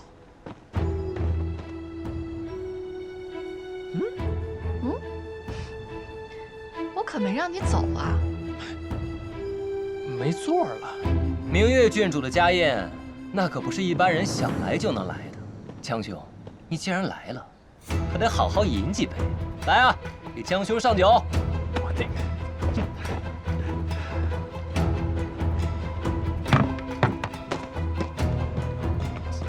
郡主，只要你喝了这3坛酒，本郡主就放过陆生香，如何？郡主，此话当真？当然了。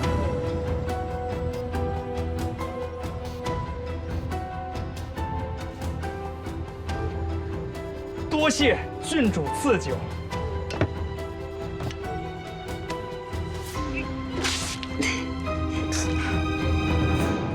我忘说了，这是我从西域弄回来的烈火烧，几滴便可进入熏然仙境。是花了。怎么，郡主如此金贵的酒，不吝赐你，你还不喝？我喝。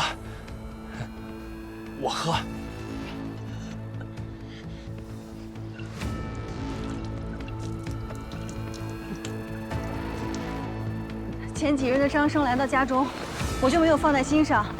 谁知道今日用了晚膳，哥哥就不见了。先别着急，说不定跟上次一样，偷偷溜出去喝酒了。怎么全洒下来了？来人，帮帮他！你们干嘛？你们俩沿这条路走，我们去河对岸。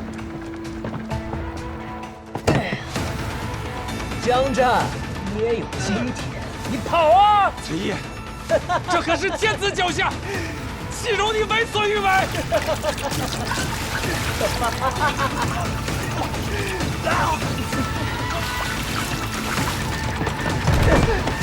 我跟你们拼了！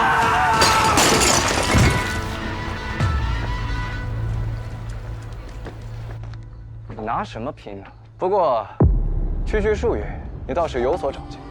你想练，我们就陪你练。上！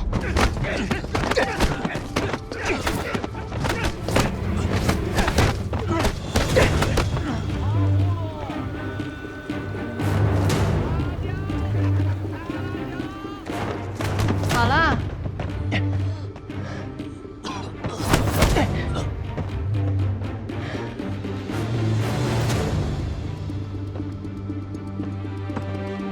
马上！刚才不是洒吗？这一次，咱们慢慢喝啊，慢慢喝啊，不着急。江真，江二公子，江真，怎么样？说话！什么？弄死他！他说要弄死他。这种要求我是第一次听说呀。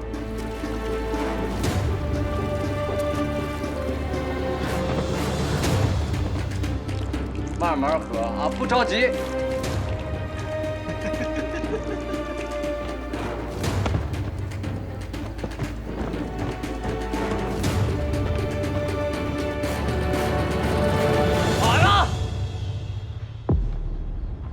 别装死！哎，季兄，他不会。江战，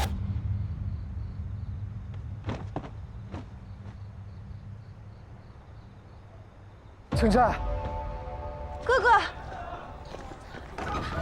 哎，哥，你们干什么？谁是你哥哥？对不起，对不起，哥哥。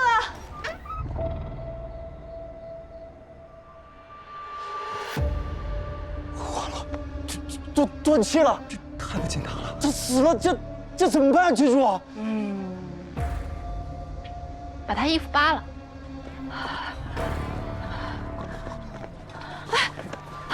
不好意思。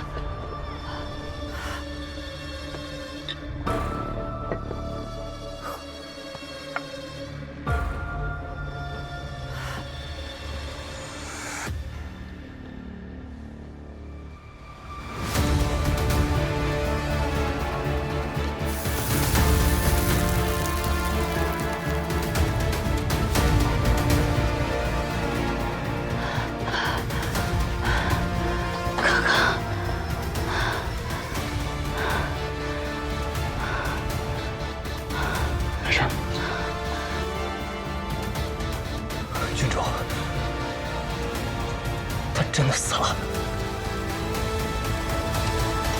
没劲，怎么办啊？慌什么？一条贱命而已。他再不济，那也是有爵位的呀。那就把他扔到河里，不就一了百了了？来人，扔了。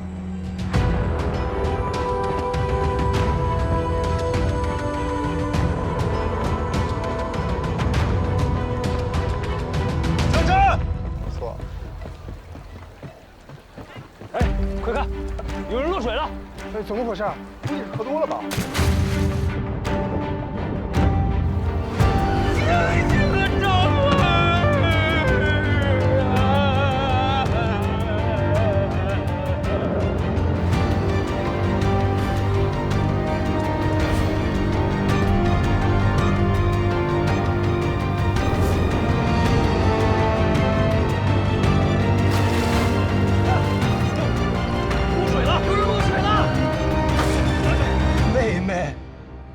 这要是被叔父知道了，那可如何是好啊？那就把这些狗奴才通通都给我带下去。明日本郡主不想在临安城再看见他们。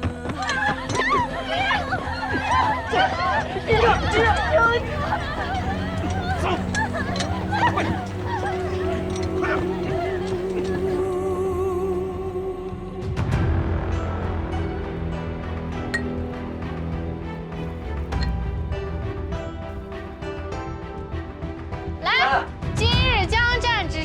在座的各位，本郡主重重有赏。郡主。张生，你是今日的大功臣，那江战可是你叫来的，什么买花路的大主顾，你敢这么说？ 他也是真敢信啊！没，这都是季兄的主意，季兄的主意。对，季兄，别可以的，咱们就是开心玩嘛，对不对？这个江战看起来皮糙肉厚啊，我把那个布给他一撒了，那酒给他一洒，我还没玩够，怎么就断气？ 这还好是郡主把他给拖啊！哎，对呀，郡主，今日你可尽兴啊！没劲，你说这人与蝼蚁有什么区别啊？没区别，都是郡主的。本郡主要的是江四死。崔明月，我现在就让你血债血偿。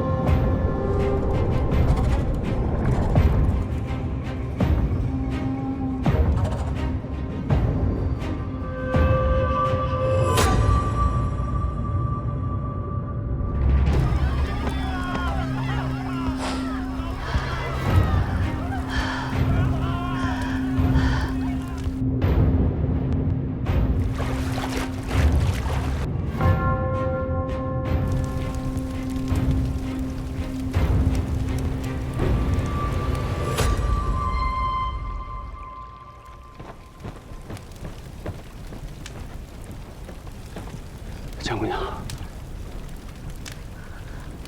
那帮畜生，杨生才、张生，他们把我哥哥活活的折磨死，然后把哥哥扔到这条河里了。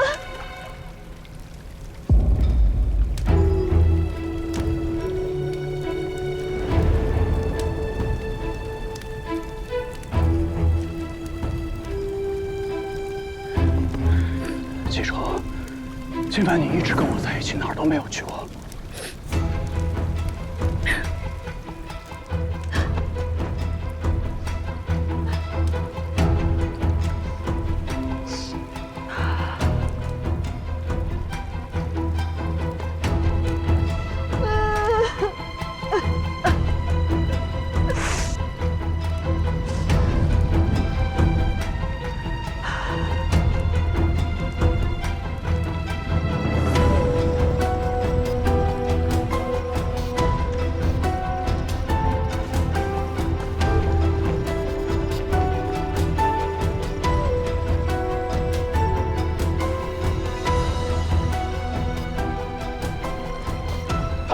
下游处有一高崖极其险峻，若江战真的随水而下，恐怕已经凶多吉少了。接着走，是。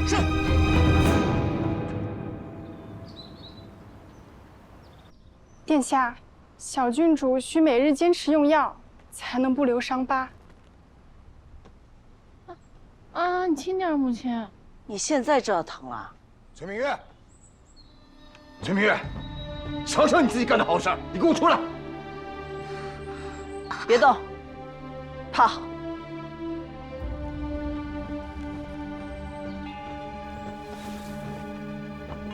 你还知道她是你女儿？她伤成这样，你没看见吗？她受点伤怎么了？至少她现在还活着。那崔毅呢？人都没了，他才多大？他才20多。我兄弟就这么点骨血，你让我怎么跟他交代啊？怎么，他死了就赖在明月头上？火是明月放的，人是明月杀的吗？这府里谁人不知啊？他平日里对他亲堂兄一直就是呼来喝去，从没有半点尊重啊。还有，他一个未出阁的女郎，成天跟一帮男子夜游厮混，现在倒好，火烧酒楼，2死1残，还有一个不知所踪。他犯下如此这般弥天大祸，你作为母亲，还要维护他？我告诉你，你要再这么骄纵他，早晚有一天，他的命就葬送了。永远不要诅咒本宫的女儿。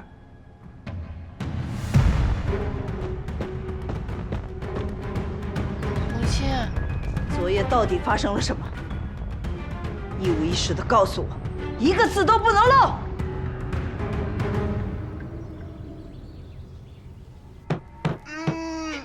轻点，轻点！我的儿啊，你先忍忍啊！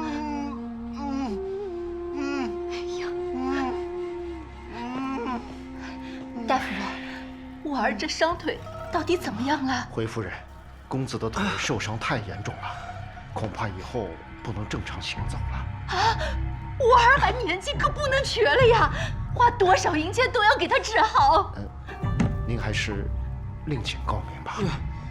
大夫，大夫，救救我的腿啊！大夫，娘！大夫，您再想想办法。大夫，娘，救救我的腿呀！大夫。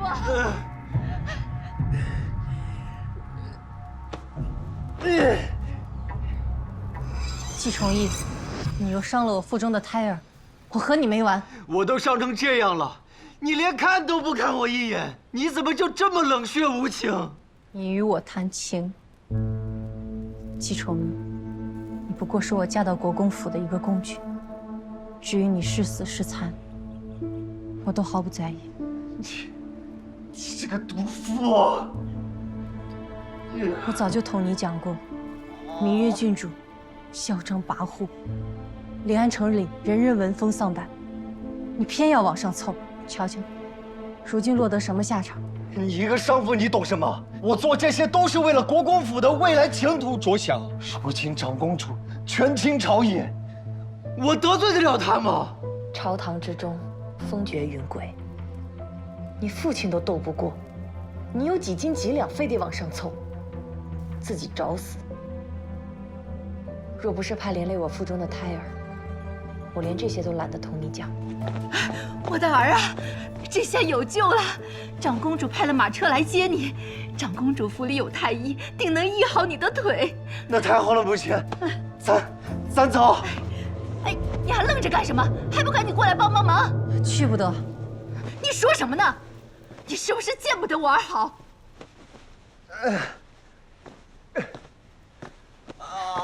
娘！我既已嫁入国公府，便与你们是同一条船上的人。你且细想，昨夜大火，死了2人，一个是御史大夫之子，一个是崔将军之侄，失踪的那个是孙礼监的外孙，每一个都不是好惹的。为何偏偏只有他和明月郡主活了下来？你什么意思？我儿也是世子，身份自也不低。您就别自欺欺人了。如今国公府每况愈下，再争惹上这官司，恐怕连爵位都要被削夺了。御史台、李邦司，每一个都不是好惹的，谁家也不会让自家骨肉白白出来送命。这人命官司，若非要有一个人，您说，长公主会推谁出来背这口黑锅呢？是了，长公主只怕没有那么好心。那依你看，我们现在如何是好？总之，这长公主府去不得。这样，你先去回了长公主的话，说崇义的腿不宜下床挪动。好，我这就去回了长公主。没想到你这女人，都还有几分良心。我又不是为了你，是为了我腹中的孩儿。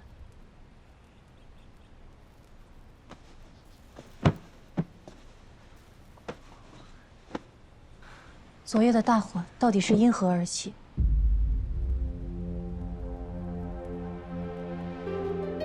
你就算看在国公府安危的份上，也都该如实告诉我。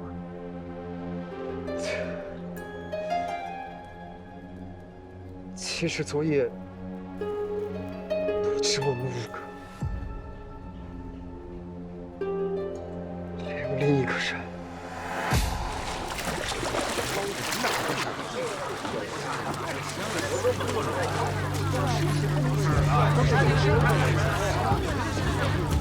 听说死了不少的。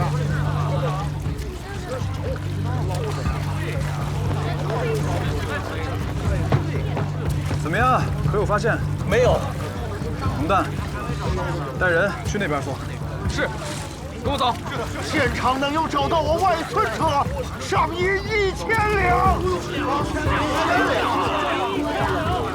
找人，快找啊！那边，1000两。孙大人，这是金水河，不是小河沟，水性再好，之人也容易出事。请您收回您的悬赏吧。都城司搜寻不力，还不让我自家找了。多一个人下水，我外孙被找到的机会就会更大。那边，找那边，快找啊！伯爷，姑娘，怎么样？伯爷，姑娘那边也没有找到。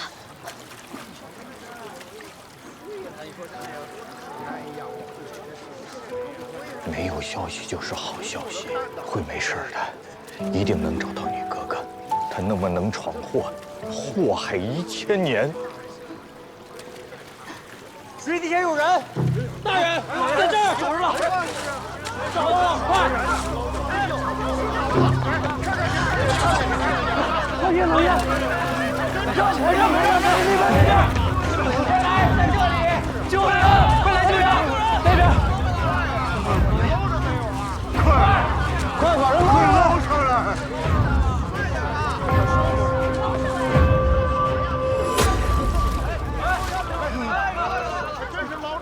自跑！生儿平时最爱自跑了。生儿，你好狠的心呐！我这白发人送黑发人。哎，走！哎，姑娘，姑娘，快，把姑娘送回去。是。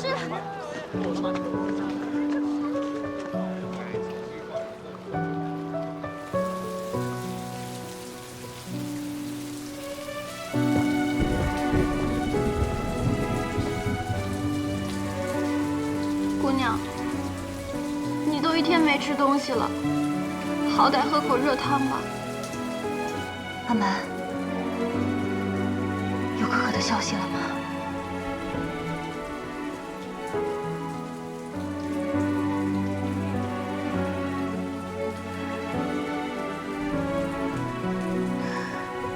都怪我，都怪我。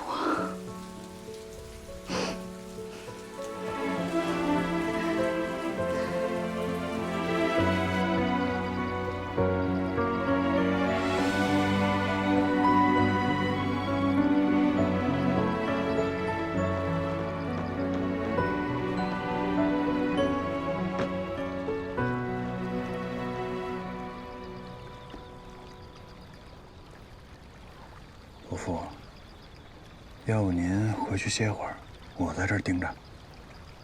这金水河为何那么深，那么长啊？您这身子可不能熬坏了，熬坏了还怎么寻人呢？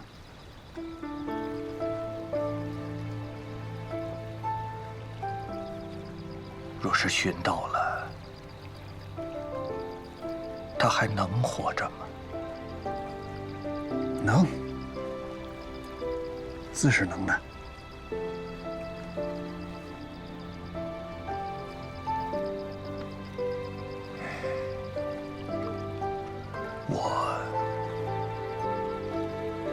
不配做一个父亲。他从小我就没怎么管教过他，等他长大了，我除了骂他，就是埋怨他，从未真正关心过他。他虽然顽皮，但却是个好孩子。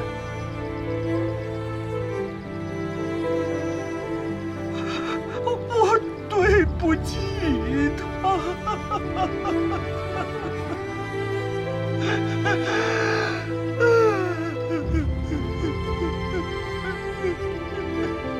伯父放心，我定会寻到他。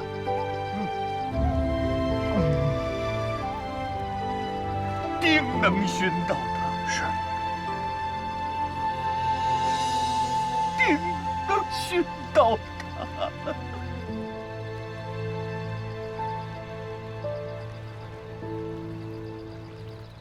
殿下，你可要给老臣做主啊！殿下，我儿被烧的那是面目全非，惨不忍睹啊！殿下。张大人请节哀啊！只是本王不明白，张大人的儿子为何会出现在明月郡主那里？殿下明鉴，殿下对老臣有知遇之恩，老臣对殿下更是一片忠心呐。他张生只是老臣的一个庶子，平日里就不学无术，不思进取，屡次科考皆是名落孙山。老臣也是疏于管教，实在是不知这个孽障怎么就跟明月郡主搅和在了一起呀。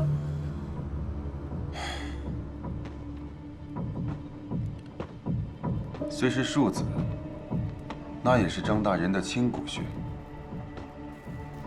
就这么不明不白的被烧死了，着实令人痛心啊！殿下，都怪那长公主教女不严，明月郡主不知检点，放荡形骸，纵情声色，这才引火烧身，害死了几个人的性命啊！殿下，老臣定当向京上启奏，要严惩那明月郡主。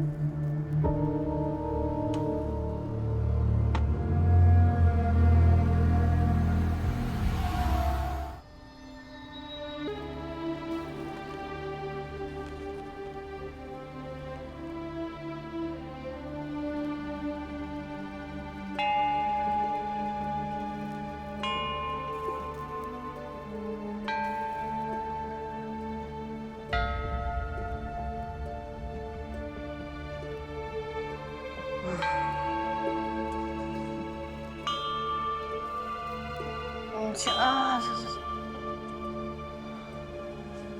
母亲，我都在这趴了好几日了，想出去走走。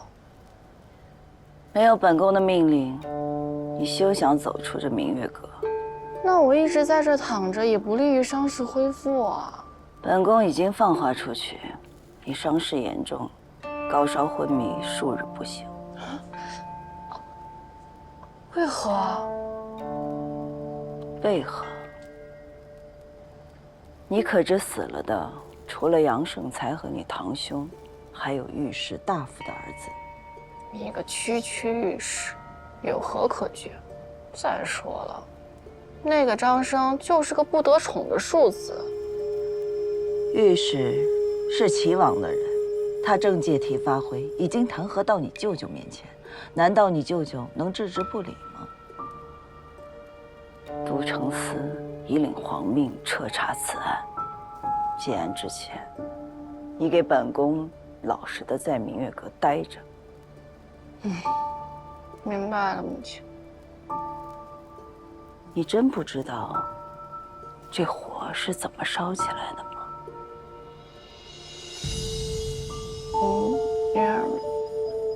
女儿那天喝多了，我真记不得了。既然齐王揪着不放，那本宫就给他想要的。你们干什么？放开我儿！母亲，放开我儿！你们要干什么？放开我儿啊！放开我！大人，求你了，求求您放了我家宠妃大人！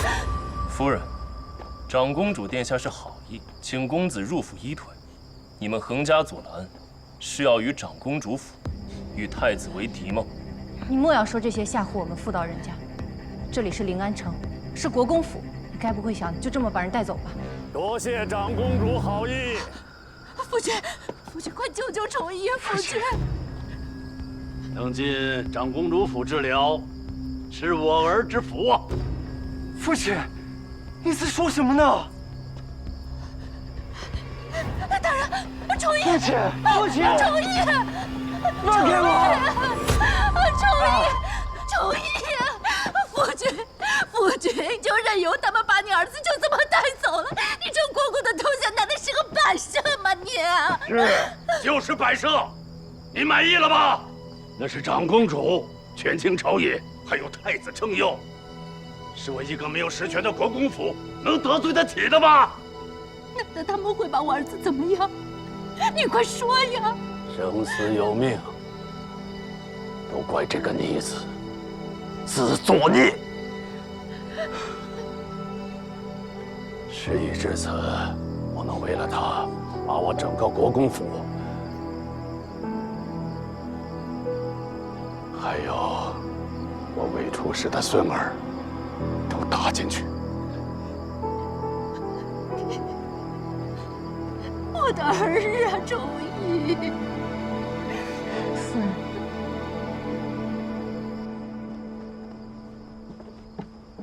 长公主到。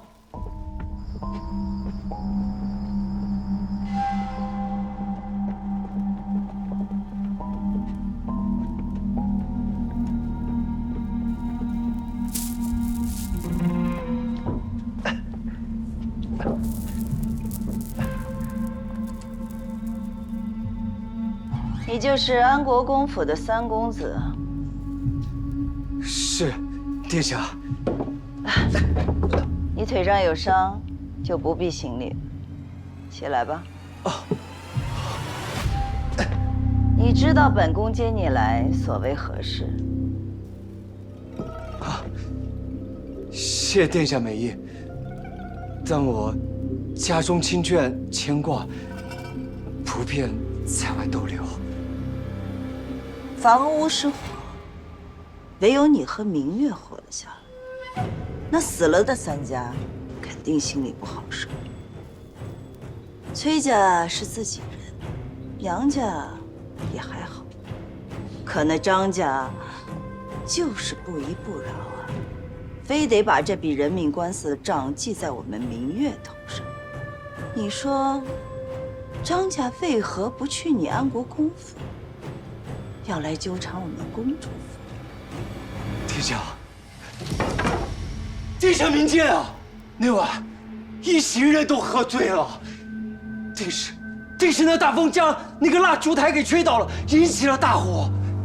我和明月郡主都是受害者，酒楼失火，纯属意外，是天灾啊！殿下，意外的说辞，张家不接受啊。只能是你们其中的谁，不小心打翻了烛台引起也好，酒后故意纵火也罢，但不能是明月。你是聪明人，应该知道吧？知道，绝对不能是明月郡主，不是明月郡主。不，也不是我，殿下，是江战，东平伯府的江战，东平伯府。19，去看看。是，殿下。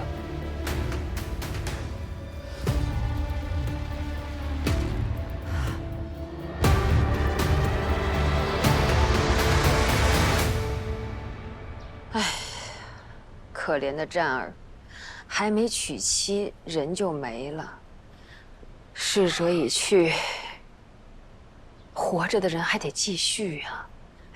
母亲，战儿后事的事情，是不是要定下来了？我哥哥还未寻到，是死是活尚未可知。二婶，你就这么迫不及待的要办白事，是何居心啊？战儿没了，我心里也难受啊。我知道你们兄妹情深，你一时接受不了。可这都整整寻了7天了，实在是没有生的可能啊。这老话说嘛，入土为安。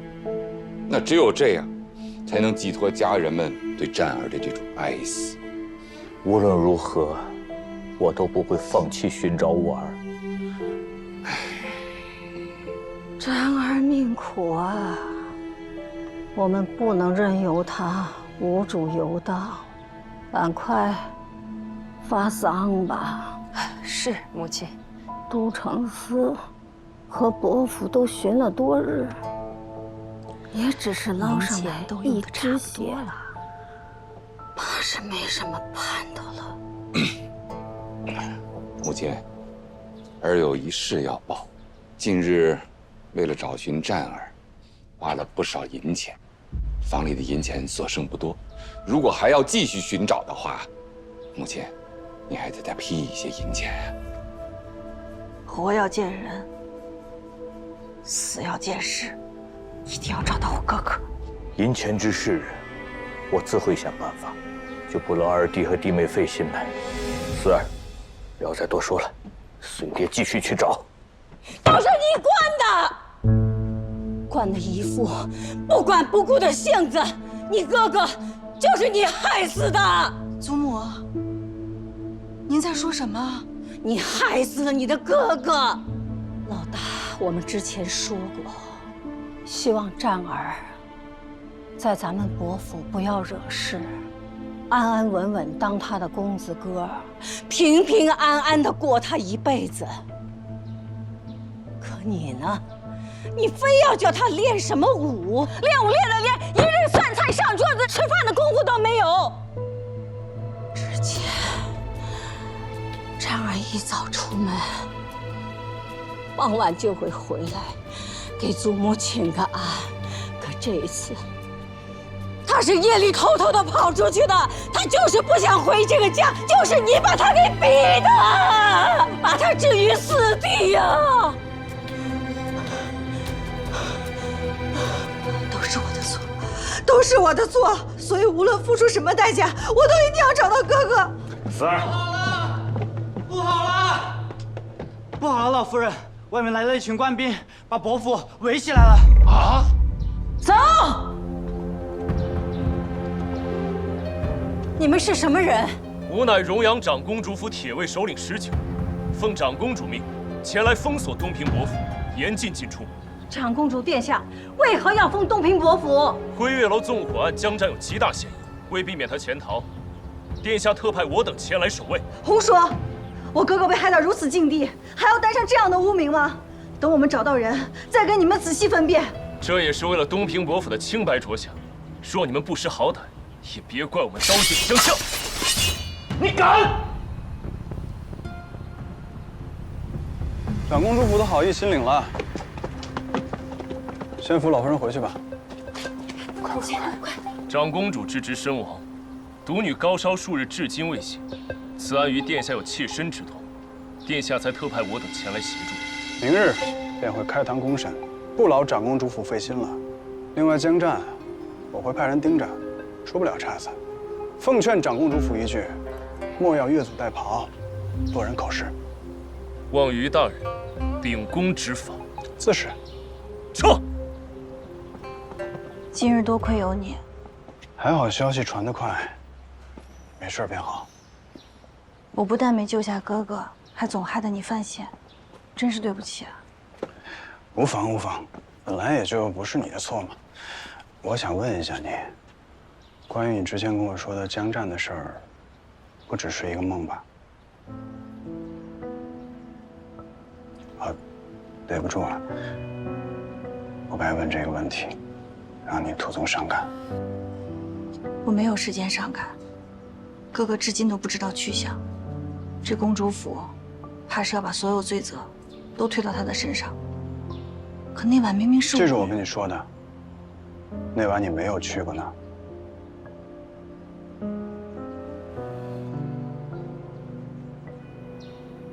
难道为了撇清我的嫌疑，就任由他们把脏水都泼到我哥哥身上吗？我觉得你哥哥应该也不希望你为了他铤而走险。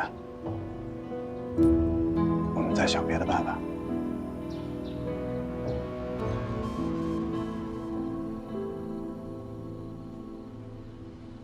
母亲，你之前不是说要把这四姑娘许给甄府吗？那只是口头说说罢了，甄家尚未提亲下定呢。你也看见了，公主府那般的凶神恶煞啊！如今啊，我真是管不了许多了。只要谁能护住伯府，我就把四丫头嫁给谁。还是母亲想的周到。只是这样一来，外面的人会不会说我们伯府一女许两家呀？战儿至今生死未卜，我还在乎旁人嚼舌根吗？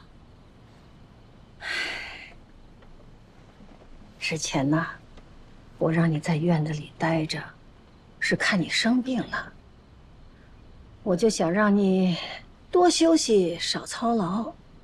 可现在啊，看看你身体已经大好了，再说这个四丫头呀，毕竟太年轻了。我已经差人把对牌钥匙给你送来，以后伯府就靠你来掌管，辛苦你了。哎呀，母亲，哪里辛苦啊？您放心，我一定不辜负您对我的信任。只要咱娘俩同舟共济，就没有过不了的难关。老夫人，您的安神汤好了。哎，我来。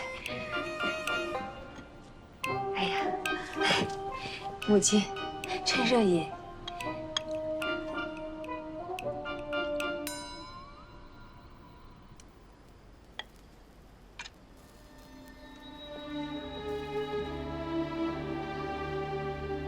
又是都城司的余妻。殿下，奴婢知错，求殿下宽恕。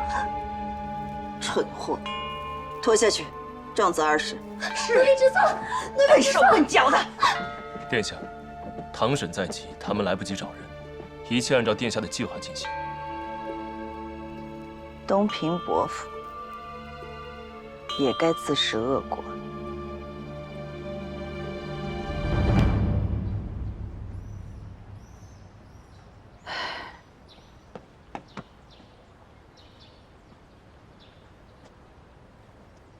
姑娘，马上就要上公堂了，您可有什么对策？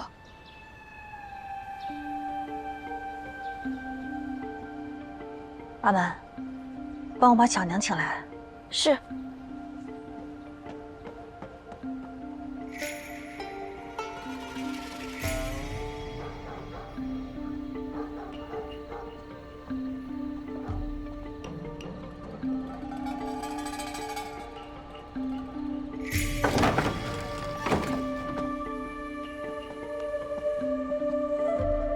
乔姐姐，来，阿满在外面守着。是。四儿，你瘦了许多。姐姐肚子这般大了，都快生产了吧？走，先坐下，慢点。坐。四儿。如今你还肯喊我一声姐姐，我实在羞愧难当。如今我家这般情况，姐姐还愿意半夜来看我，肯定在心里还是把我当妹妹的。好妹妹，都是季崇义那个杀钱刀的，他就活该被火烧死，被水淹死，来给你哥哥赔罪。乔姐姐，季崇义是不是告诉你什么了？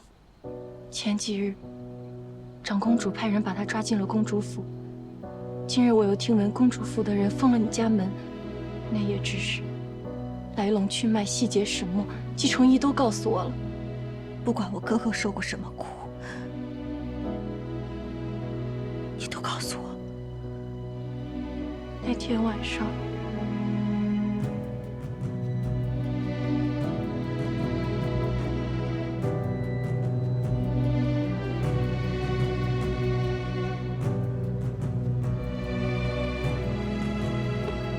为什么这场火不把他们全都烧死？如今这崔明月还好端端的活着，而我哥哥连尸首都找不到。如果不是我，你与那季崇义也不会结怨。崔明月才是罪魁祸首，季崇义不会有这个胆子的。但是我不明白，这崔明月为什么要针对我哥哥？为什么要针对陆生香呢？那天郡主在街头跑马，与你们兄妹二人起了冲突。徐大人带他回了都城司，差点放下鞭笞。郡主从未受此大辱，便记恨上了你们兄妹。你说这人与蝼蚁有什么区别啊？可能在这崔明月眼里，我哥哥的命就跟蝼蚁一样。他就算闯下了天大的祸，都有一个权倾朝野的母亲替他收拾烂摊子。如今长公主谎称崔明月高烧未退，昏迷不醒，还强行将季崇义接到府中治伤，定是那长公主将罪责都推到你哥哥身上。若是成了，皆大欢喜；没成，诬告的也是季崇义，而非崔明月。国公府不敢明着与公主府对着干，我更不知如何能帮到你。谢谢你。不管怎么样，定要讨个说法回来。我大概知道要怎么做。大人，家兄江战至今下落不明。今日民女要状告季崇义、张生、杨胜才、崔毅、崔明月一行5人合谋加害于我兄长。你休要在此信口雌黄！明明是江战酒后失智，纵火烧了阁楼，害死了崔、张、杨3位公子。我与明月郡主虽侥幸逃生，但却烧成重伤，请大人明鉴。你说江战酒后纵火，你可有证据？我就是人证。我哥哥与明月郡主素不相识，为何要去赴宴？明月郡主摆宴邀的是张公子，张公子古道热肠，他知道我与东平伯府结怨，便拉着江战前来赴约。他想做个和事佬，化干戈为玉帛。谁知那江战几杯黄酒入口，不仅口出狂言，还痛骂张生多管闲事，还与劝和的张公子大打出手，最后纵火烧了阁楼。按照你的说法，我哥哥一人纵火，你们其他5个人就眼睁睁地看着。且先不说明月郡主，你们其他几位公子哥都是年富力强，且多少都习过武。我哥哥就算有3头6臂，你们5个人加在一起还治不住他吗？你1个对5个，怎么可能？我瞧这火就不像江战放。明月郡主那可是长公主独女，小小东平伯府，就算是借她10个胆子，她也不敢呀。那也不好说啊，酒壮怂人胆啊。肃静，你作何解释？我并没有说江战是当着我等的面纵火，而是在赶出包厢之后，趁着我等酒醉不省人事，折返而回，悄然纵火。既然是你等酒醉不省人事，又说我哥哥是悄然纵火，那你怎么又知道放火的人就是我哥哥呢？我当时内急，如厕归来之后，我恰巧看见江战在那纵火，他被我撞破之后，他便跳水脱身，而酒楼的火势已起，已经灭不了了。大人，此人因为退亲一事，对我东平伯府怀恨在心，现在的说辞又是前后颠倒，经不起推敲。大人，我腿上的烧伤，便是最直接的证据。当晚的形势危急，众人皆是惊慌失措。我即便记不得细节，也是情有可原。况且都城司打捞多日，唯有江战下落不明。我瞧他定是畏罪潜逃。还请大人早日发文通缉，还死者，还有我们这些受伤的苦主一个公道啊！仅凭你一人之言，不足以定江战之罪。但为今之计，只有先找到江战，此案方能查清。大人，当夜发生之事，家兄皆已告知于我。你知道江战在何处？是。不可能，江战不是已经……不是什么？怎么不可能？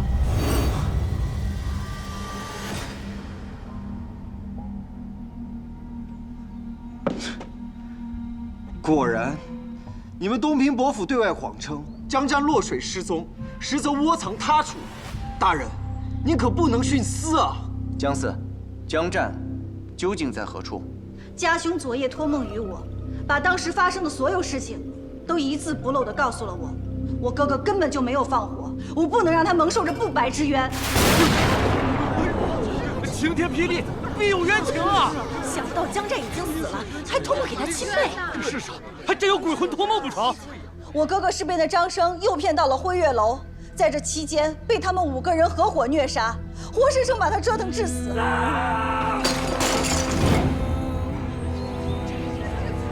这是人干的事儿吗？太过分了！就是。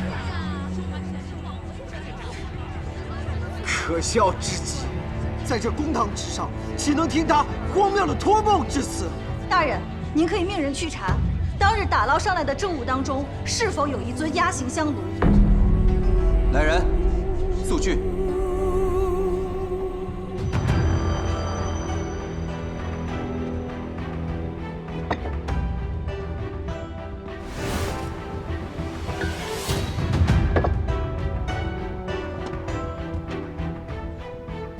季崇义，本官问你，你在现场可有见过此香炉？我不记得。那我帮你来回忆一下。你们把我哥哥殴打够了，然后你发现他断了气，就和那崔毅一起把我哥哥扔进了积水河中。季崇义，你杀了我哥哥，你该杀人偿命！胡说，胡说！我没有杀他，我只是踢了他2脚。郡主让他们把江山推入河中，跟我无关。我没有杀他，我没有杀他。季崇义，你好大的胆子，竟敢攀污郡主！究竟是他攀污，还是长公主府仗势欺人，戕害无辜性命？难道就因为你们是高高在上的皇族，就可以视人命如草芥吗？行凶作恶，还堂而皇之的把所有罪责推到无辜的人身上。就是，凭什么这么欺负人啊？人家的命就不是命了？还是公主踩了人，公主死不是，滚下去！休得无礼！你也不是个好东西。肃静！此乃都城司公堂，不是菜市口。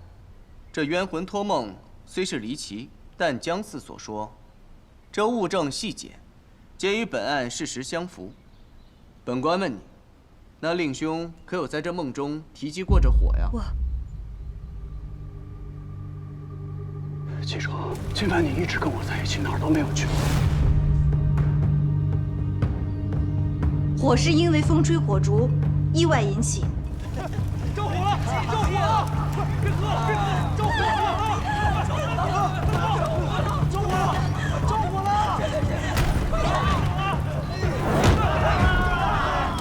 火起了，为何席间众人毫无反应？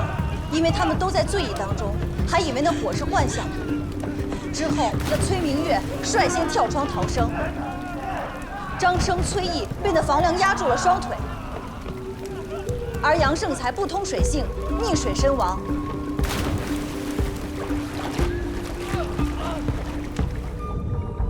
张生转向季崇义求救，季崇义置之不理，独自逃生，至此那2人葬身于火海当中。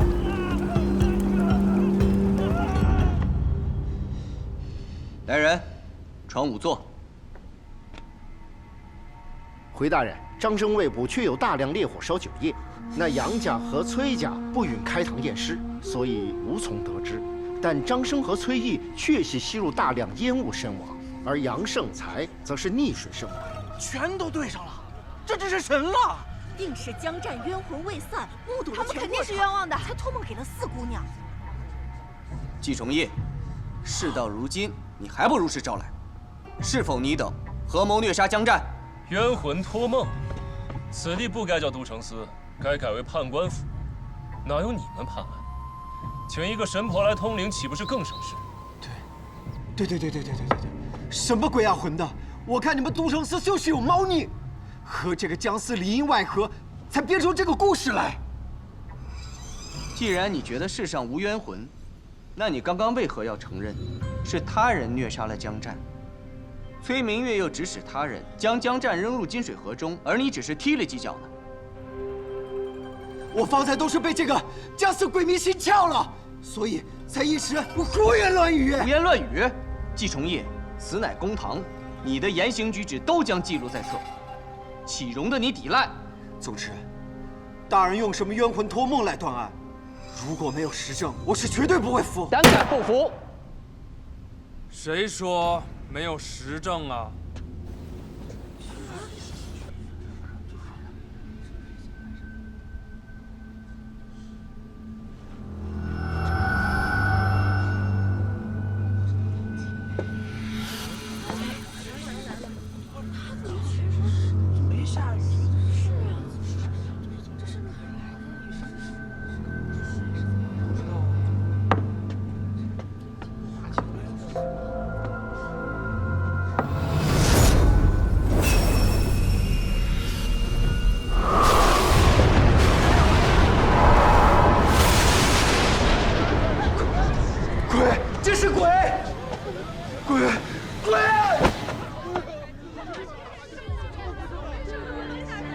季重义，你再不讲实话，就拉你跟我一起下地狱！你别过来！不是我杀的你，跟我没有关系，都是他明月之主，是他指使我做的。长公主她不想让她女儿在这公堂之上，所以才必要做个伪证。那明月之主根本就没有回答，你是找他别来找我，不承认我什么都没做。我求求你别杀我！别杀我！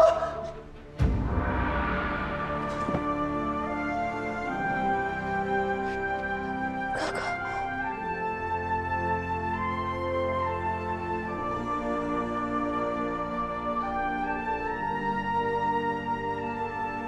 你回来了。那江家二少爷究竟是人是鬼？都城司审得了人间案，又能否断得了这孤魂冤呢？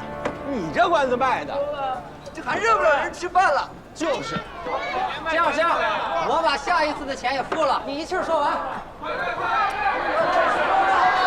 快点说。欲知后事如何，且听下回分解。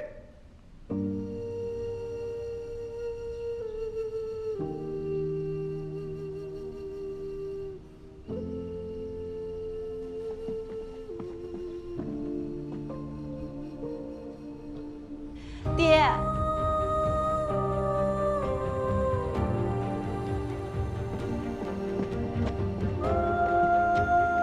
爹，爹！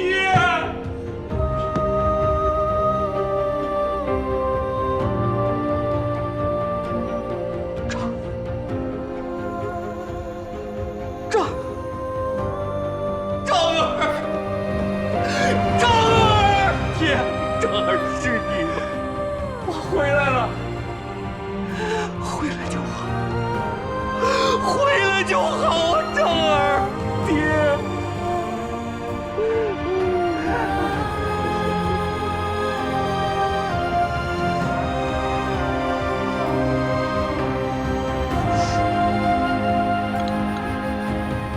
慢点吃，哥哥，别噎着了。喝点水。对了，哥哥，你那一身的伤现在怎么样了？是啊，是不是再请个郎中过来看看更稳妥些？是得看看。用不着，我这全好了。你们看，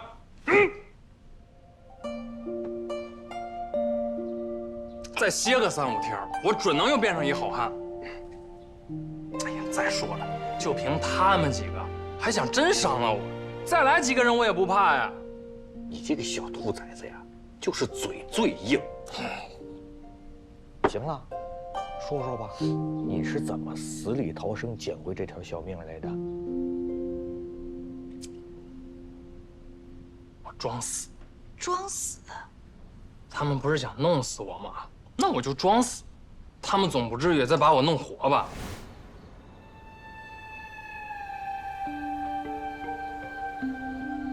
郡主，他真的死了，怎么办啊？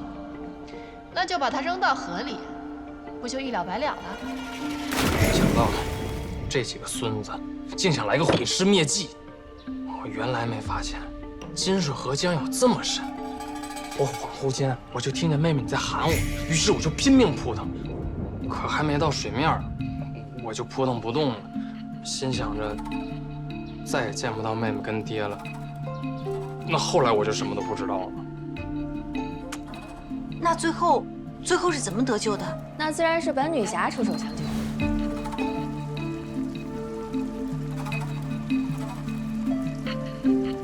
其实是七哥算得准，让我到下游去看看。哎呦，真厉害！那可不，你也不看我是谁，吃喝都是我包的，我还下河捞鱼呢。你这既然得救了，为什么不赶紧回来呀？你这差点要了你老子半条命。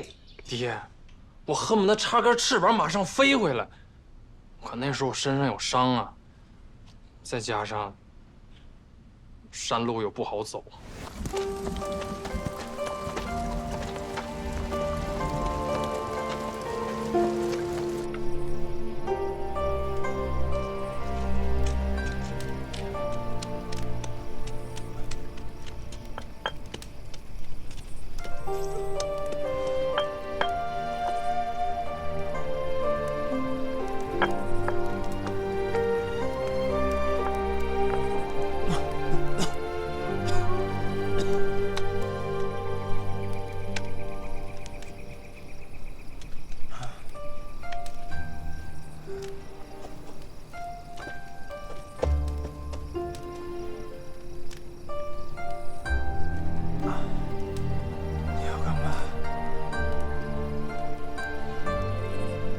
上药。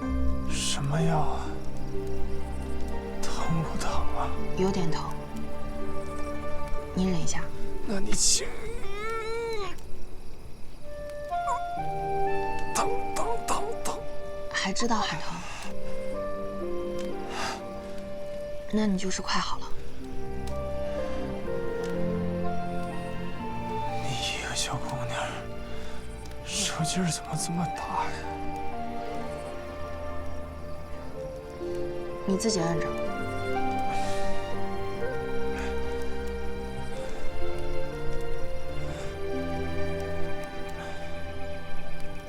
男女授受不亲。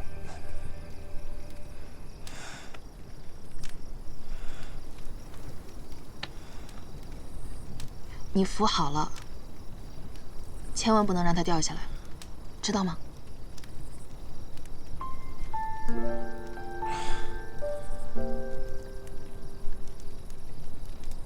知道了。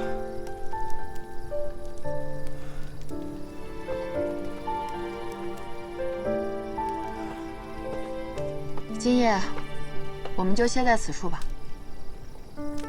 在这儿。我刚活过来，在这儿待一宿，不得横尸荒野啊！你快呸！谁要跟你一起横尸荒野了？你就瞧好吧。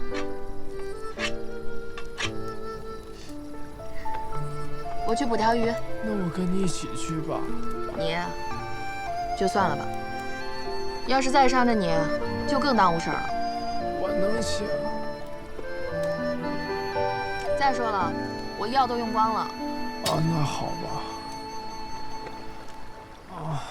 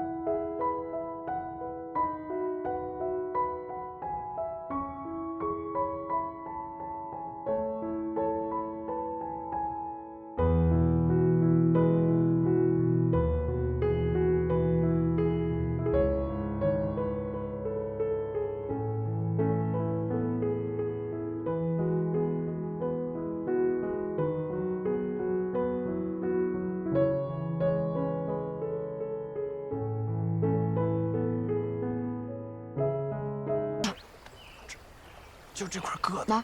啊！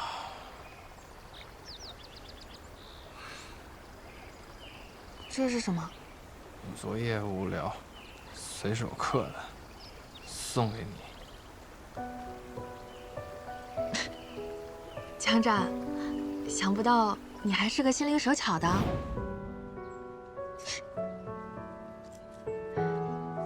傻乐什么呢？啊，这什么东西啊？没什么。哎，不是牛还是马呀？那是。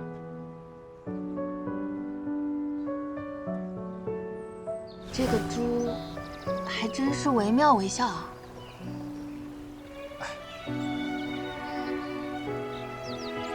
这是马，这是你的那匹马。先前祝生香开业，你不是把自己刻的那个小马送给我妹妹了吗？原来是马呀！嗯，好，那它就是我新的护身符了。那个，谢谢你啊，救了我。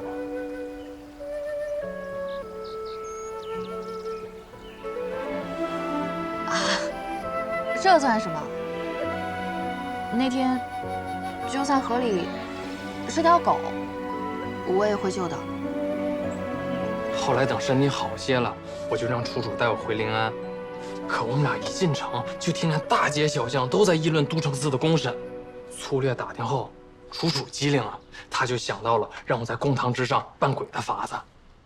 对了，哥哥，你那一脸血是怎么回事？哼。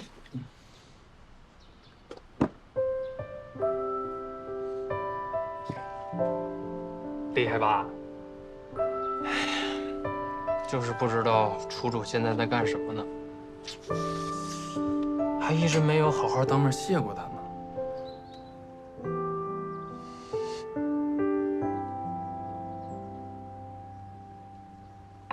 哎呦，江老夫人设宴让咱们过去呢，这你不早说！吴楚楚，都更衣更衣。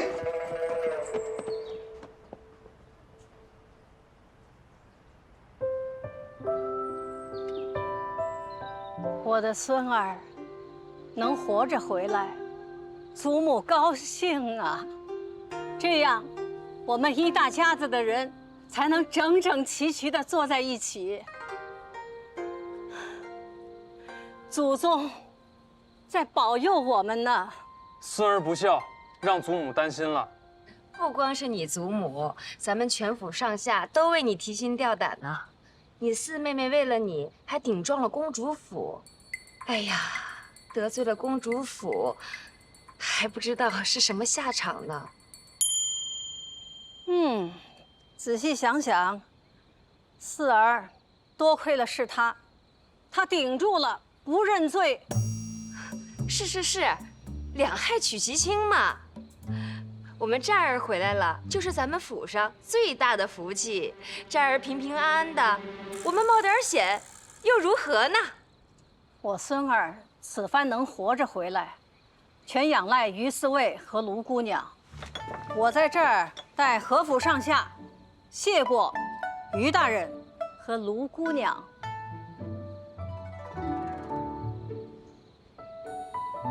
于兄，卢姑娘，咱们是过命的交情了。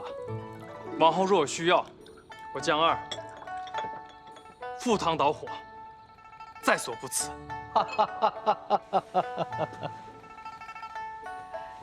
听闻卢姑娘在荒野没日没夜地照顾吾儿，若日后有碍姑娘清誉，你可要负起责任，知道吗？坐下吧。爹，咱们怎么能恩将仇报呢？您快放过楚楚姑娘吧。战儿，以后不要再惹事了。你看看，你父亲都什么年龄了？这几日头发又白了不少。行了，二弟，这孩子好不容易回来了，就别再说他了。张儿，从今往后你想做什么就做什么，只要开心就好。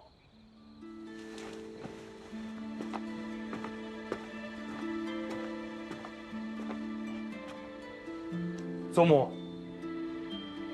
爹，以往都是我的不对，让你们为我操心了。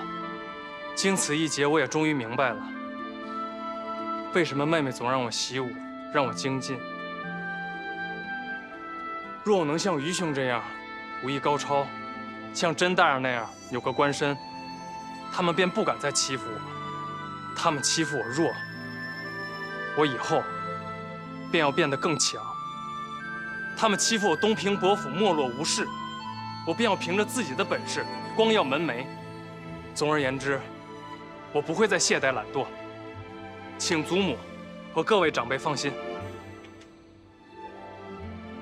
好，难得我孙儿有这番醒悟，我们伯府有望了。江兄若是不嫌弃，日后我陪你一起习武。那好啊，也算我一个。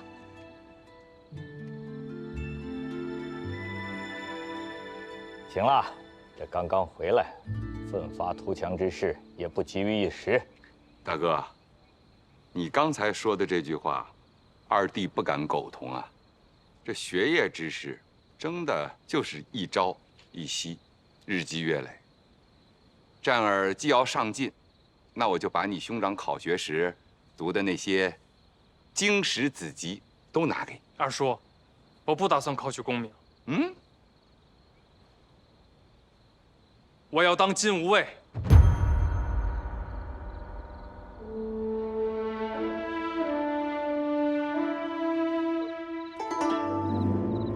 送给你的，一点小心意。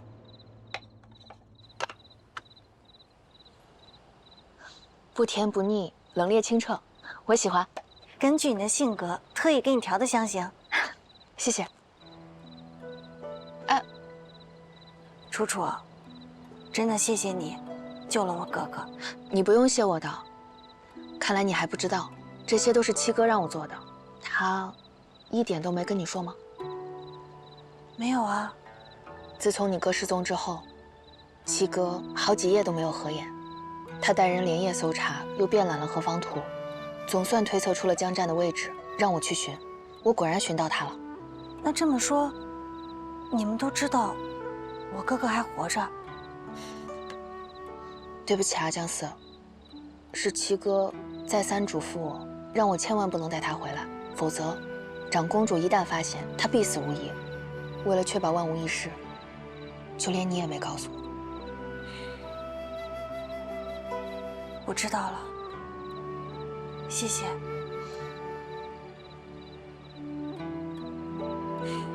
话说，此劫之后，那江战如同脱胎换骨，闻鸡起舞，夙兴夜寐。昔日落魄纨绔，当真下得了那苦功，突破层层遴选，当上了金吾卫。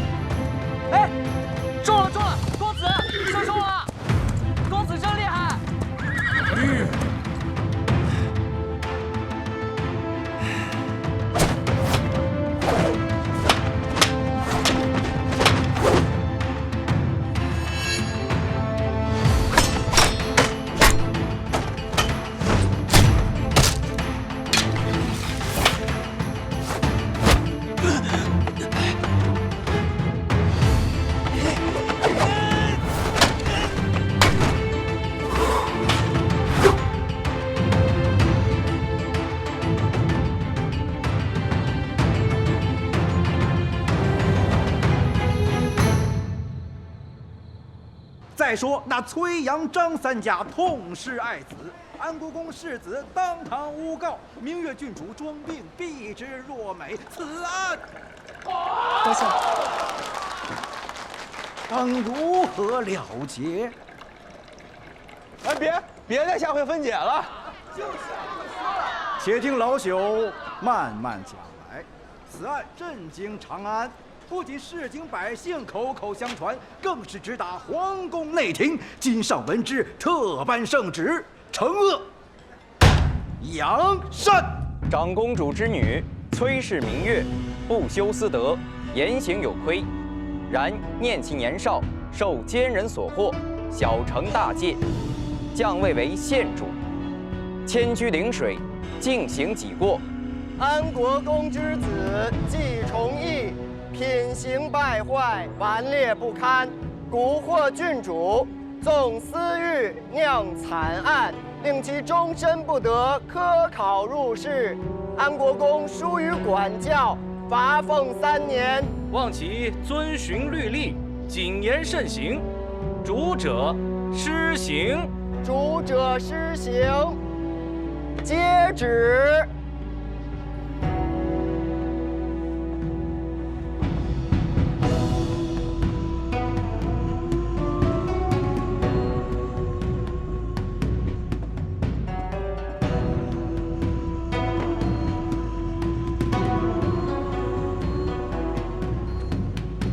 陛下有旨。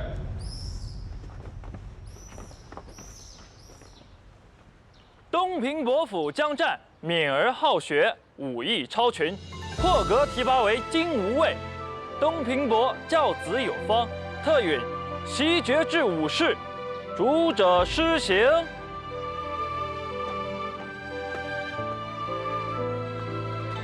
东平伯，江公子，还不快领旨衔？谢陛下隆恩。起来吧。哎呦，好好好，有劳内侍大人。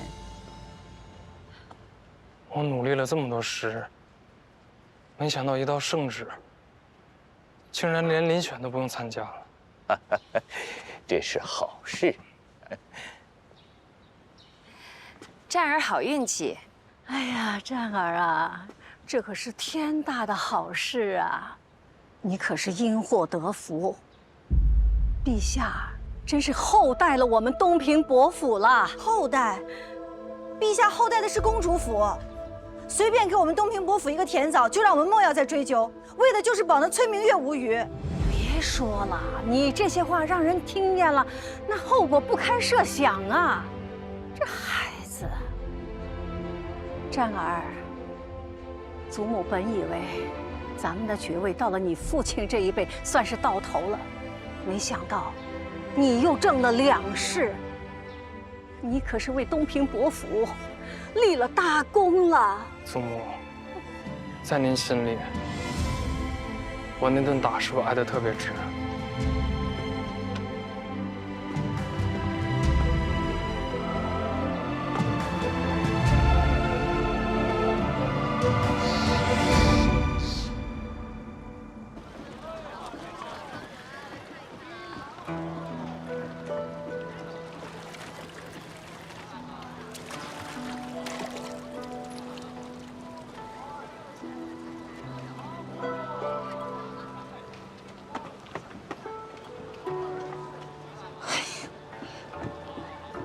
你怎么一个人在这儿？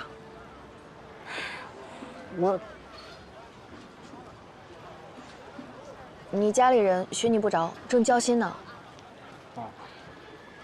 我就是，你怎么知道我在这儿？碰运气。你我出狱不就在此处？我看天色正好，想着你说不定又来此处赏景呢。我就是想一个人静一静。那你当我不在便是。不是，我是说我一个人，烦死人了。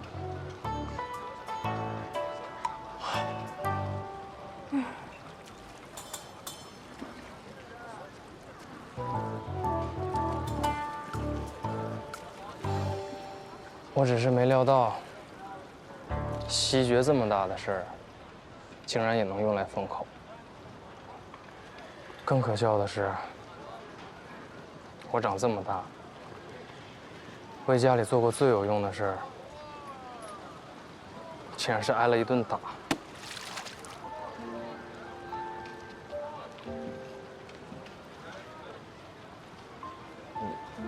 你是不是觉得我特没用？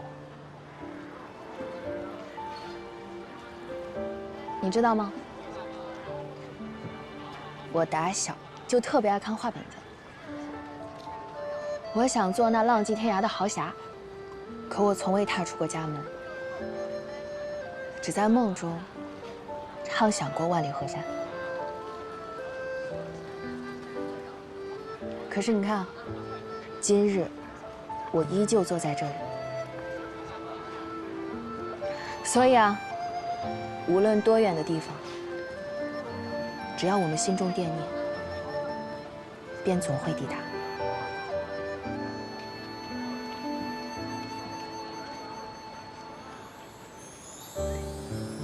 总会抵达。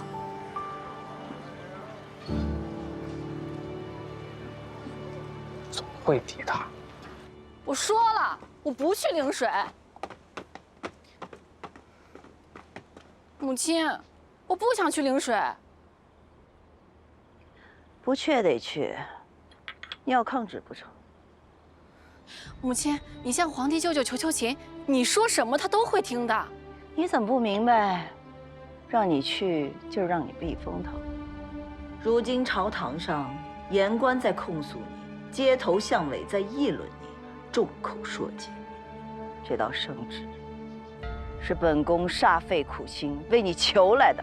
小县主啊，殿下是一片慈母心呐，您就暂且去陵水避一避，等事情过了，殿下肯定会去求金上让您回来的。殿下只您一个女儿，他怎么舍得和你母女分离呢？那我要待多久啊？待到你真心认错，不再胡作非为。母亲，我已经知道错了，您放心，我会乖乖的去陵水的。我日日去祖祠给堂兄诵经念佛，我绝对不会再惹事儿了。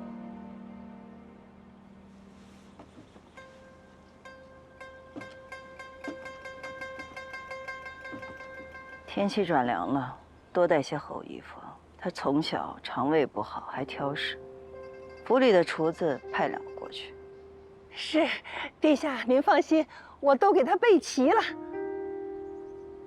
一定要好好反省，别再让我失望。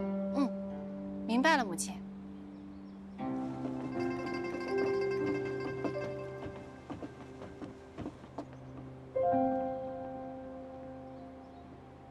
小绿，你说本郡主错在哪儿了？错就错在不够狠。我应该在江战的身上戳他10几20个窟窿，让他死透。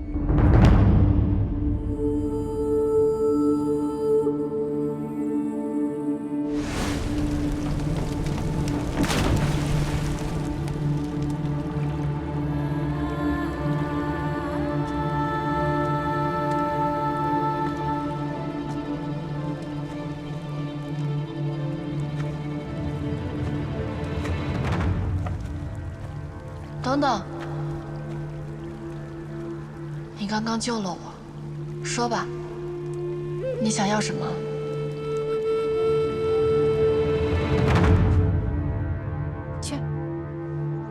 去枣树巷传信，让于七明日来城外的五里亭，给我送行，告诉他，他若不来，我便请江家人来。是。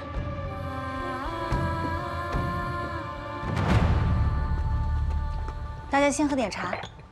这次哥哥死里逃生，大家的心一直都是悬着的。趁着现在一切都好起来，不如咱们一同出游，尽情玩上2日，可好？好啊！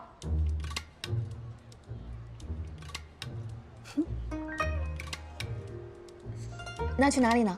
咱们一起去灵水。我跟妹妹本就打算回去祭祖，此番大难不死，正好跟姐姐报个平安。我说你倒是精明，忽悠我们一大群人送你去办正事。人多热闹，再说了，这一路上风光旖旎，我打包票，你们肯定喜欢。过几日我就要去京卫报道了，那就事不宜迟，我这就回去跟父亲说一声，明日咱们就出发。哥哥，出发之前咱们去找下甄大人吧。你们这已经是第2次撤告了。是。主谋崔明月被认定成为从犯，不过是尊位降了1级，这算哪门子惩罚？二公子受到这番折磨，难道就甘心就此罢休，还是因为得到了这些封赏，便选择息事宁人呀？甄大人是看不起我。陛下此番下旨，是安抚，同时也是试探。若是东平伯府拒绝封赏，一告到底，那崔明月将会得到应有的惩罚。甄大人说的轻巧。若换作是你，你会如何？换作是我，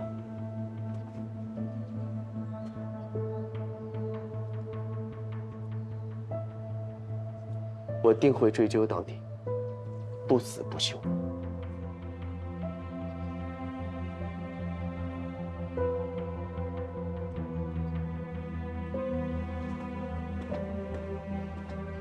四姑娘，二公子，甄某并非是坐而论道不知倦，只要你们2人愿意，甄某就算赌上自己这顶乌纱帽，也会奉陪到底。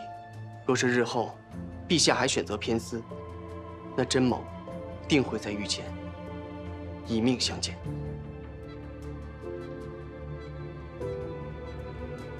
多谢甄大人，但是不必了。四姑娘是不相信我？我信，但是我们东平伯府受不起。我们都知道，甄大人是好官，那就当为临安的百姓多谋福祉，不该为了我们东平伯府这么一桩案子冒上如此大的风险。况且，大人是清高无畏，而我们也都是俗人。如今这样的结果，我们东平伯府算不上有多满意，但是我们明白，要识时务，就不劳甄大人费心了。告辞。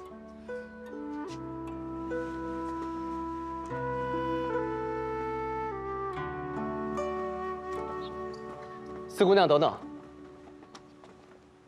甄大人，还有何事？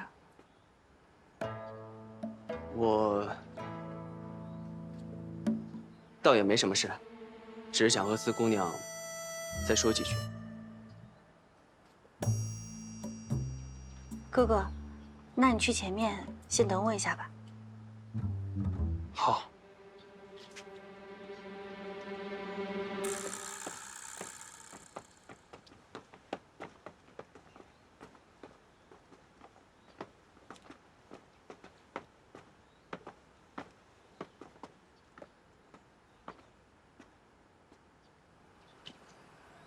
四姑娘，我对你仍然……甄大哥，以后你真的不必再花费功夫在我身上了。可是我刚刚的话惹四姑娘不快了。不是，甄大哥生性正直，刚刚你讲的那些话，我都非常钦佩。我就知道，四姑娘一定能懂我。公主府势力强大，若是换作旁人，我定不会强求。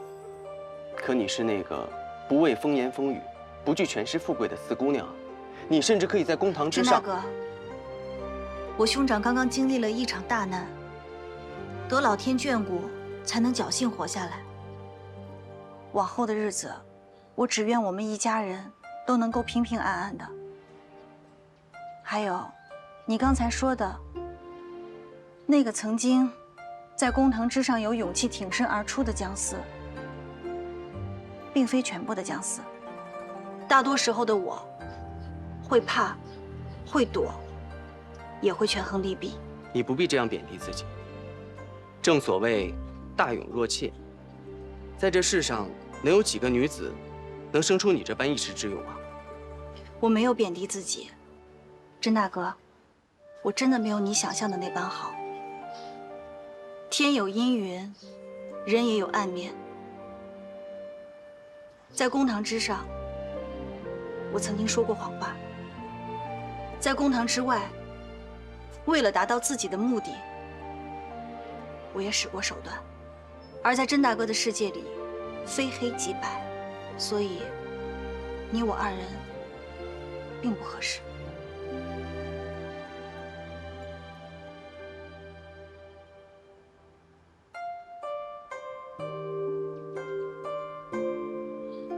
我倒不这么认为。水滴石穿，精诚所至。但我不是你的那块金石。四姑娘这般拒绝我，可是早就心有所属了，对吗？我拒绝你，只是因为你我二人并不相配，与旁人无关。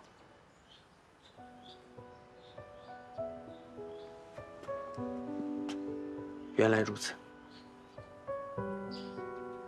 告辞。四姑娘，那于七可曾见过你的暗面？知晓你的全部吗？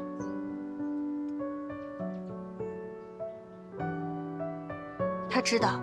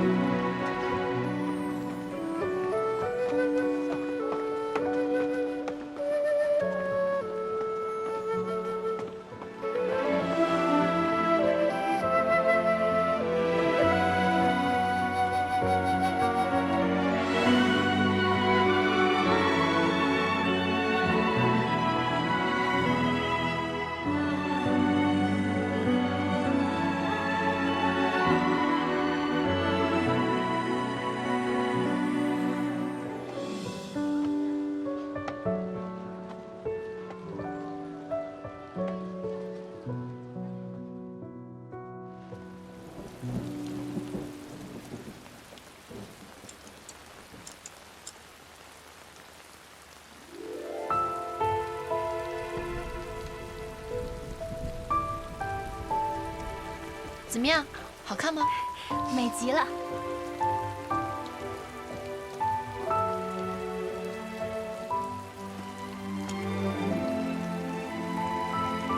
于七，你来啦！合适啊。你看我给你插的花好看吗？你也是你救的我，我自然要向你道谢啊。我若是知你所为，断不会救你。于七，你不要敬酒不吃吃罚酒。告辞。于七，我知道你是谁。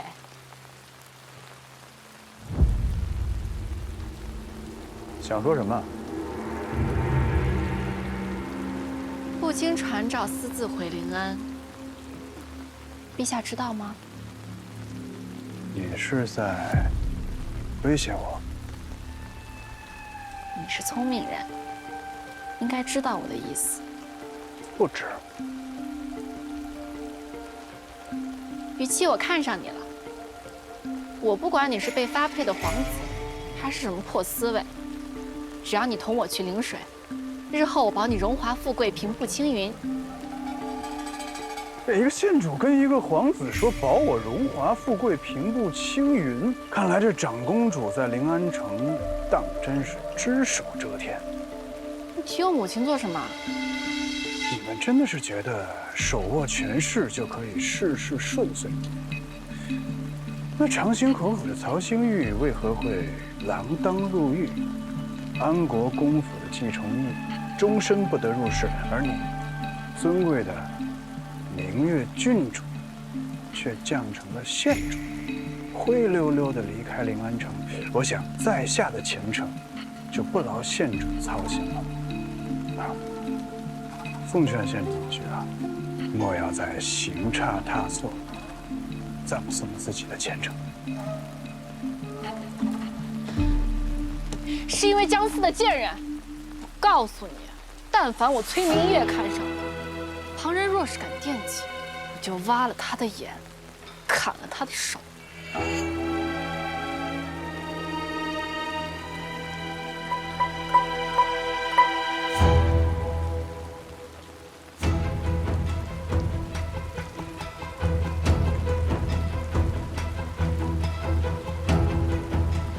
不妨你这试试。你若是感动江思一根汗毛，你看看你口中的这个破丝卫，会不会要了你这位县主的命？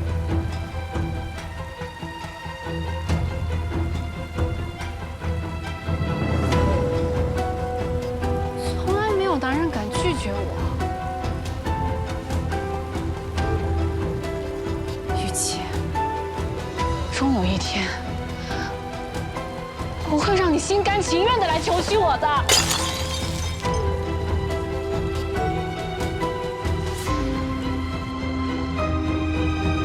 哎，阿蛮，楚楚姑娘，我正要去你家找你呢，你怎么在这儿啊？二公子这2天胃口一直不太好，姑娘让我买些糕点给他带到路上吃。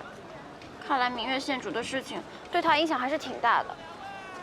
楚楚姑娘，你都不知道，刚刚我看见明月县主上马车准备去临水，带了好些金银细软，我看倒不像是去发配，更像是去休沐。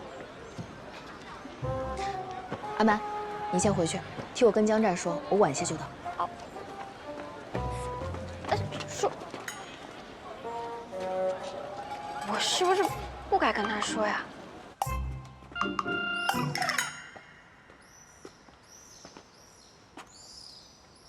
跟楚楚约了这个时辰见，怎么还不见人？二公子，二公子，阿蛮，你刚才回来的时候看见楚楚姑娘了吗？楚楚姑娘说她有事儿，晚一点过来。有事儿？二公子，我还有事儿，我先走了啊。不是，哎，阿蛮，他没跟你说他干嘛去吗？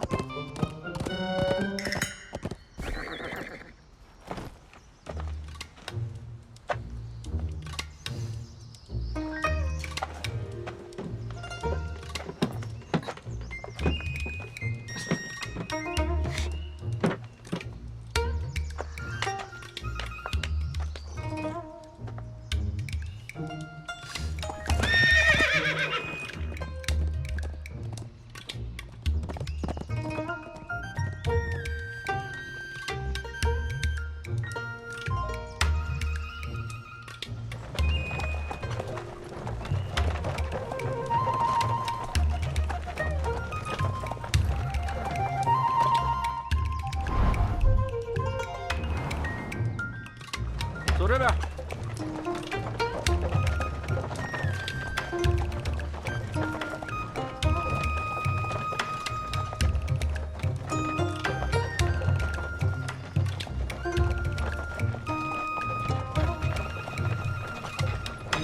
玉，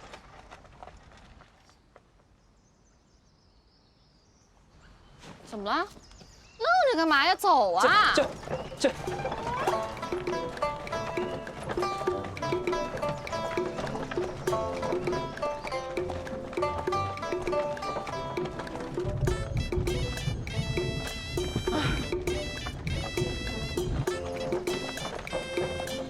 玉。这。玉。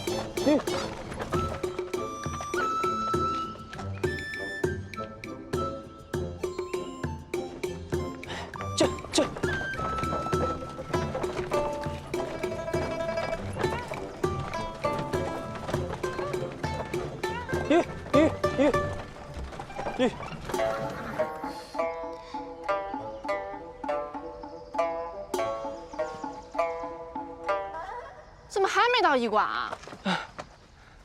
县主恕罪，小的也奇怪，照理说早该到医馆了，许是这条路绕远了。中用的东西，热死本县主！县主，我们刚刚好像走过这里，该不会是遇到鬼打墙了吧？胡说什么呀你！看来今天晚上有人要睡树林了。谁呀？坐。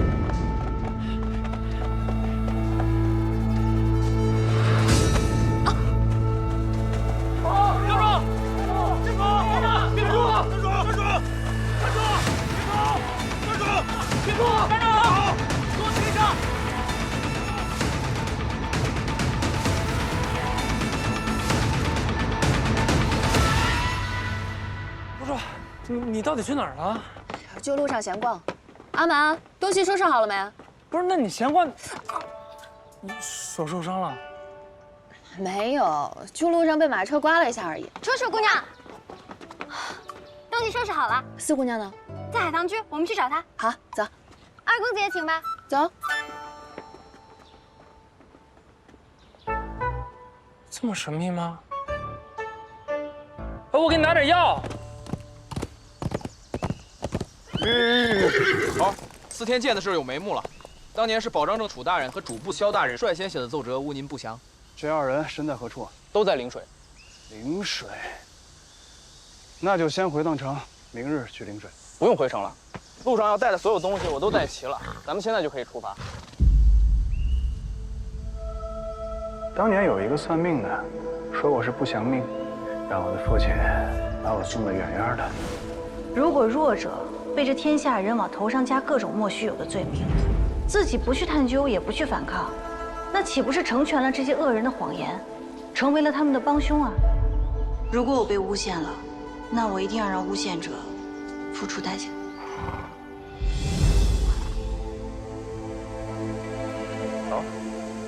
好，这。好，您刚是不是在担心四姑娘？哎，有些话我不知当讲不当讲啊。但是我真怕四姑娘都已经把您算计进去了。哎，不是，头，我没说完呢，我还没开始分析呢。不，我是觉得四姑娘真的有圣女预言之能。头。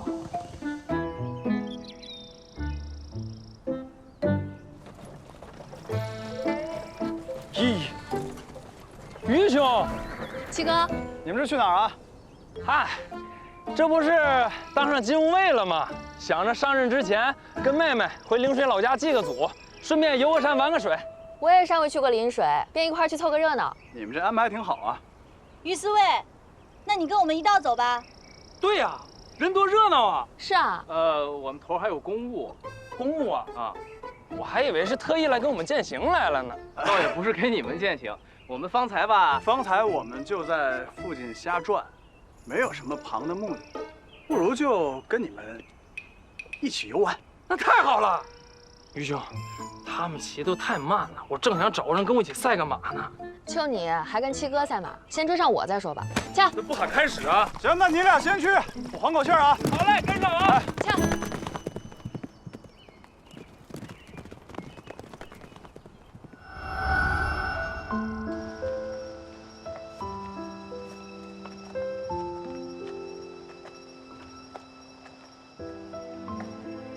怎么了？想家了？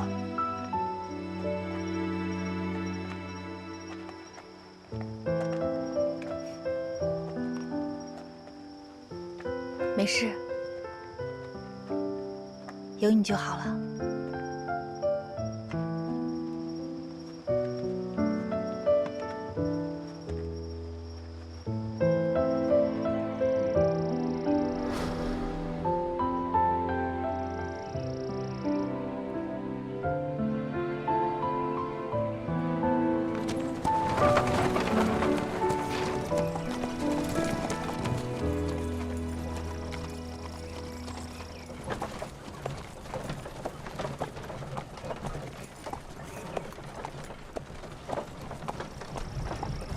江姑娘，风景这么好，要不要下来走走啊？多谢于司卫，无妨，我就坐在车上看风景吧。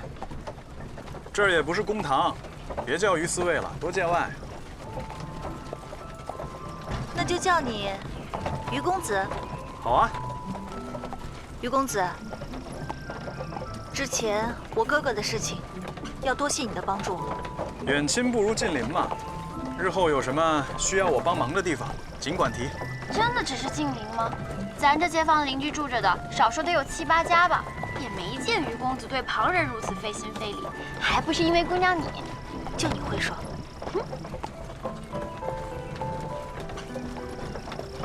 于公子，之前我做噩梦，梦到哥哥会出事，说给旁人听，他们都觉得是我多虑了，只有跟你说的时候，你才会相信。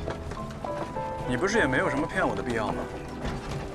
不过梦想成真，倒是一件很神奇的事情。哎，你有没有梦到过其他的呀？说不定能预见未来呢。于公子真是说笑了，寻常人怎么会有这种能力呢？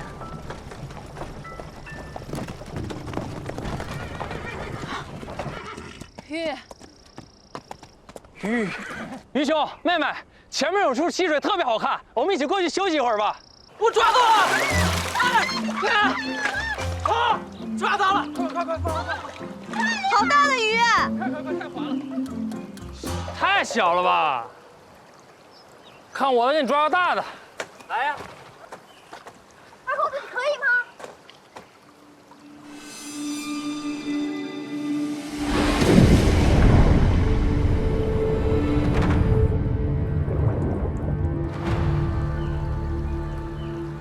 哥哥，你先去生火吧。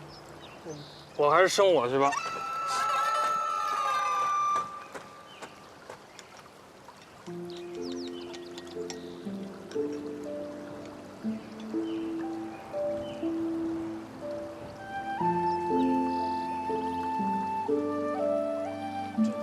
没柴火呀？我去帮你，我去那边找点干柴。行，别搁着手啊。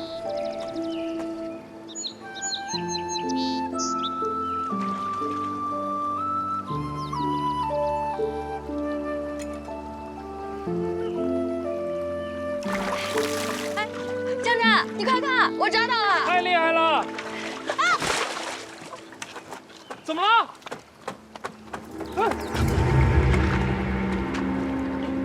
你怎么了？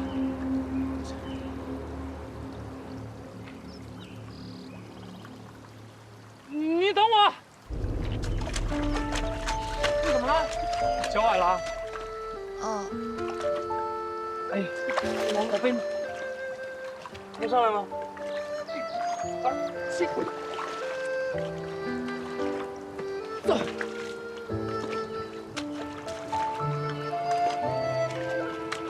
你放我下来。别下雨了。我背你到前面那树林。哎，走。慢点啊。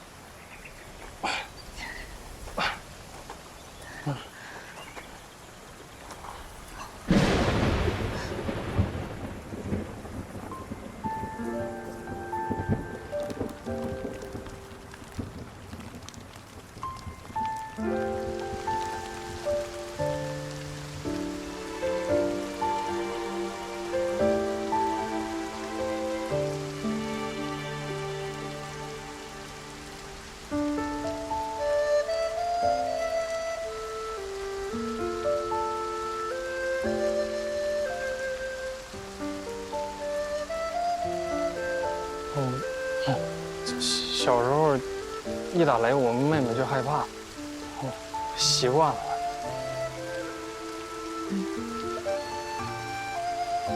啊，你哪只脚受伤了？我看。没事。我看看。没事。怎么了？我脚上有泥。你救我的时候，我浑身都是泥。拿来。刚刚还有太阳的，怎么突然就下起雨来了？也不知道这雨什么时候停，会不会耽误一会儿赶路啊？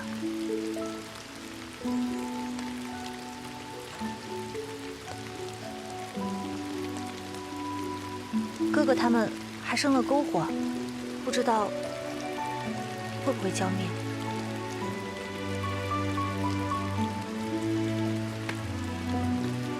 就只当雨停。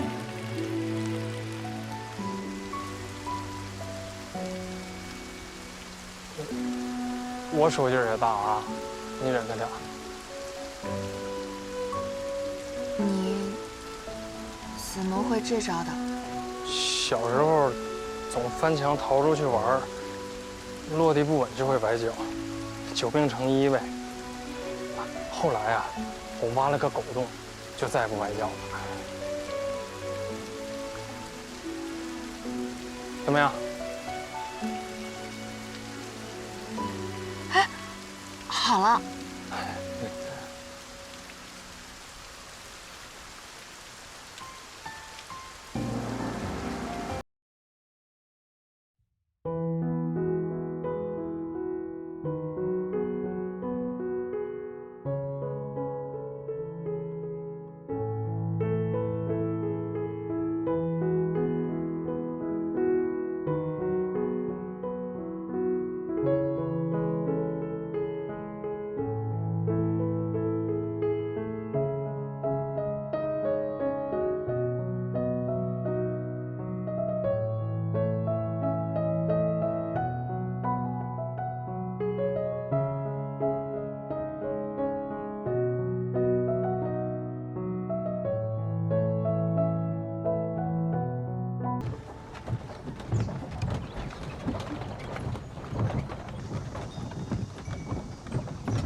好大的树啊！哈哈，几位客官啊，这棵树啊已经100多年喽。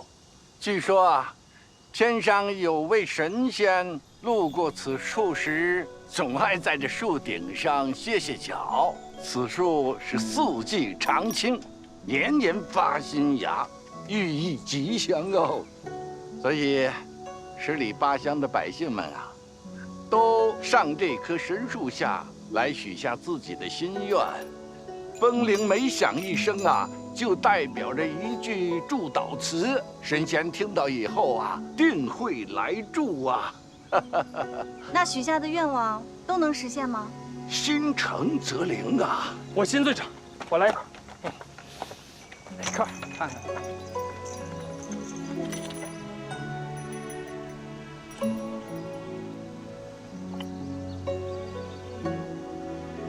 不是，他别看着我呀，我这得自己写的得。那我也要写一个。阿满也想许愿。你不是不识字吗？你也没法写。我帮我们阿满写。你要许什么愿望啊？我希望我们大房好。没有关于你自己的吗？姑娘好，阿满就好嘛。你看，我帮他。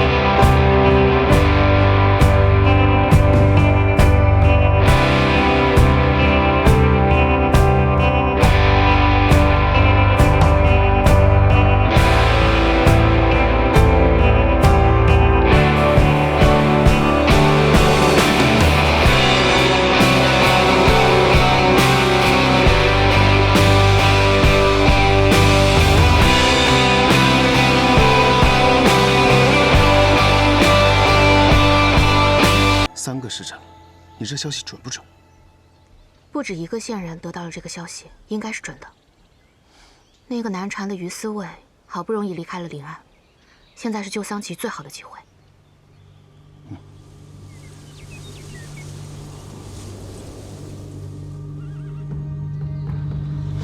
他们来了。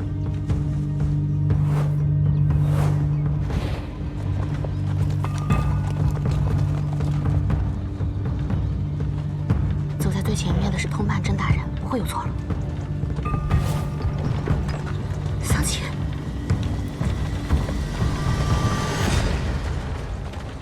动手！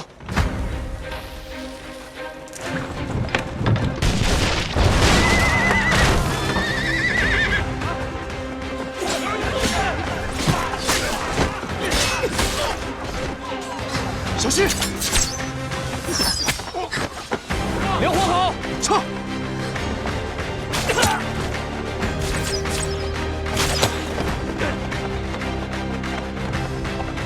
哎，快阻止他！还是迟了一步。回都城司。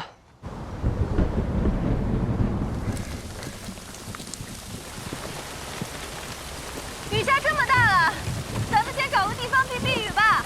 好嘞，小心点啊！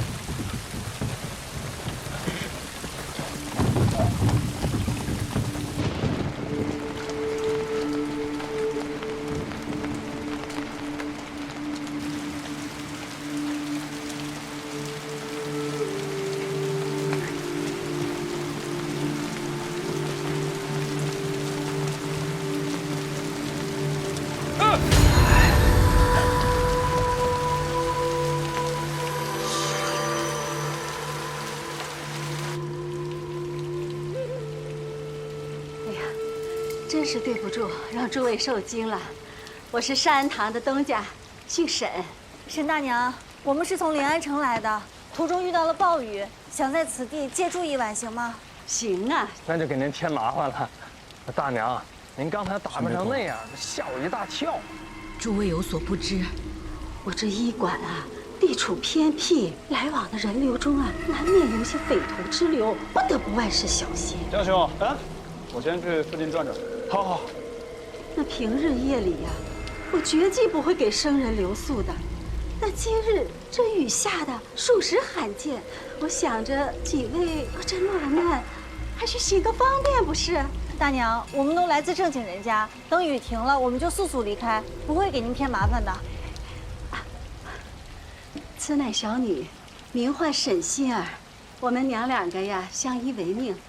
心儿有着医馆和医术傍身，勉强维持生计。哎，心儿，快去煮几碗面来，让几位和尚啊暖暖身子。不用麻烦了，有劳姑娘了。没事，让他去。阿南，大娘，这银钱您快收下吧。哎呀，我这又不是客栈，乡野陋室的，哪好意思收你银？您要是不收的话，我们也不好意思住下呀。您快收下吧。那谢谢姑娘了。那我就收下了啊！哎，那几位快歇着，我去给你们煮面啊！好嘞，好嘞，快！添麻烦了，大娘。好好好。大医京城，哎呀，来来来，趁热趁热吃呢，姑娘。谢谢谢谢，谢谢您。都有都有。哎，多谢仙儿姑娘。快，谢谢大娘。多谢大娘。哎呀，客气。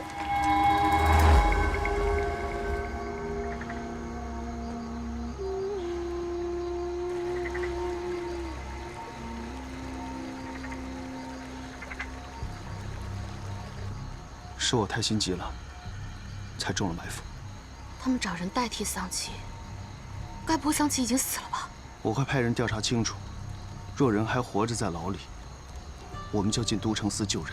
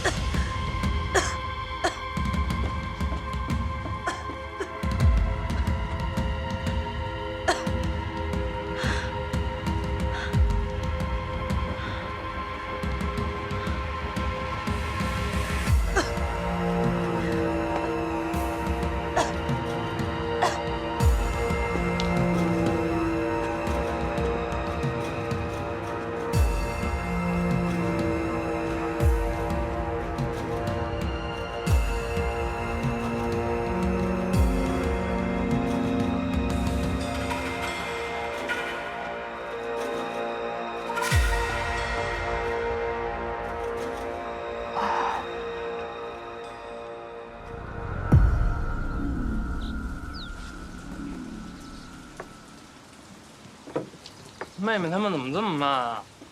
该出发了吧？不好了，于四卫，二公子，不好了！出什么事儿了？姑娘突然发热了。啊？好端端的怎么发热了呢？不知道。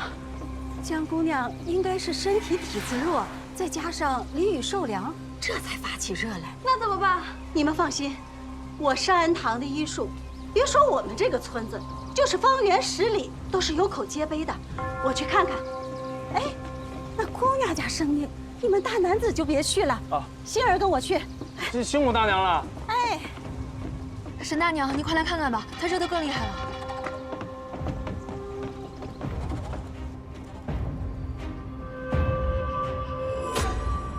哎呦，好端端的，怎么突然烧起来了？江姑娘，估计是身子弱，再加上受了风寒，哎呀，这才发热的厉害。哎，沈大娘，说起来，昨天晚上我好像看见了什么不干净的东西。你们这老房子是不是招邪啊？江四会不会是因为……姑娘这么说也是有可能的。我们这老屋子啊，确实有年头了，可我们母女也无处可去，只能勉强住这儿。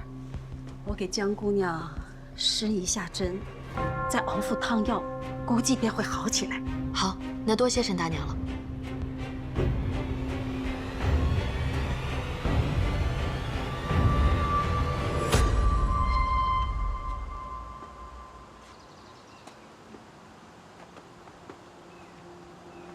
怎么这么长时间？进去看看，走。我刚才呀为江姑娘施针了，男子不能入内。这风邪之症，针灸只能稳住片刻。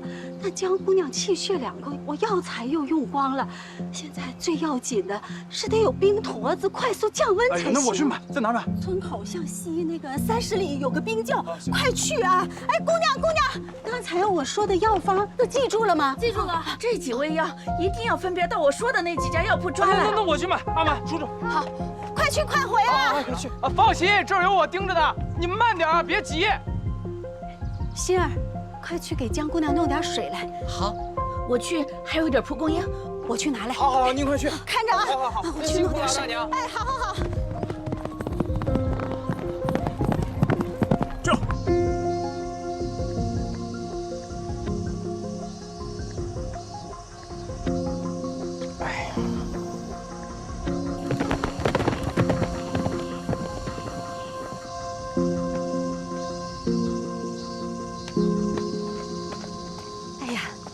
哎，大娘，快喝点水吧，别谢谢热坏了。谢谢大娘，谢谢大娘。您回去歇着吧，这儿有我就行。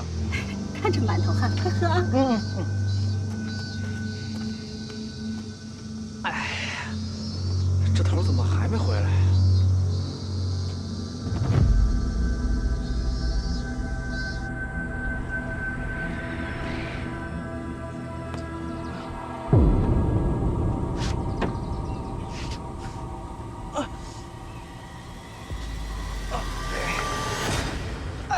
心儿姑娘，哎呀，麻烦你帮我照看一下江姑娘，顺便问一下测混在哪儿啊？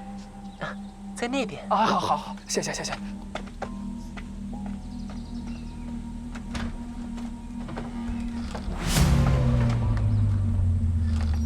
江姑娘，该喝药了。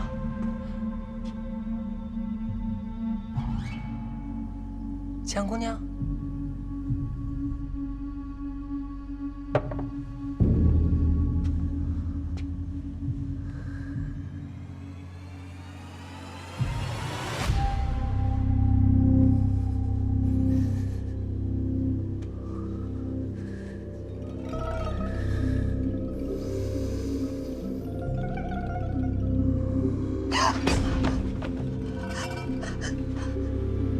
做什么？江姑娘，你生病了，该喝药。我不喝你的药。阿满，楚楚，你怀疑我？我怀疑你。难怪我昏昏沉沉的时候，总觉得有人在摸着我的手。一个姑娘家，怎么会有这样的癖好？姑娘家。哼，你觉得自己很聪明是吧？啊？你是男子！你一来我就看上你了。哥哥，救命啊！救命啊！哥哥！你再怎么还没人回应你的？哥哥，先让你等。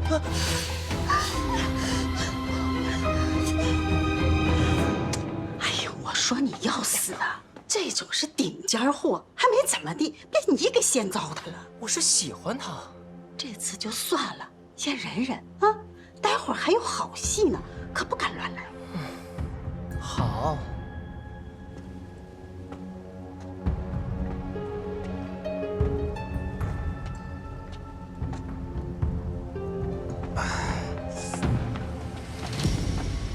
你们干什么呢？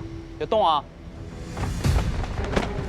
韩牛仔，哎，江姑娘，江姑娘，动手！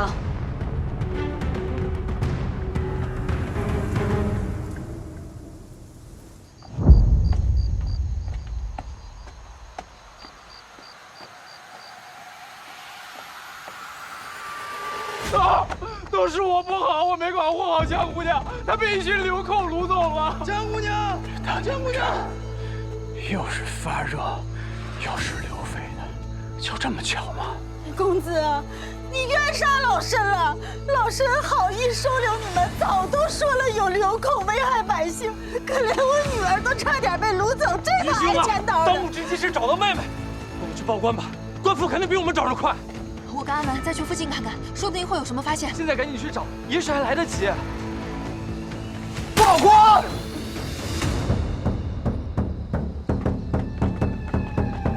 什么人胡乱击鼓啊？哎，原来是你们两个草民扰乱本官的清梦，该当何罪啊？大人，有流寇闯入上岸堂，拐走了我妹妹，请您快点派人搜寻呐。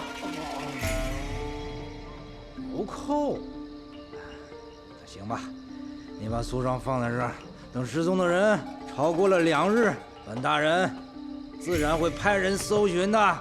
是，身为父母官，要是贻误了案情，后果你担待得起吗？这里是衙门，本官也是按律办事，怎容尔等智慧啊？他若是在你的地界出了事，这个乌纱帽，我保证你这辈子都不用戴了。大胆！你是什么人呢？啊！竟然敢威胁本官！你给我站住！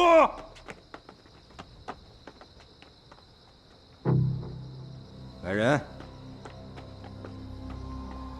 赶快去告诉那2个人，让他们尽快卸货，麻烦来了。是，老爷。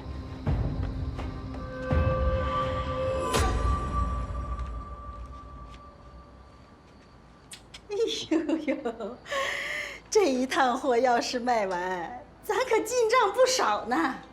尤其那个叫姜四的，有大官人喜欢，加了价要的。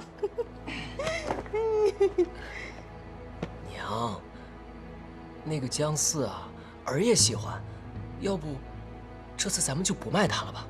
反正我们现在也有钱了。你个没出息的东西！我跟你讲啊，那丫头那模样可是个高价货，少卖了她，你知道咱得损失多少银子吗？我告诉你啊，想都别想，去一边去！去。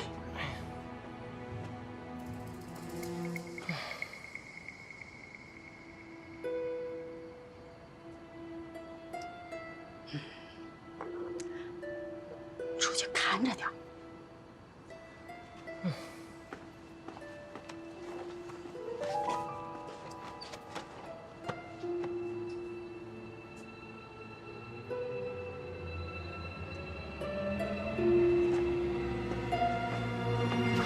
玉兄，咱现在该怎么办？二公子，于公子，秦师傅，您怎么成这样了？我来报官，我的夫人阿荣丢了。你妻子也不见了？啊，前段时间在府上，我夫人给我来信，说她身体不适，要去什么山安堂看病，然后又是山安堂，就再无消息了。我担心阿荣的病情，就匆忙赶回来。阿荣，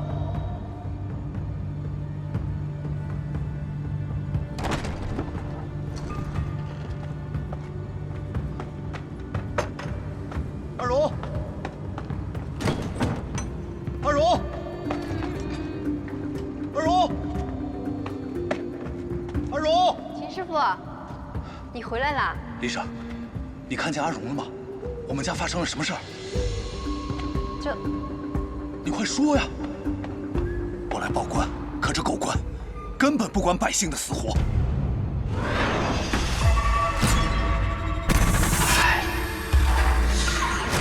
糟了，那对母女有问题。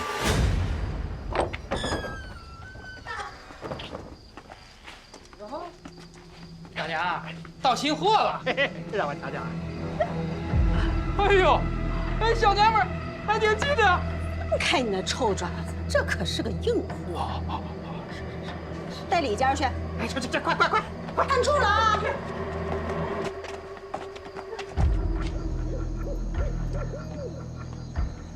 我找到了吗？龙总这边没有，我这屋里没有。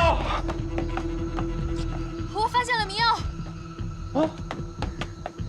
你们快看，看来我昨天晚上看到的鬼影不是假的。许是那对母子想对我下药，但是发现我会武功，便放弃了。吕思维，这是陆正香的香粉，应该是姑娘留下的。哪来的？就在门口撒了一路。走。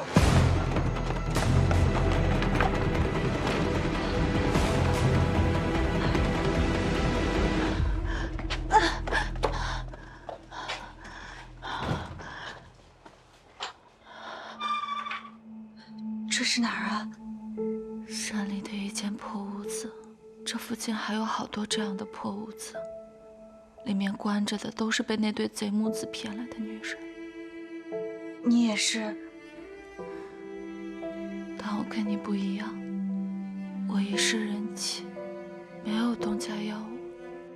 你叫什么名字啊？阿荣。已经很久没有人问过我名字了。阿荣，那你没试着逃出去过吗？如果能，怎会不逃？这外面都是他们的人，他们在外伪装成救人的医者，暗地里干的事儿都丧尽天良，揽了足够的黑心钱。雇了很多人看着我们，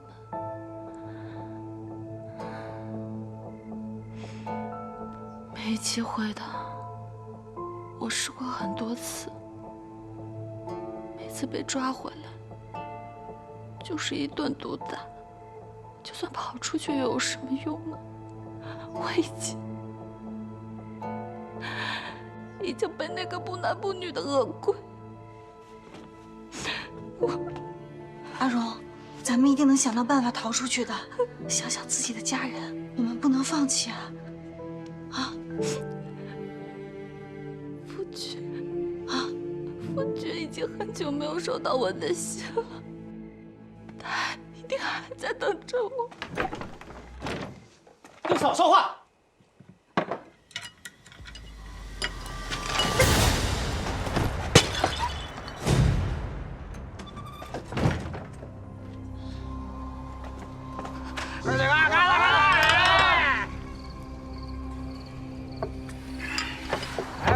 去送个饭，怎么送这么半天？你去看看去，去吧，去合整。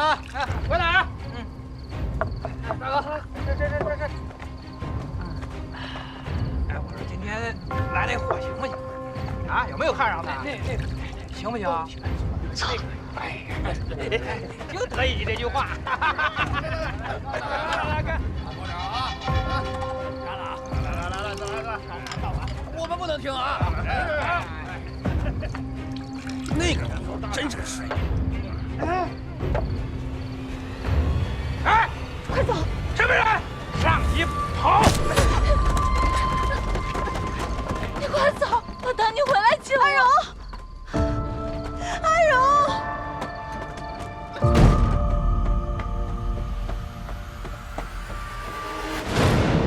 你们两个去那边，好，追！你跟我走，好。快追！快！别让他跑了！站住！别跑！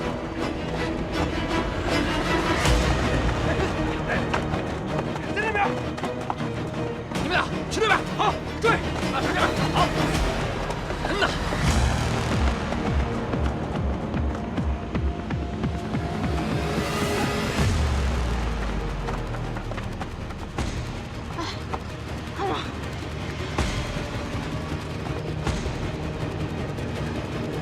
你能跑吗你？还跑不？啊？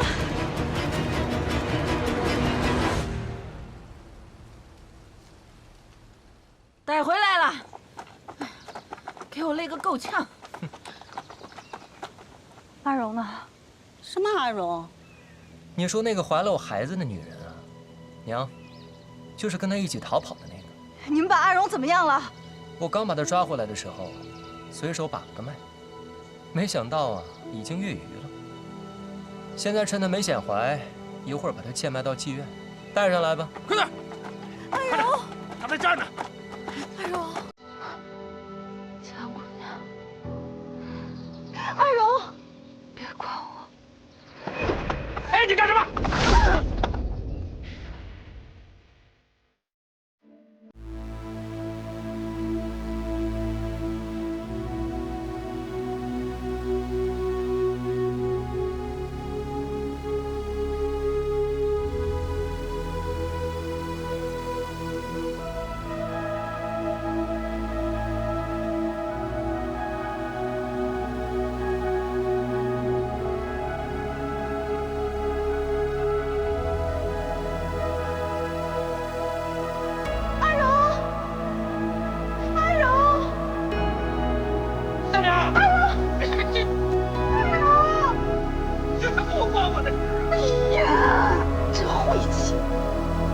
要发卖你，我还真舍不得。一会儿给你换成漂亮的，就当我送你交给我这个。哎呀，今晚就要接客了，你省点心吧，那都损失1个钱了。快点，都给我绑好了，看住了。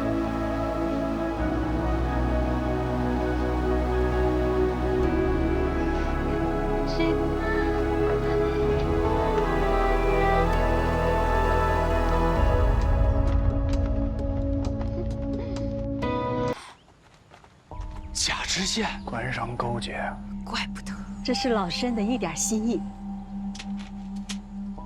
不错，我们冲过去吧。走，不搞。不知道里面有多少人，贸然进去，万一他们伤着江姑娘怎么办？那怎么办？龙丹在，赶紧去请甄大人过来。是头，那你们多加小心。来。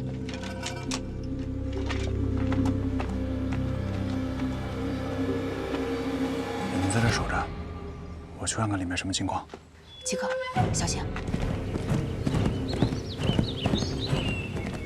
驾！驾！驾！你先老老实实在这儿给我待着，我去给你拿漂亮衣服。走。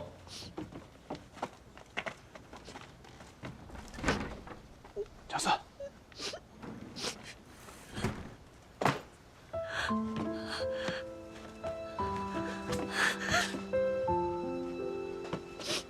回去没看见你人，我生怕你出事了，吓死我了。你终于来了，没怕，跟我回去。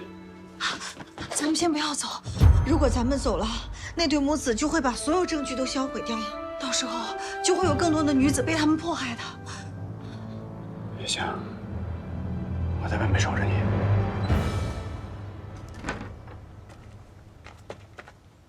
来吧，换衣服吧。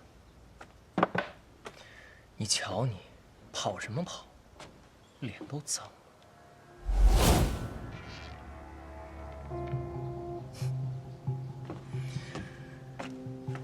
你还真不是个男人，都这么大了，还事事要听你母亲的。你说什么？难道我说错了吗？不过我在想，也许你本身是个怜香惜玉的人，是出于不得已，才坑害了那么多无辜的女子。而且你这样男扮女装，你是找不到跟自己相爱的女子的。如果有一天官府找到你，那你就在劫难逃了。你到底什么意思？现在我的名节已经被你们毁了，我也无处可去。如果我说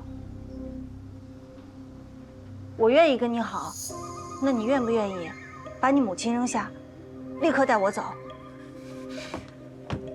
此话当真？你觉得我还能有别的选择吗？女子的清白被毁，就再无生路。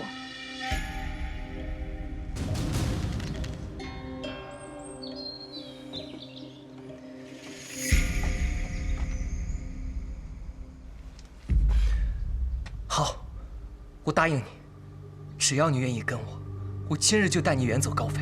我们现在有的是钱，但我母亲特别厉害，现在那些钱还不属于我。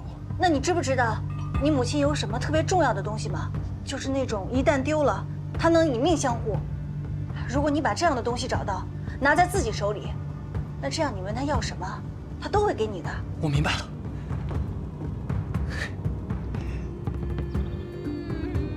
夫人，等我回来。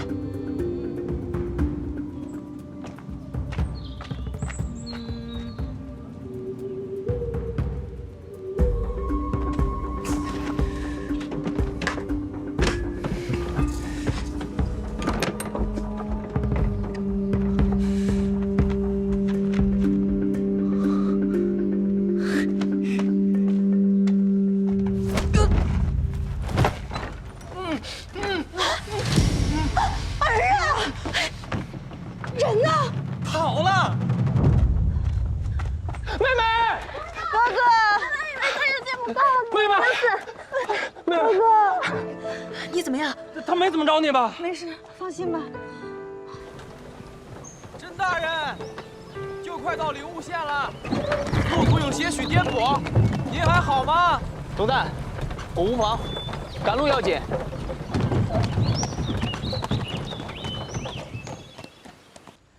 我没事。四姑娘，看见一个叫阿荣的了吗？她是我的发妻，你看见了吗？于公子，见到阿荣了吗？秦大哥，阿荣他自尽了。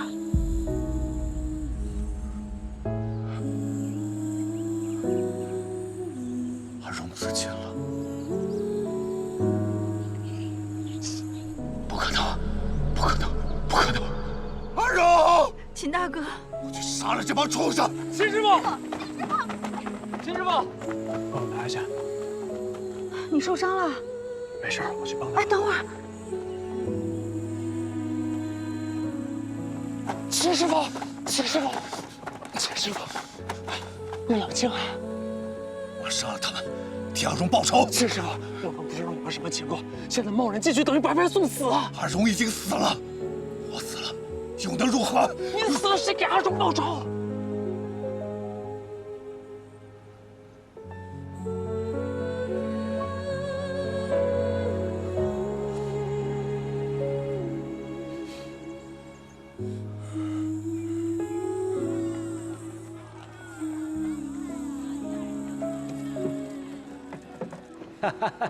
好酒啊！再吃一杯，再吃一杯。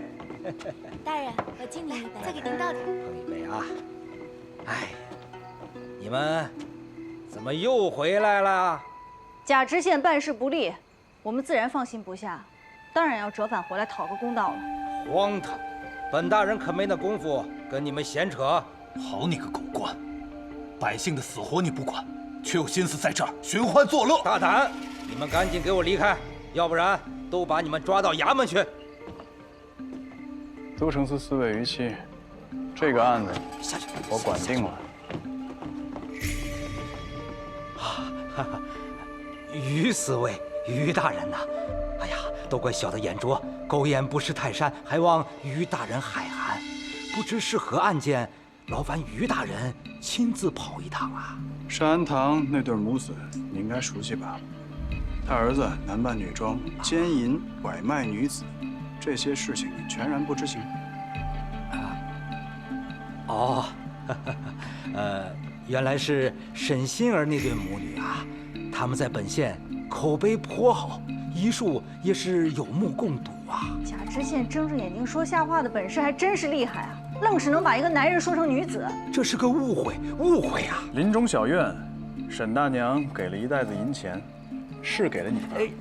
贾大人，甄大人，吏不为无言，而为无廉；民不服无能，而服无功。你怎可为一己之私，罔顾事实公理，如此糊涂办案？您高高在上，我只是一个小小的知县呐，有些事情不是亲力亲为，怎能知晓啊？今日他家的女儿去一趟上安堂，明日他家的媳妇儿去一趟上安堂，往后这些女子该怎么生活呀？审讯儿一案，我已接到证据，证据确凿，贾大人姑息养奸，徇私枉法，私收案犯赃银。来人，给我押下去！是，快点，快点，跟紧点，快点，快！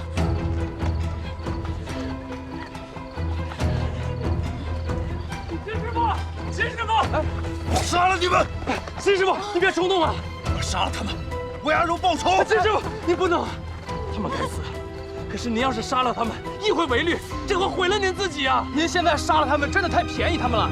您可知他们所犯之罪可判何刑？凌迟处死，千刀万剐。来人，带走！求你们饶了我儿吧！求求你们！哎呀！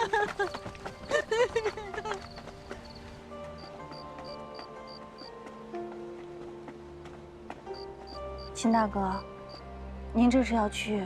阿荣死后，我心再无归处，我想，还不如找个寺庙，与青灯古佛为伴。走之前，跟您道个别。秦大哥，我去意已决，还望您成全。秦师傅，我送您一路吧。妹妹，在灵雾县逗留了这么久，要是还按原计划回灵水祭祖，我定会误了禁卫的报道。我已经跟于兄还有甄大人打过招呼了，有他们俩陪着你，我也能放心点。那你赶紧回去吧，哥哥，还是差事要紧。等我到了灵水，我会跟大姐解释的。那你要照顾好自己啊。放心吧。走吧，秦师傅。四姑娘，珍重。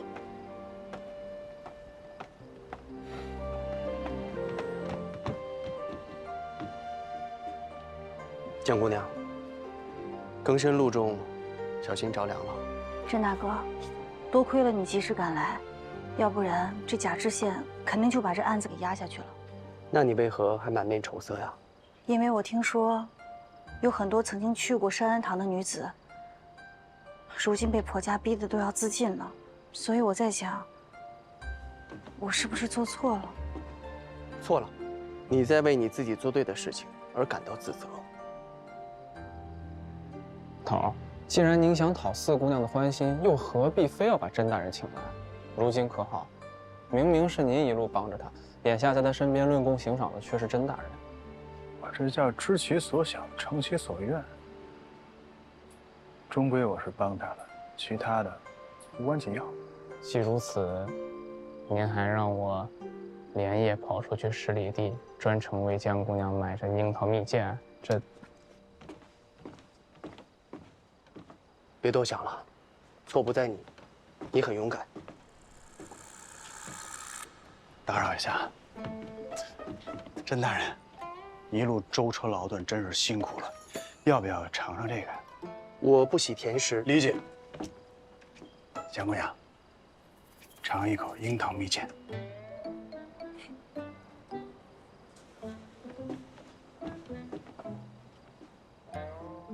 还是于四卫会安慰人啊。嗯，你一来，江姑娘马上就开心了。是，怎么样，甜吗？甜。于公子怎么知道我喜欢吃樱桃蜜饯？我一猜你就爱吃樱桃蜜饯。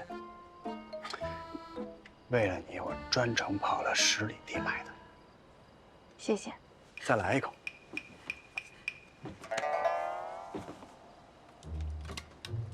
于四卫，要不我也来？哦，甄大人啊，我都差点忘了跟你说了，赶紧回去收拾行囊，明日就启程回都城司。江兄已经委托我了，让我明日送江姑娘。这么急吗？你有公务啊。江姑娘，再来一个。你让甄大人吃一个吧。他说他不爱吃甜食。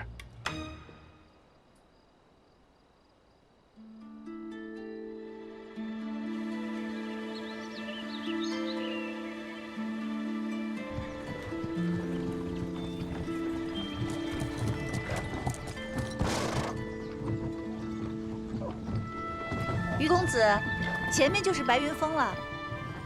白云峰顶上的白云寺香火一直特别旺，灵水人都爱到这儿来许愿。是吗？我姐姐每年都会到这儿来请愿还愿，她今天肯定也在呢。走啊，去看看。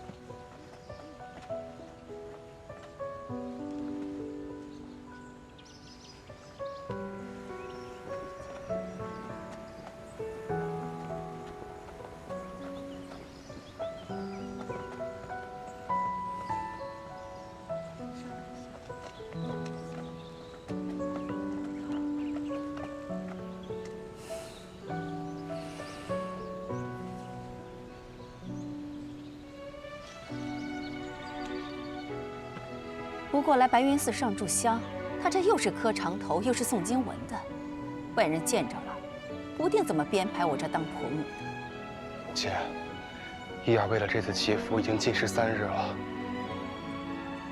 他如此有诚意，不就是为了给朱家添个孙子吗？有什么用啊？这些年用了多少法子了？香灰也喝了，雄黄也挂了，不还是没用吗？姐，行了，也就你护着他，这要给了别人家7年了，只生了个丫头，早把他给休了。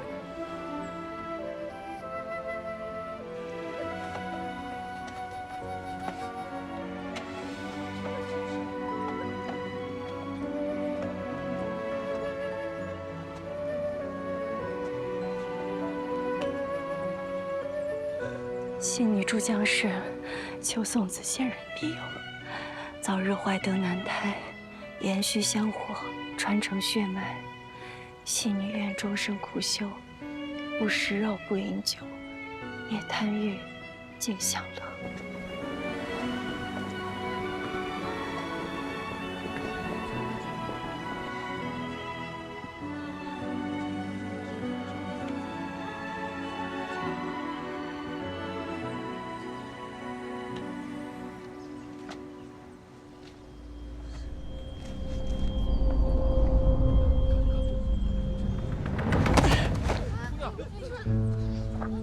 哎，子玉，你给我回来！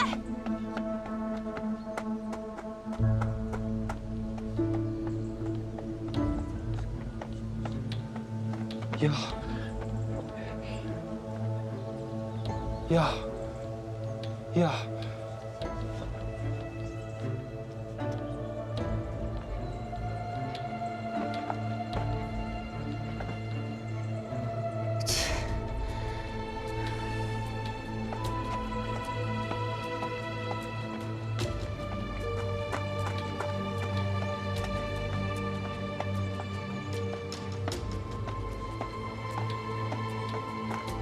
母亲，一儿晕倒了，咱们快送她去医馆。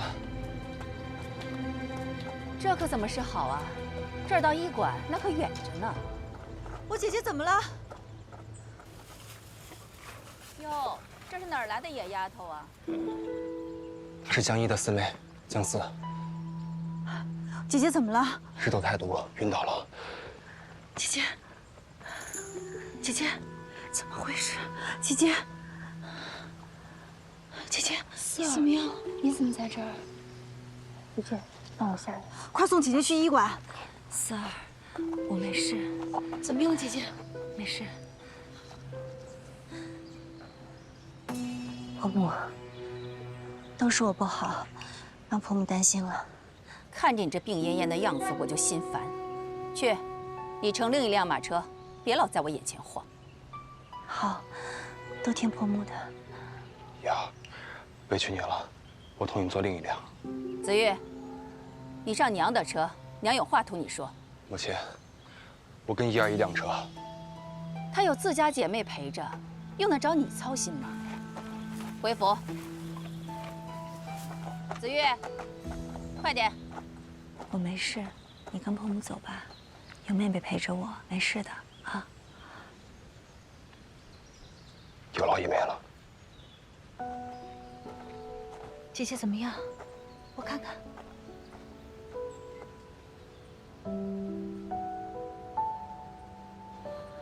疼坏了吧？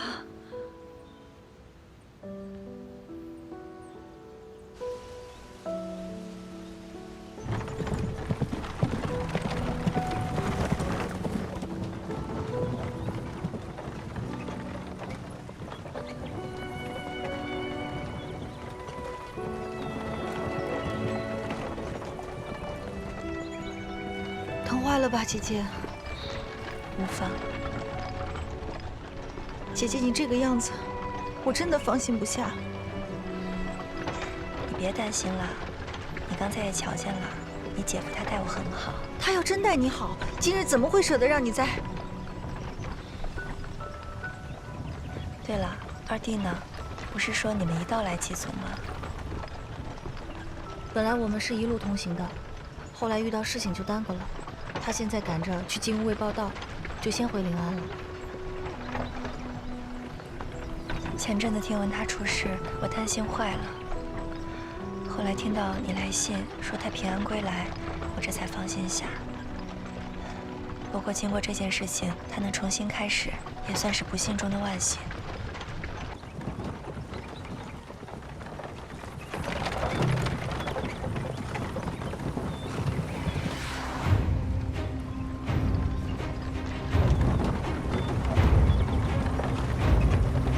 驾！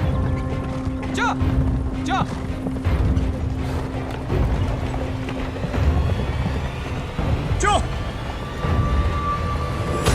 车怎么回事？怎么回事啊？姐姐，你扶好。好。姑娘，快追上去！驾！哎，什么声音啊？赶快掉头追上去！车夫。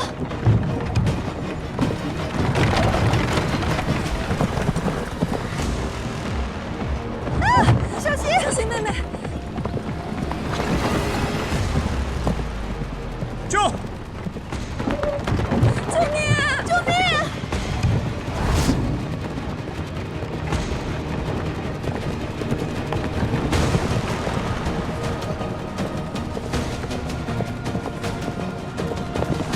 车夫！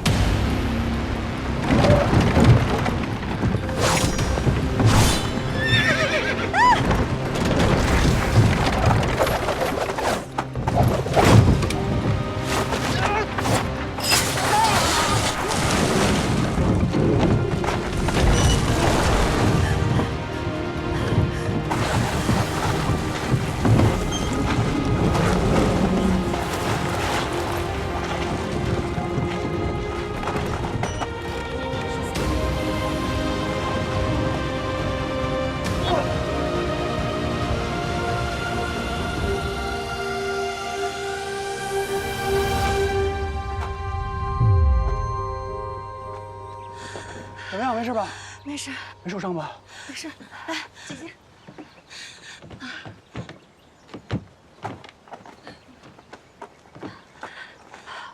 没事吧，姐姐？没事。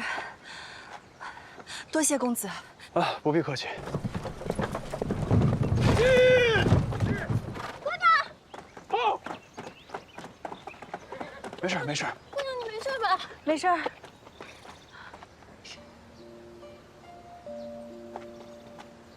一楼哥哥，是你啊？江四姑娘，你怎么来临水了？我来临水看姐姐，倒是你这么多年都不见了，你怎么也在这儿？姑娘有所不知，我来临水当校尉已经有几年了。多谢阴楼哥哥，刚才救了我们。不必客气。姐姐，这是阴楼哥哥，小的时候跟咱们一起在伯府住过，你不记得了吗？多谢谢校尉救命之恩。多谢谢公子、于公子，若非你们二人相救，恐怕一儿和一妹就会有危险了。朱公子不必客气。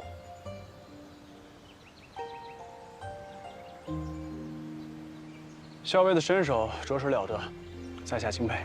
公子谬赞，方才是于公子力挽狂澜，不仅有身手，还有胆识，真是舍命相护车中人，谢某钦佩。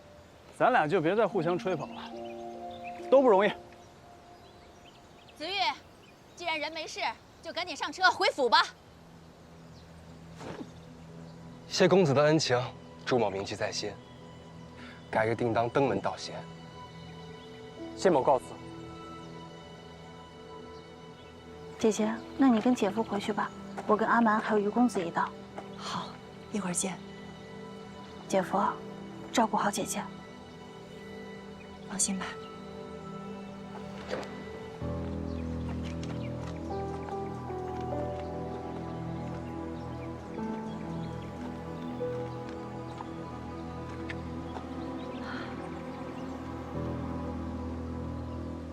我觉得这马惊，肯定不是个意外。这马好好的，怎么就会受惊呢？我觉得是有人故意要害我姐姐。害她？对。你觉得是谁？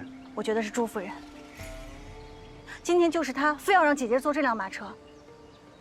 以前姐姐总是给我写信，说她在朱家过得如何好，过得如何舒心。我今天亲眼见到，才知道朱夫人原来就那样欺负她，我这心里太不是滋味了。不管是谁，我都留下来陪你查清楚再走。好。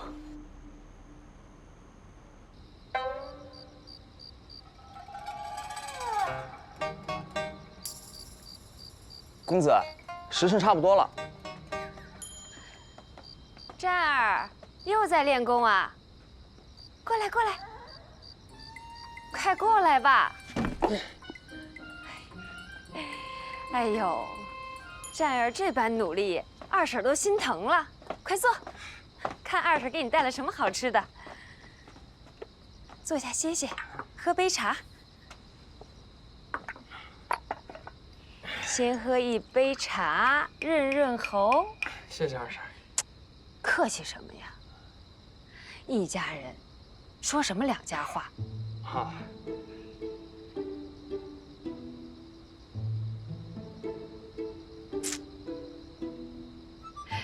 不一样了，真是不一样了。战儿当了金吾卫，整个人都变了，有出息了。哎呦，太好了，太好了！将来呢，你去朝堂当差，你和叔父呀也是互相有个帮衬了。二婶，我二叔是堂堂的朝廷官员，我就是一小小的金卫，帮衬不上。哎呦，我的老天爷呀！你说什么话呢？什么叫做小小的金吾卫呀？你现在是在当今圣上身边当差，只要你好好伺候圣上，是有机会当成亲卫的。二婶打听的比我还清楚。战儿，你能当上金吾卫，二婶是打心里为你高兴。看得出来。哎，咱们两房呢，有的时候难免要争个高下，但是出了咱们这伯府，咱们是同气连枝，荣辱与共，一笔写不出两个僵字。是，也不是。怎么会不是呢？一家人呢，是该荣辱与共，而不是遇难时落井下石。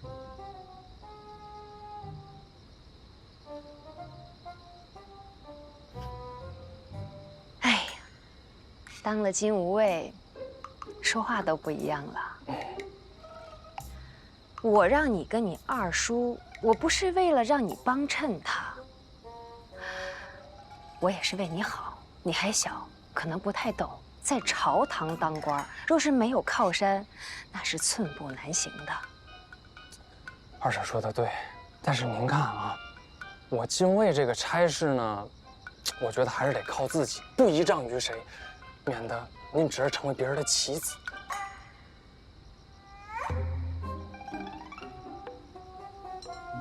战儿，你若是这般不知好歹，以后会栽大跟头的。二婶说的太对了，我这还得抓紧练，要不然容易栽跟头。走，练。我就不相信了，永远有那好运气。您说什么？啊？哦，我说你练得好，那我就好好练，力气还大呢。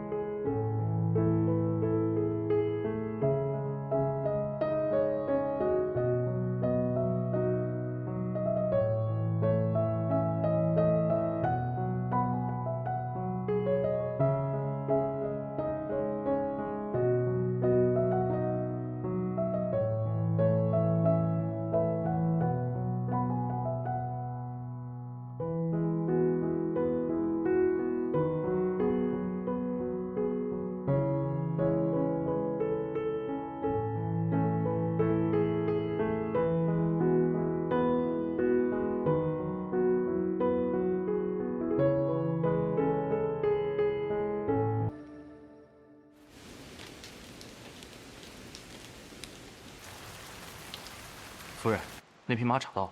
哼，这个没用的畜生，差点酿成大祸。去，把他给我宰了。是，母亲，它到底是一条生命，我们刚拜完书神，更不能杀生呀。我不是让你去吗？是。且慢，这事情还没查清楚，朱夫人怎么就急着杀马呀？有什么可查的？不就是这个畜生突然发了疯，我看着就生气。反正以后也用不上了，不杀等什么？若我没记错的话，我跟姐姐乘的这辆马车，就是夫人租下来的吧？我怎么会料到这个畜生连这么小的差事都办不好？是没料到，还是急着销毁罪证？我？哎，你什么意思啊？你倒是说说看，我犯了什么罪？借马车坠崖，谋杀儿媳。你，母亲，一儿，我花银两给他租了马车，反倒成了我的罪证。婆母莫气，谢校尉大抵是见惯军中险恶，才会多一份怀疑。是啊，娘，一儿断不会这般揣度的。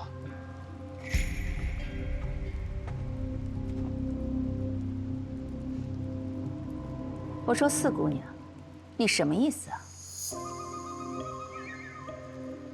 姨娘，你觉得我会害你吗？哼，好，我真是没想到，我在你的眼里，竟然是这样的狠毒。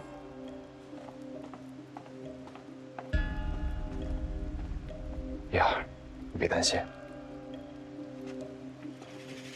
娘，江姑娘，我和于四为龙蛋去查车夫。多谢校尉。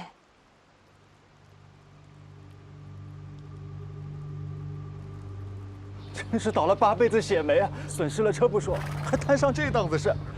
那车夫是3日前来的，听口音不是本地人，说是从西边逃难过来的，家里人都死绝了。我看他老是可怜，就把他留了下来。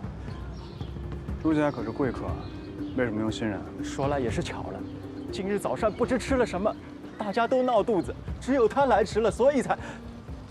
呀，难道都是设计好的？谢校尉，咱们乡里乡亲的，你可是知道我的，我就是个本分的生意人呀。谢校尉。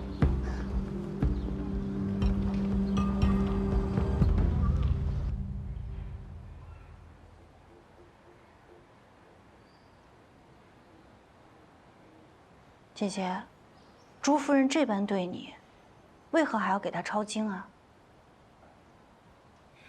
今日驳了婆母面子，总该服个软，给她个台阶下。但是，你真的就不怀疑她吗？婆母虽看我不称心，但总不至于。今天这件事情关乎你的性命，不能含糊了。今天若没有2位大人相助，后果不堪设想。我这不是没事吗？应该就是个意外。你仔细想想，这马一受惊，车夫立刻就跳马，怕是早有预谋。那车夫与我素不相识，他平白无故害我做什么呀？姐姐，你这就是掩耳盗铃了。马车是朱夫人特意给你租的，刚才姐夫要上马，又被他拦着，一出事他又急着要杀马。好了，四儿，我知道你是担心我，可也不能无凭无据的胡乱猜测。我不想为这些伤害家人感情。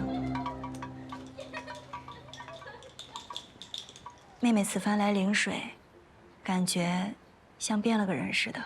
从前，你都是最谨言慎行的，可如今，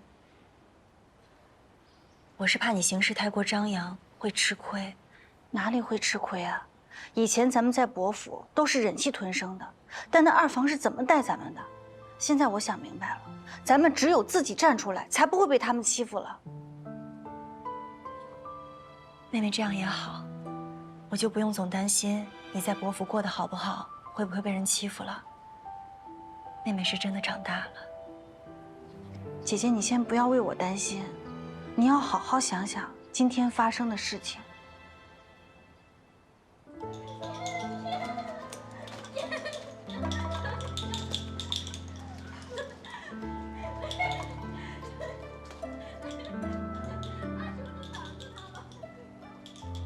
让我看看你的手。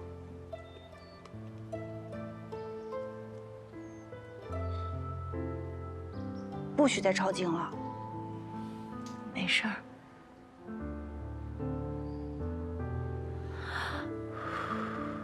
头儿，当年楚大人自司天监离开后，就来到了灵水，楚大人就在前面的酒楼。萧大人呢？疯了。疯了？是，听说自卸任之后他就疯了，说是因为夫人过世受了刺激，应有好心理。行，那我们就来会会这个楚大人。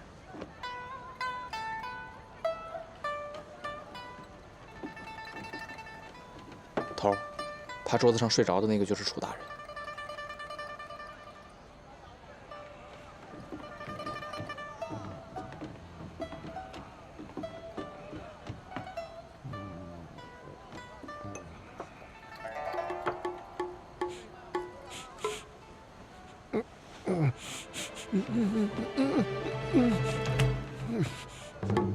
干什么？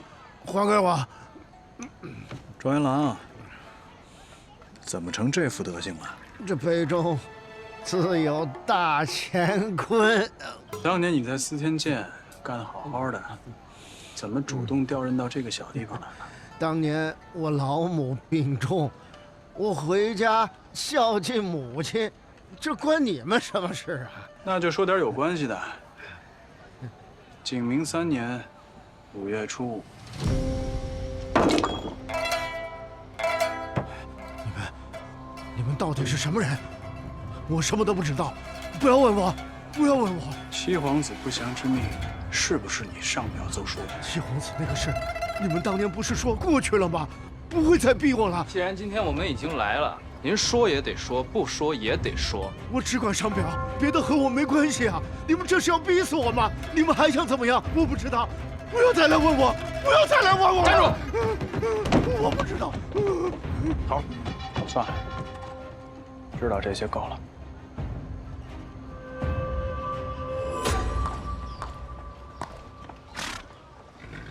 是要出发了吧？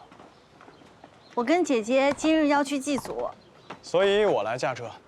怎好让于四卫亲自驾车啊？无妨，闲着也是闲着。那多谢于四卫。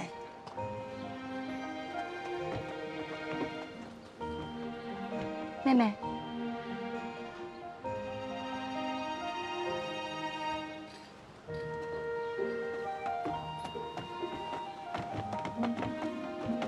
姨娘，夫君，你不是约了王举人他们去诗会吗？我思前想后，还是放心不下。你才出了事儿，我哪有心情去什么诗会啊？今日我亲自驾车。多谢夫君。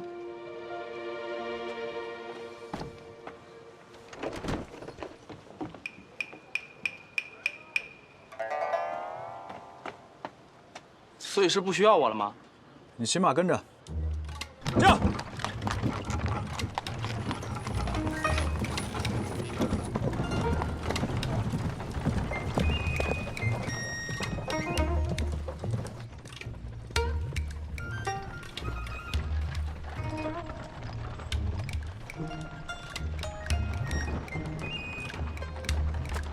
驾！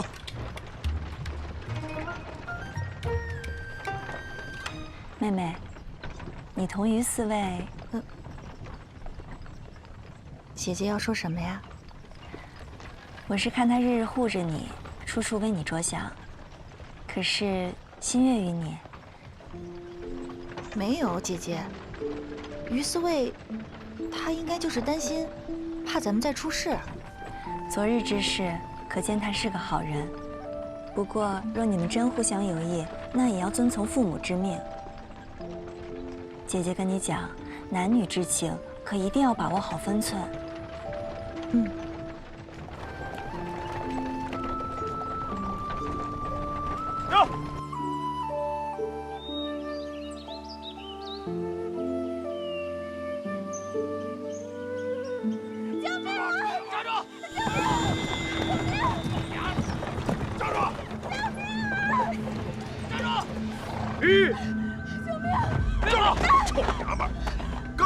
你那死鬼老爹，你就翻脸不认账啊！我求求你们放了我吧！说好的卖身葬父，我们兄弟3个花钱买了你，你就是我们的人，你得轮流给我们3个当媳妇儿。上！走，走，快！起来！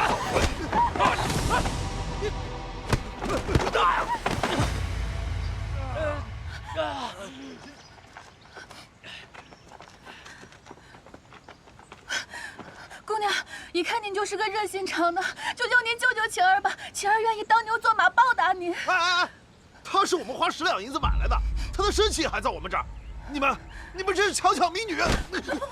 姑娘，我死也不要跟他们3个了，求求你行行好，帮帮我吧。你做主就好。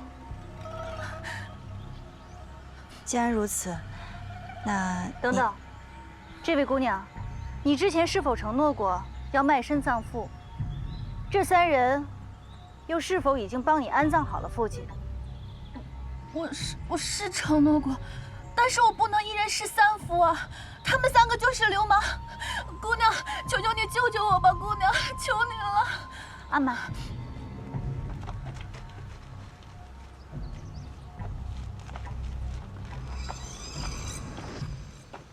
这是20两银票，把这位姑娘的身契还给我。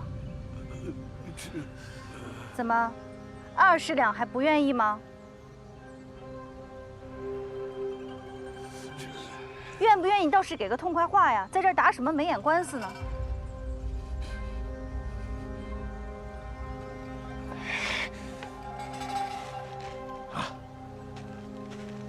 走走走走走。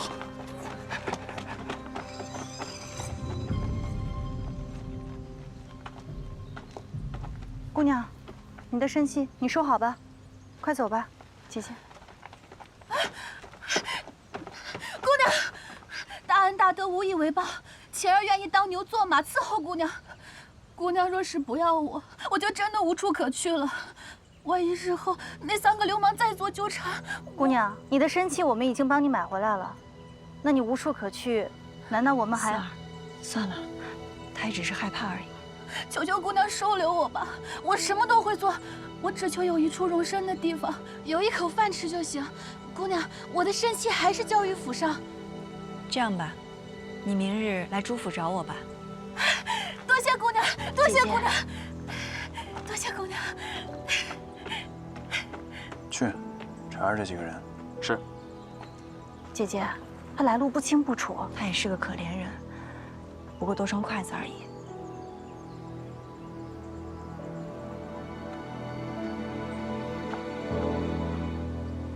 如此也好，你的耳根子跟心一样软，省得为难了。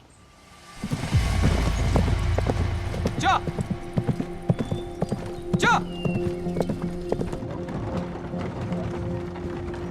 驾！思儿，你还在为我收留刚刚那个姑娘而生气啊？姐姐，这晴儿的来路绝对有问题。怎么有问题了？车夫的事情还没有查清楚，如今又跑出来一个晴儿，世上哪有那么多巧合啊？我不过是举手之劳，给他一条生路。咱们既然救了人，那便好人做到底吧。姐姐，那你怎么能确定这晴儿所言皆属实啊？可是，他也没有理由要来骗我呀。眼下很多事情我也无凭无据，说出来平白惹你心烦。那我就先不说了。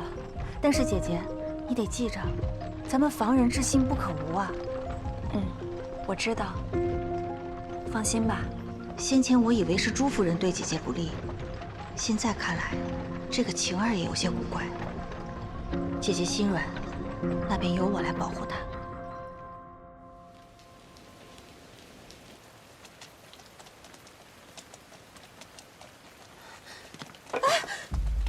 快点收拾，夫人还在等着呢。都查清楚了，这个晴儿确实有一老妇，7日前身亡，卖身葬父的事情邻里皆知。至于买她的那3个人是村里有名地痞，那日之后便失去了踪迹。不过邻里也说了，这些人经常10天半个月都不着家。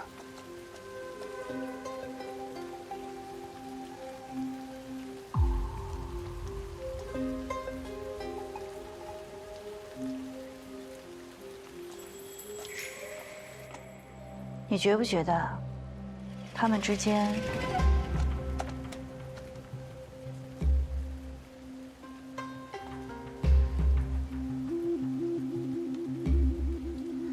以你姐姐的性子，多半都是会成全，将她接进府。这么一做，是有点多此一举。只怕他不满足于进府做妾，而是所图更多。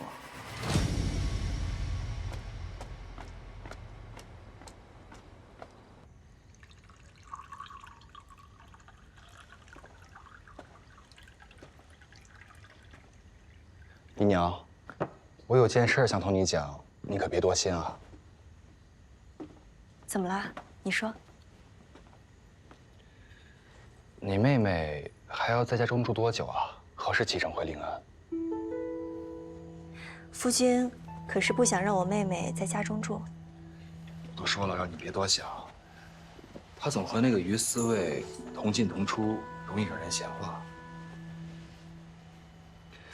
还有，谢校尉不是对你妹妹有心吗？谢家是临水大族，若是能与你家结亲，与我朱家结成连襟，那再好不过了。临水这么小，嚼舌根的人，要是交他家人跟前，岂不是坏了你妹妹的亲事啊？夫君说笑了，谢家哪里看得上我们东平伯府啊？谢校尉早就过了成亲的年纪，却一直未婚。坊间都传闻，他曾在你家借住时看上东平伯府的姑娘。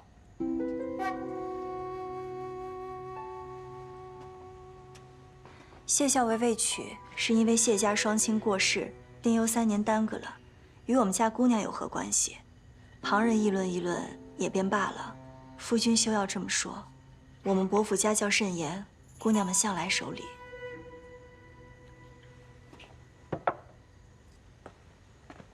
好了，是北父错了，知你一向最重名声，不该妄言你妹妹。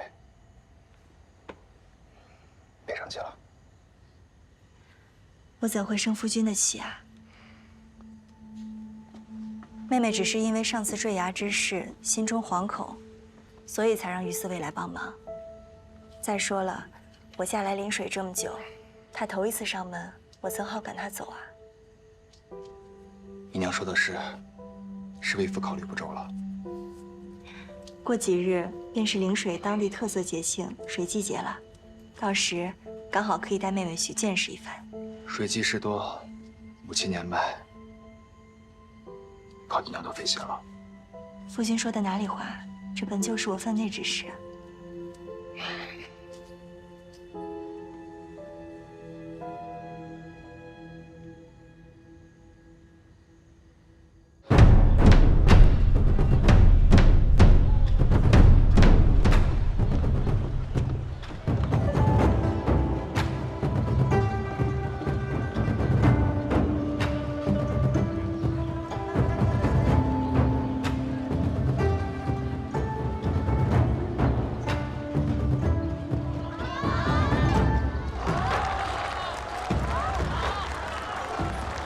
舞姿曼妙，引人入胜。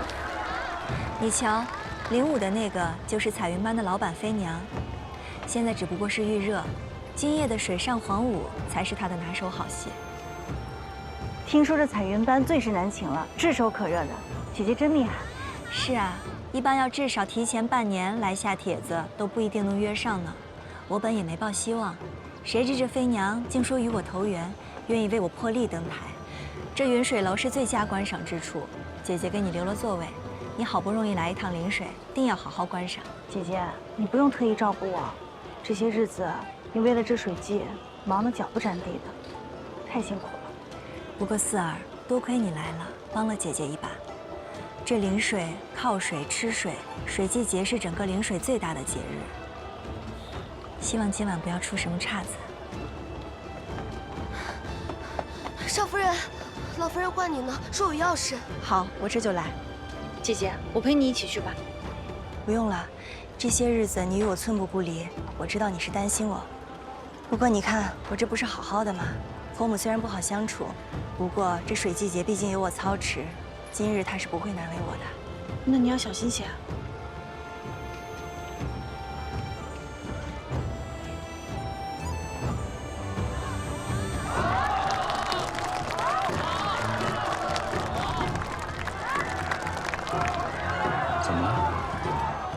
看这个晴儿最近都老老实实的干活，还有这朱子玉也没有发现任何异常，难道是我疑心错人了？知道你是担心长姐，但是太过紧绷只会适得其反。今日倒不如就放松一下，一切有我。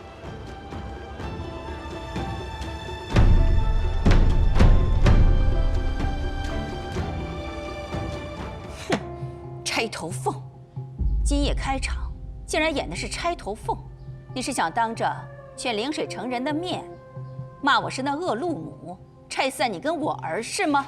一儿不敢。那日点曲时，我外出施粥，回府时便听说母亲已经点好。你还敢狡辩？莫非是我自己要点这出钗头凤骂我自己吗？你不孝敬婆母，我可叫我儿休了你。母亲，真的不是我。母亲，我不是南路武官，我是不会听您休了姨娘的。您就死了这条心吧。呀，快起来！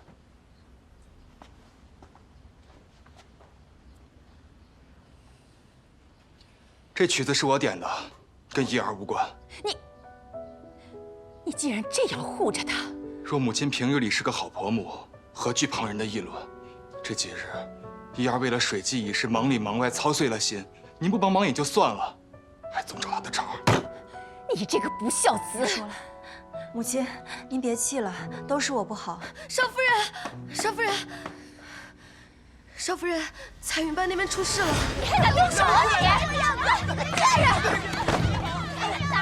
两位姑奶奶，别打了，我求求你们行吗？我还敢动手啊你！我错了，行吗？就不该送他口吃，我错了。就是你！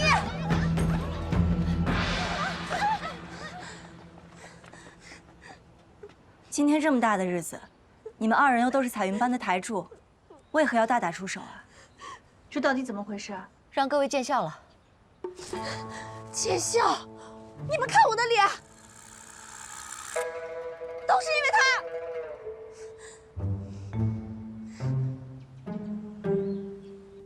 是山药引发的过敏，虽是用了药，可是要消肿，最快也要3个时辰。那怎么行？我还有不到1个时辰就要上台了。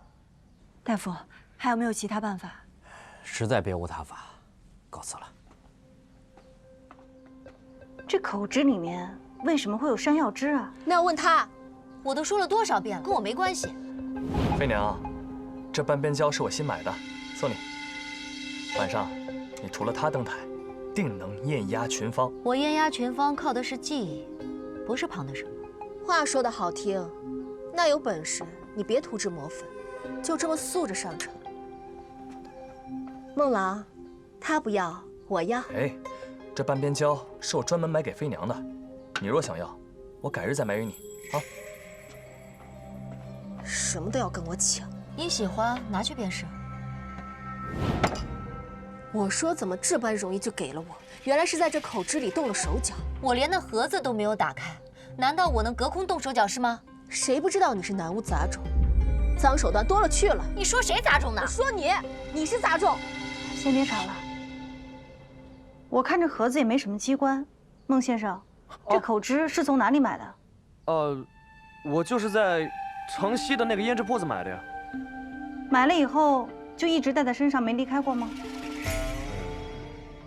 我刚刚表演时，倒是将它放置在那案几上。就是这个贱人，他不想让我上台唱这钗头凤，怕我压过他。这钗头凤难道是母亲？先别研究这口汁了，马上就要开场了，燕娘这副模样怕是唱不了了。少夫人，我们唱曲儿靠喉鼻腹，不靠嘴，我可以。可你现在这个样子，怎么登场啊？姐姐，我想到一个办法。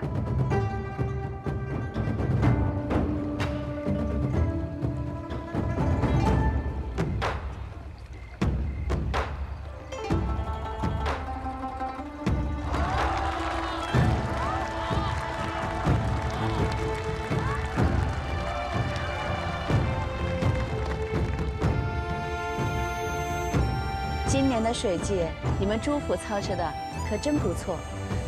这水季节呀，还得看朱府。那是自然，这几日啊，我都忙得没睡一个整觉。不都是朱少夫人在操持吗？若是陆母有姨娘这样能干的儿媳，怕是没有这出钗头凤了。诸位说笑了，我还年轻，都是母亲安排的好，我不过是打打下手。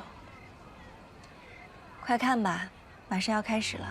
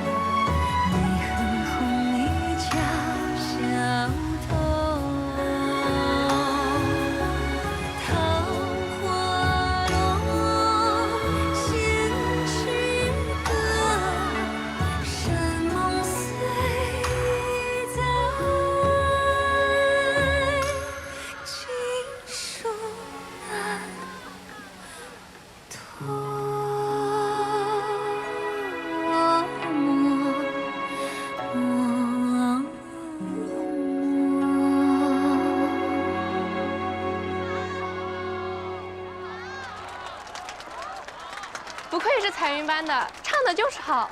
少夫人，燕燕不见了。真好啊，确实是不错。怎么会不见呢？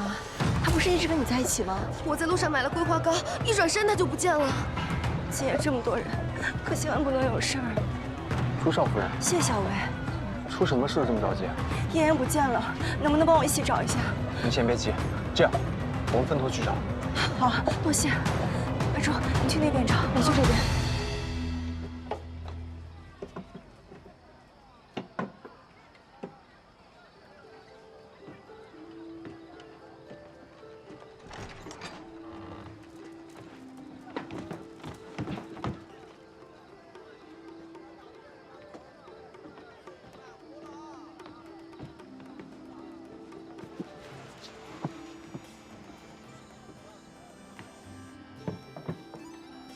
于公子，怎么在此处关系啊？这儿视野多好。我看刚才船上那个新郎，样子跟你有点像，是吗？都是两个眼睛，一个鼻子，还戴着面具呢，差不多。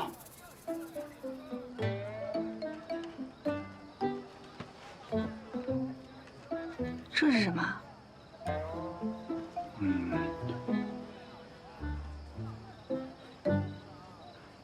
哎呦，刚才回来，孟先生身体抱恙，然后他请我替他去把这一出给演了。你这怎么还把人家给揭穿了？哦，是这样吗？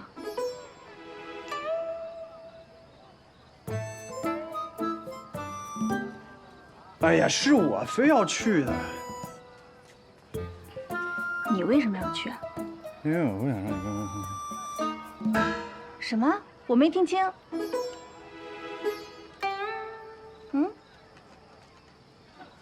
因为我就不想让你跟别人成亲，假的也不行。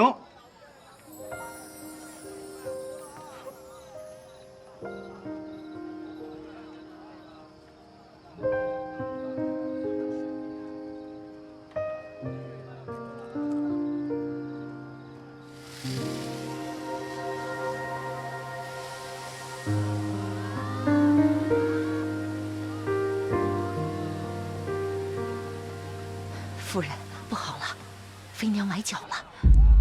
什么？费老板怎么样啊？这该如何是好？马上就要开演了。来，先坐下。今晚这第一紧要的事，便是这水祭，而水祭最重要的祭舞却跳不成了，我们朱家的脸面全给丢尽了。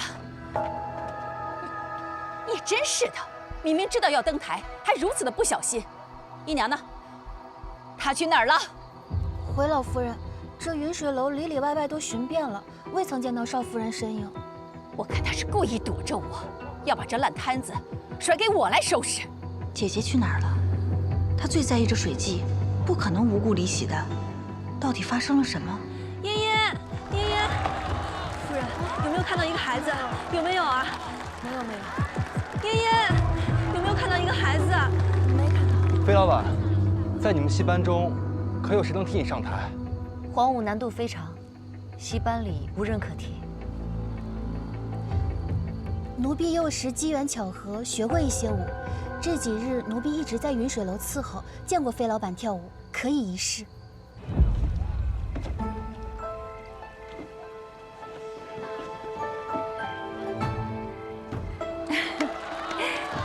怎么样，满意吧？不错。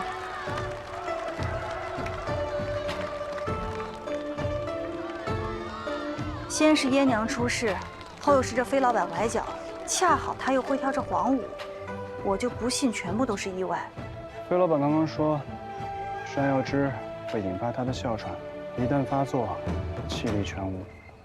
所以这个晴儿一开始的目标就是飞老板，而燕娘不过是误打误撞，才涂了这山药汁。真没想到，居然让他逮着机会了。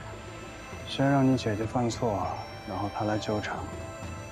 正好在朱家人面前露脸，这个晴儿不简单啊！事不宜迟，我先去找姐姐，那你盯好晴儿，咱们分头行动吧。小心为上。嫣嫣，叶楼哥哥，行不行？你有看到我姐姐吗？他以为嫣嫣走丢了，应该还在四处寻找。嫣嫣，你跟谁在一起？怎么会走丢了呢？ 没有，嫣嫣睡着了，一闪只看见了谢叔父。看来嫣嫣不是自己走丢的，应该是有人故意抱走她。是为什么呢？知道了，是故意要引开我姐姐。那我们分头行动，赶紧找到她。好，那你带着嫣嫣。好。好，嫣嫣听话啊。走。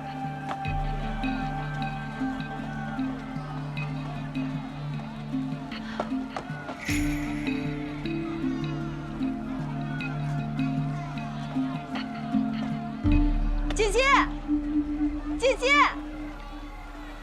飞娘上不了台，晴儿既已得手，引不引开姐姐又有什么关系呢？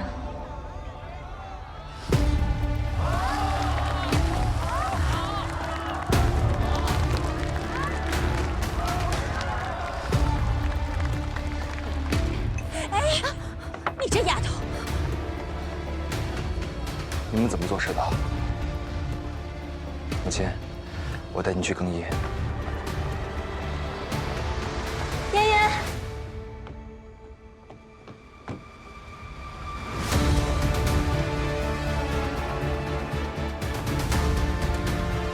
嫣嫣，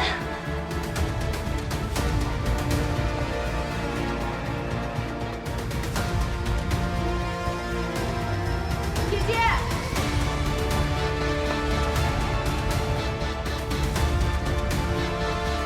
嫣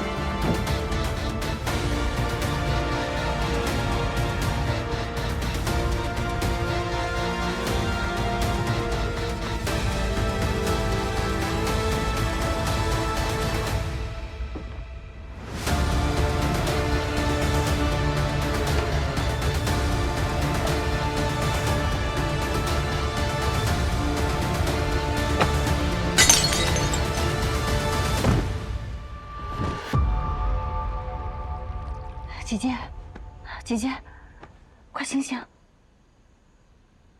妍妍呢？妍妍在哪儿？妍妍没事，放心。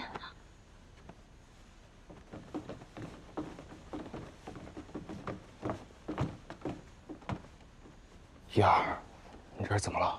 姐姐喘疾发作，我带她到这边来休息。什么喘疾，真是没用，早不犯晚不犯，偏偏选这个时候。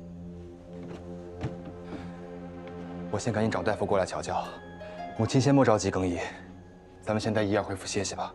怎么，她咳几声你就心疼了？你娘多大年纪了，穿着湿衣裳在这儿吹风，难道就不会生病吗？去，还不赶紧把我的衣衫取来！是。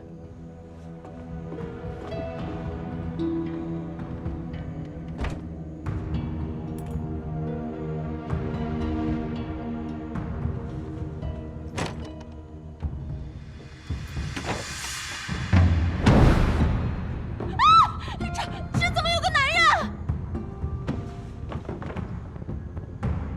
孟先生，去把门关好，不准让任何人进来。快去！是。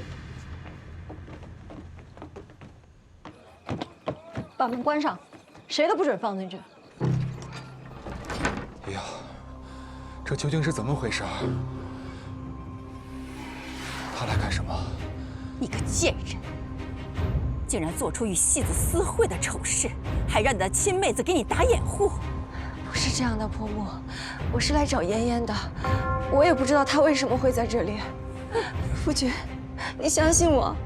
相信你？人都在这儿了，都捉奸在床了，你还敢抵赖？我打死你个！朱夫人，你什么意思？我什么意思？姐夫，我的意思是这件事情你必须要彻查清楚。如果这样不分青红皂白的冤枉了我姐姐，你脸上也无光啊！这屋内左右不过3个人，不是燕儿，难道是你？此事与妹妹无关，与她无关，你也是被冤枉的。难道这么大一个男人能自个儿进来吗？是我。私会的人是我，与他们2人无关。我与孟郎私会，不想被少夫人和四姑娘撞见，孟郎一时慌乱，下床时摔晕了过去。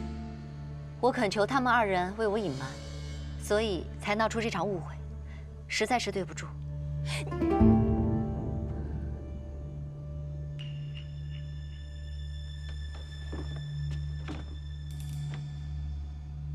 燕儿，是我一时心急，没弄清来龙去脉，就责怪于你。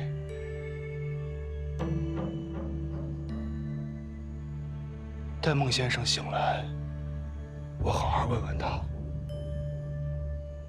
还你清白。你还是不信我。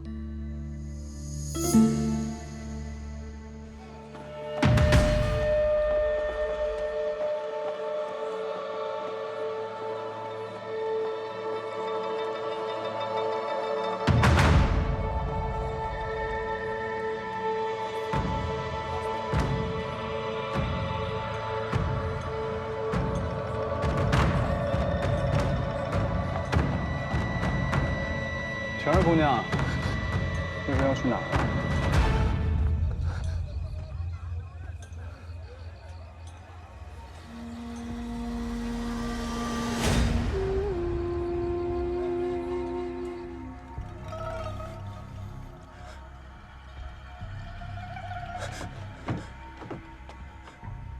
朱夫人，朱少爷，孟先生。你放心大胆地说，今日与你私会之人到底是谁？你若敢扯谎，我们朱家定让你吃不了兜着走。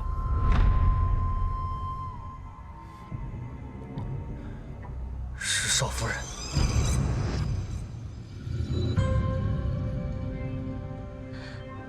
怎么会是我？我同你连话都没有说过。是少夫人派了丫鬟来知会我，说她对我爱慕已久。若我不来这上一见相会，定让彩云班在灵水待不下去。你胡说八道！我何时爱慕于你？你为何要栽赃陷害我啊？姐姐，我问你，你说我姐姐派丫鬟知会你是吧？那丫鬟是晴儿吗？姑娘既知道，为何还要问我？胡说八道！晴儿才来祝福几日，如果我姐姐要做这种隐秘的事情，肯定会拜自己的心腹去，又怎么会拜晴儿呢？是晴儿，是她陷害我，她利用妍妍将我引到此处。妍妍就在那边，在哪儿？跟我来。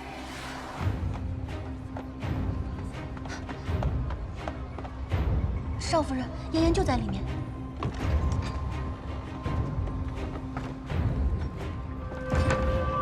飞娘，你说是你与他来私会，他又说要与他私会的是江一，这到底是谁？来人，把晴儿带上来。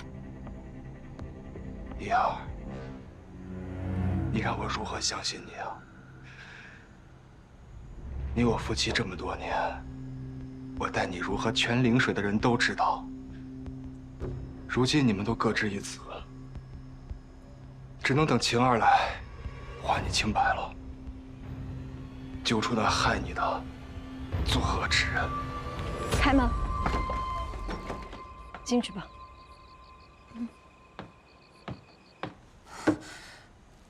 是少夫人让我去给孟先生送的信，她说我脸生不会引人怀疑，今夜过后便要将我送到临安，说临安比灵水好10000倍。晴儿，你在说什么呀？我当初就该听四儿的，就不该收留你。没想到你小小年纪，竟藏着这般祸心。少夫人，您对晴儿有恩，晴儿知道，可这么大的事，晴儿真的没办法替你隐瞒。少爷，老夫人，我方才替飞老板上场跳舞，大伙可都看着呢，我怎么可能带少夫人来这儿呢？是啊，我离席之时他在跳舞，怎么会是他呢？江一，你个不知廉耻的贱人，枉我还信你是个守规矩的，不可能做出此等丑事。我真是瞎了眼了。事到如今，你还有什么好说的？我们朱府的名节全让你给败坏了。婆母不是这样的，你要相信我，真的没有。啊！慢点儿，晴儿。我虽然不知道你是如何使的障眼法，但你给我记着，你坏我姐姐名节，就是要毁她一生。我姐姐对你如何，你心里应该清楚。如果你还有半分良知，就把所有的真相都给我说出来。要是还敢信口雌黄，攀污于她，我就把你告到衙门去。灵水断不清楚，就把你告到临安城。什么？你姐姐都做出了此等丑事，你还要告到衙门？你是不是疯了？朱夫人，我姐姐刚才说了，她没有做过，她就是没有做过，明白吗？四姑娘，有必要这样吗？一儿她不管做了什么，她都是嫣嫣的母亲，我的发妻。咱们还是关起门来解决吧。莫要声张。莫要声张，姐夫，你听清楚了。我姐姐说了，她没有做过此事，那她就是没有做过，你明白吗？好，她说她没做过，是晴儿引她来的。可是晴儿在众目睽睽之下跳舞，难道她有分身之术吗？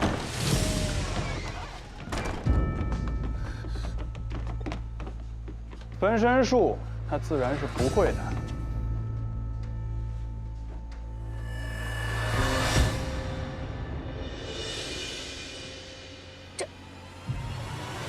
这怎么有2个晴儿？因为跳舞的人是她。现在我看明白了，这2人原来是孪生姐妹。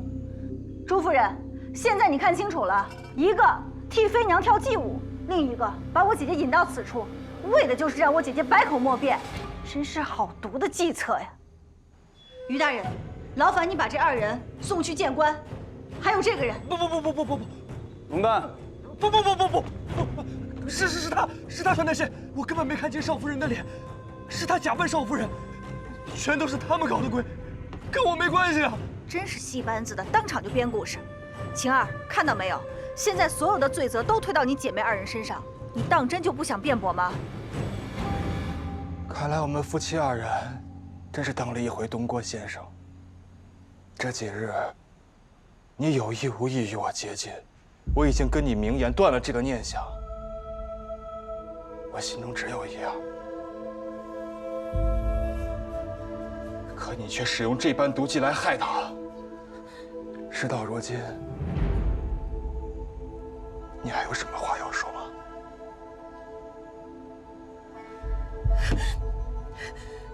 是我痴心妄想，这毒计都是我想出来的，与其他人一概无关。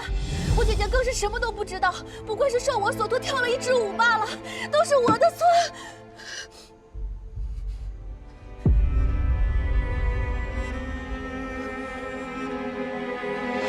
飞娘，我求求你们，以后求求你们了！你再敢踏进彩云班，我打断你的腿！飞老板，姨娘。不过一个破戏班，爷还不乐意待呢。此处不留爷，自有留爷处。先是掺了山药汁的口汁，而后又是沾了猪油的舞鞋。我一细想，就知道是冲我来的。那最可疑的人就是孟楠。果然，我在他随身携带的多宝匣里发现了这张纸条。但这张纸条的内容不能佐证什么，所以刚刚我就没有拿出来。果然是有人在指使他。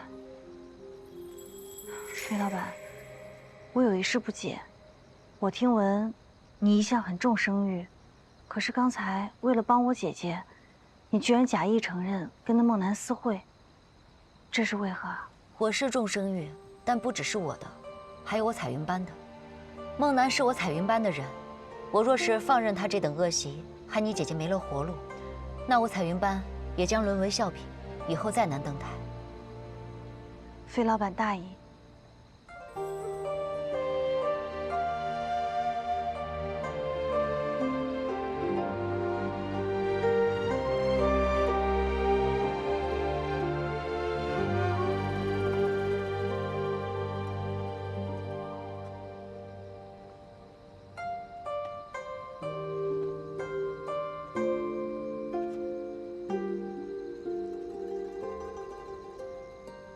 姐姐，你还好吗？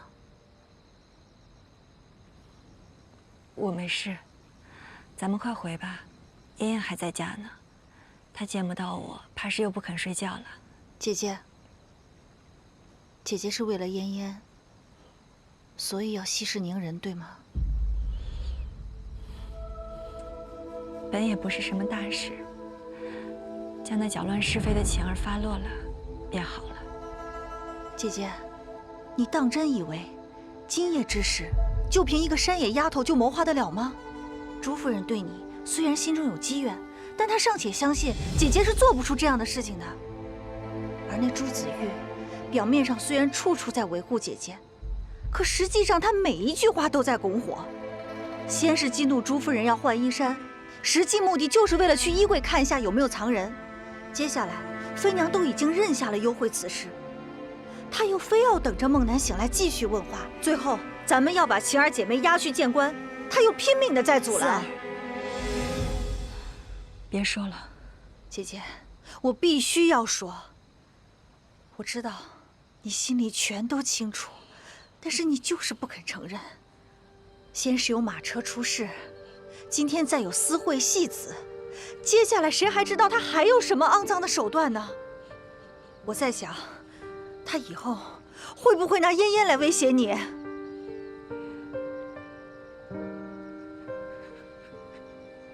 我与他同床共枕7载，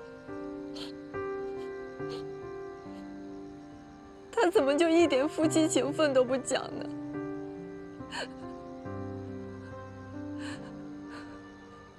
为什么要这么对我？我到底做错什么了？姐姐，这怎么能是你的错呢？恶人作恶，错是在他们。你莫要从自己身上找问题。这朱子玉太善于伪装了。我想你过去一定是得过且过，从来都不追究，才导致今天被害了都不知道是什么原因。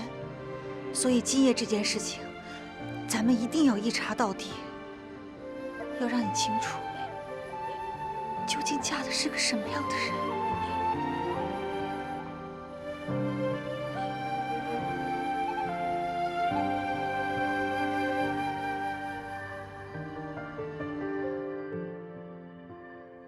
朱子玉见了个女人，看清楚长什么样了吗？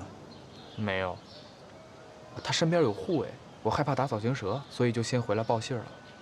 不过我看他身边婢女的穿着和打扮，比大户人家的姑娘还要气派，所以此女的身份定然是非富即贵。难道朱子玉是攀上了哪家的贵女，所以才铤而走险要害我姐姐，为了给这个贵女腾出正妻的位置？没想到朱子玉饱读圣贤书，却做出此等下流之事。他们夫妻7年情分，怎能如此伤人？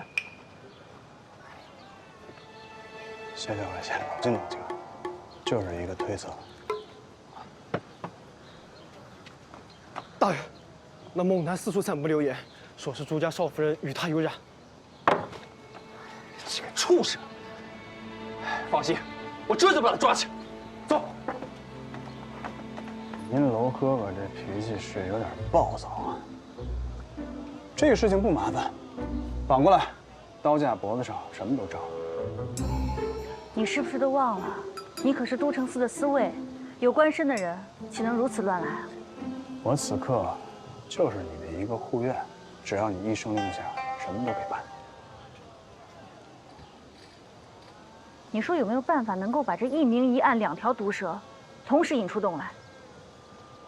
孟南不知道这个女子的身份，又是一个弃子，想要通过她引蛇出洞，难。但是朱子玉藏得这么严实，他跟这女子之间肯定得有个通风报信的人吧？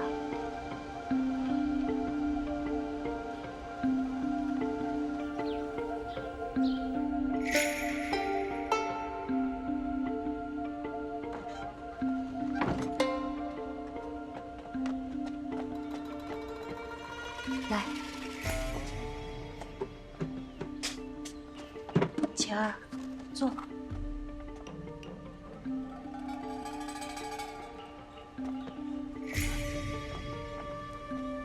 你要干嘛？你别担心，我来这找你是想问你，这所有的一切，是不是都是朱子玉指使你干的？我说了，是我一人所为。我也没指望你能指认他，我就是想知道他为何要这么做。我这里有你的身契，如果你能愿意告诉我朱子玉为何做这一切，我便把它还给你。你也不想要你的身契，那我告诉你，我这里还有一份你姐姐的身契。什么？我姐姐的身契怎么会在你那儿？果然被我猜对了，朱子玉就是用你姐姐在威胁你，对吗？我知道，你姐姐是朱子玉从外地买回来的舞姬，你们姐妹2人失散了多年，直到上个月才相认。而且据我所知，你只剩下这么一个亲人了。你现在要扛下所有的罪责，但你有没有想过，朱子玉当真会放过你吗？最后你还能见到姐姐吗？你是为了姐姐，我也是啊。你姐姐被朱子玉折磨，我姐姐也是，咱们俩一样，都只是为了救出亲人。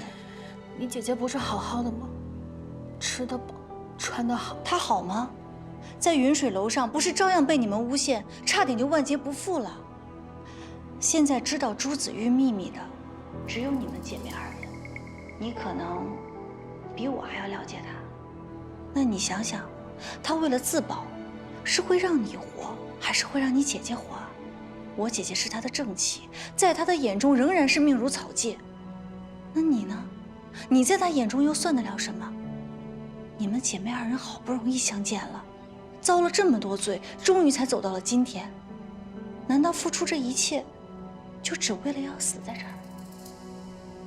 晴儿，别的我不图，我只希望你能好好想想我说的这番话。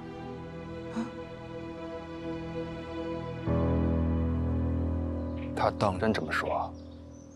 是，晴儿从头到尾只说是他一人所为。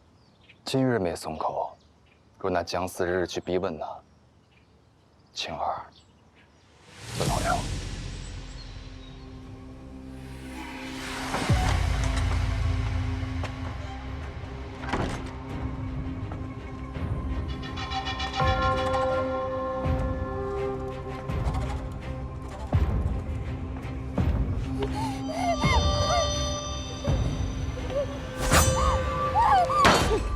这后院，你是怎么管的？竟让晴儿那个小蹄子给跑了，你是干什么吃的？还有，你知不知道那个姓孟的到处胡说？现在满城都在传你不守妇道，和他有了首尾，这整个朱府的脸面都让你给丢尽了。是一儿之过。姐姐，这跟你有何关系？朱夫人，您是知道的，我姐姐她是被诬陷的。那个孟楠在外面造谣生事。 那些风言风语如何能怪到我姐姐头上？哼，是不该怪你姐姐，该怪的人是你。我是念在亲家的情面上，没有撵你走。姨娘，自你妹妹进府，惹出了多少是非？听闻她在临安的时候，就做出了许多胆大妄为之事。她在朱府一日，咱们家就不得安宁。 今日，你必须走，我们朱府不欢迎你。母亲，您平日怎么数落我、骂我都可以，这是朱家媳妇儿该受的。可我妹妹她远道而来，于情于理您都不该这般说她，更说不着她。若不是她，恐怕我早已坠崖而亡，又或者在云水楼活生生被冤死。您如此嫌恶我妹妹，是不是因为她救了我，您就无法称心如意让夫君另娶他人？ 再挑个样样都合您心意的媳妇儿，替朱家诞下男丁。你的温良恭顺都是装出来的。你和你妹妹一样的忤逆。好，今日你们姐妹俩都给我滚！我是朱府明媒正娶的正妻。您若要赶我走，也应该让夫君休了我。我嫁进朱家多年，处处以夫君公婆为先。 得言荣公不曾有亏，虽未诞下男丁，却也育有一女，无算无所出。七出之条，敢问一儿犯了哪一条？你根据大周律，妻无七出之状者而出之，徒1年半。朱夫人，如果你们朱府真的敢无缘无故的休妻，那我们东平伯府定要把你们告上衙门。反正也不是第一次了，到时候您儿子只怕是要吃牢饭，仕途尽毁。 我劝您最好权衡利弊，这妻不是你们想休就能休的。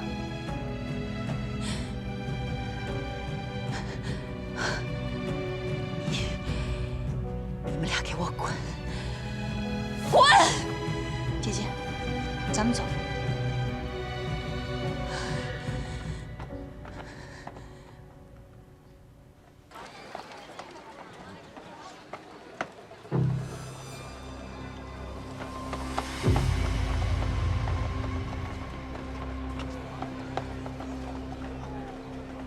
谢大人，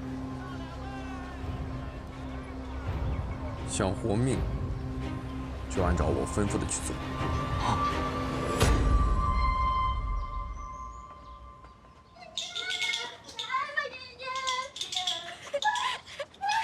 爷，看这个怎么样？以前我总劝自己，忍一时风平浪静，可如今才发现，不忍。 竟也是如此畅快，姐姐，谢谢你。傻丫头，再能忍耐的人，也是有底线的。我的底线就是你，还有妍妍。母亲，母亲，我在这儿呢，你快来跟我玩。来了，我们接着玩吧。来，妍妍，来，妍妍。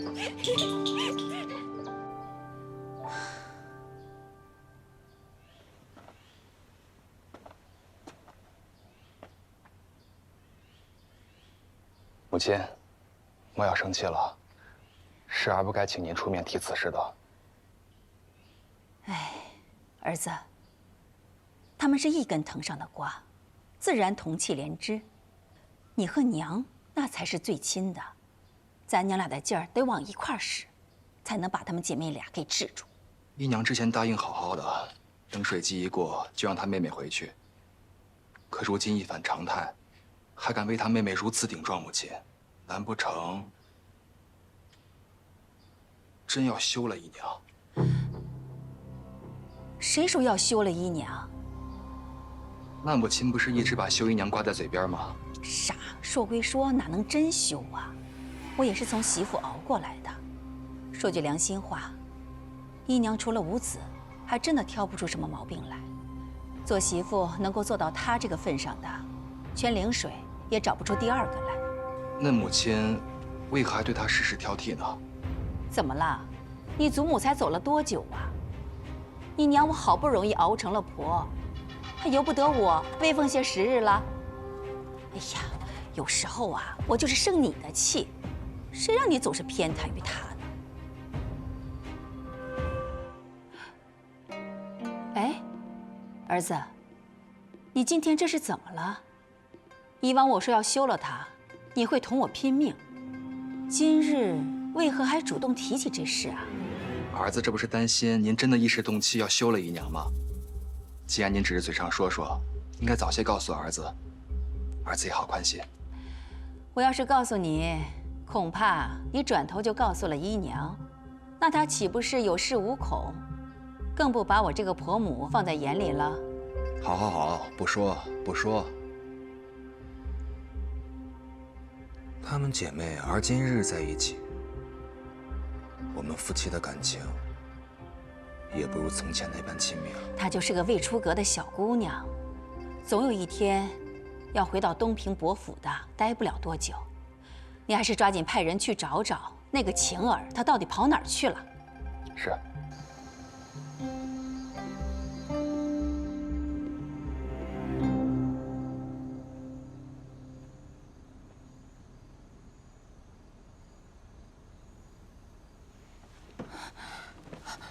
江姑娘，江姑娘，是你们救了我。果真让姑娘给说中了，楚子玉根本就没打算信守承诺，用不上就要杀了我。公子和姑娘的救命之恩，晴儿定当报答。你不用跟我们客气。哎，你还是让他客气客气。我们有个忙需要你帮一下。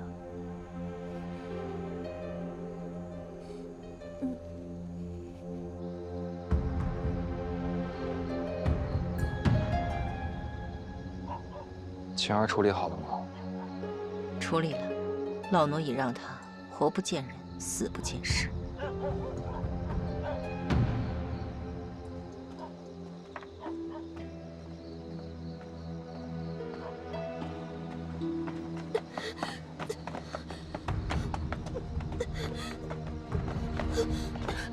公子，我妹妹呢？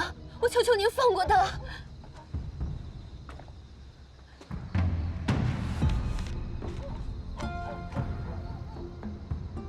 替我送封信。你若乖乖替我做事，事成之后，我不仅让你妹妹好好的，还会还她自由。可你若连这点小事都做不好的话，你和你妹妹的下场，就好好想想了。很好。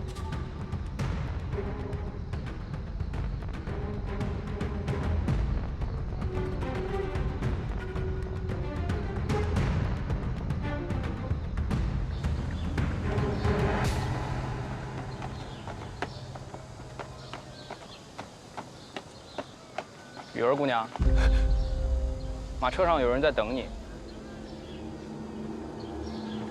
姐姐，妹妹，姐姐快上车来！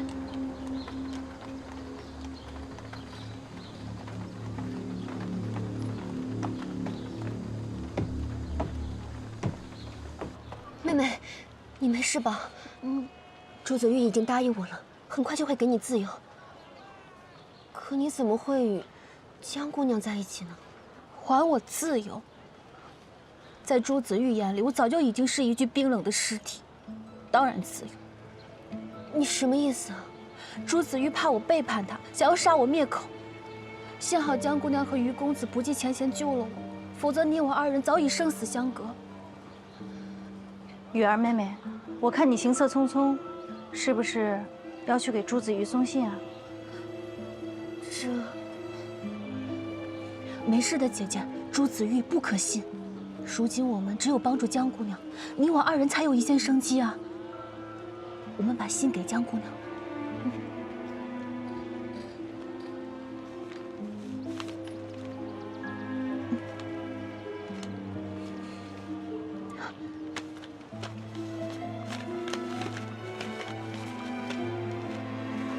计划有变，静候佳音。等等，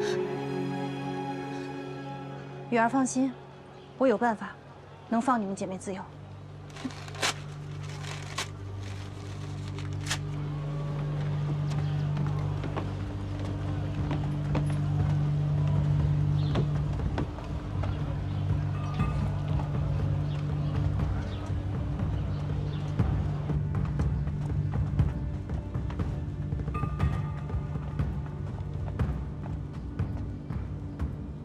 姑娘，朱公子又派了晴儿来传话。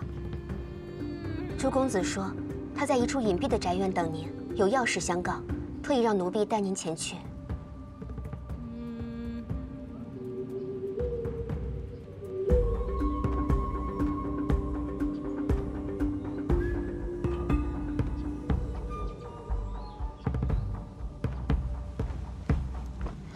朱公子，信已送到。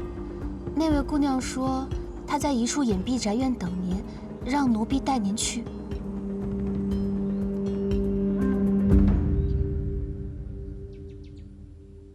他竟如此迫不及待啊！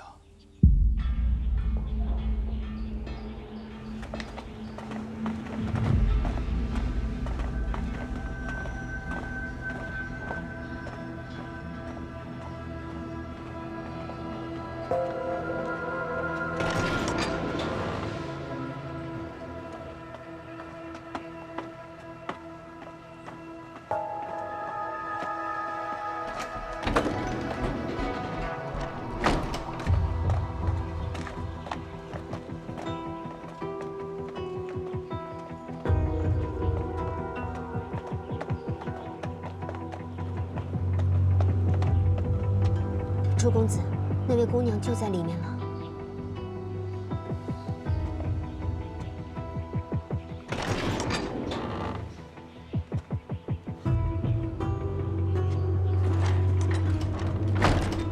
若是谣言，我怎么可能全虚全影的回来呢？就在前面李玉香的废宅里，家人正等着我赴约呢。骗谁呢你？朱家少夫人难不成是疯了？你们别不信，耳听为虚，眼见为实。爷今天就带你们去瞧瞧。哎，就在前面，就在前面啊，马上就到。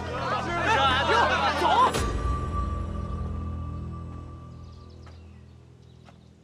我很想你。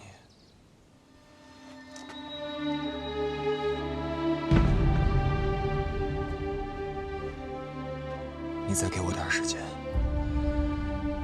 我一定想办法休了江夜。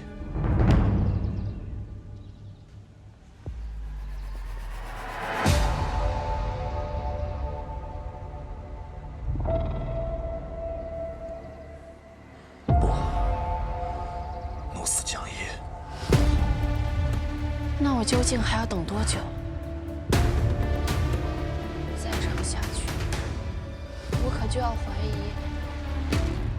你对我的真心究竟有几分了。之前，崔明月为了害姐姐，派人监视朱家，但并未和朱子玉联手。没想到，因果变数之下，他俩居然一起合谋，要置我姐姐于死地。我对县主的真心天地可证，只是那姐妹难缠得很。身边还跟了个功夫了得的司卫。司卫？都城司的于琦。于琦，他居然来临水了。县主认识于琦。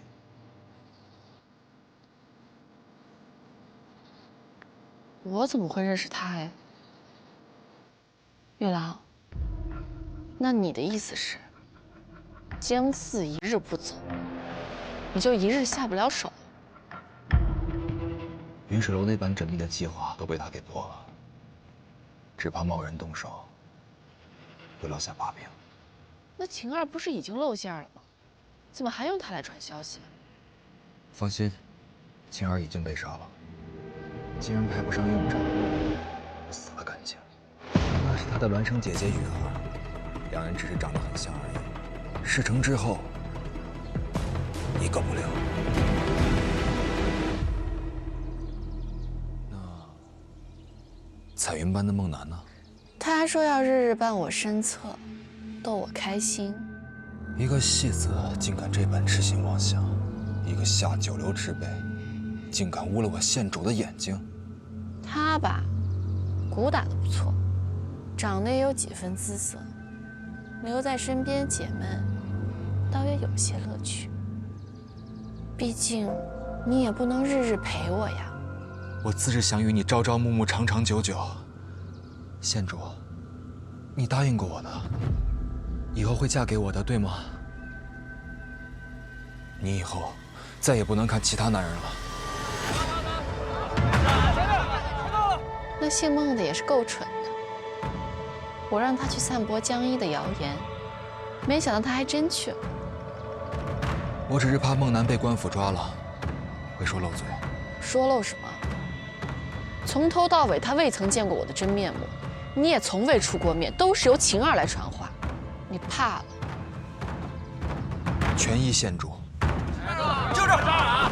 哎，把门推开！你把人给招来了？放心，有我在。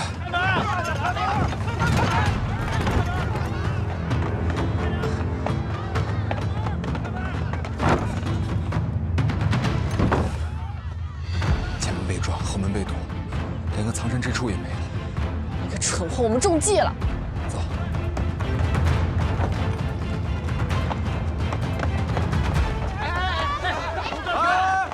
跟孟公子私会的是个男子啊！你们莫不是瞎了？看不见那身后还有个女子？哎，是啊，哎，还真是啊！你们是干什么的？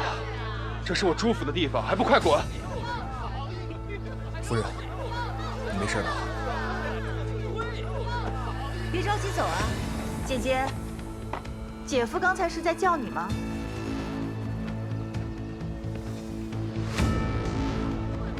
呀！你背着我姐姐私养外室，如今叫人撞破了，还要把我姐姐拿出来做幌子是吗？原来夫君另有所爱，就是因为他，所以你才不择手段来害我，是吗？呀，这都是误会，莫要听你妹妹挑唆。事到如今，你还敢说是我挑唆？这小巷密室，孤男寡女，能有什么误会？你倒是解释解释，让大伙儿都出来评评理啊！这位姑娘，你打算躲到几时啊？有胆子和有妇之夫私会，却没胆子承认是吗？大家都来看看，瞧瞧这到底是谁家的姑娘！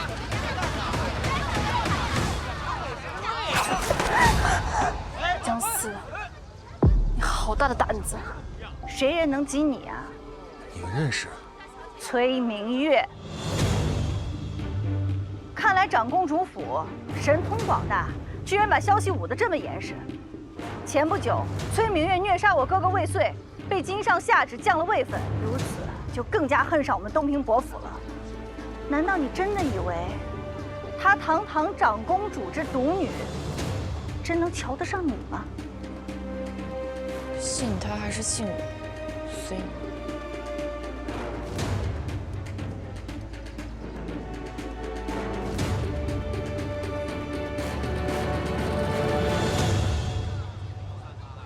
放手！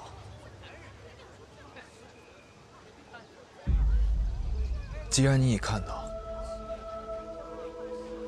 我与明月情投意合，我们好聚好散吧。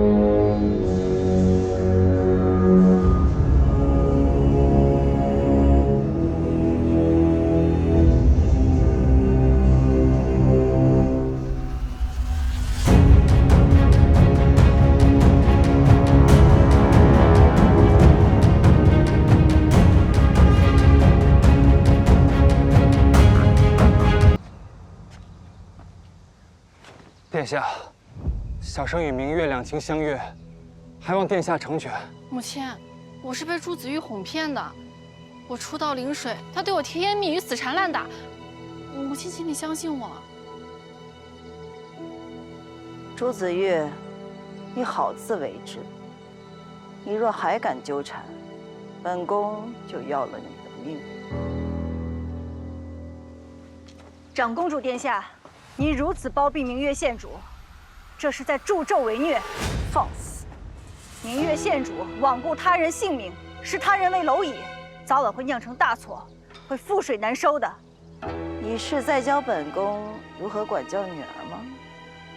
长兴侯独子犯下错，经上是如何处置的？长公主应该最是清楚。姜思，你大胆！明月县主说是朱子玉甜言蜜语蒙骗了你，但我看这恐怕就是你处心积虑设的连环套，为了让我姐姐跳进火坑，以解你降位之恨吧。你倒是伶牙俐齿，只不过本宫最讨厌受人威胁。住手！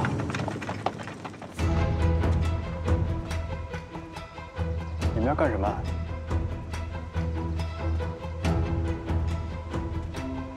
你就是于琦，都城司的手都伸到临安城外来了。不及长公主，不管城内还是城外，都可以只手遮天，翻云覆雨。于琦，你竟敢如此妄议长公主殿下？不敢，不能像县主那样目无王法。本宫提醒尔等，清水河一案，京上已有定夺，明月只是受害者。今日之事已然，你们守口如瓶，本宫就对尔等的命没兴趣。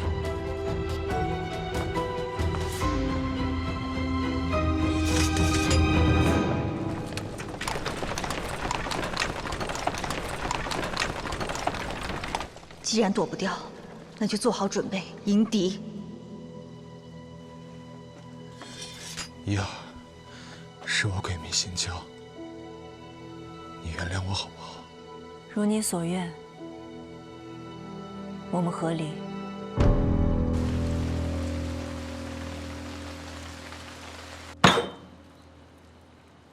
孽障！来人，请家法！今天一定要打死这个不孝子，以正我朱家门风。夫君，你少插嘴，全是你惯的。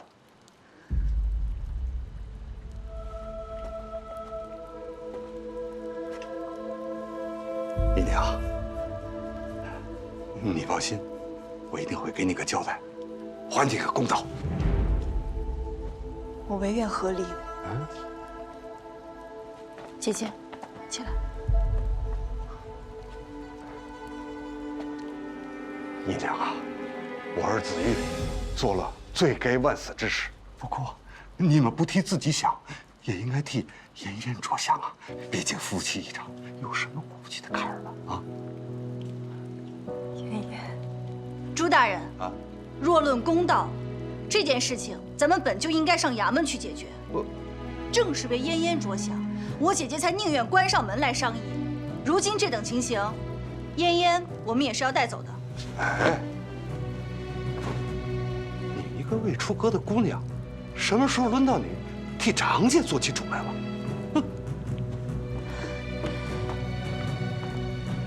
姨娘，母亲知道你不会下狠心，真的走出这一步的，是不是？你一个妇到人家和离了，还带着个女娃，那以后的日子该怎么过呀？这就不劳朱夫人操心了。我们东平伯府再不济，也是养得起自家姑娘的。儿子，快给姨娘磕头认罪，保证以后绝对不再犯。娘，都是我良心狗肺，都是我对不住你。娘，你再给我一次机会好吗？你做得出这种谋害妻子、私通贵女的丑事，实在是良心狗肺。既然我姐姐现在已经看清楚你的真面目，又怎么会再给你机会继续跟你举案齐眉？什么谋害妻子啊？哎，你可不能乱说话呀！朱大人，前不久我姐姐去白云寺的路上遭遇了惊马，险些丢了性命。这件事情的背后真相，你们查清楚了吗？我早就有所怀疑，这件事情的背后主谋就是朱子玉。恰好当时都城司的于司卫也在，目睹了整个过程。朱大人，您可考虑清楚了？若是您不同意和离，那这马车一事，咱们就放到衙门去解决。到时候如果真跟着朱子玉有关系，那你们父子二人的仕途，劝朱家赶紧写了这和离书。从此以后，我姐姐跟您儿子一别两宽，婚丧嫁娶老死不相往来，否则咱们公堂上见。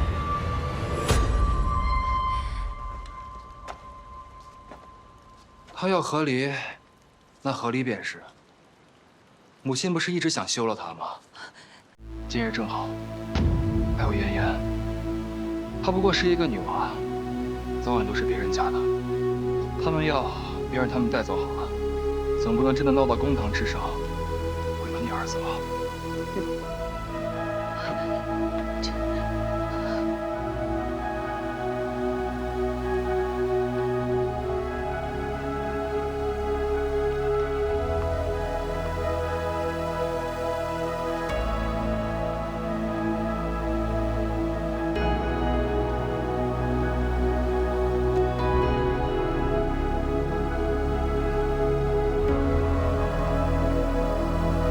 姐姐，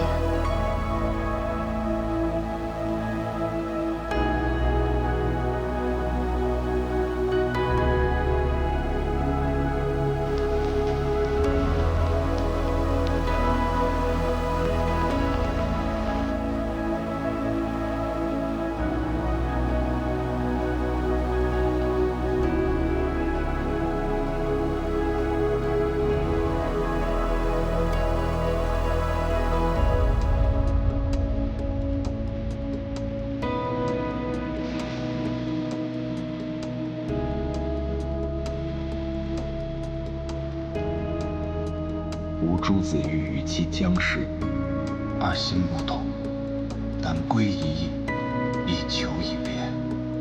物色叔侄，各还本道。膝下一女，嫁妆一传，皆归女方。死后各自婚嫁，永无争执。恐后无凭，自愿立此本约为证。姑娘，雨停了，天晴了。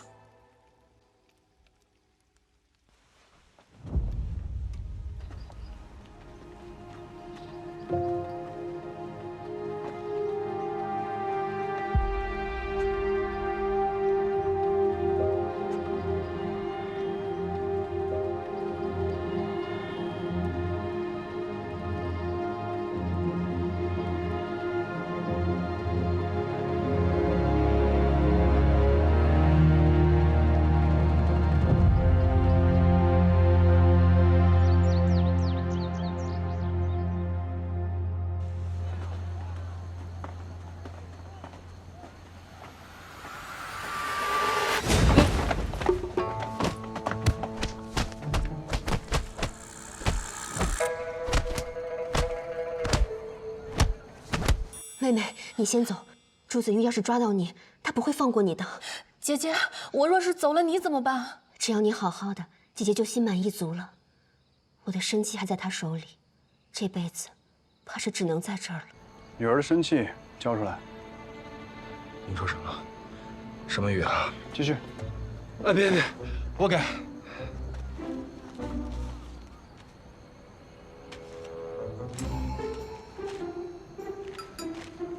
以后你要是找他们姐俩的麻烦，就不止这一顿揍了。走。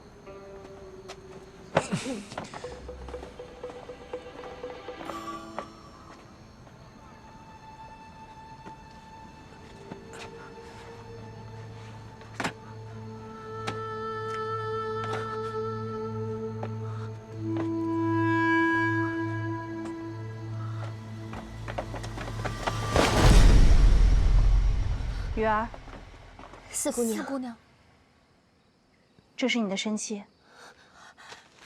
从此以后，你们姐妹二人全都自由了。谢谢四姑娘，快起来，快起来，谢谢快起来，四姑娘。雨儿、晴儿。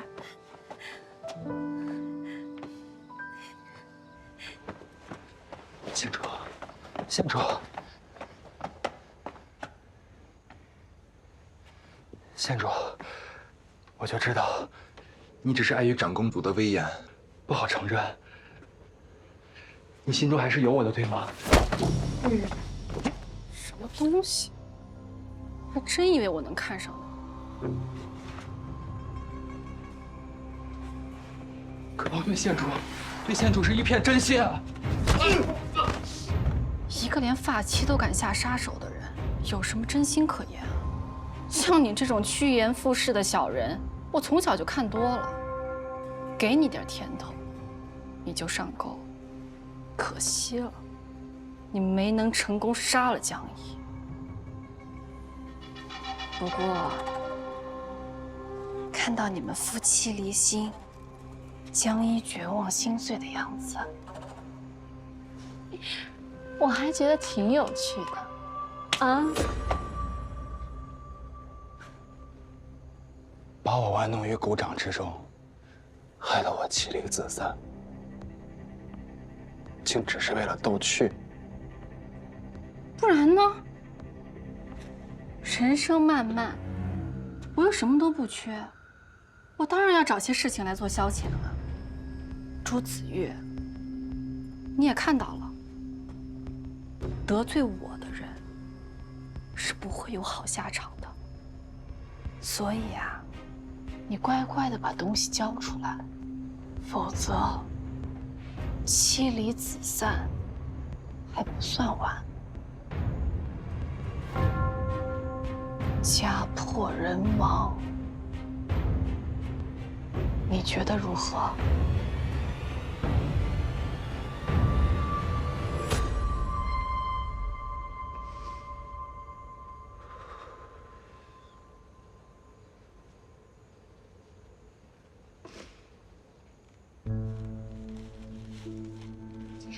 这样才对嘛！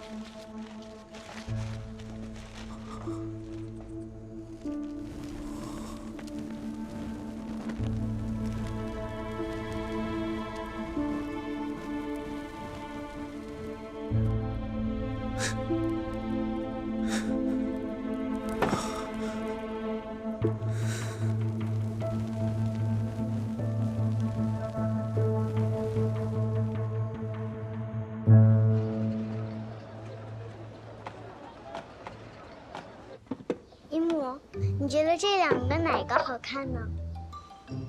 这个，我觉得这俩。那把他们俩站一起。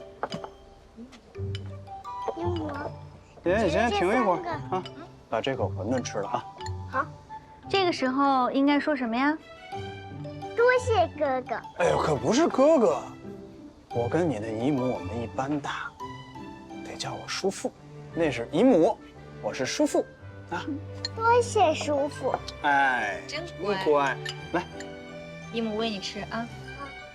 有点烫，小心点。先喝口汤。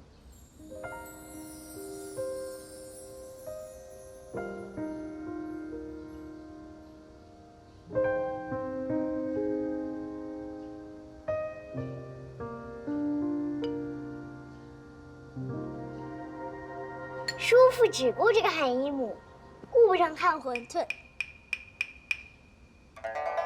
叔父没来得及。好了，爷爷。于四卫，啊，这几日多谢有您相助。这千万别客气。护百姓的周全，那是我们都城司的职责所在嘛。再说我跟江战，我们是挚友，他的家人也是我的家人。二弟有你这样的挚友，真是幸事。我有他这样的兄弟，也是我的幸事。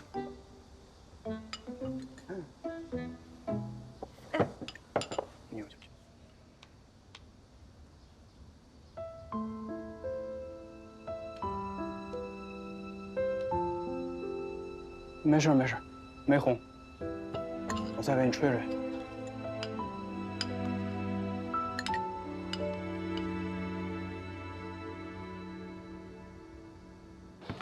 她们姐妹二人，从今往后就交托给你了。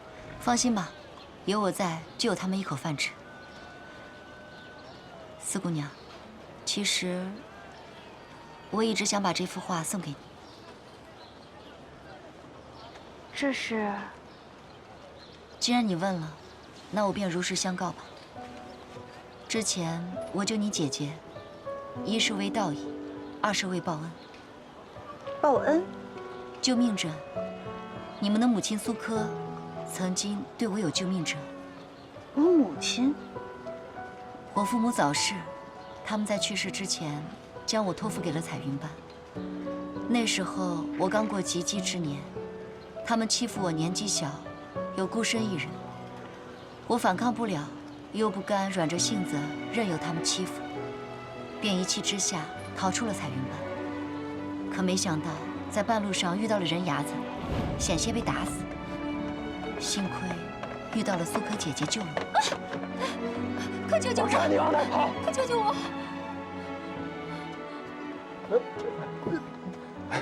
轻点，滚！是。姑娘，你还好吧？姑娘，哎，姑娘，姑娘，苏姐姐收留我的那一年，也是我最快乐的时光。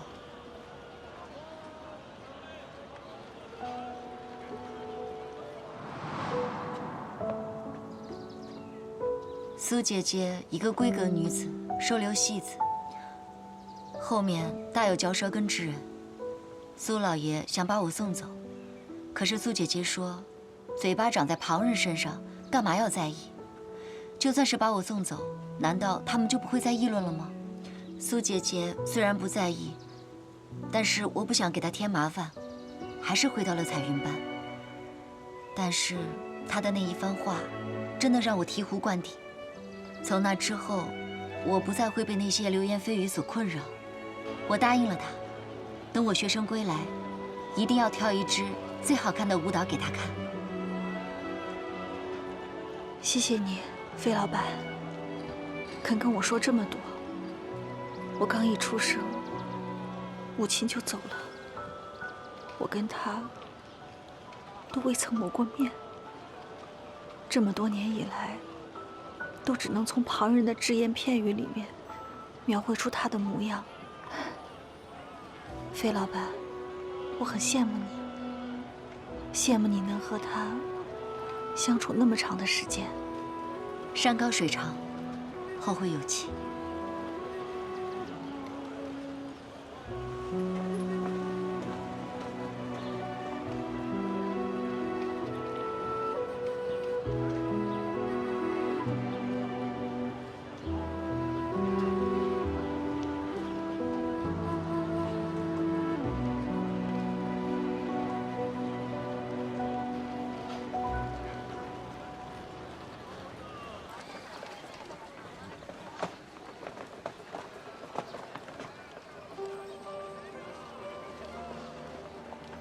妍妍，慢点，小心啊！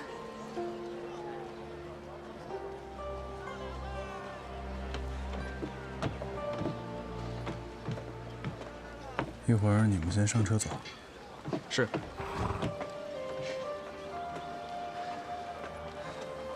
于公子，于某有一事不明，临行之前想要问一下小美。公子但说无妨。那日在林中暗中观察的人是你吧？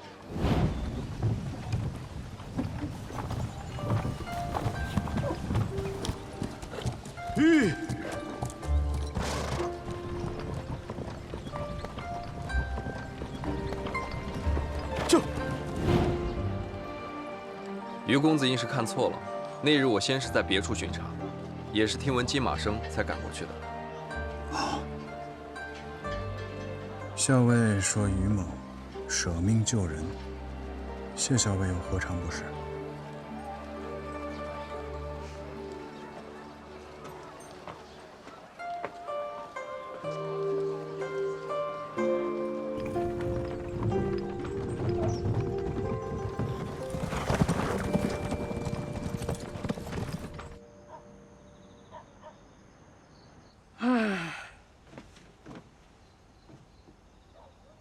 见过祖母，妍妍，快给外曾祖母磕头。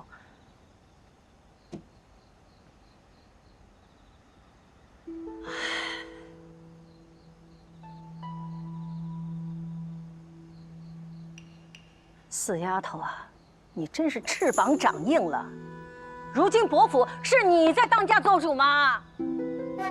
这么大的事儿，你也不跟你父兄告知一声，瞒着一大家人。不声不响的就把他们带回伯府呀！祖母，是我自己的意思，四儿只是不忍服我的意思。行了，你别替他说话了，我还不知道你们俩的性子呀。母亲，这事急从权，一儿受了那么大的委屈，四儿将一儿救出那狼窝虎穴，才是最重要的事情。没来得及告诉您和我，情有可原。一个这样，两个这样，退婚的退婚，合离的合离，这是做的什么孽呀？祖母，作孽的是姓季的和姓朱的那2个人，与姐姐妹妹无关。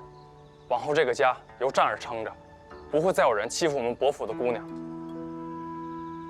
唉，妍妍，来，起来，过去叫外曾祖母，快去，快去。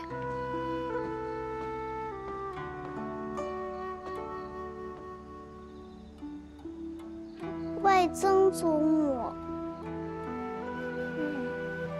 给外曾祖母拉拉手吧。姐姐，快起来。给你吃2个小红果儿，哎，一手一个。哎，拿好了，去吧。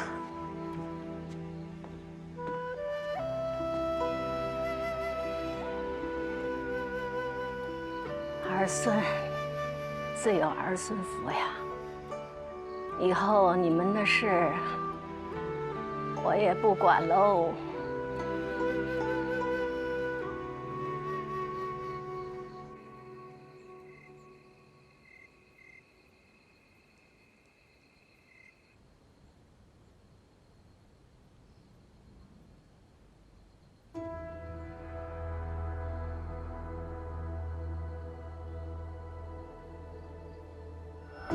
你是骗我的吧？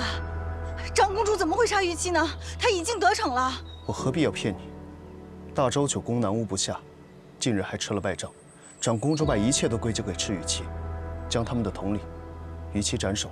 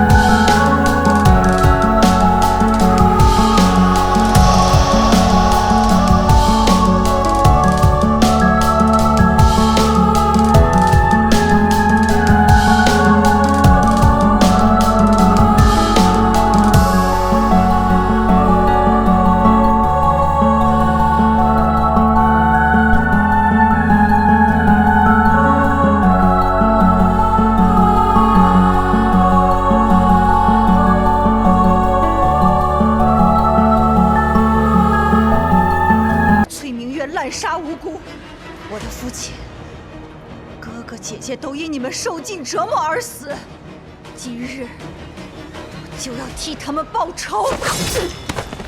这一剑是为了我的夫君于琦。你为什么也要杀了他？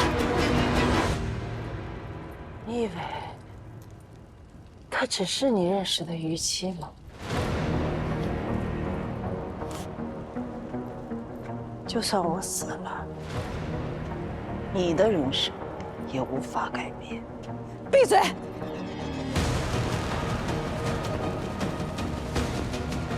生于大周，长于大周，但你跟你的女儿却要赶尽杀绝，让我在大周无立锥之地。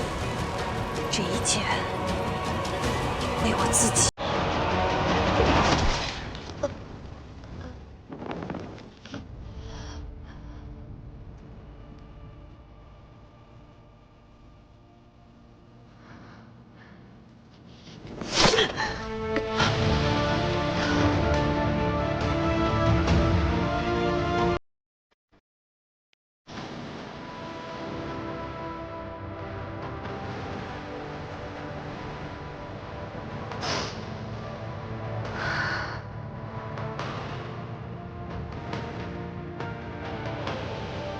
大仇得报，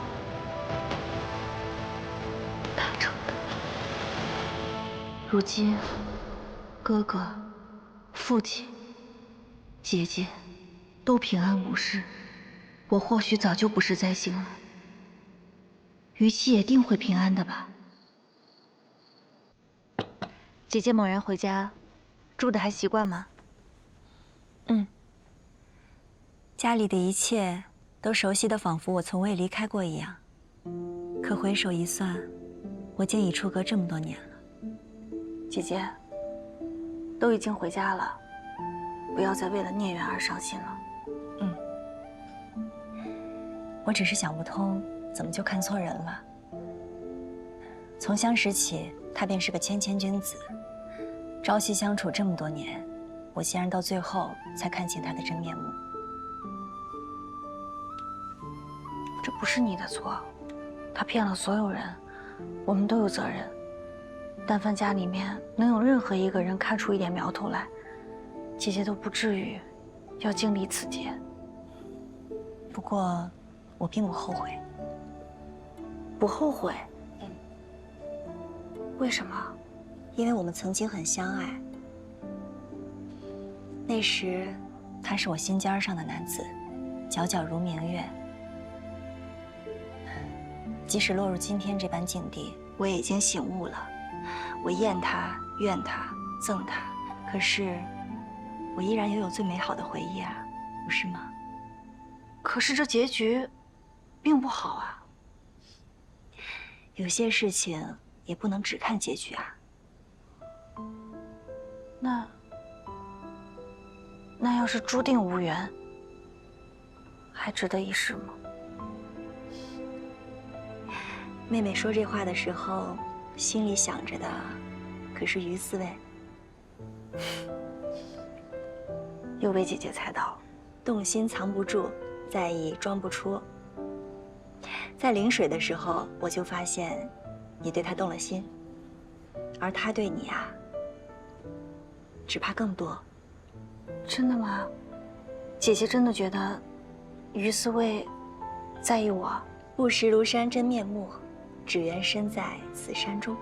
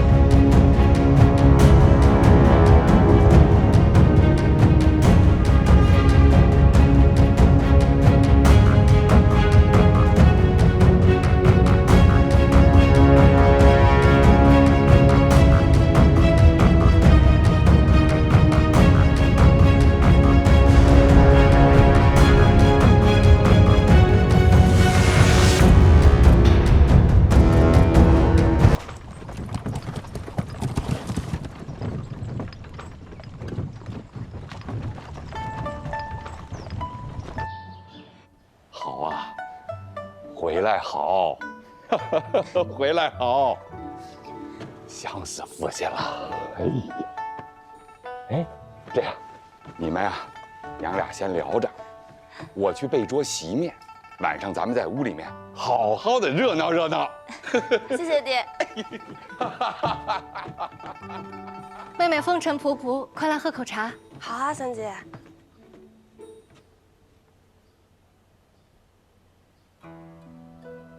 还真是惦记着咱们家这口茶。难道林家克扣你的茶钱吗？想什么呢，姨娘？咱伯父家的茶，对于林家来讲，未免不太划算。婆母在教我管账，我总得做点表率。我选的那些茶虽然不太金贵，但却雅致。等下次我带回来给你们尝一尝。这佩儿嫁出去了，懂事了，长大了。谁说不是呢？有模有样的。婆母山做女工，我学了不少东西，还绣了一些小玩意儿。等回头给长辈们送一些。哎，这几日你们两个还是不要去你嫡母那儿晃悠。这战儿哥当了金吾卫，他们一家正愁着呢。那更要去多走动一下了，给我们房里也争口气。虽说我没有嫁入豪门，但是我夫君仕途顺遂，对我也挺好。若不是今日有事务在身，他这趟本要与我同来呢。姑娘，你这店铺的生意不错呀。关你们什么事儿？这条街一向不太平，多亏我们哥俩行侠仗义，才让你在这儿安心做买卖。对于我们这个侠义，你不得表示感谢啊？就是。不是，他这无妨。不就是因为有你们，所以才不太平？哎你，每月30钱，你给还是不给？好，我给。你敢！我杀了你！禁卫在此，谁敢造次？禁卫，哥是禁卫。你禁卫服的皇城当臣，你管我们做甚？你以强凌弱，敲诈勒索，我不该管；你行径恶劣，危及治安，我不该管。还是说，我非要找都城司的人来？滚！哎，哥，我的官爷就这么一个。这个没事了啊，大家该买啊。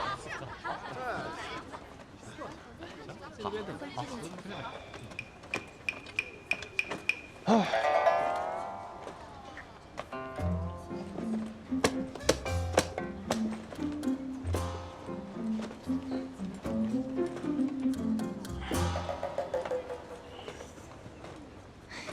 我说你可以啊，江战。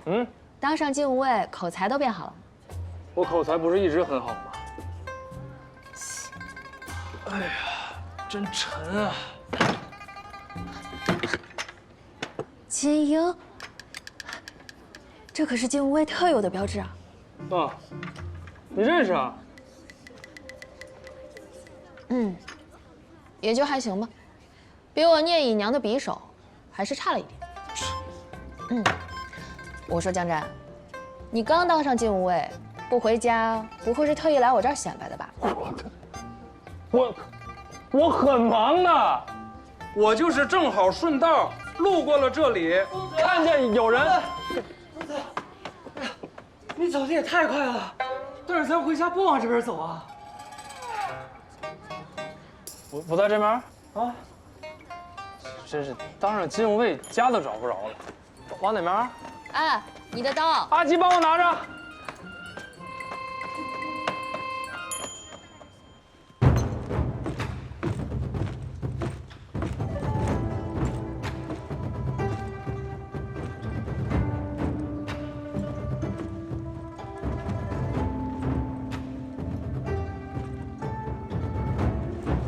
孙儿给祖母请安。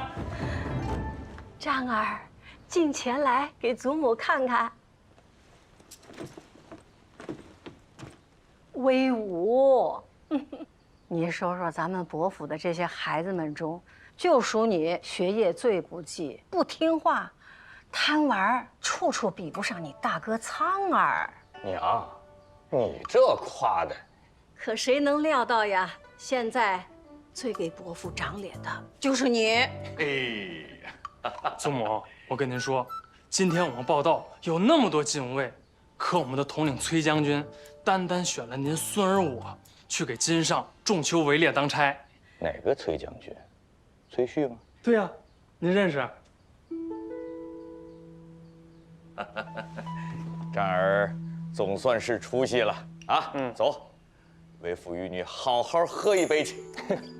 大哥，战儿刚刚当上金吾卫，你怎么就连听完母亲嘱咐的耐心都没有了？哎呀，罢了，让他们去吧。哦，詹儿，祖母还想叮嘱你啊，你当上了金吾卫，那可得好好当差啊。你是京上钦点的，那一定得比别人做得更好，才算不负了皇上的圣恩。孙儿领命。娘，我们先走了。哎，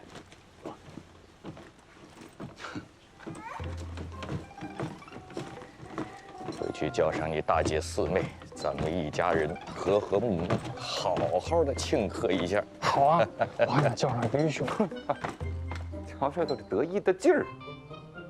哎呀，我刚才说的那些话，不仅是说给战儿听，也是在勉励你们二房的。过去老大不争气，可眼看着现在越来越好了，那你们二房的就得更用心，那我们伯府就得欣欣向荣啊！是，母亲。母亲说的是。行了，快回吧。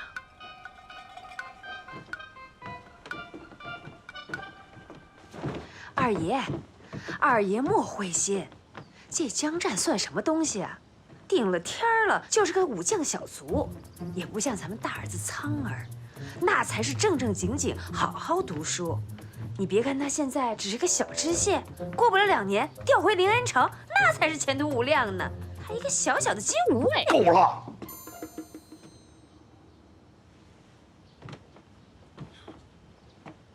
江战再如何，他也是我们江家人。你在这小肚鸡肠挑拨攀比，你是嫌我们二房还不够丢人吗？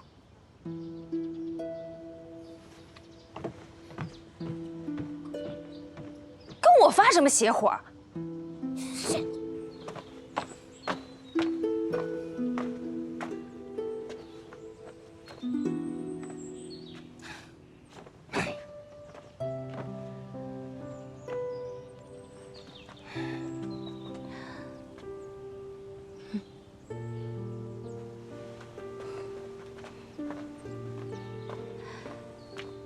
老爷这是刚从老夫人那儿回来。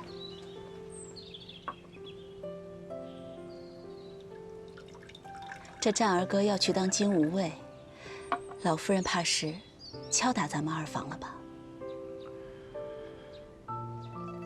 唉，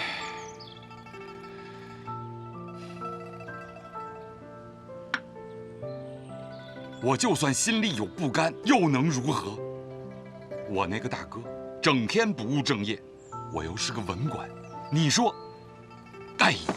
老爷，战儿哥当了金吾卫，也是条好路子，很适合他的性子。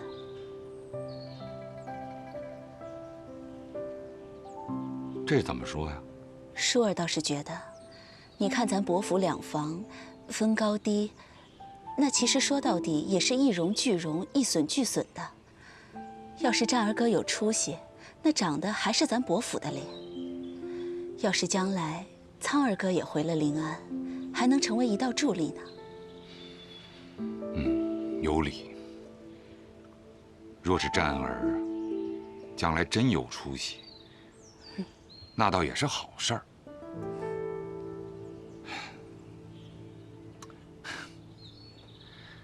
舒儿，还是你最懂我呀。老爷，你就且放宽心吧。放宽心，放宽心。转运使之子，这家的公子长得有点鲁莽啊。陵南县尉之子，这精通医术倒是好，可是这长相也配不上江俏啊。哟，这家公子好啊，陵北节度使之子，这家世也好啊。啊，年25，年轻俊朗，气度不凡。早年在战场上落下病根儿。哎呀，难怪呀，年25了还没有成亲。这兵人馆这送的这什么名册？这没一个看得上眼儿的。那我去回了兵人馆。别急，节度使他也是雄占一方，颇有势力的，又是一个武官，听起来总比那金吾卫要气派吧？之前呢是咱们倩儿夫君骁勇，现在也算不上数了。佩儿呢，又嫁给了文官，咱们怎么也得找一个能动兵戈的，给咱们二房增增底气呀。身子是差了点，不过家世确实好啊。节度使之子，也算是江俏高攀了，算是他修来的福气。哦，对了，你赶紧找一张江俏的画像给兵人馆送去，让人家萧家好好看看。是。哎呀，挺好，挺好。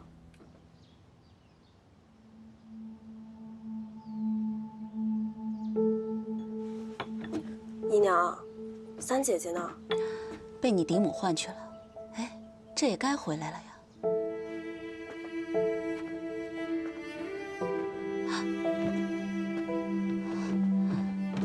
三姐姐，怎么了？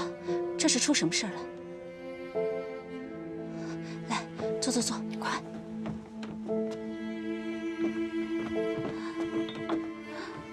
嫡母为难你了？先喝口热茶，慢慢说。母亲要给我议亲，这不是好事吗？是什么样的人家？是不是不合你心意啊？他能有什么好心？你看看他自己给自己的女儿都介绍了些什么人，搞得倩儿现在远走灵犀，更别提俏儿了。姨娘，帮帮我！好，好，好，你给姨娘把这件事仔细的说一遍。母亲让我去到她那儿，然后找了个人给我画了张画像，接着就是要把这个画像……不行，绝对不行！要不我先托人去打听一下？不行，我不想嫁。这有什么可打听的？不就是见了战儿做了金吾卫，想攀门高亲讨好二爷吗？俏儿，关于你的终身大事，姨娘还没问过你呢。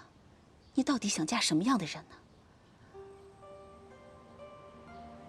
我不想嫁给一个陌生的人，我想嫁给情投意合的人。我也盼着姐姐如愿。我到底该怎么办？你放心，姨娘一定给你想法子。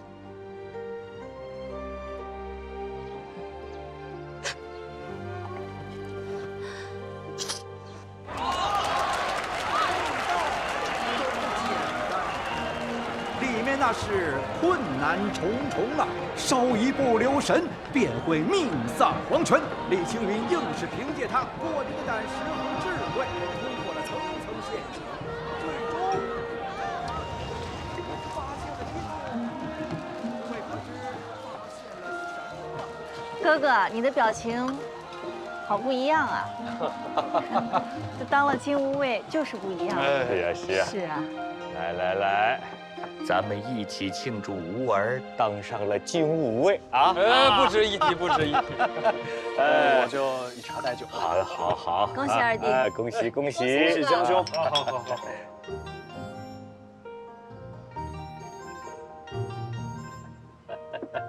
都坐，都坐。那我就先表示一下，江兄。哎呦，英雄！这上面刻的是如意文。祝江兄平安顺遂。你现在是金吾卫了，虽说不用上战场吧，但是万事还要小心为上，这样也好让家人都放心。哎呀，余兄一个小小的金吾卫。哎呀，余贤侄，还是你思虑周到啊。那就多谢余兄。啊，余四卫所言甚是，我也缝制了一个护身锦囊给二弟做贺礼，愿二弟平安无忧。姐姐，我这都多大了，怎好收礼呀？啊！哥哥，我也做了一个香囊送给你，我把它取名叫做燕归。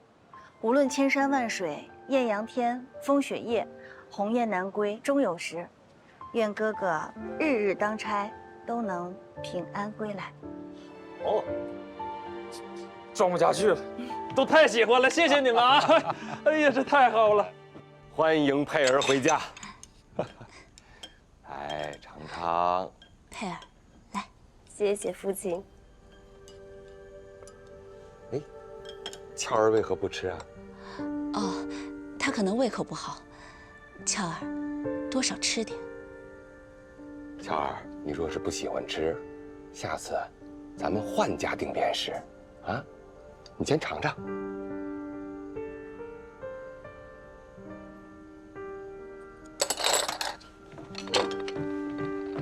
怎么还哭上了？俏儿，这是怎么了？二爷，我有一事相求。什么事儿？二夫人要给俏儿议亲，与岭北节度使萧家。岭北节度使？哎，那岭北节度使的口碑很不错呀，而且祖上还立过军功。若是能得了这门亲，那岂不是妙哉呀？我托人打听过了，是与他们家的嫡次子萧朗。这人整日进补喝药，他是一个病夫。哦，这事儿我倒是听说过。萧家有位公子，勇武过人，只可惜在战场上落下了病根，从此就再也没有上过战场。那眼下看来，说的应该是此子吧？二爷，这么多年，我从来没有什么事情求过你。你带我入府，让我衣食无忧，给我这个家。可我就这2个女儿，我不能看见俏儿嫁给一个病人。话也不能这么说啊。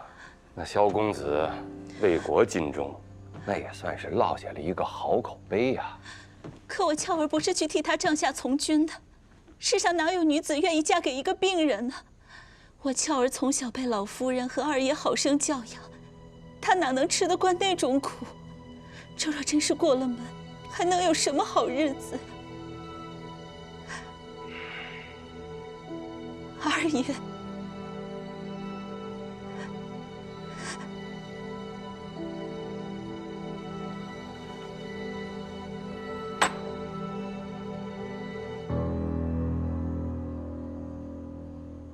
俏儿，你怎么说？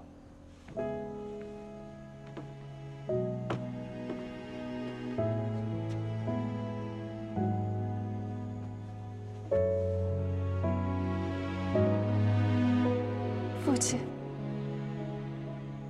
不要赶我走好不好？我还不想嫁人。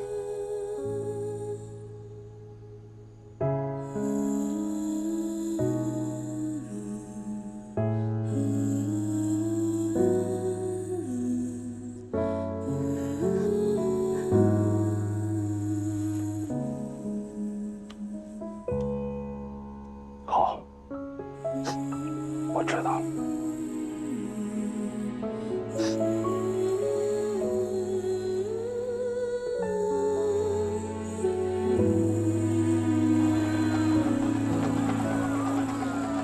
今天可真开心啊！我看这月亮都大了一圈。要是永远都能这样就好。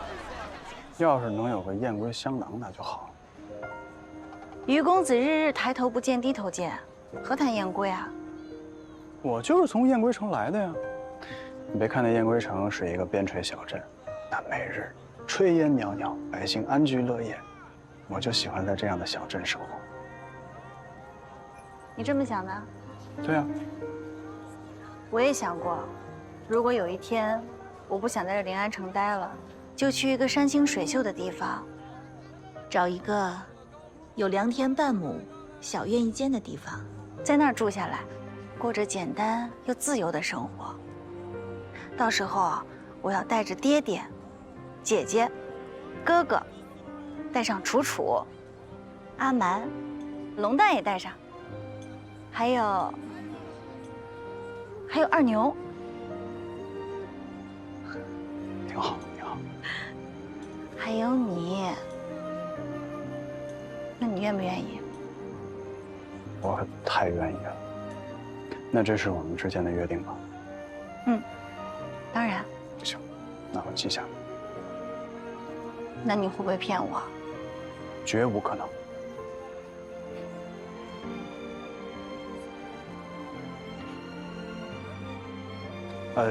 其实我是……你是什么？是呀，跟你说的月亮又大了一圈，更好看了。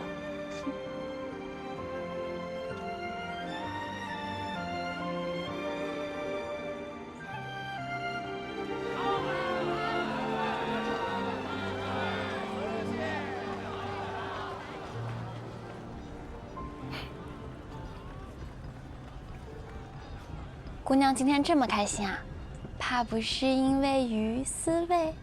也不全是。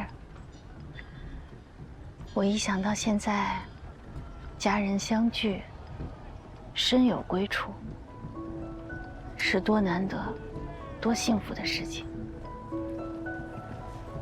阿蛮，我多想日子可以像现在这样，一直这么过下去，该有多好！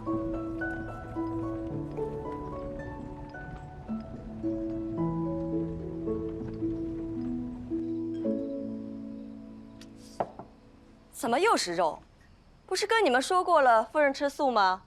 哎呀，算了算了，我就一个人也吃不下什么，不吃了。唉，五姑娘回娘家，便宜了潇湘院那位，二爷专程订了桌席面去他房里用膳呢。哎呀，偏门裹进来的狐妹子，也就是运气好一点罢了。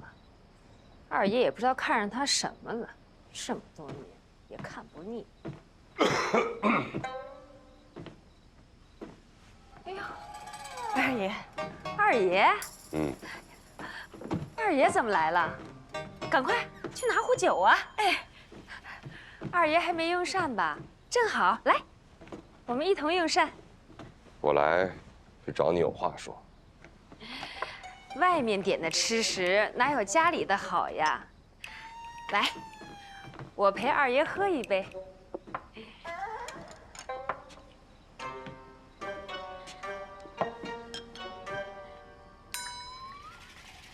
自己来。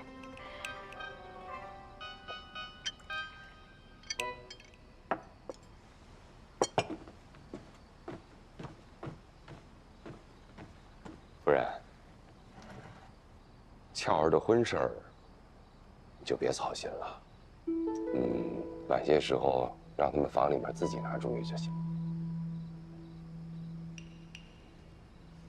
我还当是什么风，把你给吹来了呢？原来是阮姨娘的耳旁风啊！什么风的不重要，总之，这件事情你不要再管了。这事儿我自然要管。怎么？我的话不管用了？我是二爷明媒正娶的大房夫人，又是东平伯府的当家主母，儿女的姻缘，自然是由我来管呀。二爷说话说一不二，可是规矩咱不能破吧？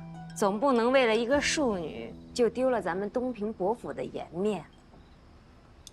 哼，哪儿来那么多弯绕啊？这临安城没别的新鲜事儿了，就全盯着我府上的庶女看。再说了，那佩儿也是他娘给定的亲，你看看，人家现在日子过得多好。要怪，哼，只能怪你这人找的不对。佩儿，我原本是要把她许配给都城司的甄衡甄大人的，是他们趁着我身体不适，着急忙慌的把姑娘给嫁了的。哎呀，二爷，你不要总听别人的一面之词。俏儿在咱们府里，姑娘排行老3，年纪也不小了。而且这孩子吧，内向腼腆，不爱说话，带出去就跟个闷葫芦一样。给他说亲，那可真的是难上加难。再加上咱们东平伯府也是不如往年了。姜四之前闹着退婚，在临安城里面已经闹得是沸沸扬扬，还不够人家看笑话的吗？难道二爷二房的女儿也要效仿吗？夫人，你也是做母亲的，那萧公子旁的再好，你扪心自问一下，你觉得他是一个合适夫君的人选吗？萧公子他只是身子弱了些，那也是因为驰骋沙场才落下的病根儿，在当今金上面前也是立下战功的。立过战功的人多了去了，那金上喜欢的人也多了去了，你不能找一个病夫吧？我知道，这些年你跟阮氏有积怨，但是你要撒气，你也不能撒在孩子身上啊。哎呦，二爷。这我跟阮氏他能有什么积怨呀？我怎么可能把气撒在孩子身上啊？二爷，我也是为你着想，为咱们二房争口气。战儿当了金吾卫，从母亲房里走出来，别人不知道你心里怎么想，我还能不知道吗？你不要再说了，我就没见过哪家的当家主母如你一般。搬弄是非，颠倒黑白。我再闹，我也不会把自己的女儿算进去。夫人，不是谁都可以拿来利用的。倩儿，也是被你这样逼走的吧？可惜啊，二爷今天来晚了一步。这什么意思啊？萧家相约的事儿我已经答应了，信我也送出去了。而且还盖了咱们东平伯府的家印。你这是自作主张啊！这事儿母亲是知晓的，而且儿女婚事，于情于理，都应该由我这个嫡母说的算。不可理喻！二爷要是实在不愿意也没关系，不就是一封信吗？你也效仿大哥，去萧府把那信毁了就是。二爷，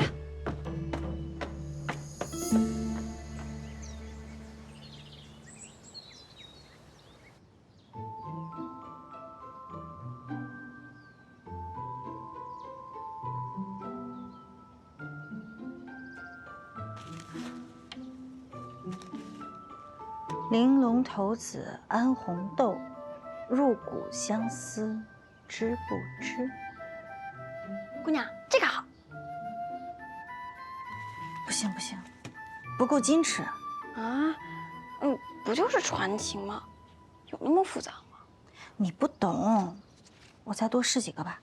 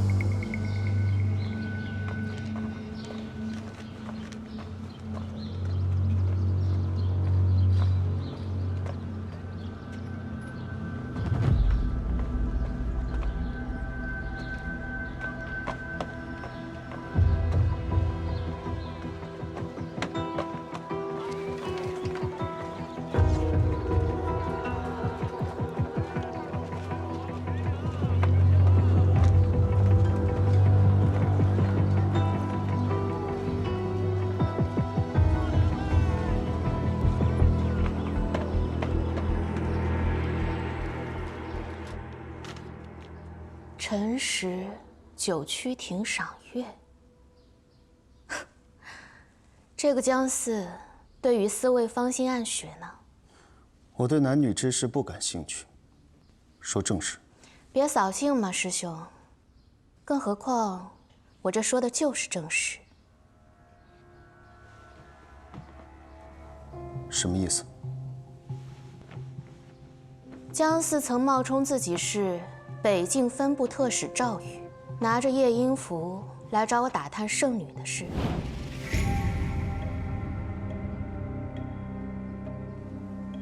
有什么问题？后来我去调查了他，她出生在临安，从未离开过大周。她一个闺阁女子，为什么知道圣女之事？还有，她居然知道我的制香配方。有意思。若他是与于斯未生情便有叛心，该抓回来敲打；若他不是，我倒想看看他是何方神圣。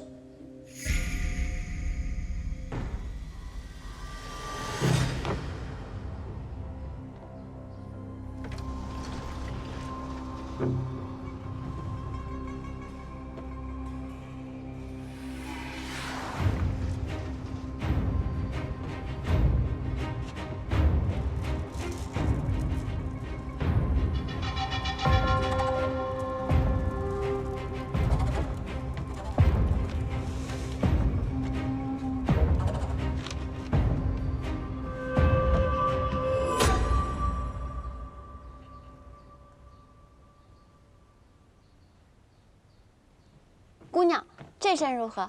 颜色艳丽，更衬得姑娘娇俏。好像花色太多了，再找找吧。是。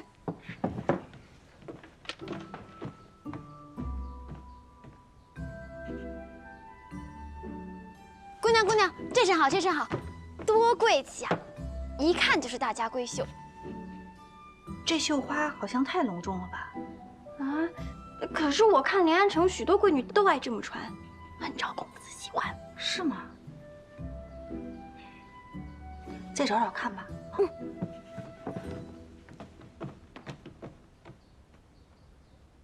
怎么样，好了吗？马上好了。好了，可以转过来了。怎么样？这套好看吗？太好看了。那一套呢？也好看。这两套都好看。这不主要是人好看吗？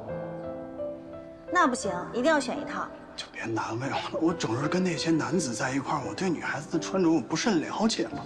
那不行，一定要让你选一套。到底哪一套好看？我觉得是这样，你自己穿着舒不舒服？你穿着舒服它就好看，跟旁人的眼光没有关系。你又不是旁人。那我这么问你，我今日要是换了身衣服，你就会改变对我的心意吗？肯定不会啊。那我也不会啊。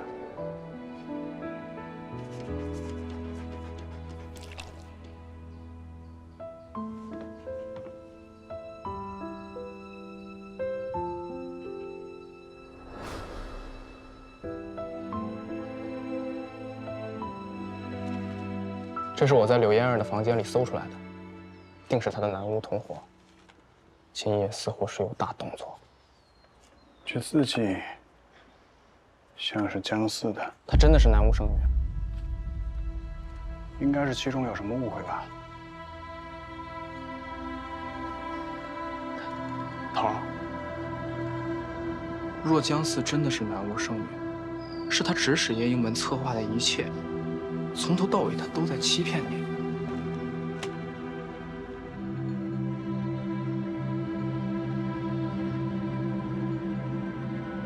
您能当断则断，杀了他吗？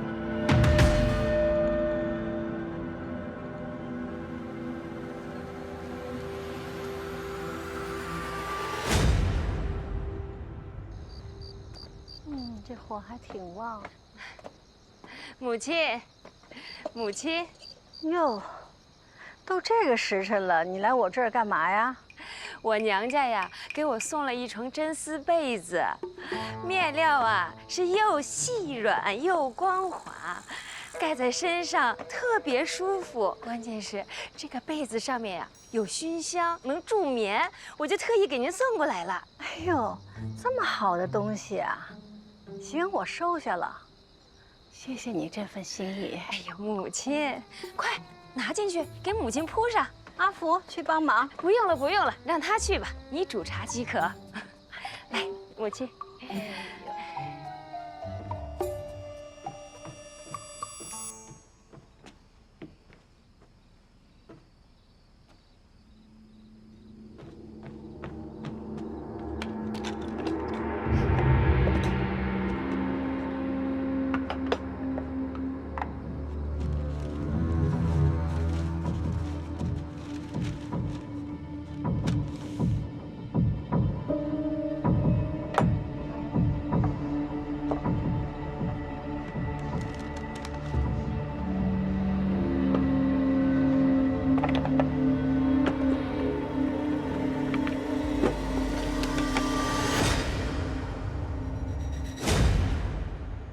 老太太那儿没人看见吧？没有，我很小心。不过这用了印总是瞒不住，若是日后老夫人问起来，如何是好？没事儿，这门亲事，我跟老太太提过，她没反对。正好前几日不是请过家印吗？就当是那会儿一并盖的吧。哎呀，即便老太太知道了，也不是什么大错。夫人这是何苦？为阮氏的女儿劳心劳力。她阮氏越是不同意，我就越要促成这门亲事，还去二爷那儿告状，左右他都不领我的情。那我偏要争了这口气，灭灭他的气焰。明儿一早把这封信给萧府送去。是。